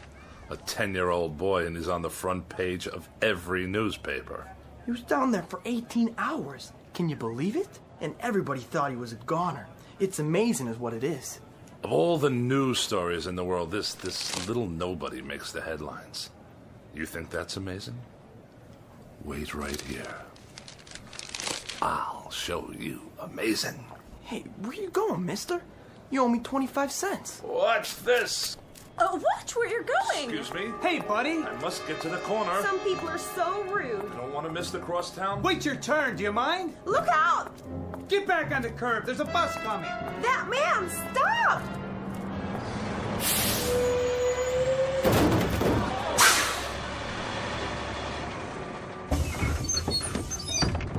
I couldn't stop. He ran right out in front of the bus. I saw the whole thing. That guy must be blind. Somebody call an ambulance. Look, he's getting up. Hey, pal, how'd you do that? Do what? Are you okay? Of course I am, you idiot. I can't believe it. I didn't even see you. Is there a photographer in the crowd by any chance? You better lay down. The ambulance is coming. Why would I want to go to a hospital? There's nothing wrong with me. Not a thing. Just your tire tracks on the front of my suit. Just the same, take it easy. Get some x-rays and I'll fill out an accident report. Don't bother. Just contact your claims adjuster. The name's Bedecker. Can you remember that? Walter Bedecker.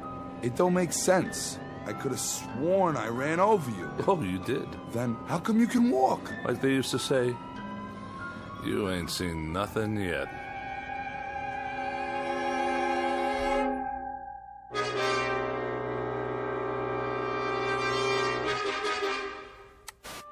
One survivor, Walter Bedecker. By now, these words should be familiar. You've heard them before on the Eyeball News, and if the past is any indication, you'll hear them again and again. It started when he was hit by a bus, then a car, and finally a subway train, but that wasn't enough for Walter Bedecker, the man whose luck never runs out. After an explosion at a construction site, what else could happen? Last week's plane crash killed 23 people, but not Mr. Bedecker. He's certified as the unluckiest man alive and the most indestructible. Is that you, Walter? He's all right, ma'am. Aren't you, Mr. Bedecker? You're all right. When you didn't come home, I was worried. This is my wife. Wait in the other room, dear. Are you sure? I can make you some hot tea. And your friend? He's no friend. He's a claims adjuster. In the other room, Ethel. Now. Yes, dear. You want to sign this now, Mr. Bedecker? $5,000, is that all? For falling down an elevator shaft? Well, considering that you're not even scratched, Mr. Bedecker, I think the company's being very fair. Just keep your mouth shut, will you? I'll sign it just to be done with you. And can I expect the check by tomorrow? No, first thing in the morning, by special messenger. Just sign here. Waives all claims. Receipt of some indemnifies company. All right. Very good, sir. Very, very good. I'll show myself out. Hello, Steve. Hey, Jack. What are you... Oh, you too? Yeah, the subway accident. Elevator shaft here. Right. You out. You in. So long, Steve. Yeah, see you, Jack. You have my check, I presume? $10,000, Mr. Bedecker, if you'll sign right here for it. If you insist.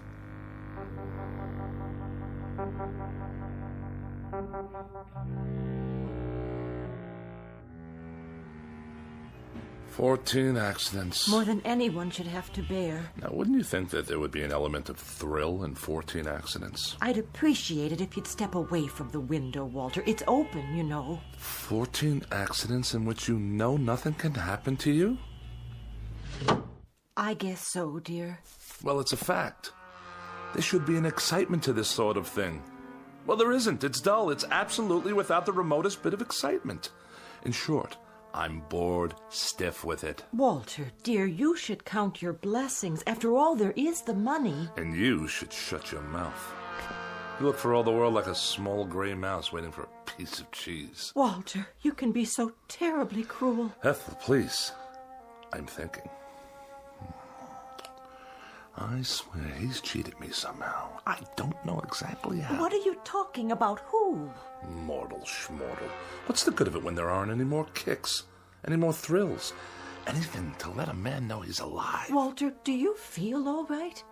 At least when I was concerned about my health, there was an element of risk, of danger. I mean, of course. That's it. What is?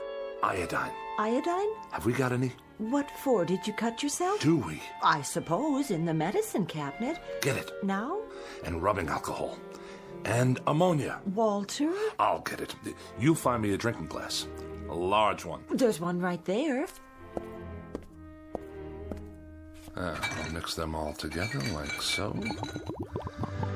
And stir them up. Wait! And drink it. Oh.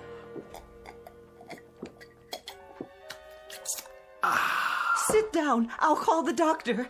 You see? What I just drank should kill a dozen men. To me, it tastes like lemonade. Walter. Yes? What's this all about? You really want to know? All right, I'll tell you. In a word, I am immortal. Walter, don't joke like that. It's true. I made a pact with a guy named Cadwallader, who's given me immortality and indestructibility in exchange for my soul. Your soul? More succinctly than that, I couldn't put it. Why don't you sit down? I'll make some tea and then we'll call the doctor. You will not make tea and you will not call the doctor. Why not? If you had any imagination at all, you could tell me what there is I might do to get a little excitement out of it all. I've been in subway crashes, bus accidents, major fires, disasters, one after another, and now I even drank poison. Nothing. You know what I've been thinking? I've been thinking I'll go up on the roof and I'll throw myself down the light well. Smack dab through the light well, 14 stories down, just for the sheer experience of it. Oh, Walter, darling, please. Ethel, darling, shut your mouth and get out of my way, please.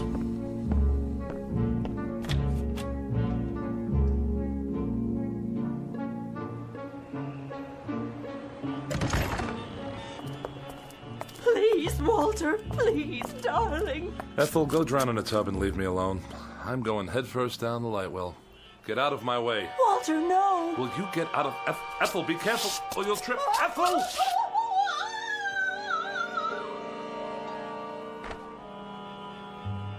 I wonder what that felt like.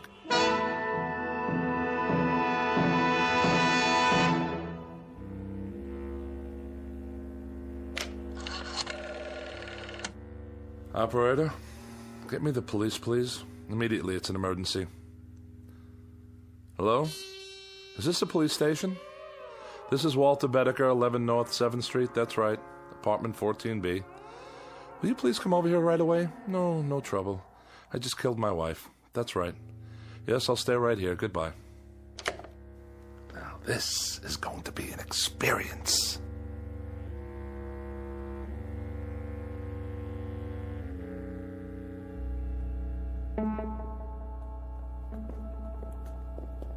Hey, Bedecker, you got a visitor.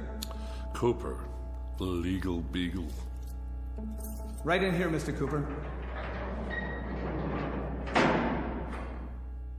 No longer than 15 minutes, please. How are you holding up? As well as can be expected. Prisons are boring places, you know. Very, very boring. And you? How am I? I'm miserable, Mr. Bedecker, and I've been miserable since I took your case. I've had tough clients before, but nobody like you. Really? What disturbs you? What disturbs me is that for 5 days in that courtroom, you've acted like a man desperate to get himself convicted. Oh, whatever would make you think that? When the prosecuting attorney cross-examines you, you act like you're betting on him to win the case. The truth will out. Now look, Bedecker, tomorrow's the last day of the trial. There'll be the summing up and it'll go to the jury. And as things stand now, you don't have a chance in hell. That a fact? That is a fact. Now, tomorrow, this is what I want us to do. Cooper, do me a favor, will you? Put it away. How's that? Bedecker, didn't you get what I was trying to tell you? You're about 12 hours away from a guilty verdict on charge of first-degree murder. Oh. What will the penalty be? The penalty in this state for first-degree murder is death in the electric chair. Death in the electric chair. Bedecker! And if I were in California? What? How would they try to kill me if I lived in California? Capital punishment there is the gas chamber, but I don't see... And in Kansas? In Kansas, it's hanging, but I'm gonna tell you something, Bedecker. No, Mr. Cooper, I'm gonna tell you something. The only thing they'll get for their troubles if they try to electrocute me is a high electricity bill. Good night, Mr. Cooper. See you in court. Guard! I don't know, Bedecker. I just don't understand you. The psychiatrist says you're sane, and you say you killed your wife. But way down deep, I know you didn't. So tomorrow, when I sum up for you, I'm gonna lead from a terrible position, a position of weakness. But I'll do the best I can. Mr. Cooper, really, don't bother.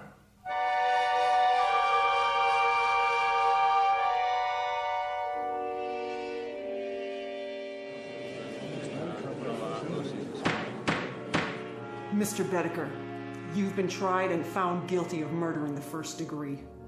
Have you anything to say before the court pronounces sentence upon you? Oh, I don't have anything to say, Your Honor. Not a thing. Then the court sentences you to imprisonment in the state penitentiary for the rest of your natural life. I knew we could do it, Bedecker. I knew we could get you off without the death penalty. If I do say so myself, I gave that summation everything I had. Wait a minute. Does this mean that... It means that you're not going to the electric chair. You've been given life instead. You're a very fortunate man, Mr. Bedecker. Life? Did you say life imprisonment? We need help here! My client's fainted!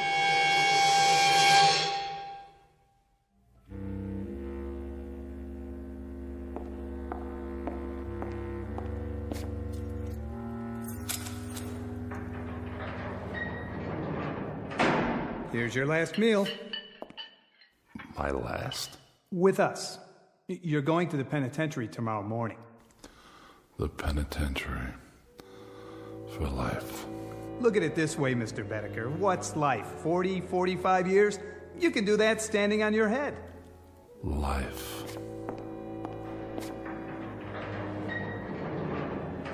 That's all. 45 years. Maybe not even that much. After all, what are a few hundred years in the grand scheme? Or a few thousand? Or 5,000? Or 10,000? No!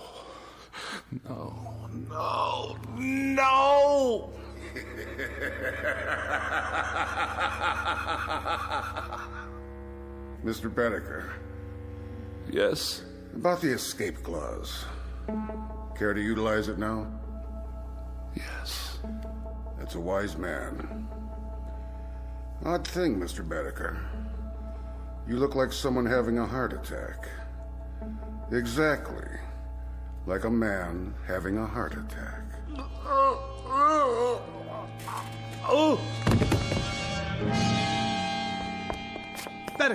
Bedecker!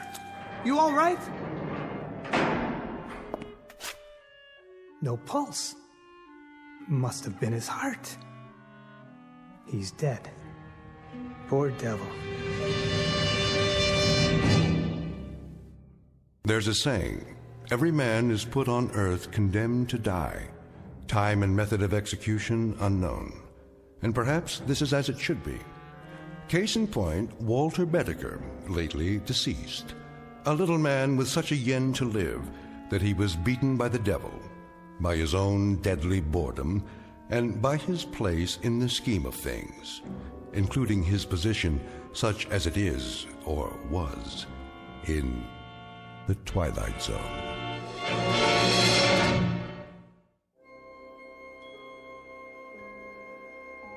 Hi, this is Carl Amari, producer of the Twilight Zone Radio Dramas. I'd like to take a moment to tell you about our official website at twilightzoneradio.com. where you'll get the latest news and information on these Twilight Zone radio dramas. Plus, at twilightzoneradio.com, you can digitally download 3 free episodes or any of our episodes for only $1.95 each. In this age of ever-changing technology, we've decided to make these episodes instantly available to you by making the Twilight Zone radio dramas a digital download-only series. This means that this series will no longer be offered on CD. The CD collections at our website are now being offered while supplies last at buy one, get one free. So be sure to get your favorites before they're sold out. Be sure to visit us often, and I'll see you in the zone.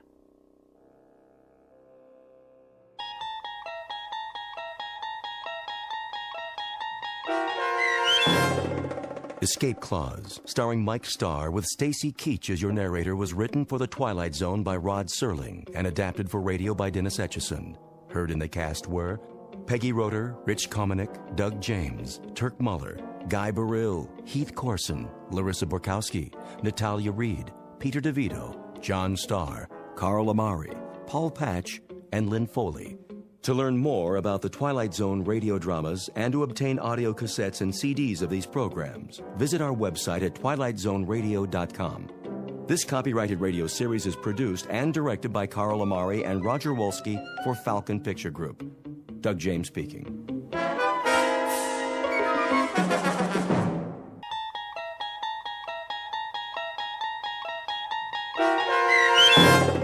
The Howling Man, starring Fred Willard, with Stacy Keach as your narrator, was adapted for radio by Dennis Etchison and written for The Twilight Zone by Charles Beaumont. Heard in the cast were Christian Stolte, David Darlow, Doug James, and Anna Sverutza. To learn more about the Twilight Zone radio dramas and to obtain audio cassettes and CDs of these programs, visit our website at twilightzoneradio.com.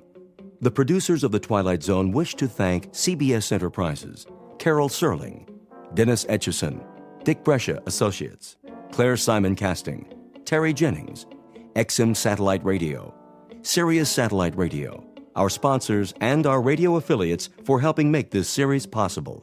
This copyrighted radio series is produced and directed by Carl Amari and Roger Wolski for Falcon Picture Group. Doug James speaking.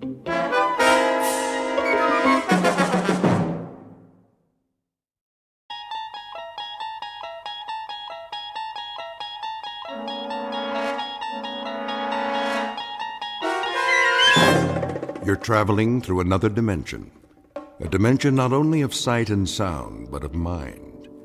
A journey into a wondrous land whose boundaries are those of imagination. Your next stop, the Twilight Zone.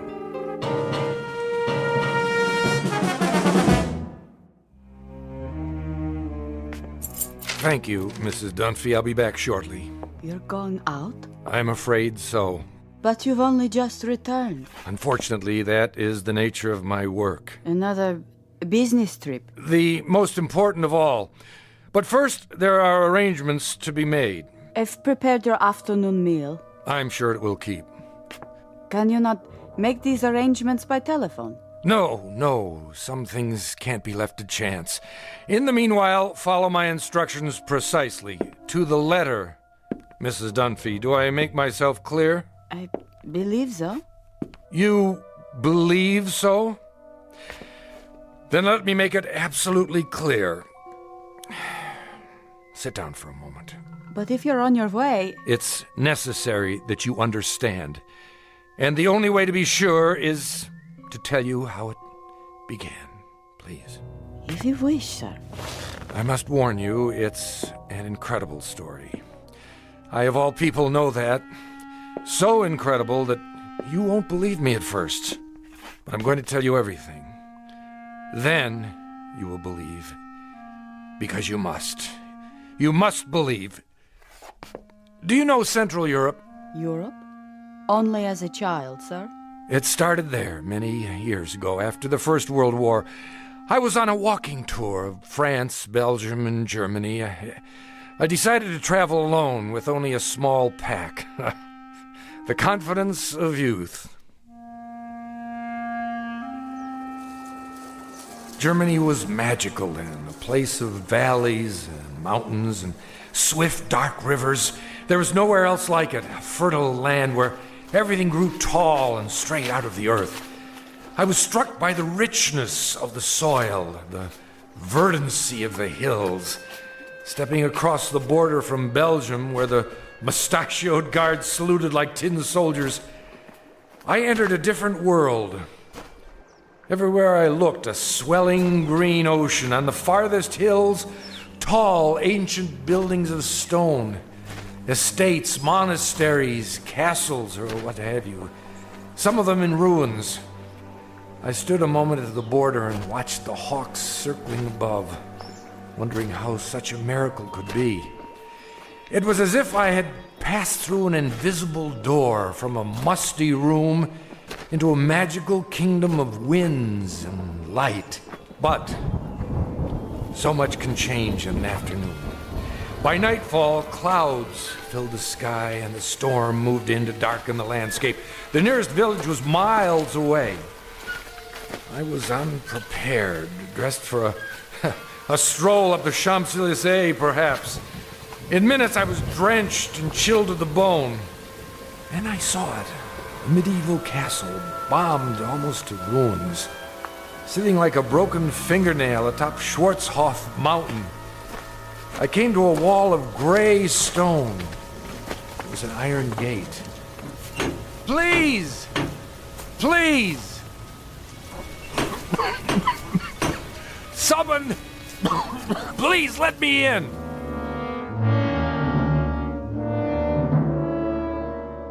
A story told years ago by a man who recalled it from his youth. Fortunately, or perhaps unfortunately, he was never able to put it out of his mind. It begins with a wayfaring traveler. His name is David Ellington, scholar, seeker of truth, and to his dismay, a finder of truth. A man approaching exhaustion, who will confront a problem that has haunted the world since the beginning of time. A man who knocks on a gate seeking sanctuary, and instead finds that he has just crossed an unmarked border into the far edges of the Twilight Zone.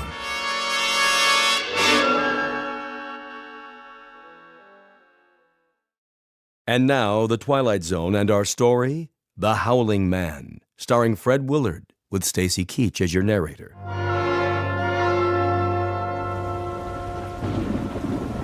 I found a rope by the gate and pulled it. Please! Someone! Yes? What is it? Let me in! I'm sorry. You don't understand. I'm traveling on foot. We don't allow visitors. I'm not a visitor! What is this place? It's called the Hermitage. And I'm a stranger caught in the storm. Your robe, the cross around your neck. You're a man of God. I'm lost. Don't you understand? Lost. Very well. Follow me. Thank you, brother. You're ill. I'll be all right. Once I dry out. This way. What are these rooms? A barred window in each door. They look like, well, cells. All are empty now. I see, but what were they? Wait here. What for? I'll speak to Brother Jerome. Who?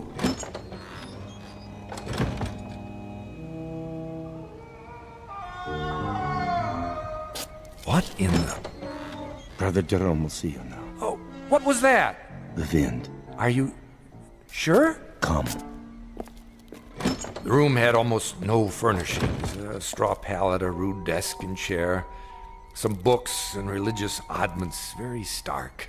The abbot himself was a fierce El Greco painting of a man, stooped and withered, but strong in every part of him. Like the monk who came to the gate, he wore a shepherd's cloak and carried a crooked staff. Why have you come here? My name is David Ellington. I got lost in the storm. Then I saw a lantern in the window. And what is it you want of us? Want? Only a little shelter, some food. We cannot help you here. You will have to leave. You call that a Christian attitude? Now, Mr. Ellington. Oh, for the love of... All right, if that's the way you want it. Sorry to have troubled you. Give me a minute. I'll be out of here in Brother Christophorus. Yes? Carry him out of here. At once. Right away.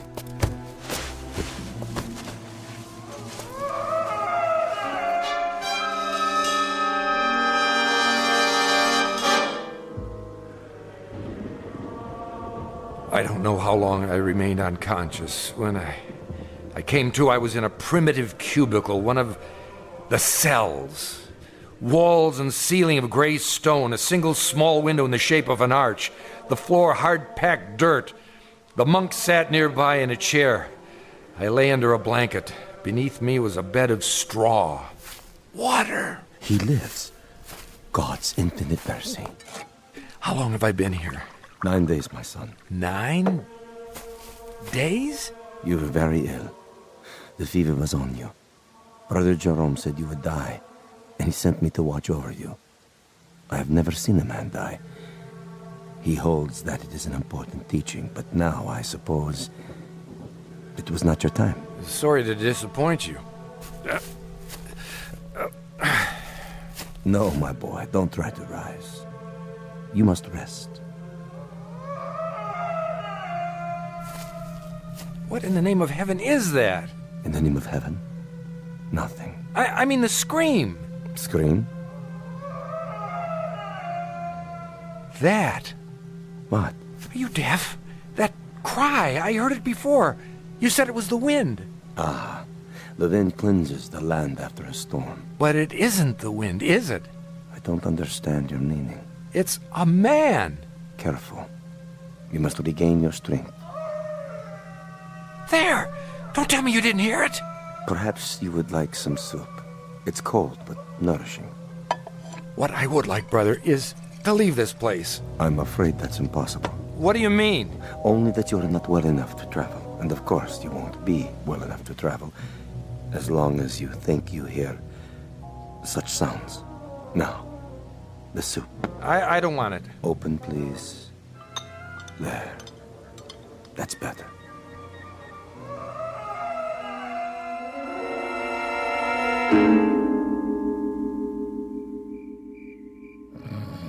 Over the next few hours, my strength did return, or at least some of it. I waited until the monk had fallen asleep. Then at last I made my move. The door was held shut by a simple iron bolt. I had only to slide it a few inches without waking him. I was almost free, but I could not remember which way we had come. When I turned into another corridor, I realized I was lost. It was a maze of dark passages and doors. Here, a part of the ruined ceiling was broken away, and I saw that the moon had risen. In the naked light of the moon, I saw one door different somehow from the others. At first, I was not sure why. Then I realized that in place of a bolt, it was held shut by a piece of wood, a mere stick, crooked and curved, like the peculiar staffs carried by the monk and the abbot, only in miniature, no greater in length than my forearm. On this door, in this door alone, a small wooden staff replaced the iron bolt. How odd! I looked through the opening in the door. Inside, a filthy, shadowed hovel, no table or chair, no straw for a bed. It appeared to be empty. What? There was a man, huddled in the corner, holding his knees and rocking, head back like an animal. In the soiled moonlight, I saw his dirty beard, his rotted clothes. Who are you? Help me. Stay back. No, please. In the name of humanity, help me. But who? You're not one of them. No, my name is Ellington. I'm an American. Shh. What are you afraid of? Them. Listen. Do you hear them coming? No. But why? They will look for you. We only have a moment. You speak as if I'm a prisoner. Aren't you? I'm not sure. Come closer, and I'll explain. Explain what? Don't you know what they are? These men of God. They are mad, Mr. Ellington. All of them, raving mad. Why do you say so? I was in the village, in Schwarzhof, doing nothing out of the ordinary, walking the street with my woman. We were holding hands, that is all. Do you see anything wrong with that? Well, of course not. But what... We paused to rest by a tree in the shade. And then we kissed.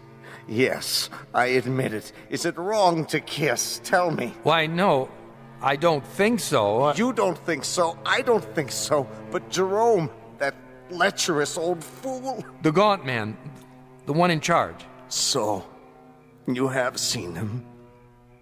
As I kissed her, a shadow fell over us.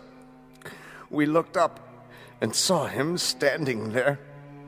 I opened my mouth to speak, but before I could utter a word, he raised the wooden staff he carries, so heavy. You've seen it. Yes. And he hit me again and again. He smote me like an angry god, or a man who thinks he's God. I woke up here. No. I swear. They flogged me with knotted ropes. I asked for food, they would not give it to me. I begged for water, they gave me none. Then they threw me in this filthy room and locked the door. Well, why? For revenge. Jerome wanted my woman. Are you sure? Yes. That disgusting old man, that fanatic. He wanted her. And when she refused his advances, he took his fury out on me. Your story, I find it difficult to believe. Of course you do. That's the strength of the man. He makes his madness seem a harmless thing, the beliefs of a religious zealot. But this is not a religious order, Mr. Ellington. These brothers of truth. Is that what they're called? That's what they call themselves. The real truth is they're outcasts, misfits, cut off from the world because the world will not have them. Have you heard of their sect before, of this hermitage? No, I haven't. Mr. Ellington, you must believe me. I don't say they're all evil, only mad. And here, within these walls, they answer to no law but their own. Wait for me. Where are you going? I'll speak to Jerome. No, you mustn't. If I remind him that false imprisonment is a crime... I tell you, he's the greatest maniac of them all. Quick! He's coming. Hide yourself. Mr. Ellington. No.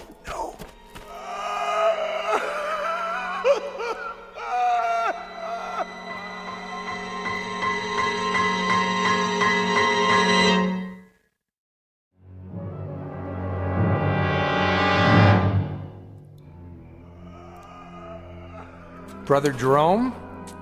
I did not know you were well enough to walk. I still feel weak. Brother Jerome... Come with me, please. Look here, This way. Where were you going? I was looking for you. It was unwise for you to wander on your own. The corridors can be treacherous. Oh, can they? In what way? The building is very old. One might trip and fall without a torch. Or go where one is not meant to go, is that it? See something perhaps that you're ashamed of? I do not know to what you refer. Don't you? Oh, then you don't know the grounds very well.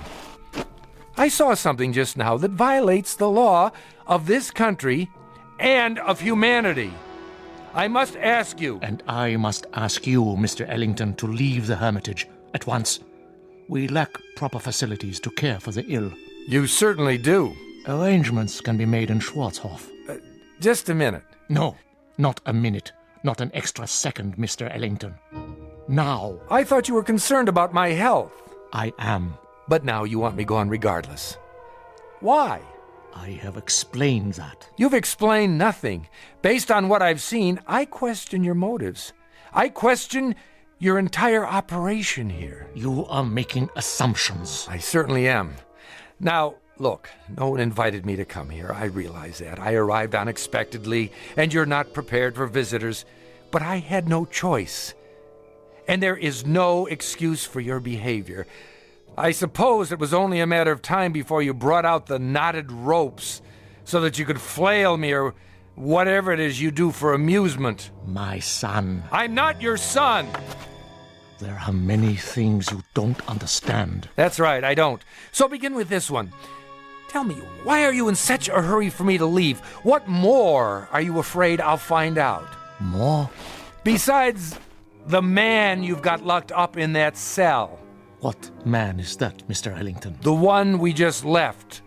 The one who's been screaming his head off. I am not sure what you're talking about. That's it, isn't it, brother? Or is he only one of many? Well, it isn't a secret anymore. I know. And what do you think you know?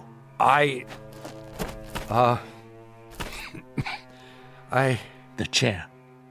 Sit. You are still weak. Brother Jerome, I know very little about this cult of yours, what's permitted within these walls, but I doubt very seriously that you can imprison a man against his will. That is quite true. We have no such authority. Then why have you done it? No man has ever been imprisoned at the Hermitage, Mr. Ellington. He claims otherwise. Who claims otherwise? Who do you think?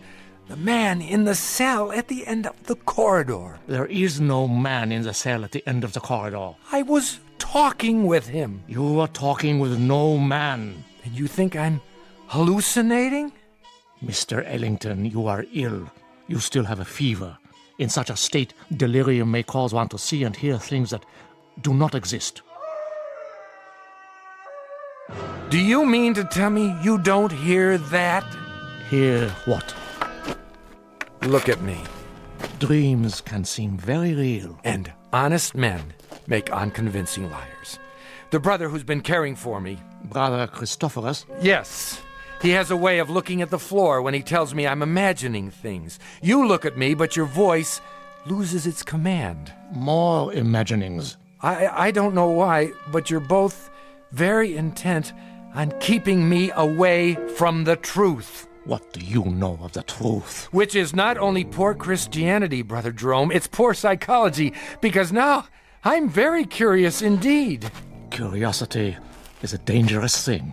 Oh, I was taught it's a sign of intelligence. There are some things best left alone. Like sleeping dogs, a nest of snakes. I'll uncover the facts eventually, you know. Meaning what? Just what I say. I imagine the local police will be interested to learn that you're keeping a man locked up here. I tell you, there is no man. All right, let's forget it. I'll deal with it in my own way. And what way is that? However I see fit. It's no concern of yours now. Oh, and I apologize for not dying. Maybe some other time, brother. Mr. Ellington. A last word? Bon voyage? Don't bother yourself. I'll make it to the village with no further delay, I assure you. Mr. Ellington, the prisoner in the cell, it's a delicate matter. Ah! So you admit it? A terrible thing. He's violent, dangerous. More dangerous than you know. We are obliged to lock him in the cell. I'm sure you can understand. I understand that you're still lying to me. Goodbye, Brother Jerome. Would you really go to the police? If you were in my place, wouldn't you? Very well. Close the door, Mr. Ellington. I have told you the truth, but only a part. Now I see that I must tell you the whole of it. May God forgive me. Then you do hear it. As I have heard it every hour of every day, for 5 long years. Why did you lie? I didn't. Oh, but I think you did. And now the skies darken. The storm returns. I should have known. When I told you that no man screamed in the abbey, I spoke the truth. It is not a man, you see, Mr. Ellington. It is the devil himself. You're joking with me, aren't you? No, Mr. Ellington, I am not. Would that I were. It would be so much easier. But the prisoner in the cell, our only prisoner, is in fact Satan. Oh, come now. Otherwise known as the fallen angel, Ahriman, Asmodeus, Belial, Diabolus, the devil made manifest. You asked for the truth. Now you have it. Do you believe? What? Oh, sure. Now it is you who are lying, Mr. Ellington. You don't believe me at all. To the contrary, you're even more certain of what you've suspected all along, that I am mad. Well, sit down. I will tell you a story. And then we'll see how certain you are of my madness or of anything else. Drink. What did you say? Some brandy. For thy stomach and thy infirmities. No, thank you. Don't worry. It's not poison. A very old vintage. I'll drink with you. What is it you wanted to tell me? I presume, Mr. Ellington, that you consider yourself sophisticated, a worldly man. Why do you say that? You're young, rich by your clothes, and reasonably well educated. Harvard? Yale. Exactly. Having a last fling before settling into the family business. How did you... You are an open book, printed in very large type, with pictures. Of course, you consider us primitive, because we're living in seclusion away from the real world. To you, we're misfits. Please, I know all the theories. I assure you, brother... No, Mr. Ellington. It is I who am assuring you that I am not the ignorant fanatic I might seem. I coped with your world for 40 years before I left it, and rather successfully by your standards. The best schools, a degree in philosophy, a job that took me to all the corners of the earth. This beard and this staff and this face represent nothing but a different point of view.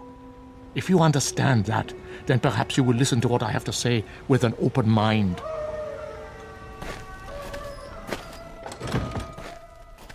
Go on. 5 years ago, there were no screams at the Hermitage.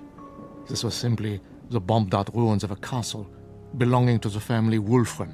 How did you come by it? Baron Wulfren turned it over to the Brothers of Truth as a gesture of charity.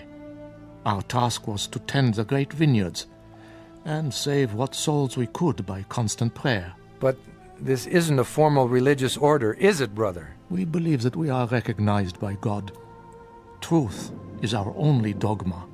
We are committed to it as man's greatest weapon against the devil, who is the father of all lies. Please, continue. You were tending the vineyards. At that time, not very long after the Great War, the world was in chaos. Everywhere there was unhappiness, except in the village below. Really? For some reason, the people of Schwarzhof refused to yield to despair. They lost none of their faith. They continued, as they had for years, to be honest and God-fearing and happy. The village was a plum to Satan, one he could not resist. So he came here, drawn to it as a moth is to light, and embarked upon a program of corruption.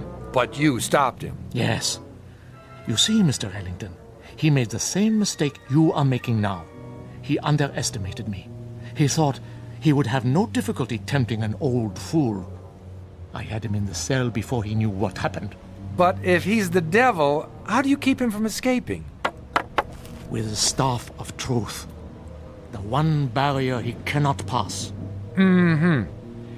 And when he first came, just how did you recognize him? I had seen him before, in every part of the world. Wherever there was sin, wherever there was strife and persecution, there he was also. Sometimes he appeared only as a spectator, a face in the crowd. But he was always there, in all times and places. So you understand now, I trust, why you must say nothing of the things you have seen and heard. Brother, not that I doubt you, but is it possible that you've made a mistake? No. Think, Mr. Ellington, of the peace in the world these 5 years. Think of this country now. Is there another like it? But you haven't put an end to suffering. There's still murders and robberies. Even now, while we talk, people are starving. The suffering man was meant to endure, my son. We cause much of our own grief and need no help from him. It is the unnatural catastrophes, the great wars, the overwhelming pestilences, the wholesale sinning that we have ended. The world is rebuilding. A great dawn will come. Enough. You've made your case. I believe you, brother. Do you? Truly? I admit I was doubtful at first, but you've convinced me. Absolutely. I promise to keep your secret. Good. Tomorrow, if you feel well enough, you may leave. For now, let the storm pass over. Brother Christophorus will look after you. If you would, go directly to your room. I will. Good night, brother, and thank you. I was glad our conversation was over. It was clear that he was quite mad. I thought of his wild beard, his eyes in the flickering candlelight, and I was relieved to be away from him. The devil, indeed. But the storm had returned, and I was not yet fully recovered. I would pass one more night in this place. What, I wondered, should I do before morning comes?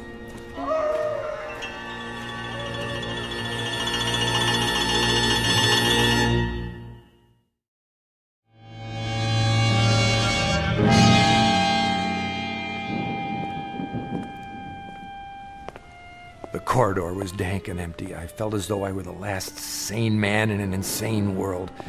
What Brother Jerome had told me was utter nonsense, the product of a deranged mind. But his belief, his faith, as he called it, was heavy in the air, infecting the very stones. To bring it down would require outside help, but perhaps I could start that very night with an act of pure, unselfish humanity. Psst! Are you in there? Where else would I be? I thought you weren't coming back. I had a meeting with Brother Jerome. What did he say? He lied to you, didn't he? He said that you're... Go on. What? The devil. The devil. Oh, that's good.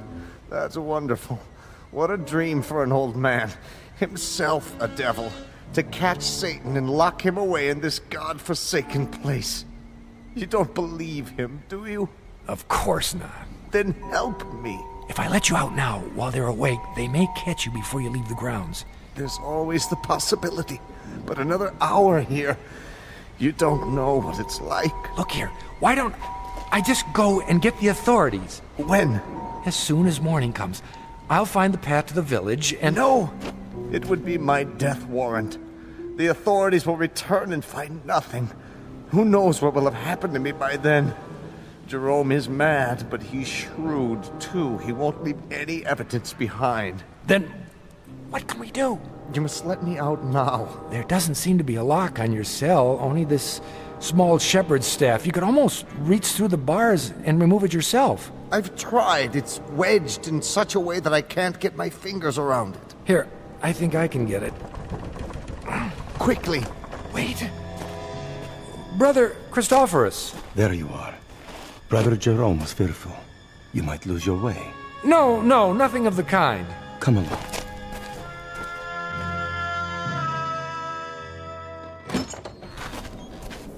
I'll light the candle. There is bread and water on the table, and more soup to give you strength. Thank you. Rest now, Mr. Ellington. Remember, you're still a very sick man. I'm feeling much better. Nonetheless, Brother Jerome has asked me to watch over you. Really, that isn't necessary. It is my duty. The chair is sturdy, and the candle is fresh. Wait a minute. Why are you locking the door? To protect you. But you're locking us both in. Never fear. I have the key. It is not long till morning. But... Sleep, Mr. Ellington. You are a weary traveler. Soon you'll be back with your own kind. With a comfort, eh? You will forget all you have seen here. I watched the monk as he sat heavily in the chair. I was a prisoner, no doubt about it. How much longer, I wondered, for both prisoners? What if the morning came and Brother Jerome chose not to release me as he promised? I might remain here for... How long had the Howling Man been in prison? 5 years?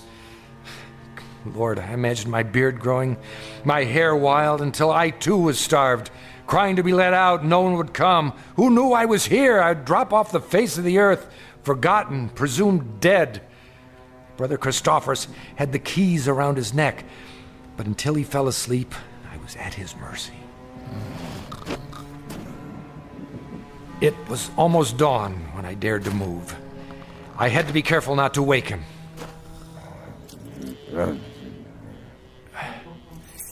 Yes, I finally had the key. I locked Brother Christophorus in the cell. There was no time to spare. I knew I must release the Howling Man before I left the hermitage. You've come. Good. What do you want me to do? Lift off the wooden bolt. Are you sure this is all that holds you in? A small carved stick? Yes, lift it off, I tell you. But surely you could have forced the door and broken it. Please! There is no time for talk. In the name of mercy, if you fail now, they'll kill both of us. All right. Hurry. I'm trying. I just need to slide it out of the latch.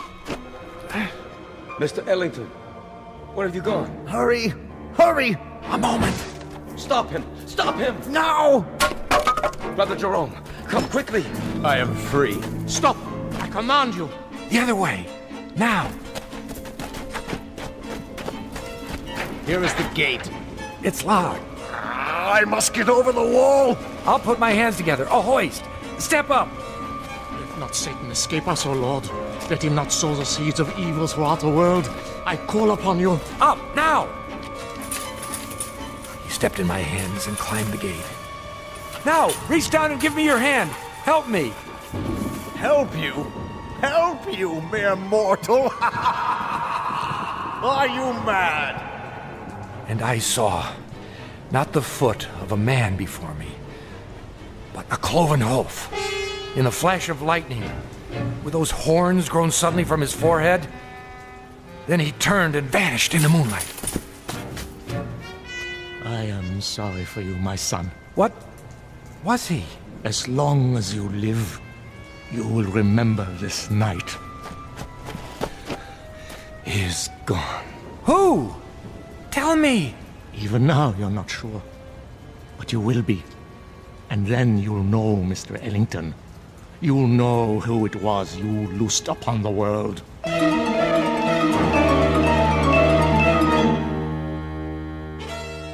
The monks were mad, I thought.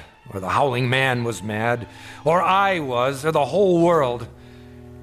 But Brother Jerome was correct. I could not forget. And when the pictures of the carpenter from Bromau Alm Inn appeared in the papers, I grew uneasy, for I felt I'd seen this man before. And when the carpenter invaded Poland, I was sure.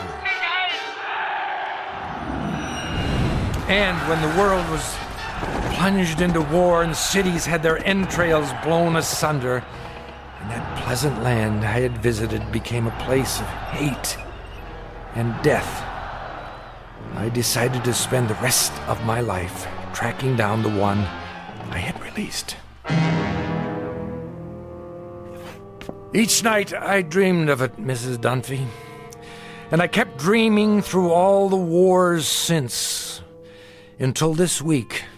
It took years, decades. But eventually I found him. And so the nightmare is finally over. Again. I see. And now, Mrs. Dunphy, I'm going to see about a chartered plane to have him transported back to Germany. Brother Christophorus is in charge now. I have already written him. He will be very relieved. And what you found, it is here? Have no fear. As long as the staff of truth is in place, he cannot leave the next room. The staff is very small, but very powerful. So you see why you must not, under any circumstances, go near that door. Nothing in the world is more important. Do you understand? I believe so. Oh, he'll do a bit of howling, but never mind that. It's a trick. I'll return as soon as possible. Until then, keep that door locked. Yes, sir. Oh my, such stories. Come here. Please. You must listen. He is insane. Let me out, I beg you. Let me out. Who's there? Behind that door. Are you all right? Sir? Sir, can you hear me? The little piece of wood, the staff. Remove it, please. I don't know if I should. Please. Take it off the door. I implore you, please. Please.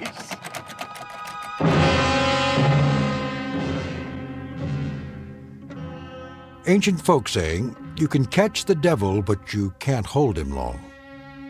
Ask Brother Jerome, or Brother Christophorus, or David Ellington. They know, and they'll go on knowing to the end of their days in the Twilight Zone. More from the Twilight Zone after this. You are about to enter another dimension, a dimension not only of sight and sound, but of mind, a journey into a wondrous land of imagination. Next stop, the Twilight Zone. Hi, this is Stacy Keach. I'd like to take a moment to tell you about our Twilight Zone website at twilightzoneradio.com. At twilightzoneradio.com, you'll find the latest information on these Twilight Zone radio dramas, including behind-the-scenes photographs, plus the newest product releases, trivia contests, ways to contact us, other Twilight Zone-related info and merchandise, plus links to other fascinating websites. So make your next stop twilightzoneradio.com. Visit twilightzoneradio.com to purchase these Twilight Zone radio dramas on cassette and CD, or call toll-free 1-866-989-ZONE. That's 1-866-989-9663.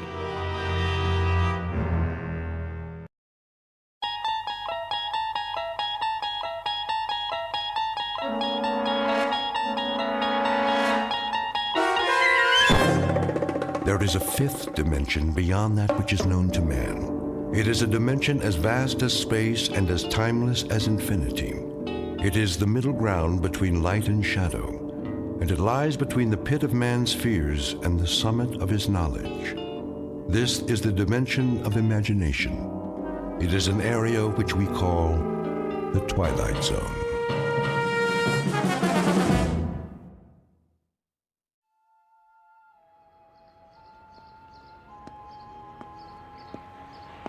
Evening edition. Get your paper here. Late sports.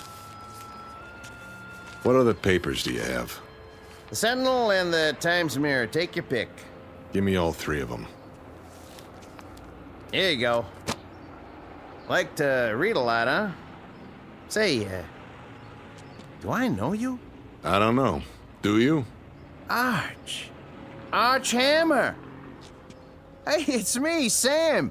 Sam Marshak. Oh, yeah. Sam. Let me get a good look. By golly, you haven't changed a bit. That right. Look, just like in the picture here. See? I still got it by the register. You and Andy and Eddie Walsh and Barney. The old gang. Remember? Sure. How you doing? Same as always. Haven't seen Andy in a while, though. Where you staying? Down the street. The Royale? Yeah, the Royale. How much for the papers? 6 bits. Wait a minute. Forget it. Arch, it's on me. We got a lot of catching up to do. Been too long. Right. See you later. Anytime.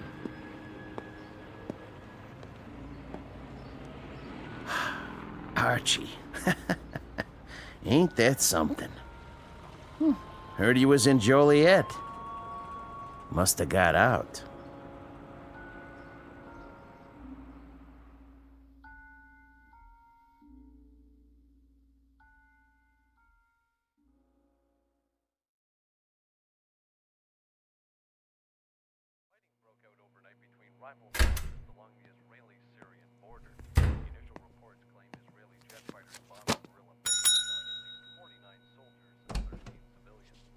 Hold your horses. I'm coming, I said. How much for a single? Depends. By the day is one thing, by the week is cheaper. I don't know how long I'll be staying.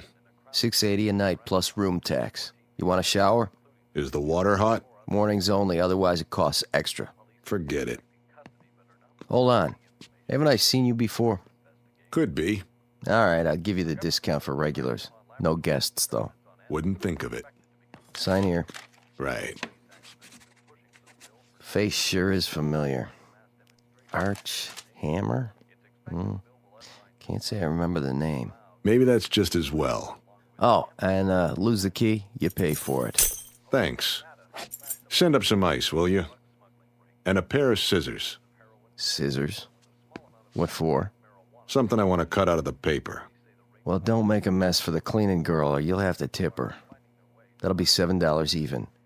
In advance. His name is Arch Hammer. For the moment, he's 36 years old. He has been a salesman, a dispatcher, a truck driver, a bookie, and a part-time bartender. Whatever name he goes by, this is a cheap man, a nickel-and-dime hustler with a cheapness that goes beyond the suit and the shirt, a cheapness of taste, a cheapness of mind. He has a tawdry little shine on the seat of his conscience and a dark room squint in a world where the sunlight never got through to him. But Mr. Hammer has a talent, one he discovered at a very early age. This much he knows. He can change his face. He can look at a picture, concentrate on the eyes, twitch a muscle, and make his features match any other man's. Call him Rubberface. Mr. Archie Hammer, jack of all trades, who has just checked into a Fleabag hotel with the most odd talent, some newspapers full of photographs to work from, and a master plan to destroy a few lives in the Twilight Zone. And now, The Twilight Zone and our story, The Four of Us Are Dying, starring Eric Bogosian, with Stacy Keach as your narrator.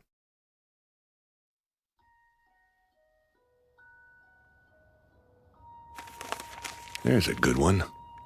Human interest. Yeah. Room service. Just a minute.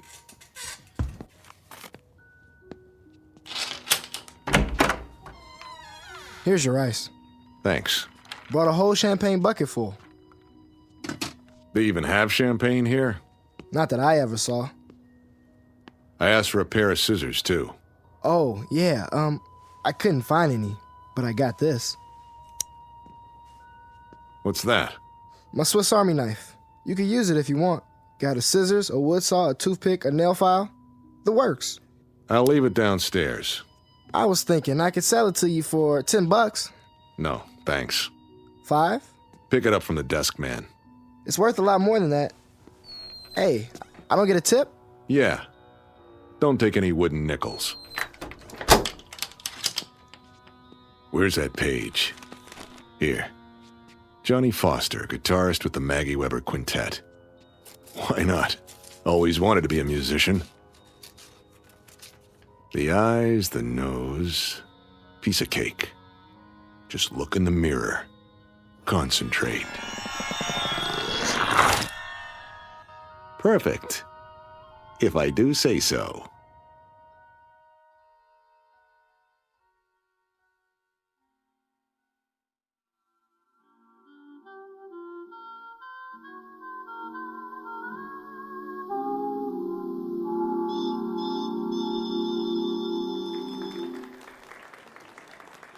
Thank you, ladies and gentlemen.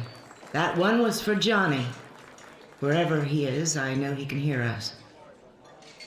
Now, if you don't mind, we'll take a little break, and we'll be back with another set in just a few minutes. Take 5, boys. Sure thing, Max. Make that 10. You got it. You're playing real pretty tonight, Maggie. Don't I always? Sad, though. I never heard a piano cry before. Then we'll have to try some upbeat tunes. If I've got it in me. Hi, Mag. What'll it be? Ginger ale, straight up. On the wagon again, huh? Off and on. Hey, Maggie. Hey yourself, sport. I got a stool here with your name on it. That right. Come on, sit down and get acquainted. Unravel the flesh. Huh? Hey, pal, keep your hands off the talent. I'm just trying to buy the lady a drink. Don't you want one? Love one. All by my lonesome. Okay. Just trying to be friendly. You can have the booth in the corner, Mag. Strictly solo. Thanks, Red. One ginger ale. Hey, sure you don't want a little something in it? The last show of the night? Why not? Here you go.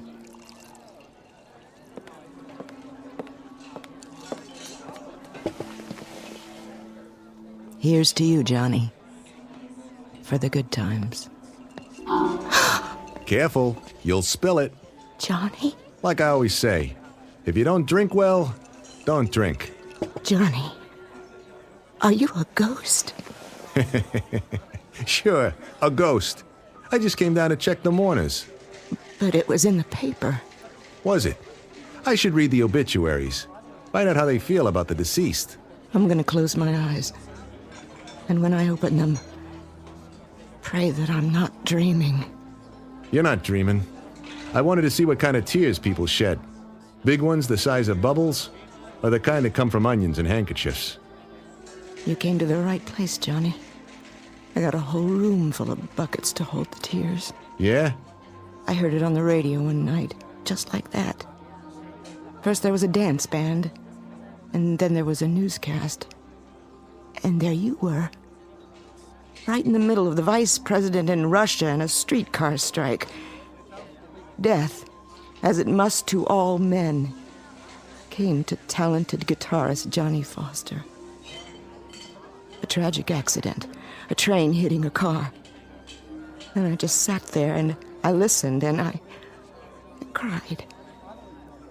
And then I washed my face and put on my makeup and went to work. Only it wasn't a quintet anymore. There was a big hole on the bandstand. And nothing could fill it. After that, everything changed. My repertoire was limited to ballads. Blues for piano and bourbon. That's a sad story. Oh, Johnny, let me touch those fingers. I don't care if you are a ghost. You're good to the touch. You've been missed, Johnny Foster. But now there's gonna be music again. Real music. Sure there is. You have to tell me. How did they get it so wrong? It was another guy. My car, my suit. But they said that the dental records... Maybe we had the same dentist, too. Why didn't you tell anyone? It's been... I wanted a vacation from the world. This world. I decided I'd hawk the name, trade it in for something new. Like what? I didn't know. Something different. But I guess I just couldn't stay away. When you left, I thought I'd go crazy. I kept telling myself you'd come back, and when you didn't, I wondered what there was about me that made you leave. It wasn't you. I'd take my clothes off and look at myself in the mirror. Then I wondered if there was another woman. Nobody as good as you. You always were a funny guy, Johnny. Pulling pranks on people. Way out, Johnny Foster. Well, are you satisfied with the reaction? Tears big enough for you? Maybe too big. What really brought you here? I picked up the paper the other day. The Sunday supplement. Full of human interest pictures. You know the type. Little boys with run-over dogs. Sweet old ladies getting evicted on sidewalks. Then there was a shot of a beautiful lady who sang the blues. It reminded me, Maggie. It reminded me that there were little pieces of my past I didn't want to slough off. And I was right. You're looking mighty good to me right now, Mag. Morning becomes you. Me and Electra. So, how long are you with us this time? Or is it just a stop between trains? In a way it is. For me. And it's too late? Not for you. It's get out of town night. What does that mean? You've got time for about 6 courses before you check out. Why? You're coming with me, Mag. We'll go to Chicago or Detroit. We'll go to San Francisco. You sure know the right words. We'll have a ball, Mag. Everything by ear. But great, Maggie. I mean great. The 2 of us. Oh, I love you, Johnny Foster. That plain enough for you? Tell me I've got to go to Scranton and play piano in a coal mine, and I'm there. As long as it's with you. Just name it, Johnny. You got it. Then let's get out of here. It must be love. When you were gone, they had another ghost here, doing the vocals. I was the shell of a singer and a piano player. The lyrics were just echoes, Johnny, that somebody sang before. I couldn't make them real. That real enough for you? You make me real, Johnny. You bring me back to earth and put me together again. Finish up. Make it a short set. What do I tell the boys? Tell them you're cutting out. I'll meet you at the railroad station, 1206, Maggie, westbound to Chicago. Be there? Oh, I'll be there. Till midnight, then. Pack your bag. We're traveling light. Johnny? Yeah? You have enough cash for the tickets? I'll get it somehow. Here. Just in case. What's this? My tips, plus what Red paid me for the gig. You hold it for me. Sure? I've never been surer of anything in my life. Okay, baby. Remember, 12 sharp. With bells on.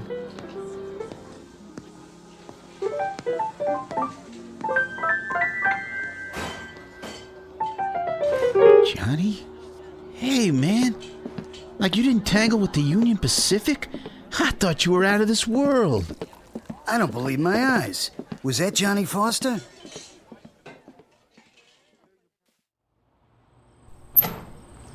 Hey, Johnny, baby, we got the wrong word. They said you got removed by a locomotive. Johnny, man, it's good to see you. You'll never know. Oh, here, let me give you a light. I'll take the light. But you got the wrong boy. My name's Hammer. Oh, hey, sorry, buddy. No offense. None taken. It's just that... Boy, I could swear you were the guy I saw in the bar. But I can see by your face, you're somebody else. Hey, real sorry. Don't worry about it.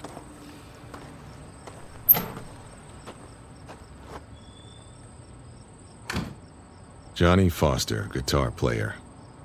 With a beautiful dame. Well, why not? I never had a dish like that. I never got loved like that. And it feels good. So why shouldn't I? Maggie Weber, huh? Yeah. Why not?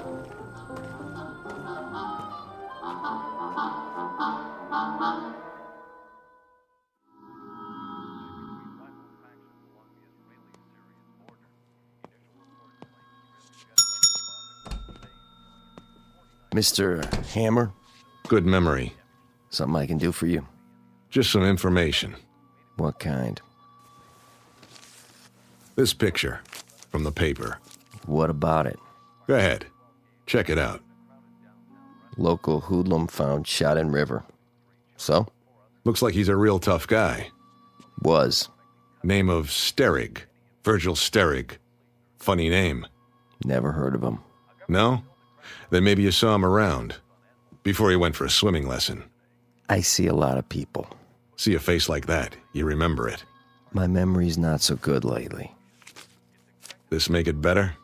It's getting there. How about now? Oh, yeah. Virgil. I might have seen him once or twice. He used to carry a satchel. Full of what? It's hard to say. Try. He was the bag man. For who? Same guy all the bookies work for. I need a name. Pinnell.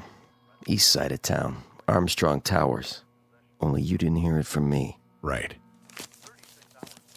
Oh, hey, bellboy asked me. Something about a fancy knife. Buy him another one. You can afford it.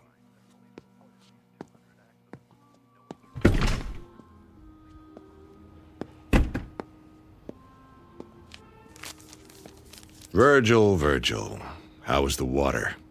Cold? Or did it only hurt when you laughed? Let me get a good look at your face. Crooked nose, low forehead. Piece of cake. Now let's find out why you took that dive.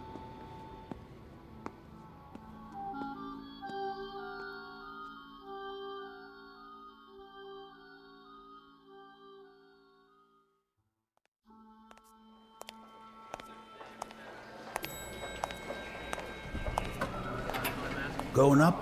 Always. What floor you? Oh, hi, Mr. Sterling. Hi yourself. The penthouse? Where else? I haven't seen you for a while. No kidding. But now, here you are. Back from the dead, and bigger than ever. Oh, I didn't mean it that way. I just meant... Say... Thanks for the lift. Didn't I see something in the paper about Don't believe everything you read.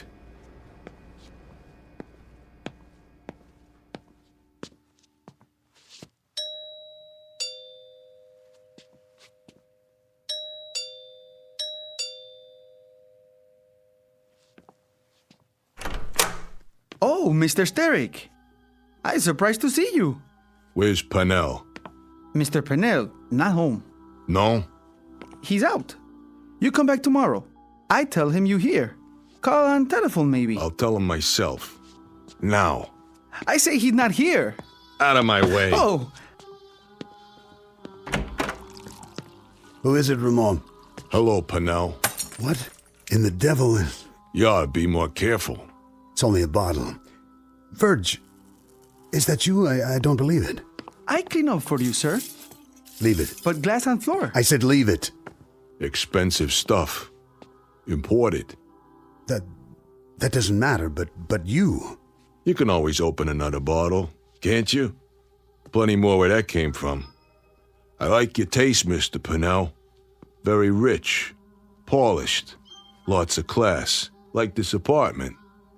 Neat, but not gaudy. I clean it up. Later, Ramon. Oh, yes. Yes, sir. I go now. I come back later. You do that.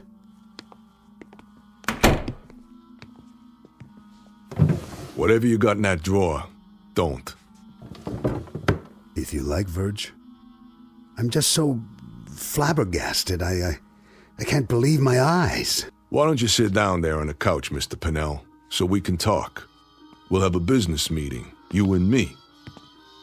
Verge, I'm speechless. Of all the people I expected to walk in here, this is the happiest day of my life.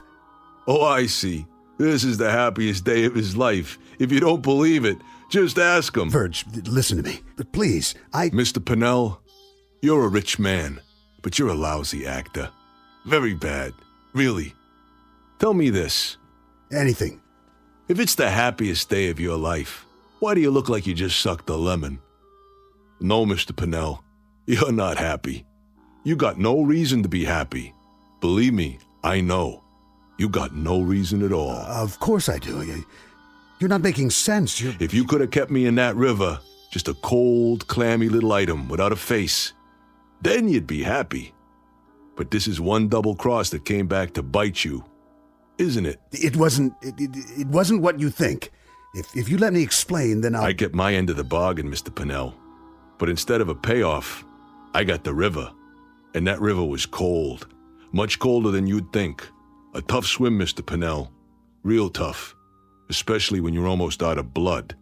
Verge. I brought you a satchel. Remember, Mr. Pennell? It had a lot of money in it. A real risky job.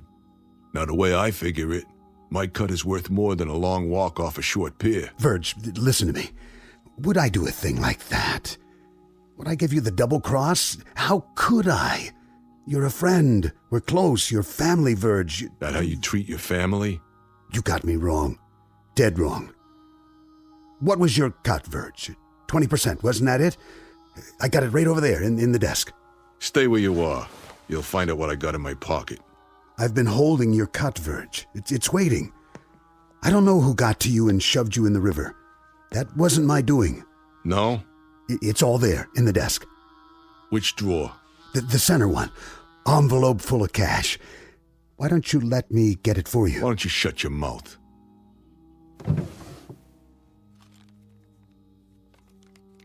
Go ahead, count it. This is mine? 20% of it. That's right. Same cut as always. And I always honor my contracts. But there's interest now. Interest? Sure. For floating face down in a river, I charge interest. For taking 3 holes in my belly, I charge more interest. That a problem for you? How much do you want? Well, if we add on the penalty, and then the extra penalty, it comes out to an even 100%. Okay by you? You have me at a disadvantage, Verge. Pleasure doing business with you. One question. Yeah? I have to know. Did somebody fish you out before you... Before I'd had it? Is that the question? Why, no, Mr. Pinnell. That's not the way it happened. That's not the way it happened at all. The truth is, I'm your worst nightmare. I'm a ghost.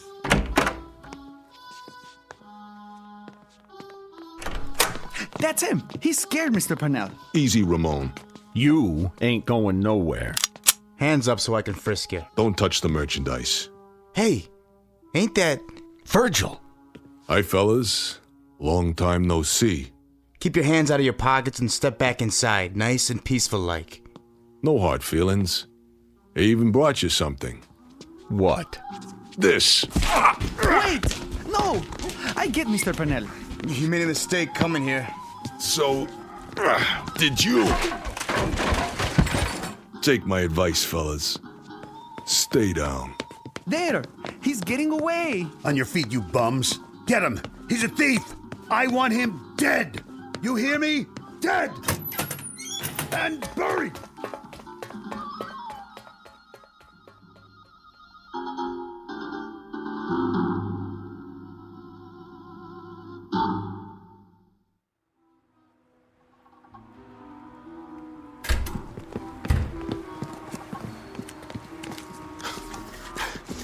There he is!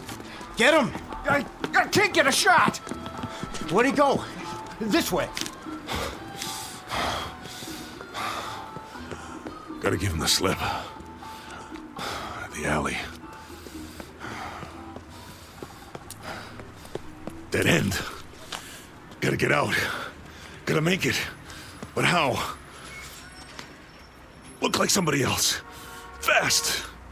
Who? Come on. Come on! Face. Any face. Can't think of one. Wait. Something I saw. Yeah. Yeah! Got it. Over there. I see him. Hey, hold it. All right, Virgil.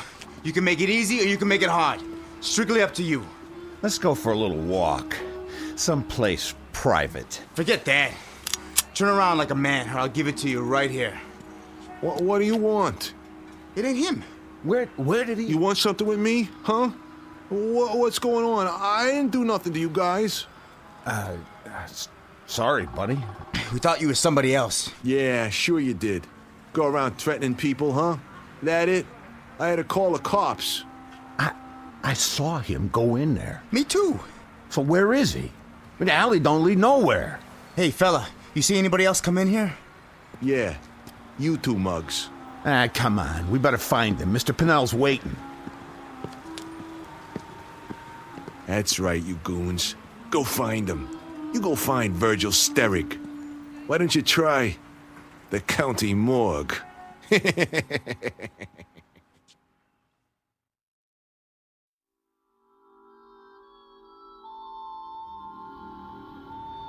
Newspapers, magazines. Help you, mister?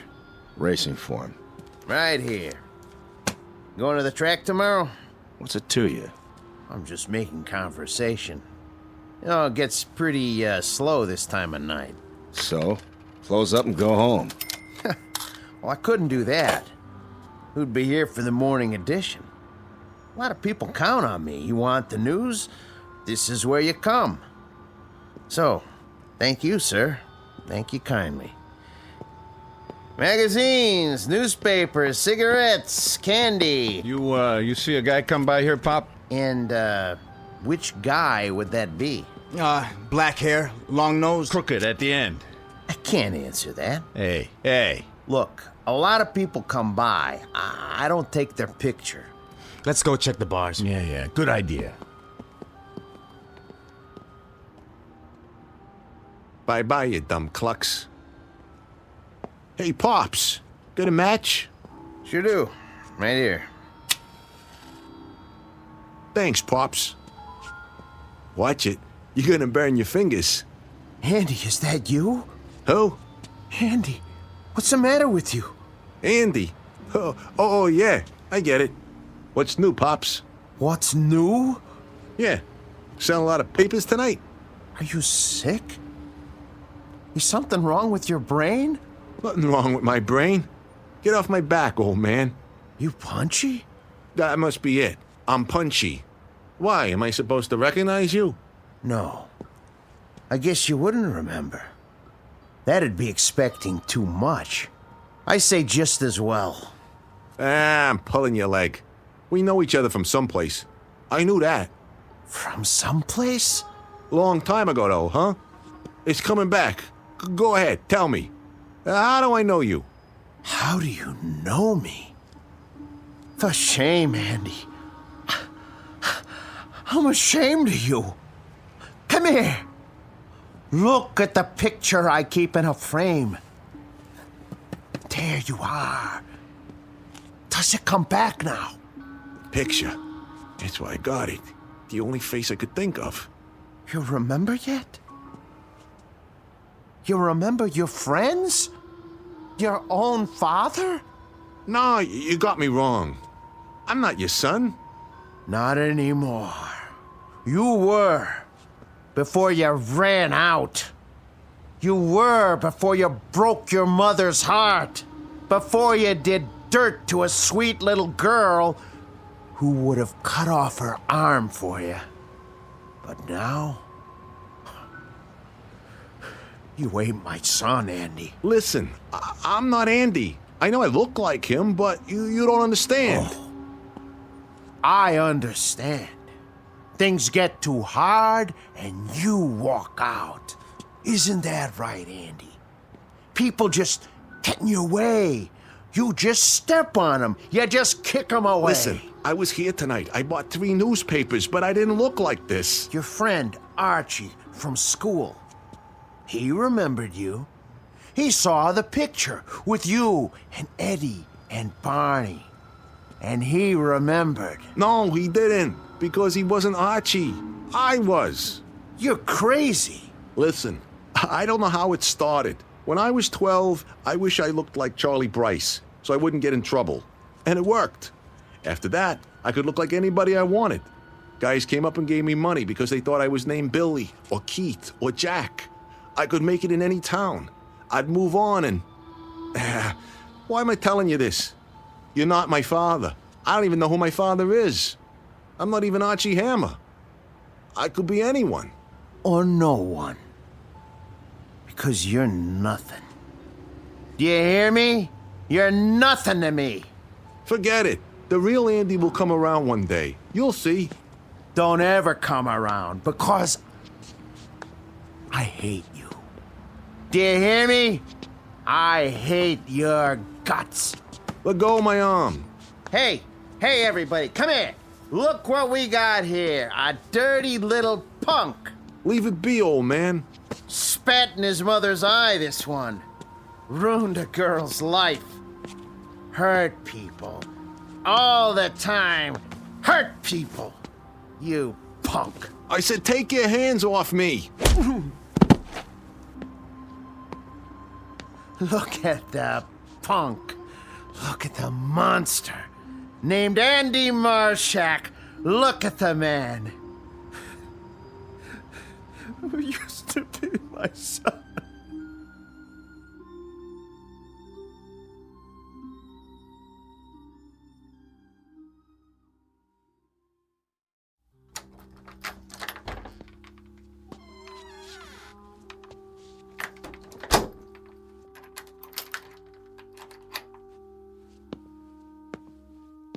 Now, let's try another face.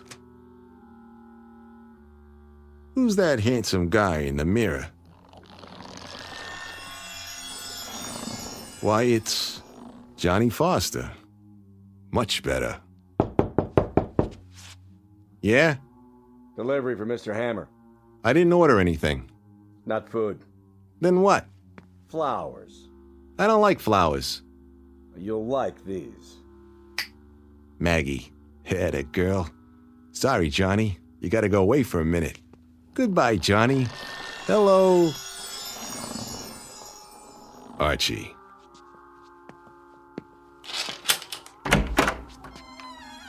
Where's the flowers?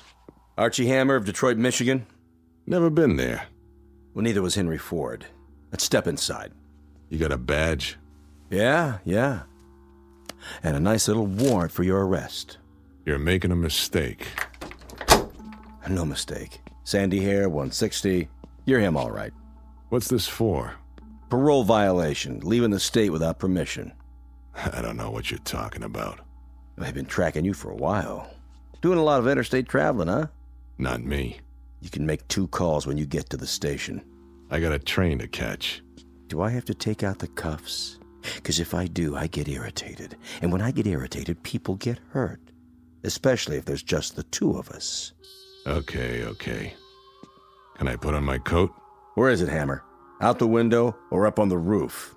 In the closet there. Be my guest. And if you get any other ideas, feel free. I could use the target practice. I'll bet you could. Find it? Ready, Johnny? Here goes.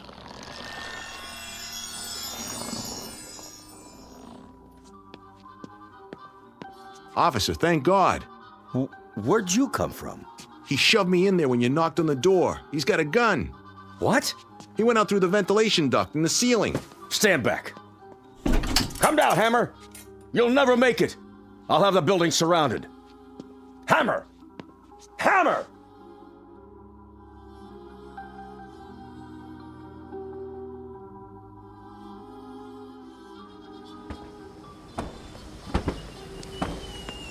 Hey, hold it right there. Yeah? Oh, you see a guy come out of here? Uh-huh. Took off down the street. Thanks. He went that way. Go get him.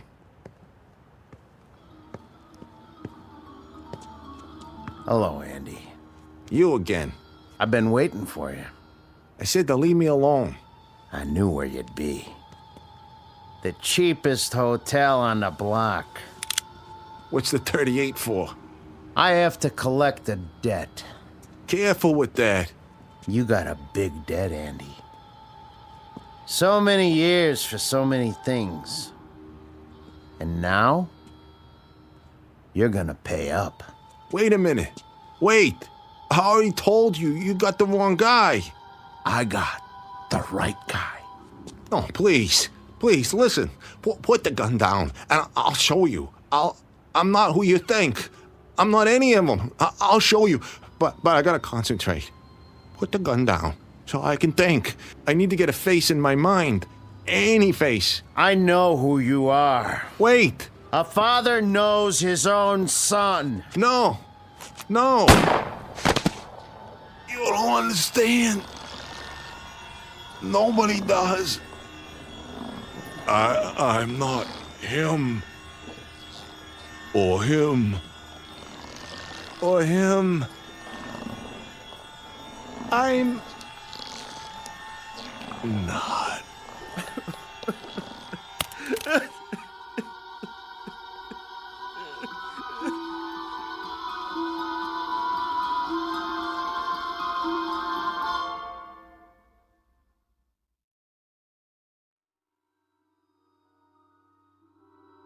He was a cheap little man who checked in and checked out. He was a guitar player who was loved beyond words. He was a bagman with money in his pocket. And he was an errant son who finally got back some of the agony he caused in front of a flea bag hotel. He was all of them. He was Arch Hammer, he was Johnny Foster, he was Virgil Sterrig, he was Andy Marshak. And all of them were dying.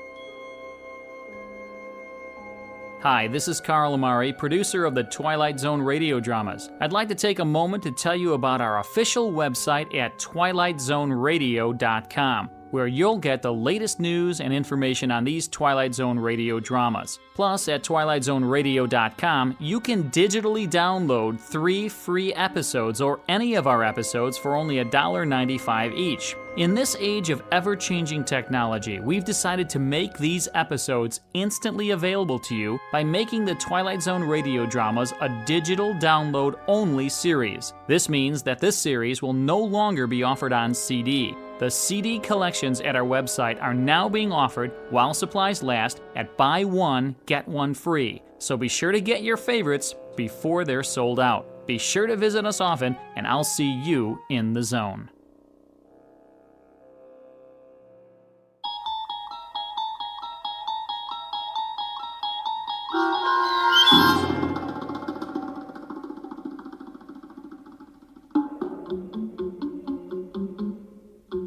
The Four of Us Are Dying, starring Eric Bogosian with Stacy Keach as your narrator, was adapted for radio by Dennis Etchison and written for The Twilight Zone by Rod Serling, based on a story by George Clayton Johnson.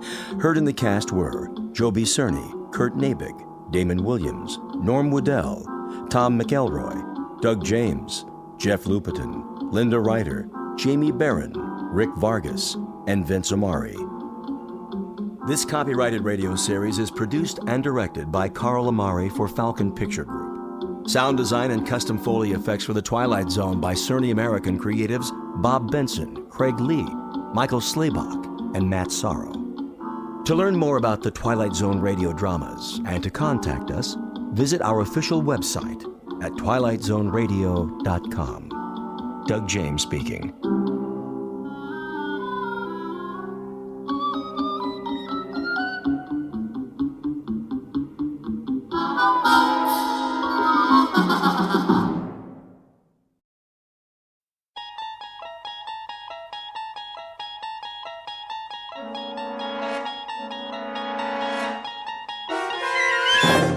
You unlock this door with the key of imagination. Beyond it is another dimension, a dimension of sound, a dimension of sight, a dimension of mind. You're moving into a land of both shadow and substance, of things and ideas. You've just crossed over into the Twilight Zone.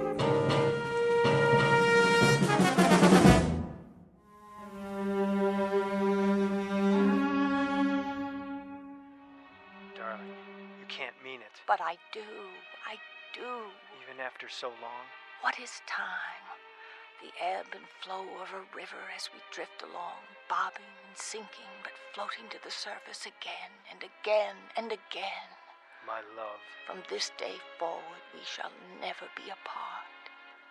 This, I promise you.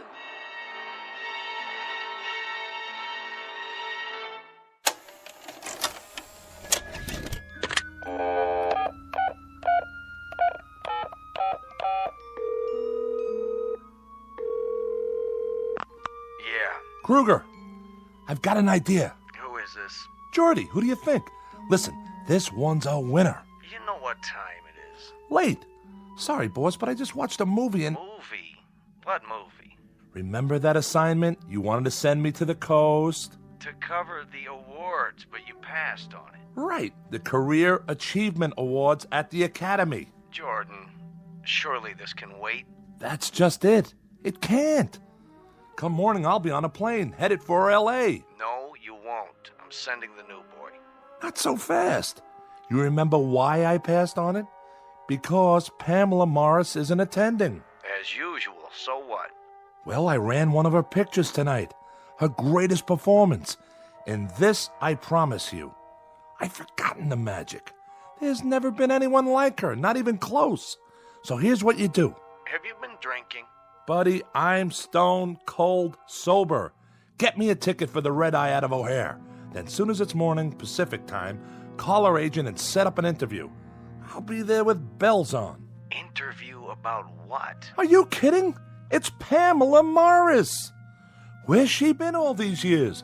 Is she still as beautiful as they say? I'll get you an exclusive. And while I'm out there, I just might cover the awards, if you ask me real nice. 'Cause you're my favorite editor. Do us both a favor. Go back to bed. I haven't been to bed. I've been watching Pamela Morris all night long. And tomorrow, I'm going to meet her. No matter what. Thanks, Kruger. It'll be worth it. This I promise you. The world's most beautiful woman. Pamela Morris. In person. Introducing Jordan Herrick, syndicated columnist, whose work appears in more than 100 newspapers. By nature a cynic, a disbeliever, and a jaded commentator on the movie business, caught up for the moment in a lovely vision. He's not sure whether that vision is merely a dream, but he'll soon find out. Her name is Pamela Morris, renowned star and femme fatale, not seen in public for many years, whose legendary beauty is remembered by millions. Mr. Herrick is correct about one thing. Tomorrow he will make her acquaintance in person. But what he does not know is that the face he gazes upon may actually be a reflection, beamed his way directly from the Twilight Zone. And now, The Twilight Zone and our story, Queen of the Nile, starring Kate Jackson with Stacy Keach as your narrator.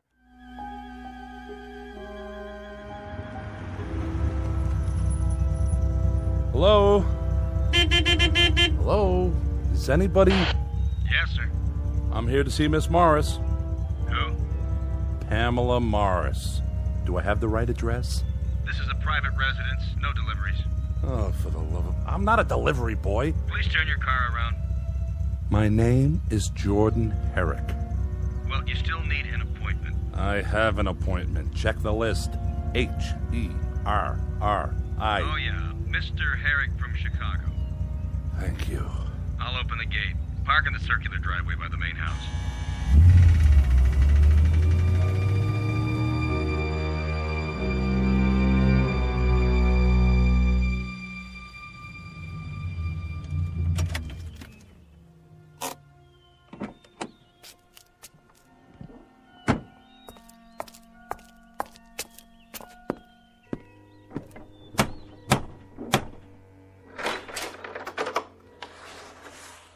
Yes?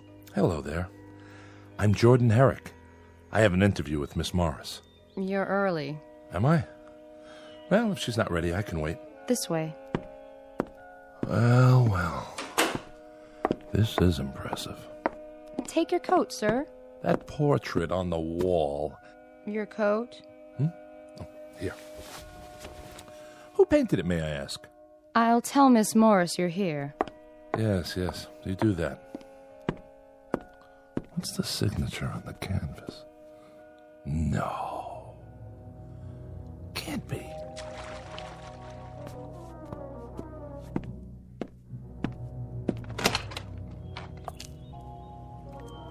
Where's my towel? A young man is here to see you. Where? In the living room. Really? Tell him I'll be right in. There's no hurry. Oh, there you are. Sorry, I lost track of the time. Please, don't rush on my account. You've come all this way. It's the least I can do. But it's such a glorious day. I'll be right with you. Just let me dry off. Of course. Charlotte, see if the gentleman would like a drink. Perhaps a light lunch? Yes, miss. Oh, don't go to any trouble. I'll meet you in the living room as soon as I make myself presentable. Oh, you're more than that. Great deal more. If you follow me, sir. Mr. Herrick? Miss Morris, I didn't mean to interrupt your swim. Nonsense. I've kept you waiting. It doesn't matter. It does matter, and I apologize. But I do love the pool. It's my one indulgence. Am I forgiven? Absolutely. Please sit down. Beautiful. Sorry? This room. The furniture, the artifacts. Lovely. You like my little collection? Very unusual. You must have gathered these things from around the world. Oh, you know how it is. Various locations over the years for this film or that. You specialize in the exotic. Do I? Yes, I suppose so. Even the front door, that metal insect or whatever it is. Ah, you saw that. The door knocker. Cast in bronze, after an Egyptian beetle or so, I'm told. Do you think it's too much? No. It's quite remarkable. I've never seen another like it. Nor have I. Must be very old. Yes, it must be. I confess I've forgotten exactly where it's from. Now then, I believe you have some questions for me? Well, if you don't mind. Not if you're the one who asked them. I'll do the best I can. I'm sure you always do. To begin at the beginning. As two people always must. Huh. You were born in... I must say, Mr. Herrick, you are very direct. Oh, don't get me wrong. I meant geographically. No, you didn't. You meant the year. That's what the public always wants to know. You're not offended? Should I be? I have my producers, my directors. You have your editors. They are all very demanding. Besides, a woman in my position must have no secrets. I'm relieved to hear you say that. I was afraid. Afraid?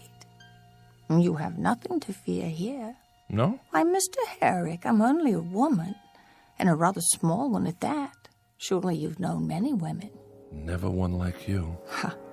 Then I'll try to make this as painless as possible. Suppose you tell me how old you think I am. Well, that's hardly fair. Oh, come now. Especially after you saw me in my bathing attire. Unfortunately, it conceals very little. I wouldn't say unfortunately. Mr. Herrick, you make me blush. I shouldn't have wandered out onto the terrace like that. I did say no secrets. And I overstepped the bounds with that question. No, not at all. Please, be honest. Really, Here, take a good look. I'm sorry about the shirtwaist and sandals, but I didn't want to keep you waiting a moment longer. Time is so precious. You're not wearing any makeup, are you? Can you tell? There simply wasn't time. You're very beautiful. That wasn't the question. We were talking about my age. I'd appreciate your candor. In that case, you look no older than you do in the painting. Oh, everyone asks about that. I was only a child when I posed for it. Is that so? Come and see for yourself, close up. All right. Well? Oh, surely I'm misreading the signature. Why do you say that? This can't be a Berthold. Berthold? I was so frightened of him. The world was bright and new to me, and he was so wildly creative. Was he? I'd never met anyone like him. It was his genius that enabled him to project the flowering of a fragile blossom, as he put it. He must have been a genius to capture you so perfectly. What a lovely thing to say. Tea, miss. Ah. Shall we, Mr. Herrick? Certainly. Tea or coffee? Coffee, please. Would you like something in it? Cognac? Whiskey? No, thank you. I'll take it black. I thought newspapermen were heavy drinkers. That's a myth. At least during working hours. And are you working now? I am. Though it doesn't feel like work. I want you to feel entirely at ease. It's to my advantage, you know. Lest you think badly of me. Very little chance of that.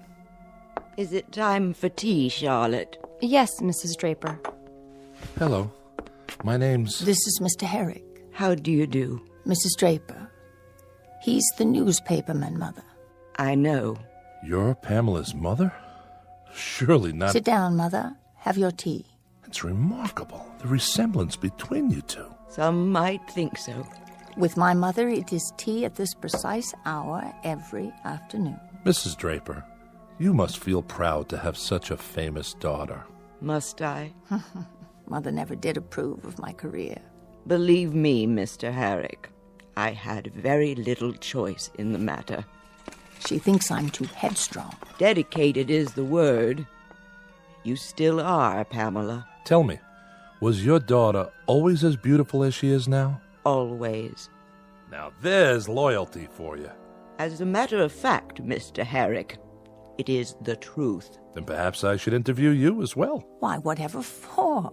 Well, I might learn a few important details from the mother. Such as the real age of the daughter? Honestly, I wasn't thinking of that. Isn't age relative? Besides, didn't I promise to reveal absolutely everything to you, Mr. Herrick? You did. All in good time. Then I'll just have to be patient. Not for much longer. This I promise you. Pamela, I must have a word with you. Later, in your room. I am not going to stand by and watch it happen again. You will if I say you will. I can't bear it. Mother, would you mind seeing if Charlotte has things under control in the kitchen? Not this time. Sorry if I'm intruding. She was just leaving. Pamela. Weren't you? A pleasure to have met you, young man. My pleasure, Mrs. Draper. Perhaps we'll talk another time. I hope so. Until then, goodbye. Take care of yourself. Take very good care. I'll try. Forgive her. What for? She's getting old. Still, she might remember a few details I can use for my story. No, her mind wanders. Her memories become distorted. Shall we finish our coffee on the terrace? If you prefer. There should be a breeze outside. I'll bring the cups. Mr. Herrick. Mrs. Draper, I thought you'd gone. I must speak with you. Why, of course. Leave. What? You must leave at once. Quickly, before she hears. You are in danger. I am? Very grave danger. All is not as it appears. She is not as she appears. Mr. Herrick, are you coming? Be right there. What's this about? If there's something I should know, you... She is running out of time. Save yourself, young man, before it's too late. I implore you. Save yourself.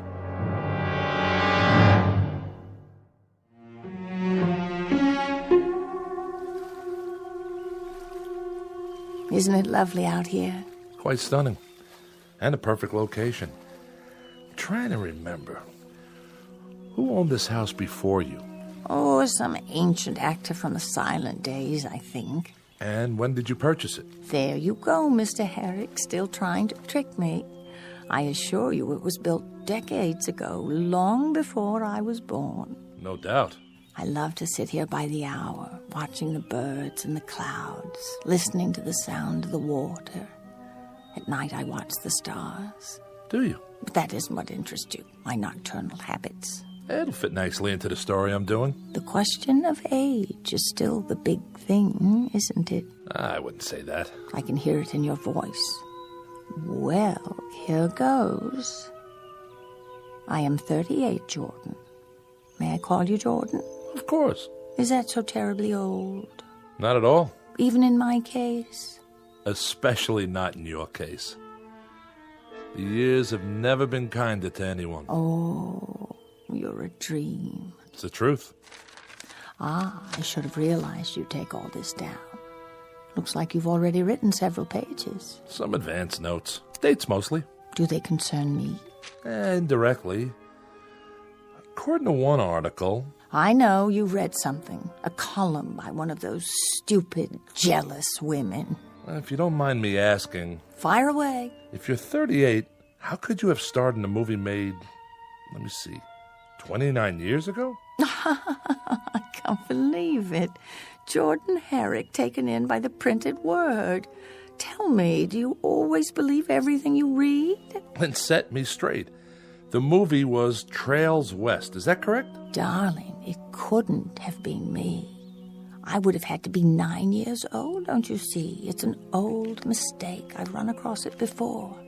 Once something like that gets into the books, it's hard to erase. Well, according to our files, your co-star was John Bradley. Was it? You were in love with him. I never even met him. Your files are in error. That's possible. Almost 30 years ago. Why, I don't believe I'd even seen a movie yet. I wasn't allowed. My parents were very strict. Oh? We were poor. We lived in Iowa. My father's business was failing. It was a few years later that I set out for Hollywood, a star-struck girl in her teens, following the same trail blazed by so many hopefuls. I was extremely lucky. You must have been. You made Queen of the Nile with Charles Danforth. When you were 14? Juliet was 12. It's such an important production. Is that so much harder to believe than my true age today? You see, no one knew I was only 14. If they had, I would have been taken off the picture. I matured early. Indeed you did. I've seen the film. Have you? Shot on location, wasn't it? Oh, yes. No studio backlots then. A fabulous experience. I learned so much. And that was when you began collecting? What? The interior of your house. I take it the trip inspired the decor. I call it early Egyptian. I suppose it's silly of me, but how could I resist? It was my first big break, and I was far from home with more money than I'd ever seen before. I'm just glad it wasn't one of those horror pictures that I probably have the place filled with caskets. No, I much prefer it this way. But really, you know, the fact is that I still feel 14 in some respects. No, let me be more precise. Sitting here with you, I feel new. I know it sounds foolish, but I want to live, Jordan. I want to savor all there is in this life. Is that so wrong? No. Come here and look at the view. You can see practically the entire city from here. The canyons, the pools. They look so blue from here. Don't they? Such a perfect color. Reminds me of something. Me too. Your eyes. You are too good to be true. But do you see what I mean? The world is such a magnificent place, full of so many wonders, too many to know in one lifetime. Maybe that's what makes life so precious. Because it's so brief. Does it have to be? If we live fully, tasting everything that's placed before us like a magnificent offering, two people alive to the moment and each other. Yes. I'm being foolish again saying such things. Oh, on the contrary. We've only just met.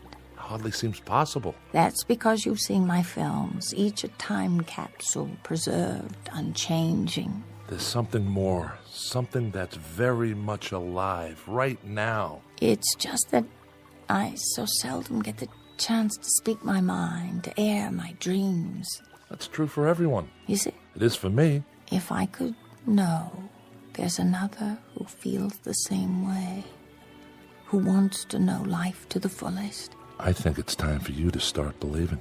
I don't dare. What are you worried about? You were so understanding, so simpatico. Don't stand too close. No, you don't like it. Move to the edge of the hillside. You might fall. Oh, Jordan, I already have. No. What's wrong? What must you think of me? Don't turn away. Look at me. It's as much my fault as yours. I wanted to kiss you from the first moment I saw you. You're very sweet, very real. But you really must go. Why? Because I say so. But we can see each other again if you like. What about tonight? Dinner? Very well, shall we say? 8 o'clock?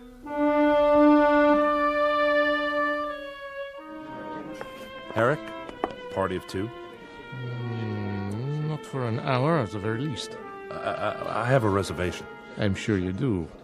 If you'd care to wait on the bar. Hello, Armand. Miss Maurice.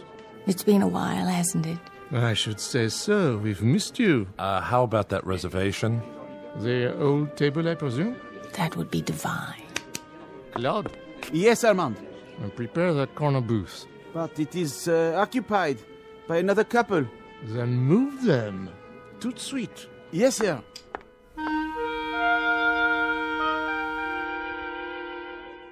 And that's our show. Ladies and gentlemen, we now invite you to dance. Darling, I don't know when I've had such a wonderful time, but it is getting late. Is it? I should call home. to see how Mother's doing. Oh, don't tell me there's a curfew. It isn't that, but I do worry.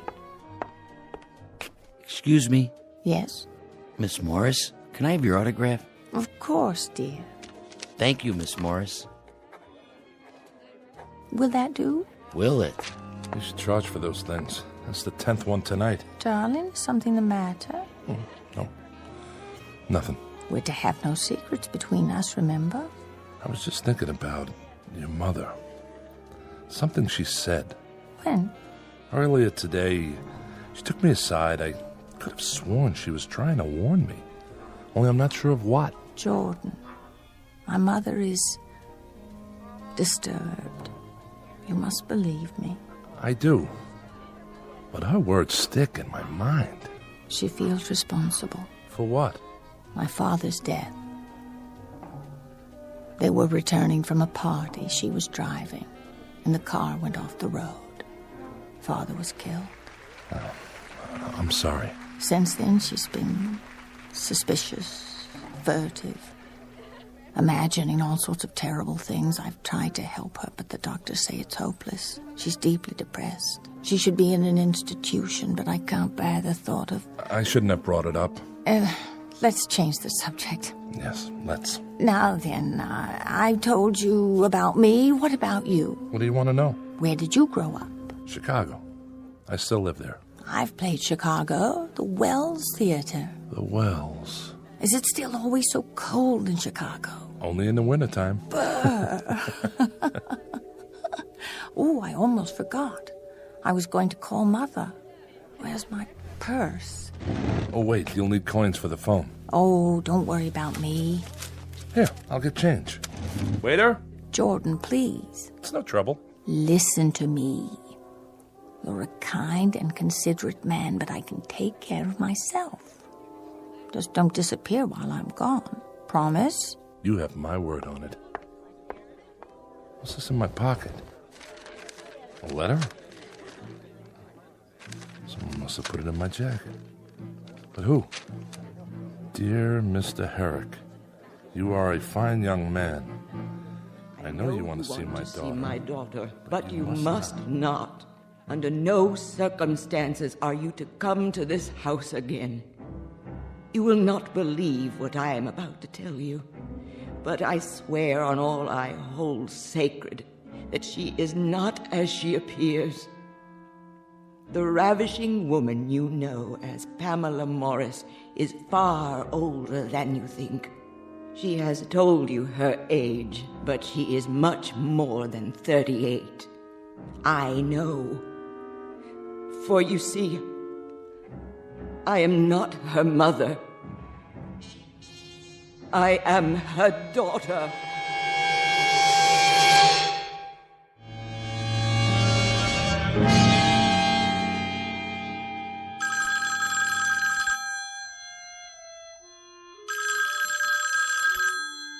Morning. Jordan? Oh, I was just about to phone you. Were you? I overslept after last night. I was afraid you wouldn't call. I wasn't sure you wanted me to. Oh, now you're teasing me. I had the most wonderful evening. So did I. It was heavenly, Jordan. Every minute of it. Will I see you today? Wild horses wouldn't keep me away. You don't have to fly back? Not just yet. I'll tell Kruger I'm onto something here. Something that could be very big. Kruger? My editor. Don't worry, he'll go for it. Oh, I hope so. If I were to lose you now, you don't know how long it's been since I've felt this way. Stay right where you are. I'll be right over. I won't move from this spot. I'll tell Charlotte to make lunch for us on the veranda. I have a better idea. I'll take you to Musso and Frank's for brunch. Perhaps your mother could join us. What for? I thought it might be nice for her.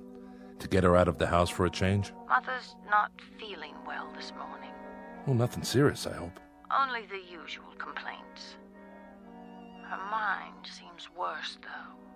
I wouldn't want to subject you to that. As you wish. You seem awfully interested in my mother. I do? Yeah. Just a reporter's curiosity. Enough about her. How soon will you be here? As soon as I shower and dress. Till then, darling. Till then. desk. This is Mr. Herrick. I'd like to place a collect call to Chicago. I'll connect you with the hotel operator.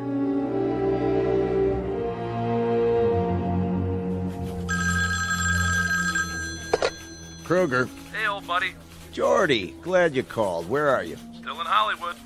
Listen. Good. I got another job for you, if you're through playing around with that little movie queen. Almost. Do something for me, will you? Get out the file on one of our pictures. Which one? Queen of the Nile. Right. Which one? I just told you. Queen of the... Well, you're a little young, I guess, but they made two of them. First one silent, I think, around 1920, maybe earlier. I didn't know that. Get them both. Take me a minute. I'll hang on.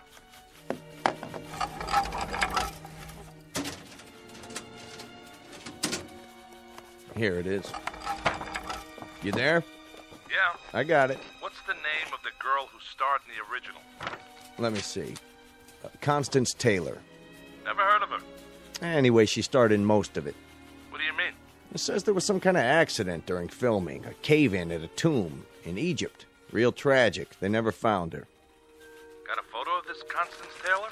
There's a clipping from the obit. Compare it. With what? A picture of Pamela Morris in the remake. If you say so. Well? They look alike, but they would. They played the same part with the same makeup, same type of costume. The old Wells Theater. When did they tear it down? The Wells? Here in Chicago? Oh, it must have been sometime in the 30s. Why? I want to be sure first. In the meantime, I need you to do a little more research. Find out about the men who were involved with Pamela Morris. Send me every press release, every clipping you have on her. Then fax them to me at the hotel. Can you do that? This better be worth it. Oh, it will be. Sounds like you're on to something. Kruger, you wouldn't believe it if I told you. But it's something, all right. Something fantastic.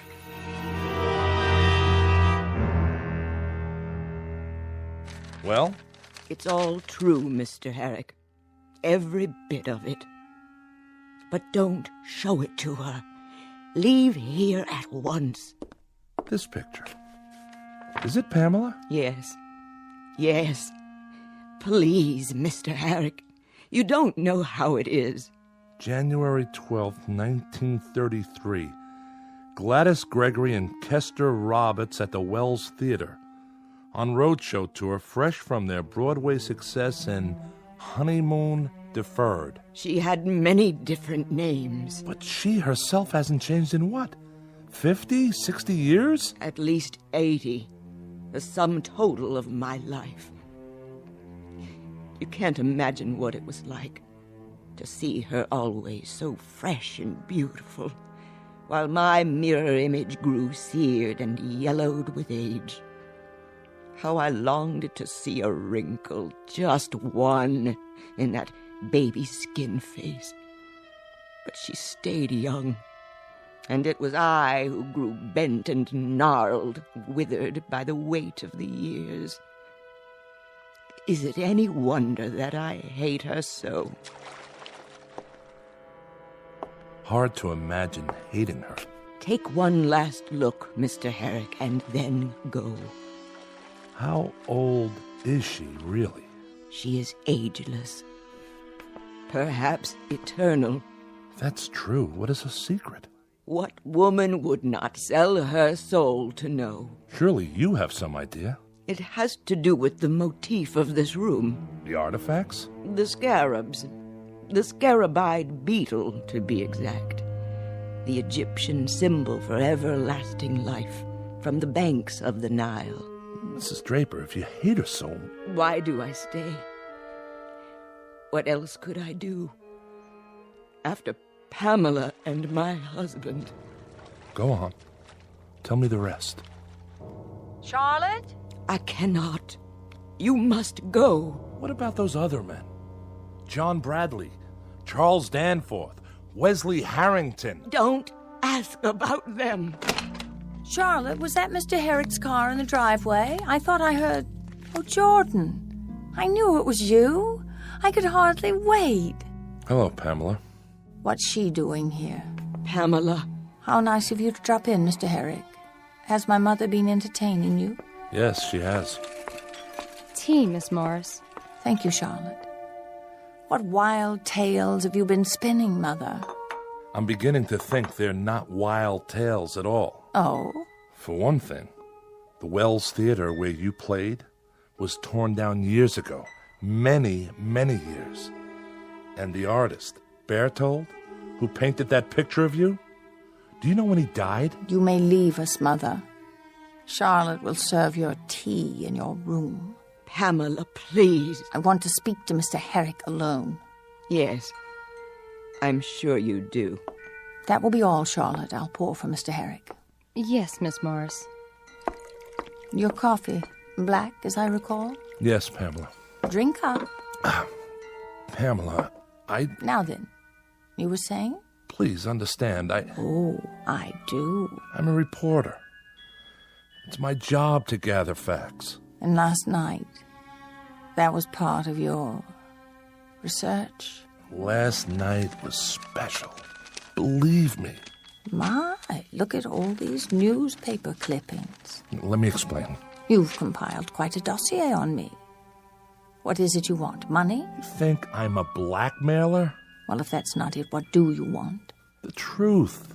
It comes down to this. I told you it isn't about money. I understand.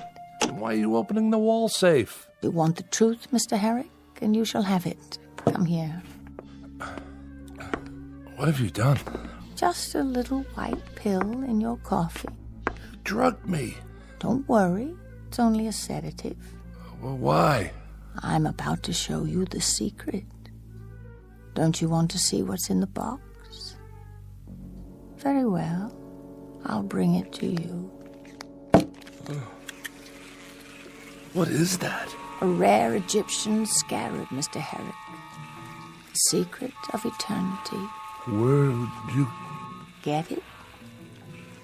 From the pharaohs, who understood its power. Pharaohs? I told you, Mr. Herrick. I was once Queen of the Nile. That was only a movie. Was it? Oh, yes, but I'm talking about the real thing. You were? Not were. Am. Oh. Sit down. It's easier that way. Let me open your shirt.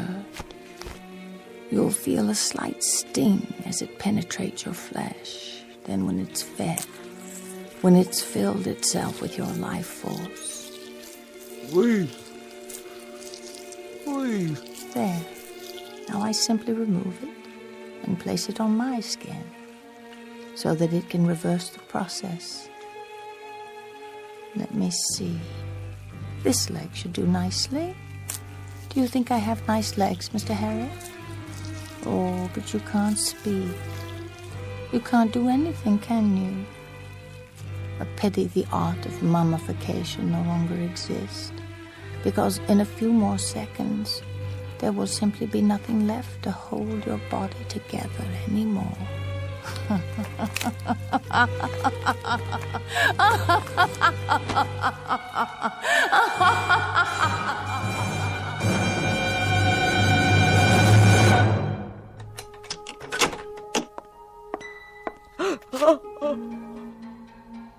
Pamela, what have you done? I've told you, Viola. Never come in until I call you if you want to live another day. No, I can't bear it. Get rid of the remains. Quickly. This must stop. Clothing, shoes, everything. Now. Yes? I have an appointment to see Miss Morris. This way, sir. I'm here, Charlotte. Yes, miss.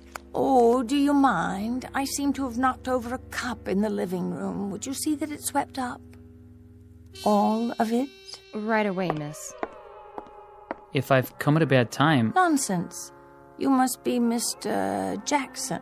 Yes, I called the other day. And I told you to come out when you could. Did you think I'd forget? Well, I didn't want to intrude. I must say, you look spectacular. Do I? Radiant, if you don't mind me saying. It's the weather. I so love the sun and the pool. I'm constantly refreshed.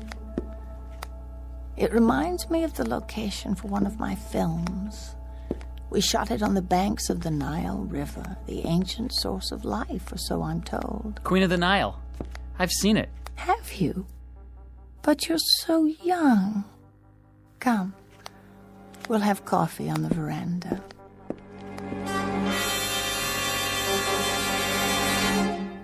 Everybody knows Pamela Morris, the beautiful and eternally young movie star. Or does she have another name even more famous? An Egyptian one from centuries past? A word to the wise.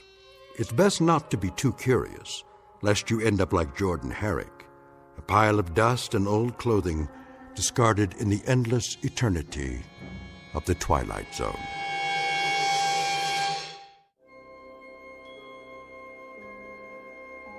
Hi, this is Carl Amari, producer of the Twilight Zone Radio Dramas. I'd like to take a moment to tell you about our official website at twilightzoneradio.com, where you'll get the latest news and information on these Twilight Zone Radio dramas. Plus, at twilightzoneradio.com, you can digitally download 3 free episodes or any of our episodes for only $1.95 each. In this age of ever-changing technology, we've decided to make these episodes instantly available to you by making the Twilight Zone Radio Dramas a digital download-only series. This means that this series will no longer be offered on CD. The CD collections at our website are now being offered while supplies last at buy one, get one free. So be sure to get your favorites before they're sold out. Be sure to visit us often, and I'll see you in the zone.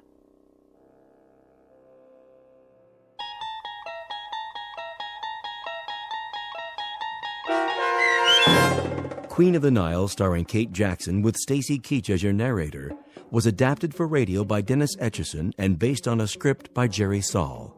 Heard in the cast were Mike Starr, Doug James, Jeff Lupetin, Linda Ryder, David Darlow, Sarah Marks, Christian Stolte, Bob Dunsworth, Carl Amari, Vince Amari, and Roger Wolski.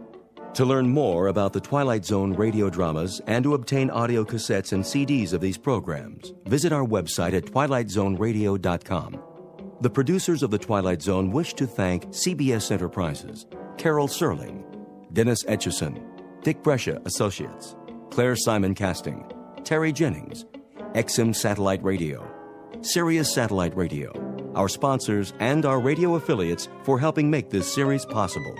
This copyrighted radio series is produced and directed by Carl Amari and Jason Mallow for Falcon Picture Group. Doug James speaking.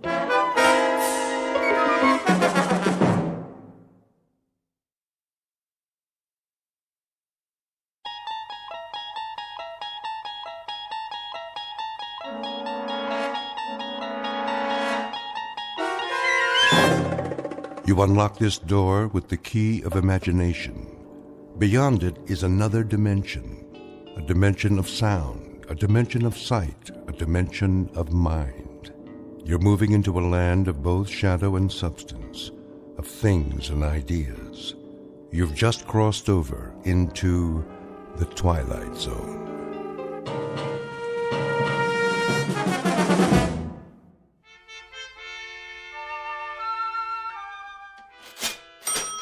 You're quite sure this is a genuine Tiffany? Quite. The provenance dates back to 1922. Very well, then. Kindly have it delivered. Of course, madam. Will that be cash or charge? Put it on my account. Very good. I can deliver it to your home by, let me see, Thursday at the latest. But I simply must have it tonight. I've invited the girls over for bridge. The girls.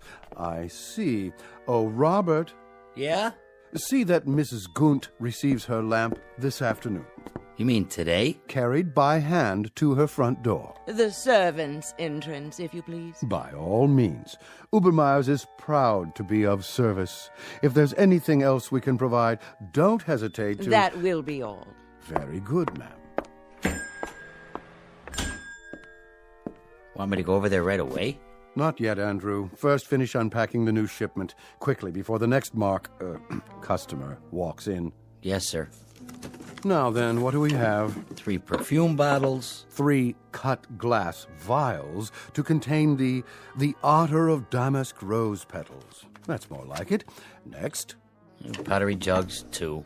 Pottery jugs, indeed. Where's your aesthetic sense? You can't entice anyone by calling them pottery jugs. Really think people buy something because of what you call it? People don't come to buy anything in a gift emporium. They come because they don't know what they want. Then I sell them something. So what are you going to call these pottery jugs? Something exquisite. We'll display them on satin pillows with bread. A loaf of bread, a jug of wine, and thou beside me, singing in the wilderness. I'll unload them on some poor sucker before the morning's over. Okay, what about this? When we buy a shipment from Morocco, sight unseen, I suppose we take what we can get. But to sell that will require some creativity. Now, clean this up at once. May I help you? I hope so. I'm not sure. What's this? That would be an authentic voodoo mask. Oh. What about the pajamas? These are not pajamas, sir. They are a genuine imported harem girl's costume in 100% hand-sewn silk. Well, I don't know. It has to be something special. Very special. Suppose you describe the occasion and leave it to me. A personal gift? Not too personal. See, there's this girl in my office. Ah, a young lady. She's like a goddess. I wouldn't want her to think that I was implying, Of course not, sir. I understand. But for a beautiful young lady, what is her occupation, may I ask? She's a secretary. Oh. I have it. Something for her desk. Well, she's already got a computer and a lot of pencils. Something to remind her of you throughout the day. Subliminally, shall we say. Now, as to price, would $100 be too extravagant? 100? But of course she mustn't feel bought. Romanced is more like it. Aha! Perfect. What is? It's ideal. Romantic, but subtle. Not forward. No. You mean this old? This magnificent antique. Truly distinguished. Fit for a goddess. I can't make up my mind. A perpetual reminder of your taste, your flair for romance. Fill this with fresh flowers, and she won't be able to pluck you from her thoughts. Between 9 and 5, at least. After that, it's up to you.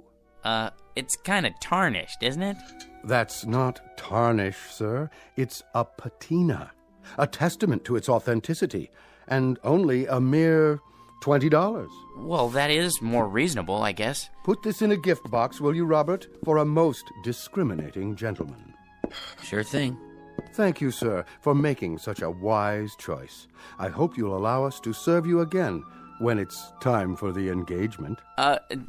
Don't mention it. Cash, I presume.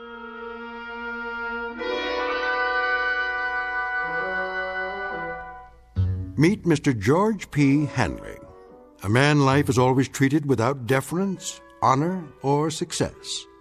Waiters serve his soup cold. Elevator operators close doors in his face. And mothers never bother to wait up for the daughters he dates.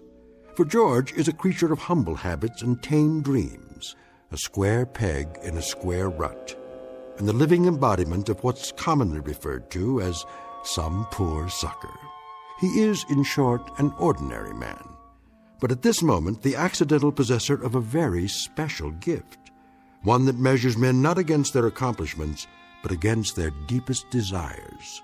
The kind of gift most of us might ask for, then learn to regret. If, like Mr. George P. Hanley, we were about to plunge headfirst into our own personal Twilight Zone. And now, The Twilight Zone and our story, I Dream of Jeannie, starring Hal Sparks, with Stacy Keach as your narrator.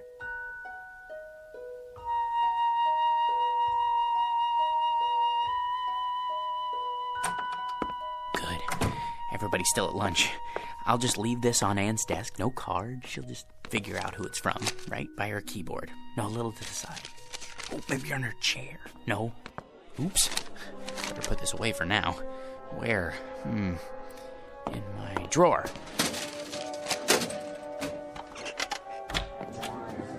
Hey, Georgie Porgy, what happened to you? I had some errands. Well, you missed the worst chili con carne ever offered for human consumption.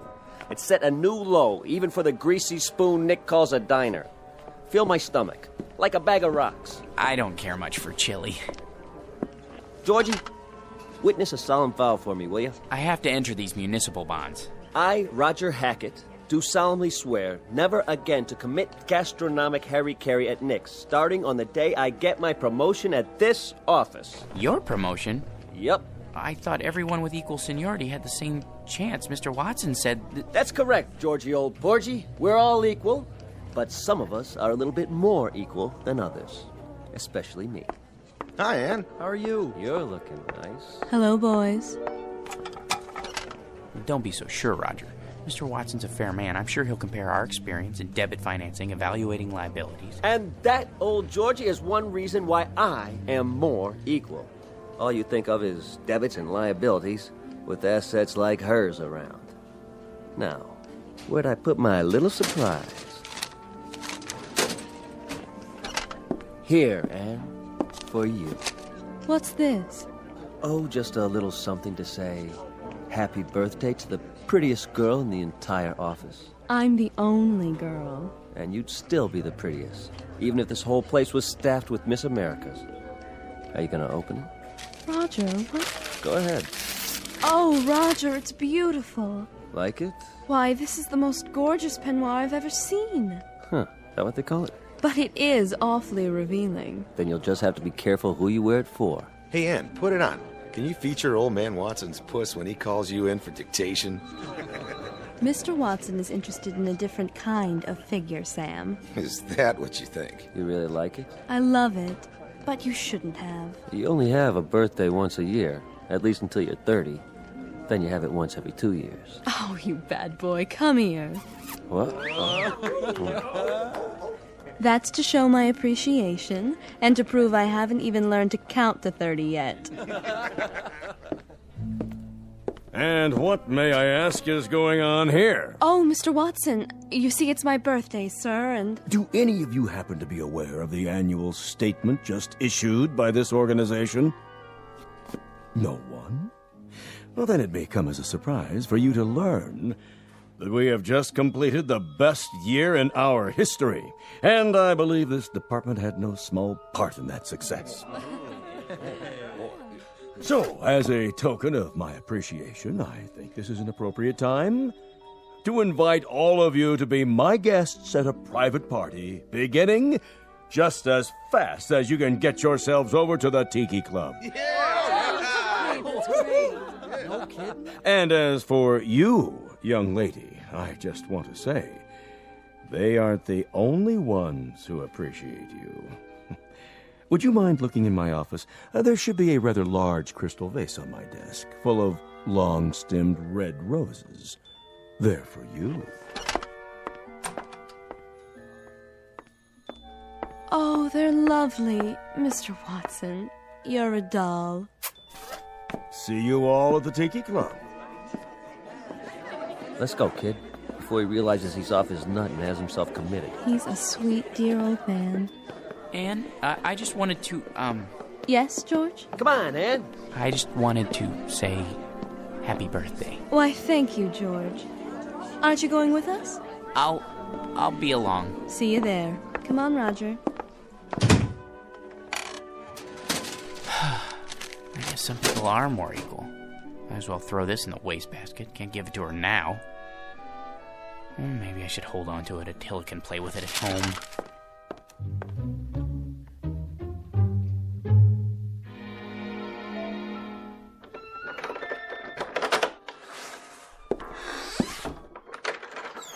Hello, boy.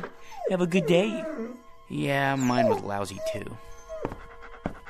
You know what they all think I am, Attila? A #1 jerk. And they're right. What a job title, huh? George P. Hanley. Jerk. Take it easy. There's nothing to worry about in the package. Come on, I'll show you. See? It's only a box with a beaten-up old lamp in it. A magnificent antique. Yeah, right. Probably came from a junkyard. Well, If being a jerk is my calling in life, at least I'm good at it. Look, it's so tarnished it's almost black. That's telling him. Well, let's clean it up and see what it looks like. Just use my necktie. It needs to be dry cleaned anyways. What in the... Easy, Attila.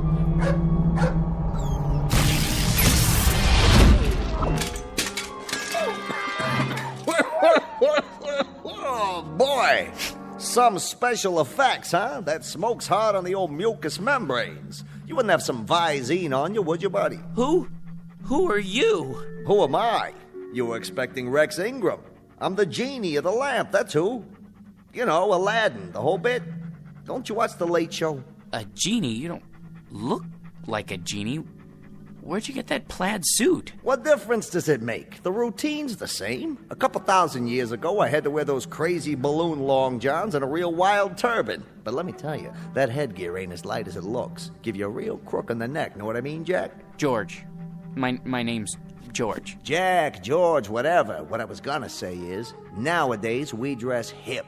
Except for these velvet slippers with the curly toes, my one concession to Squaresville. Now, where was I? What do you mean? Sports coats like that went out in the 60s. They did, huh? Well, what do you expect? Know how long I've been in there waiting for somebody to call me? Better pick up some new threads. You got a Ziedler and Ziedler around here, maybe a side of ore, you know, someplace happening? But if you're the genie, that means I'm the master of the lamp. So you're the master of the lamp. Big deal. Give me a match so I can light this cigar before I give you your free wish. I thought there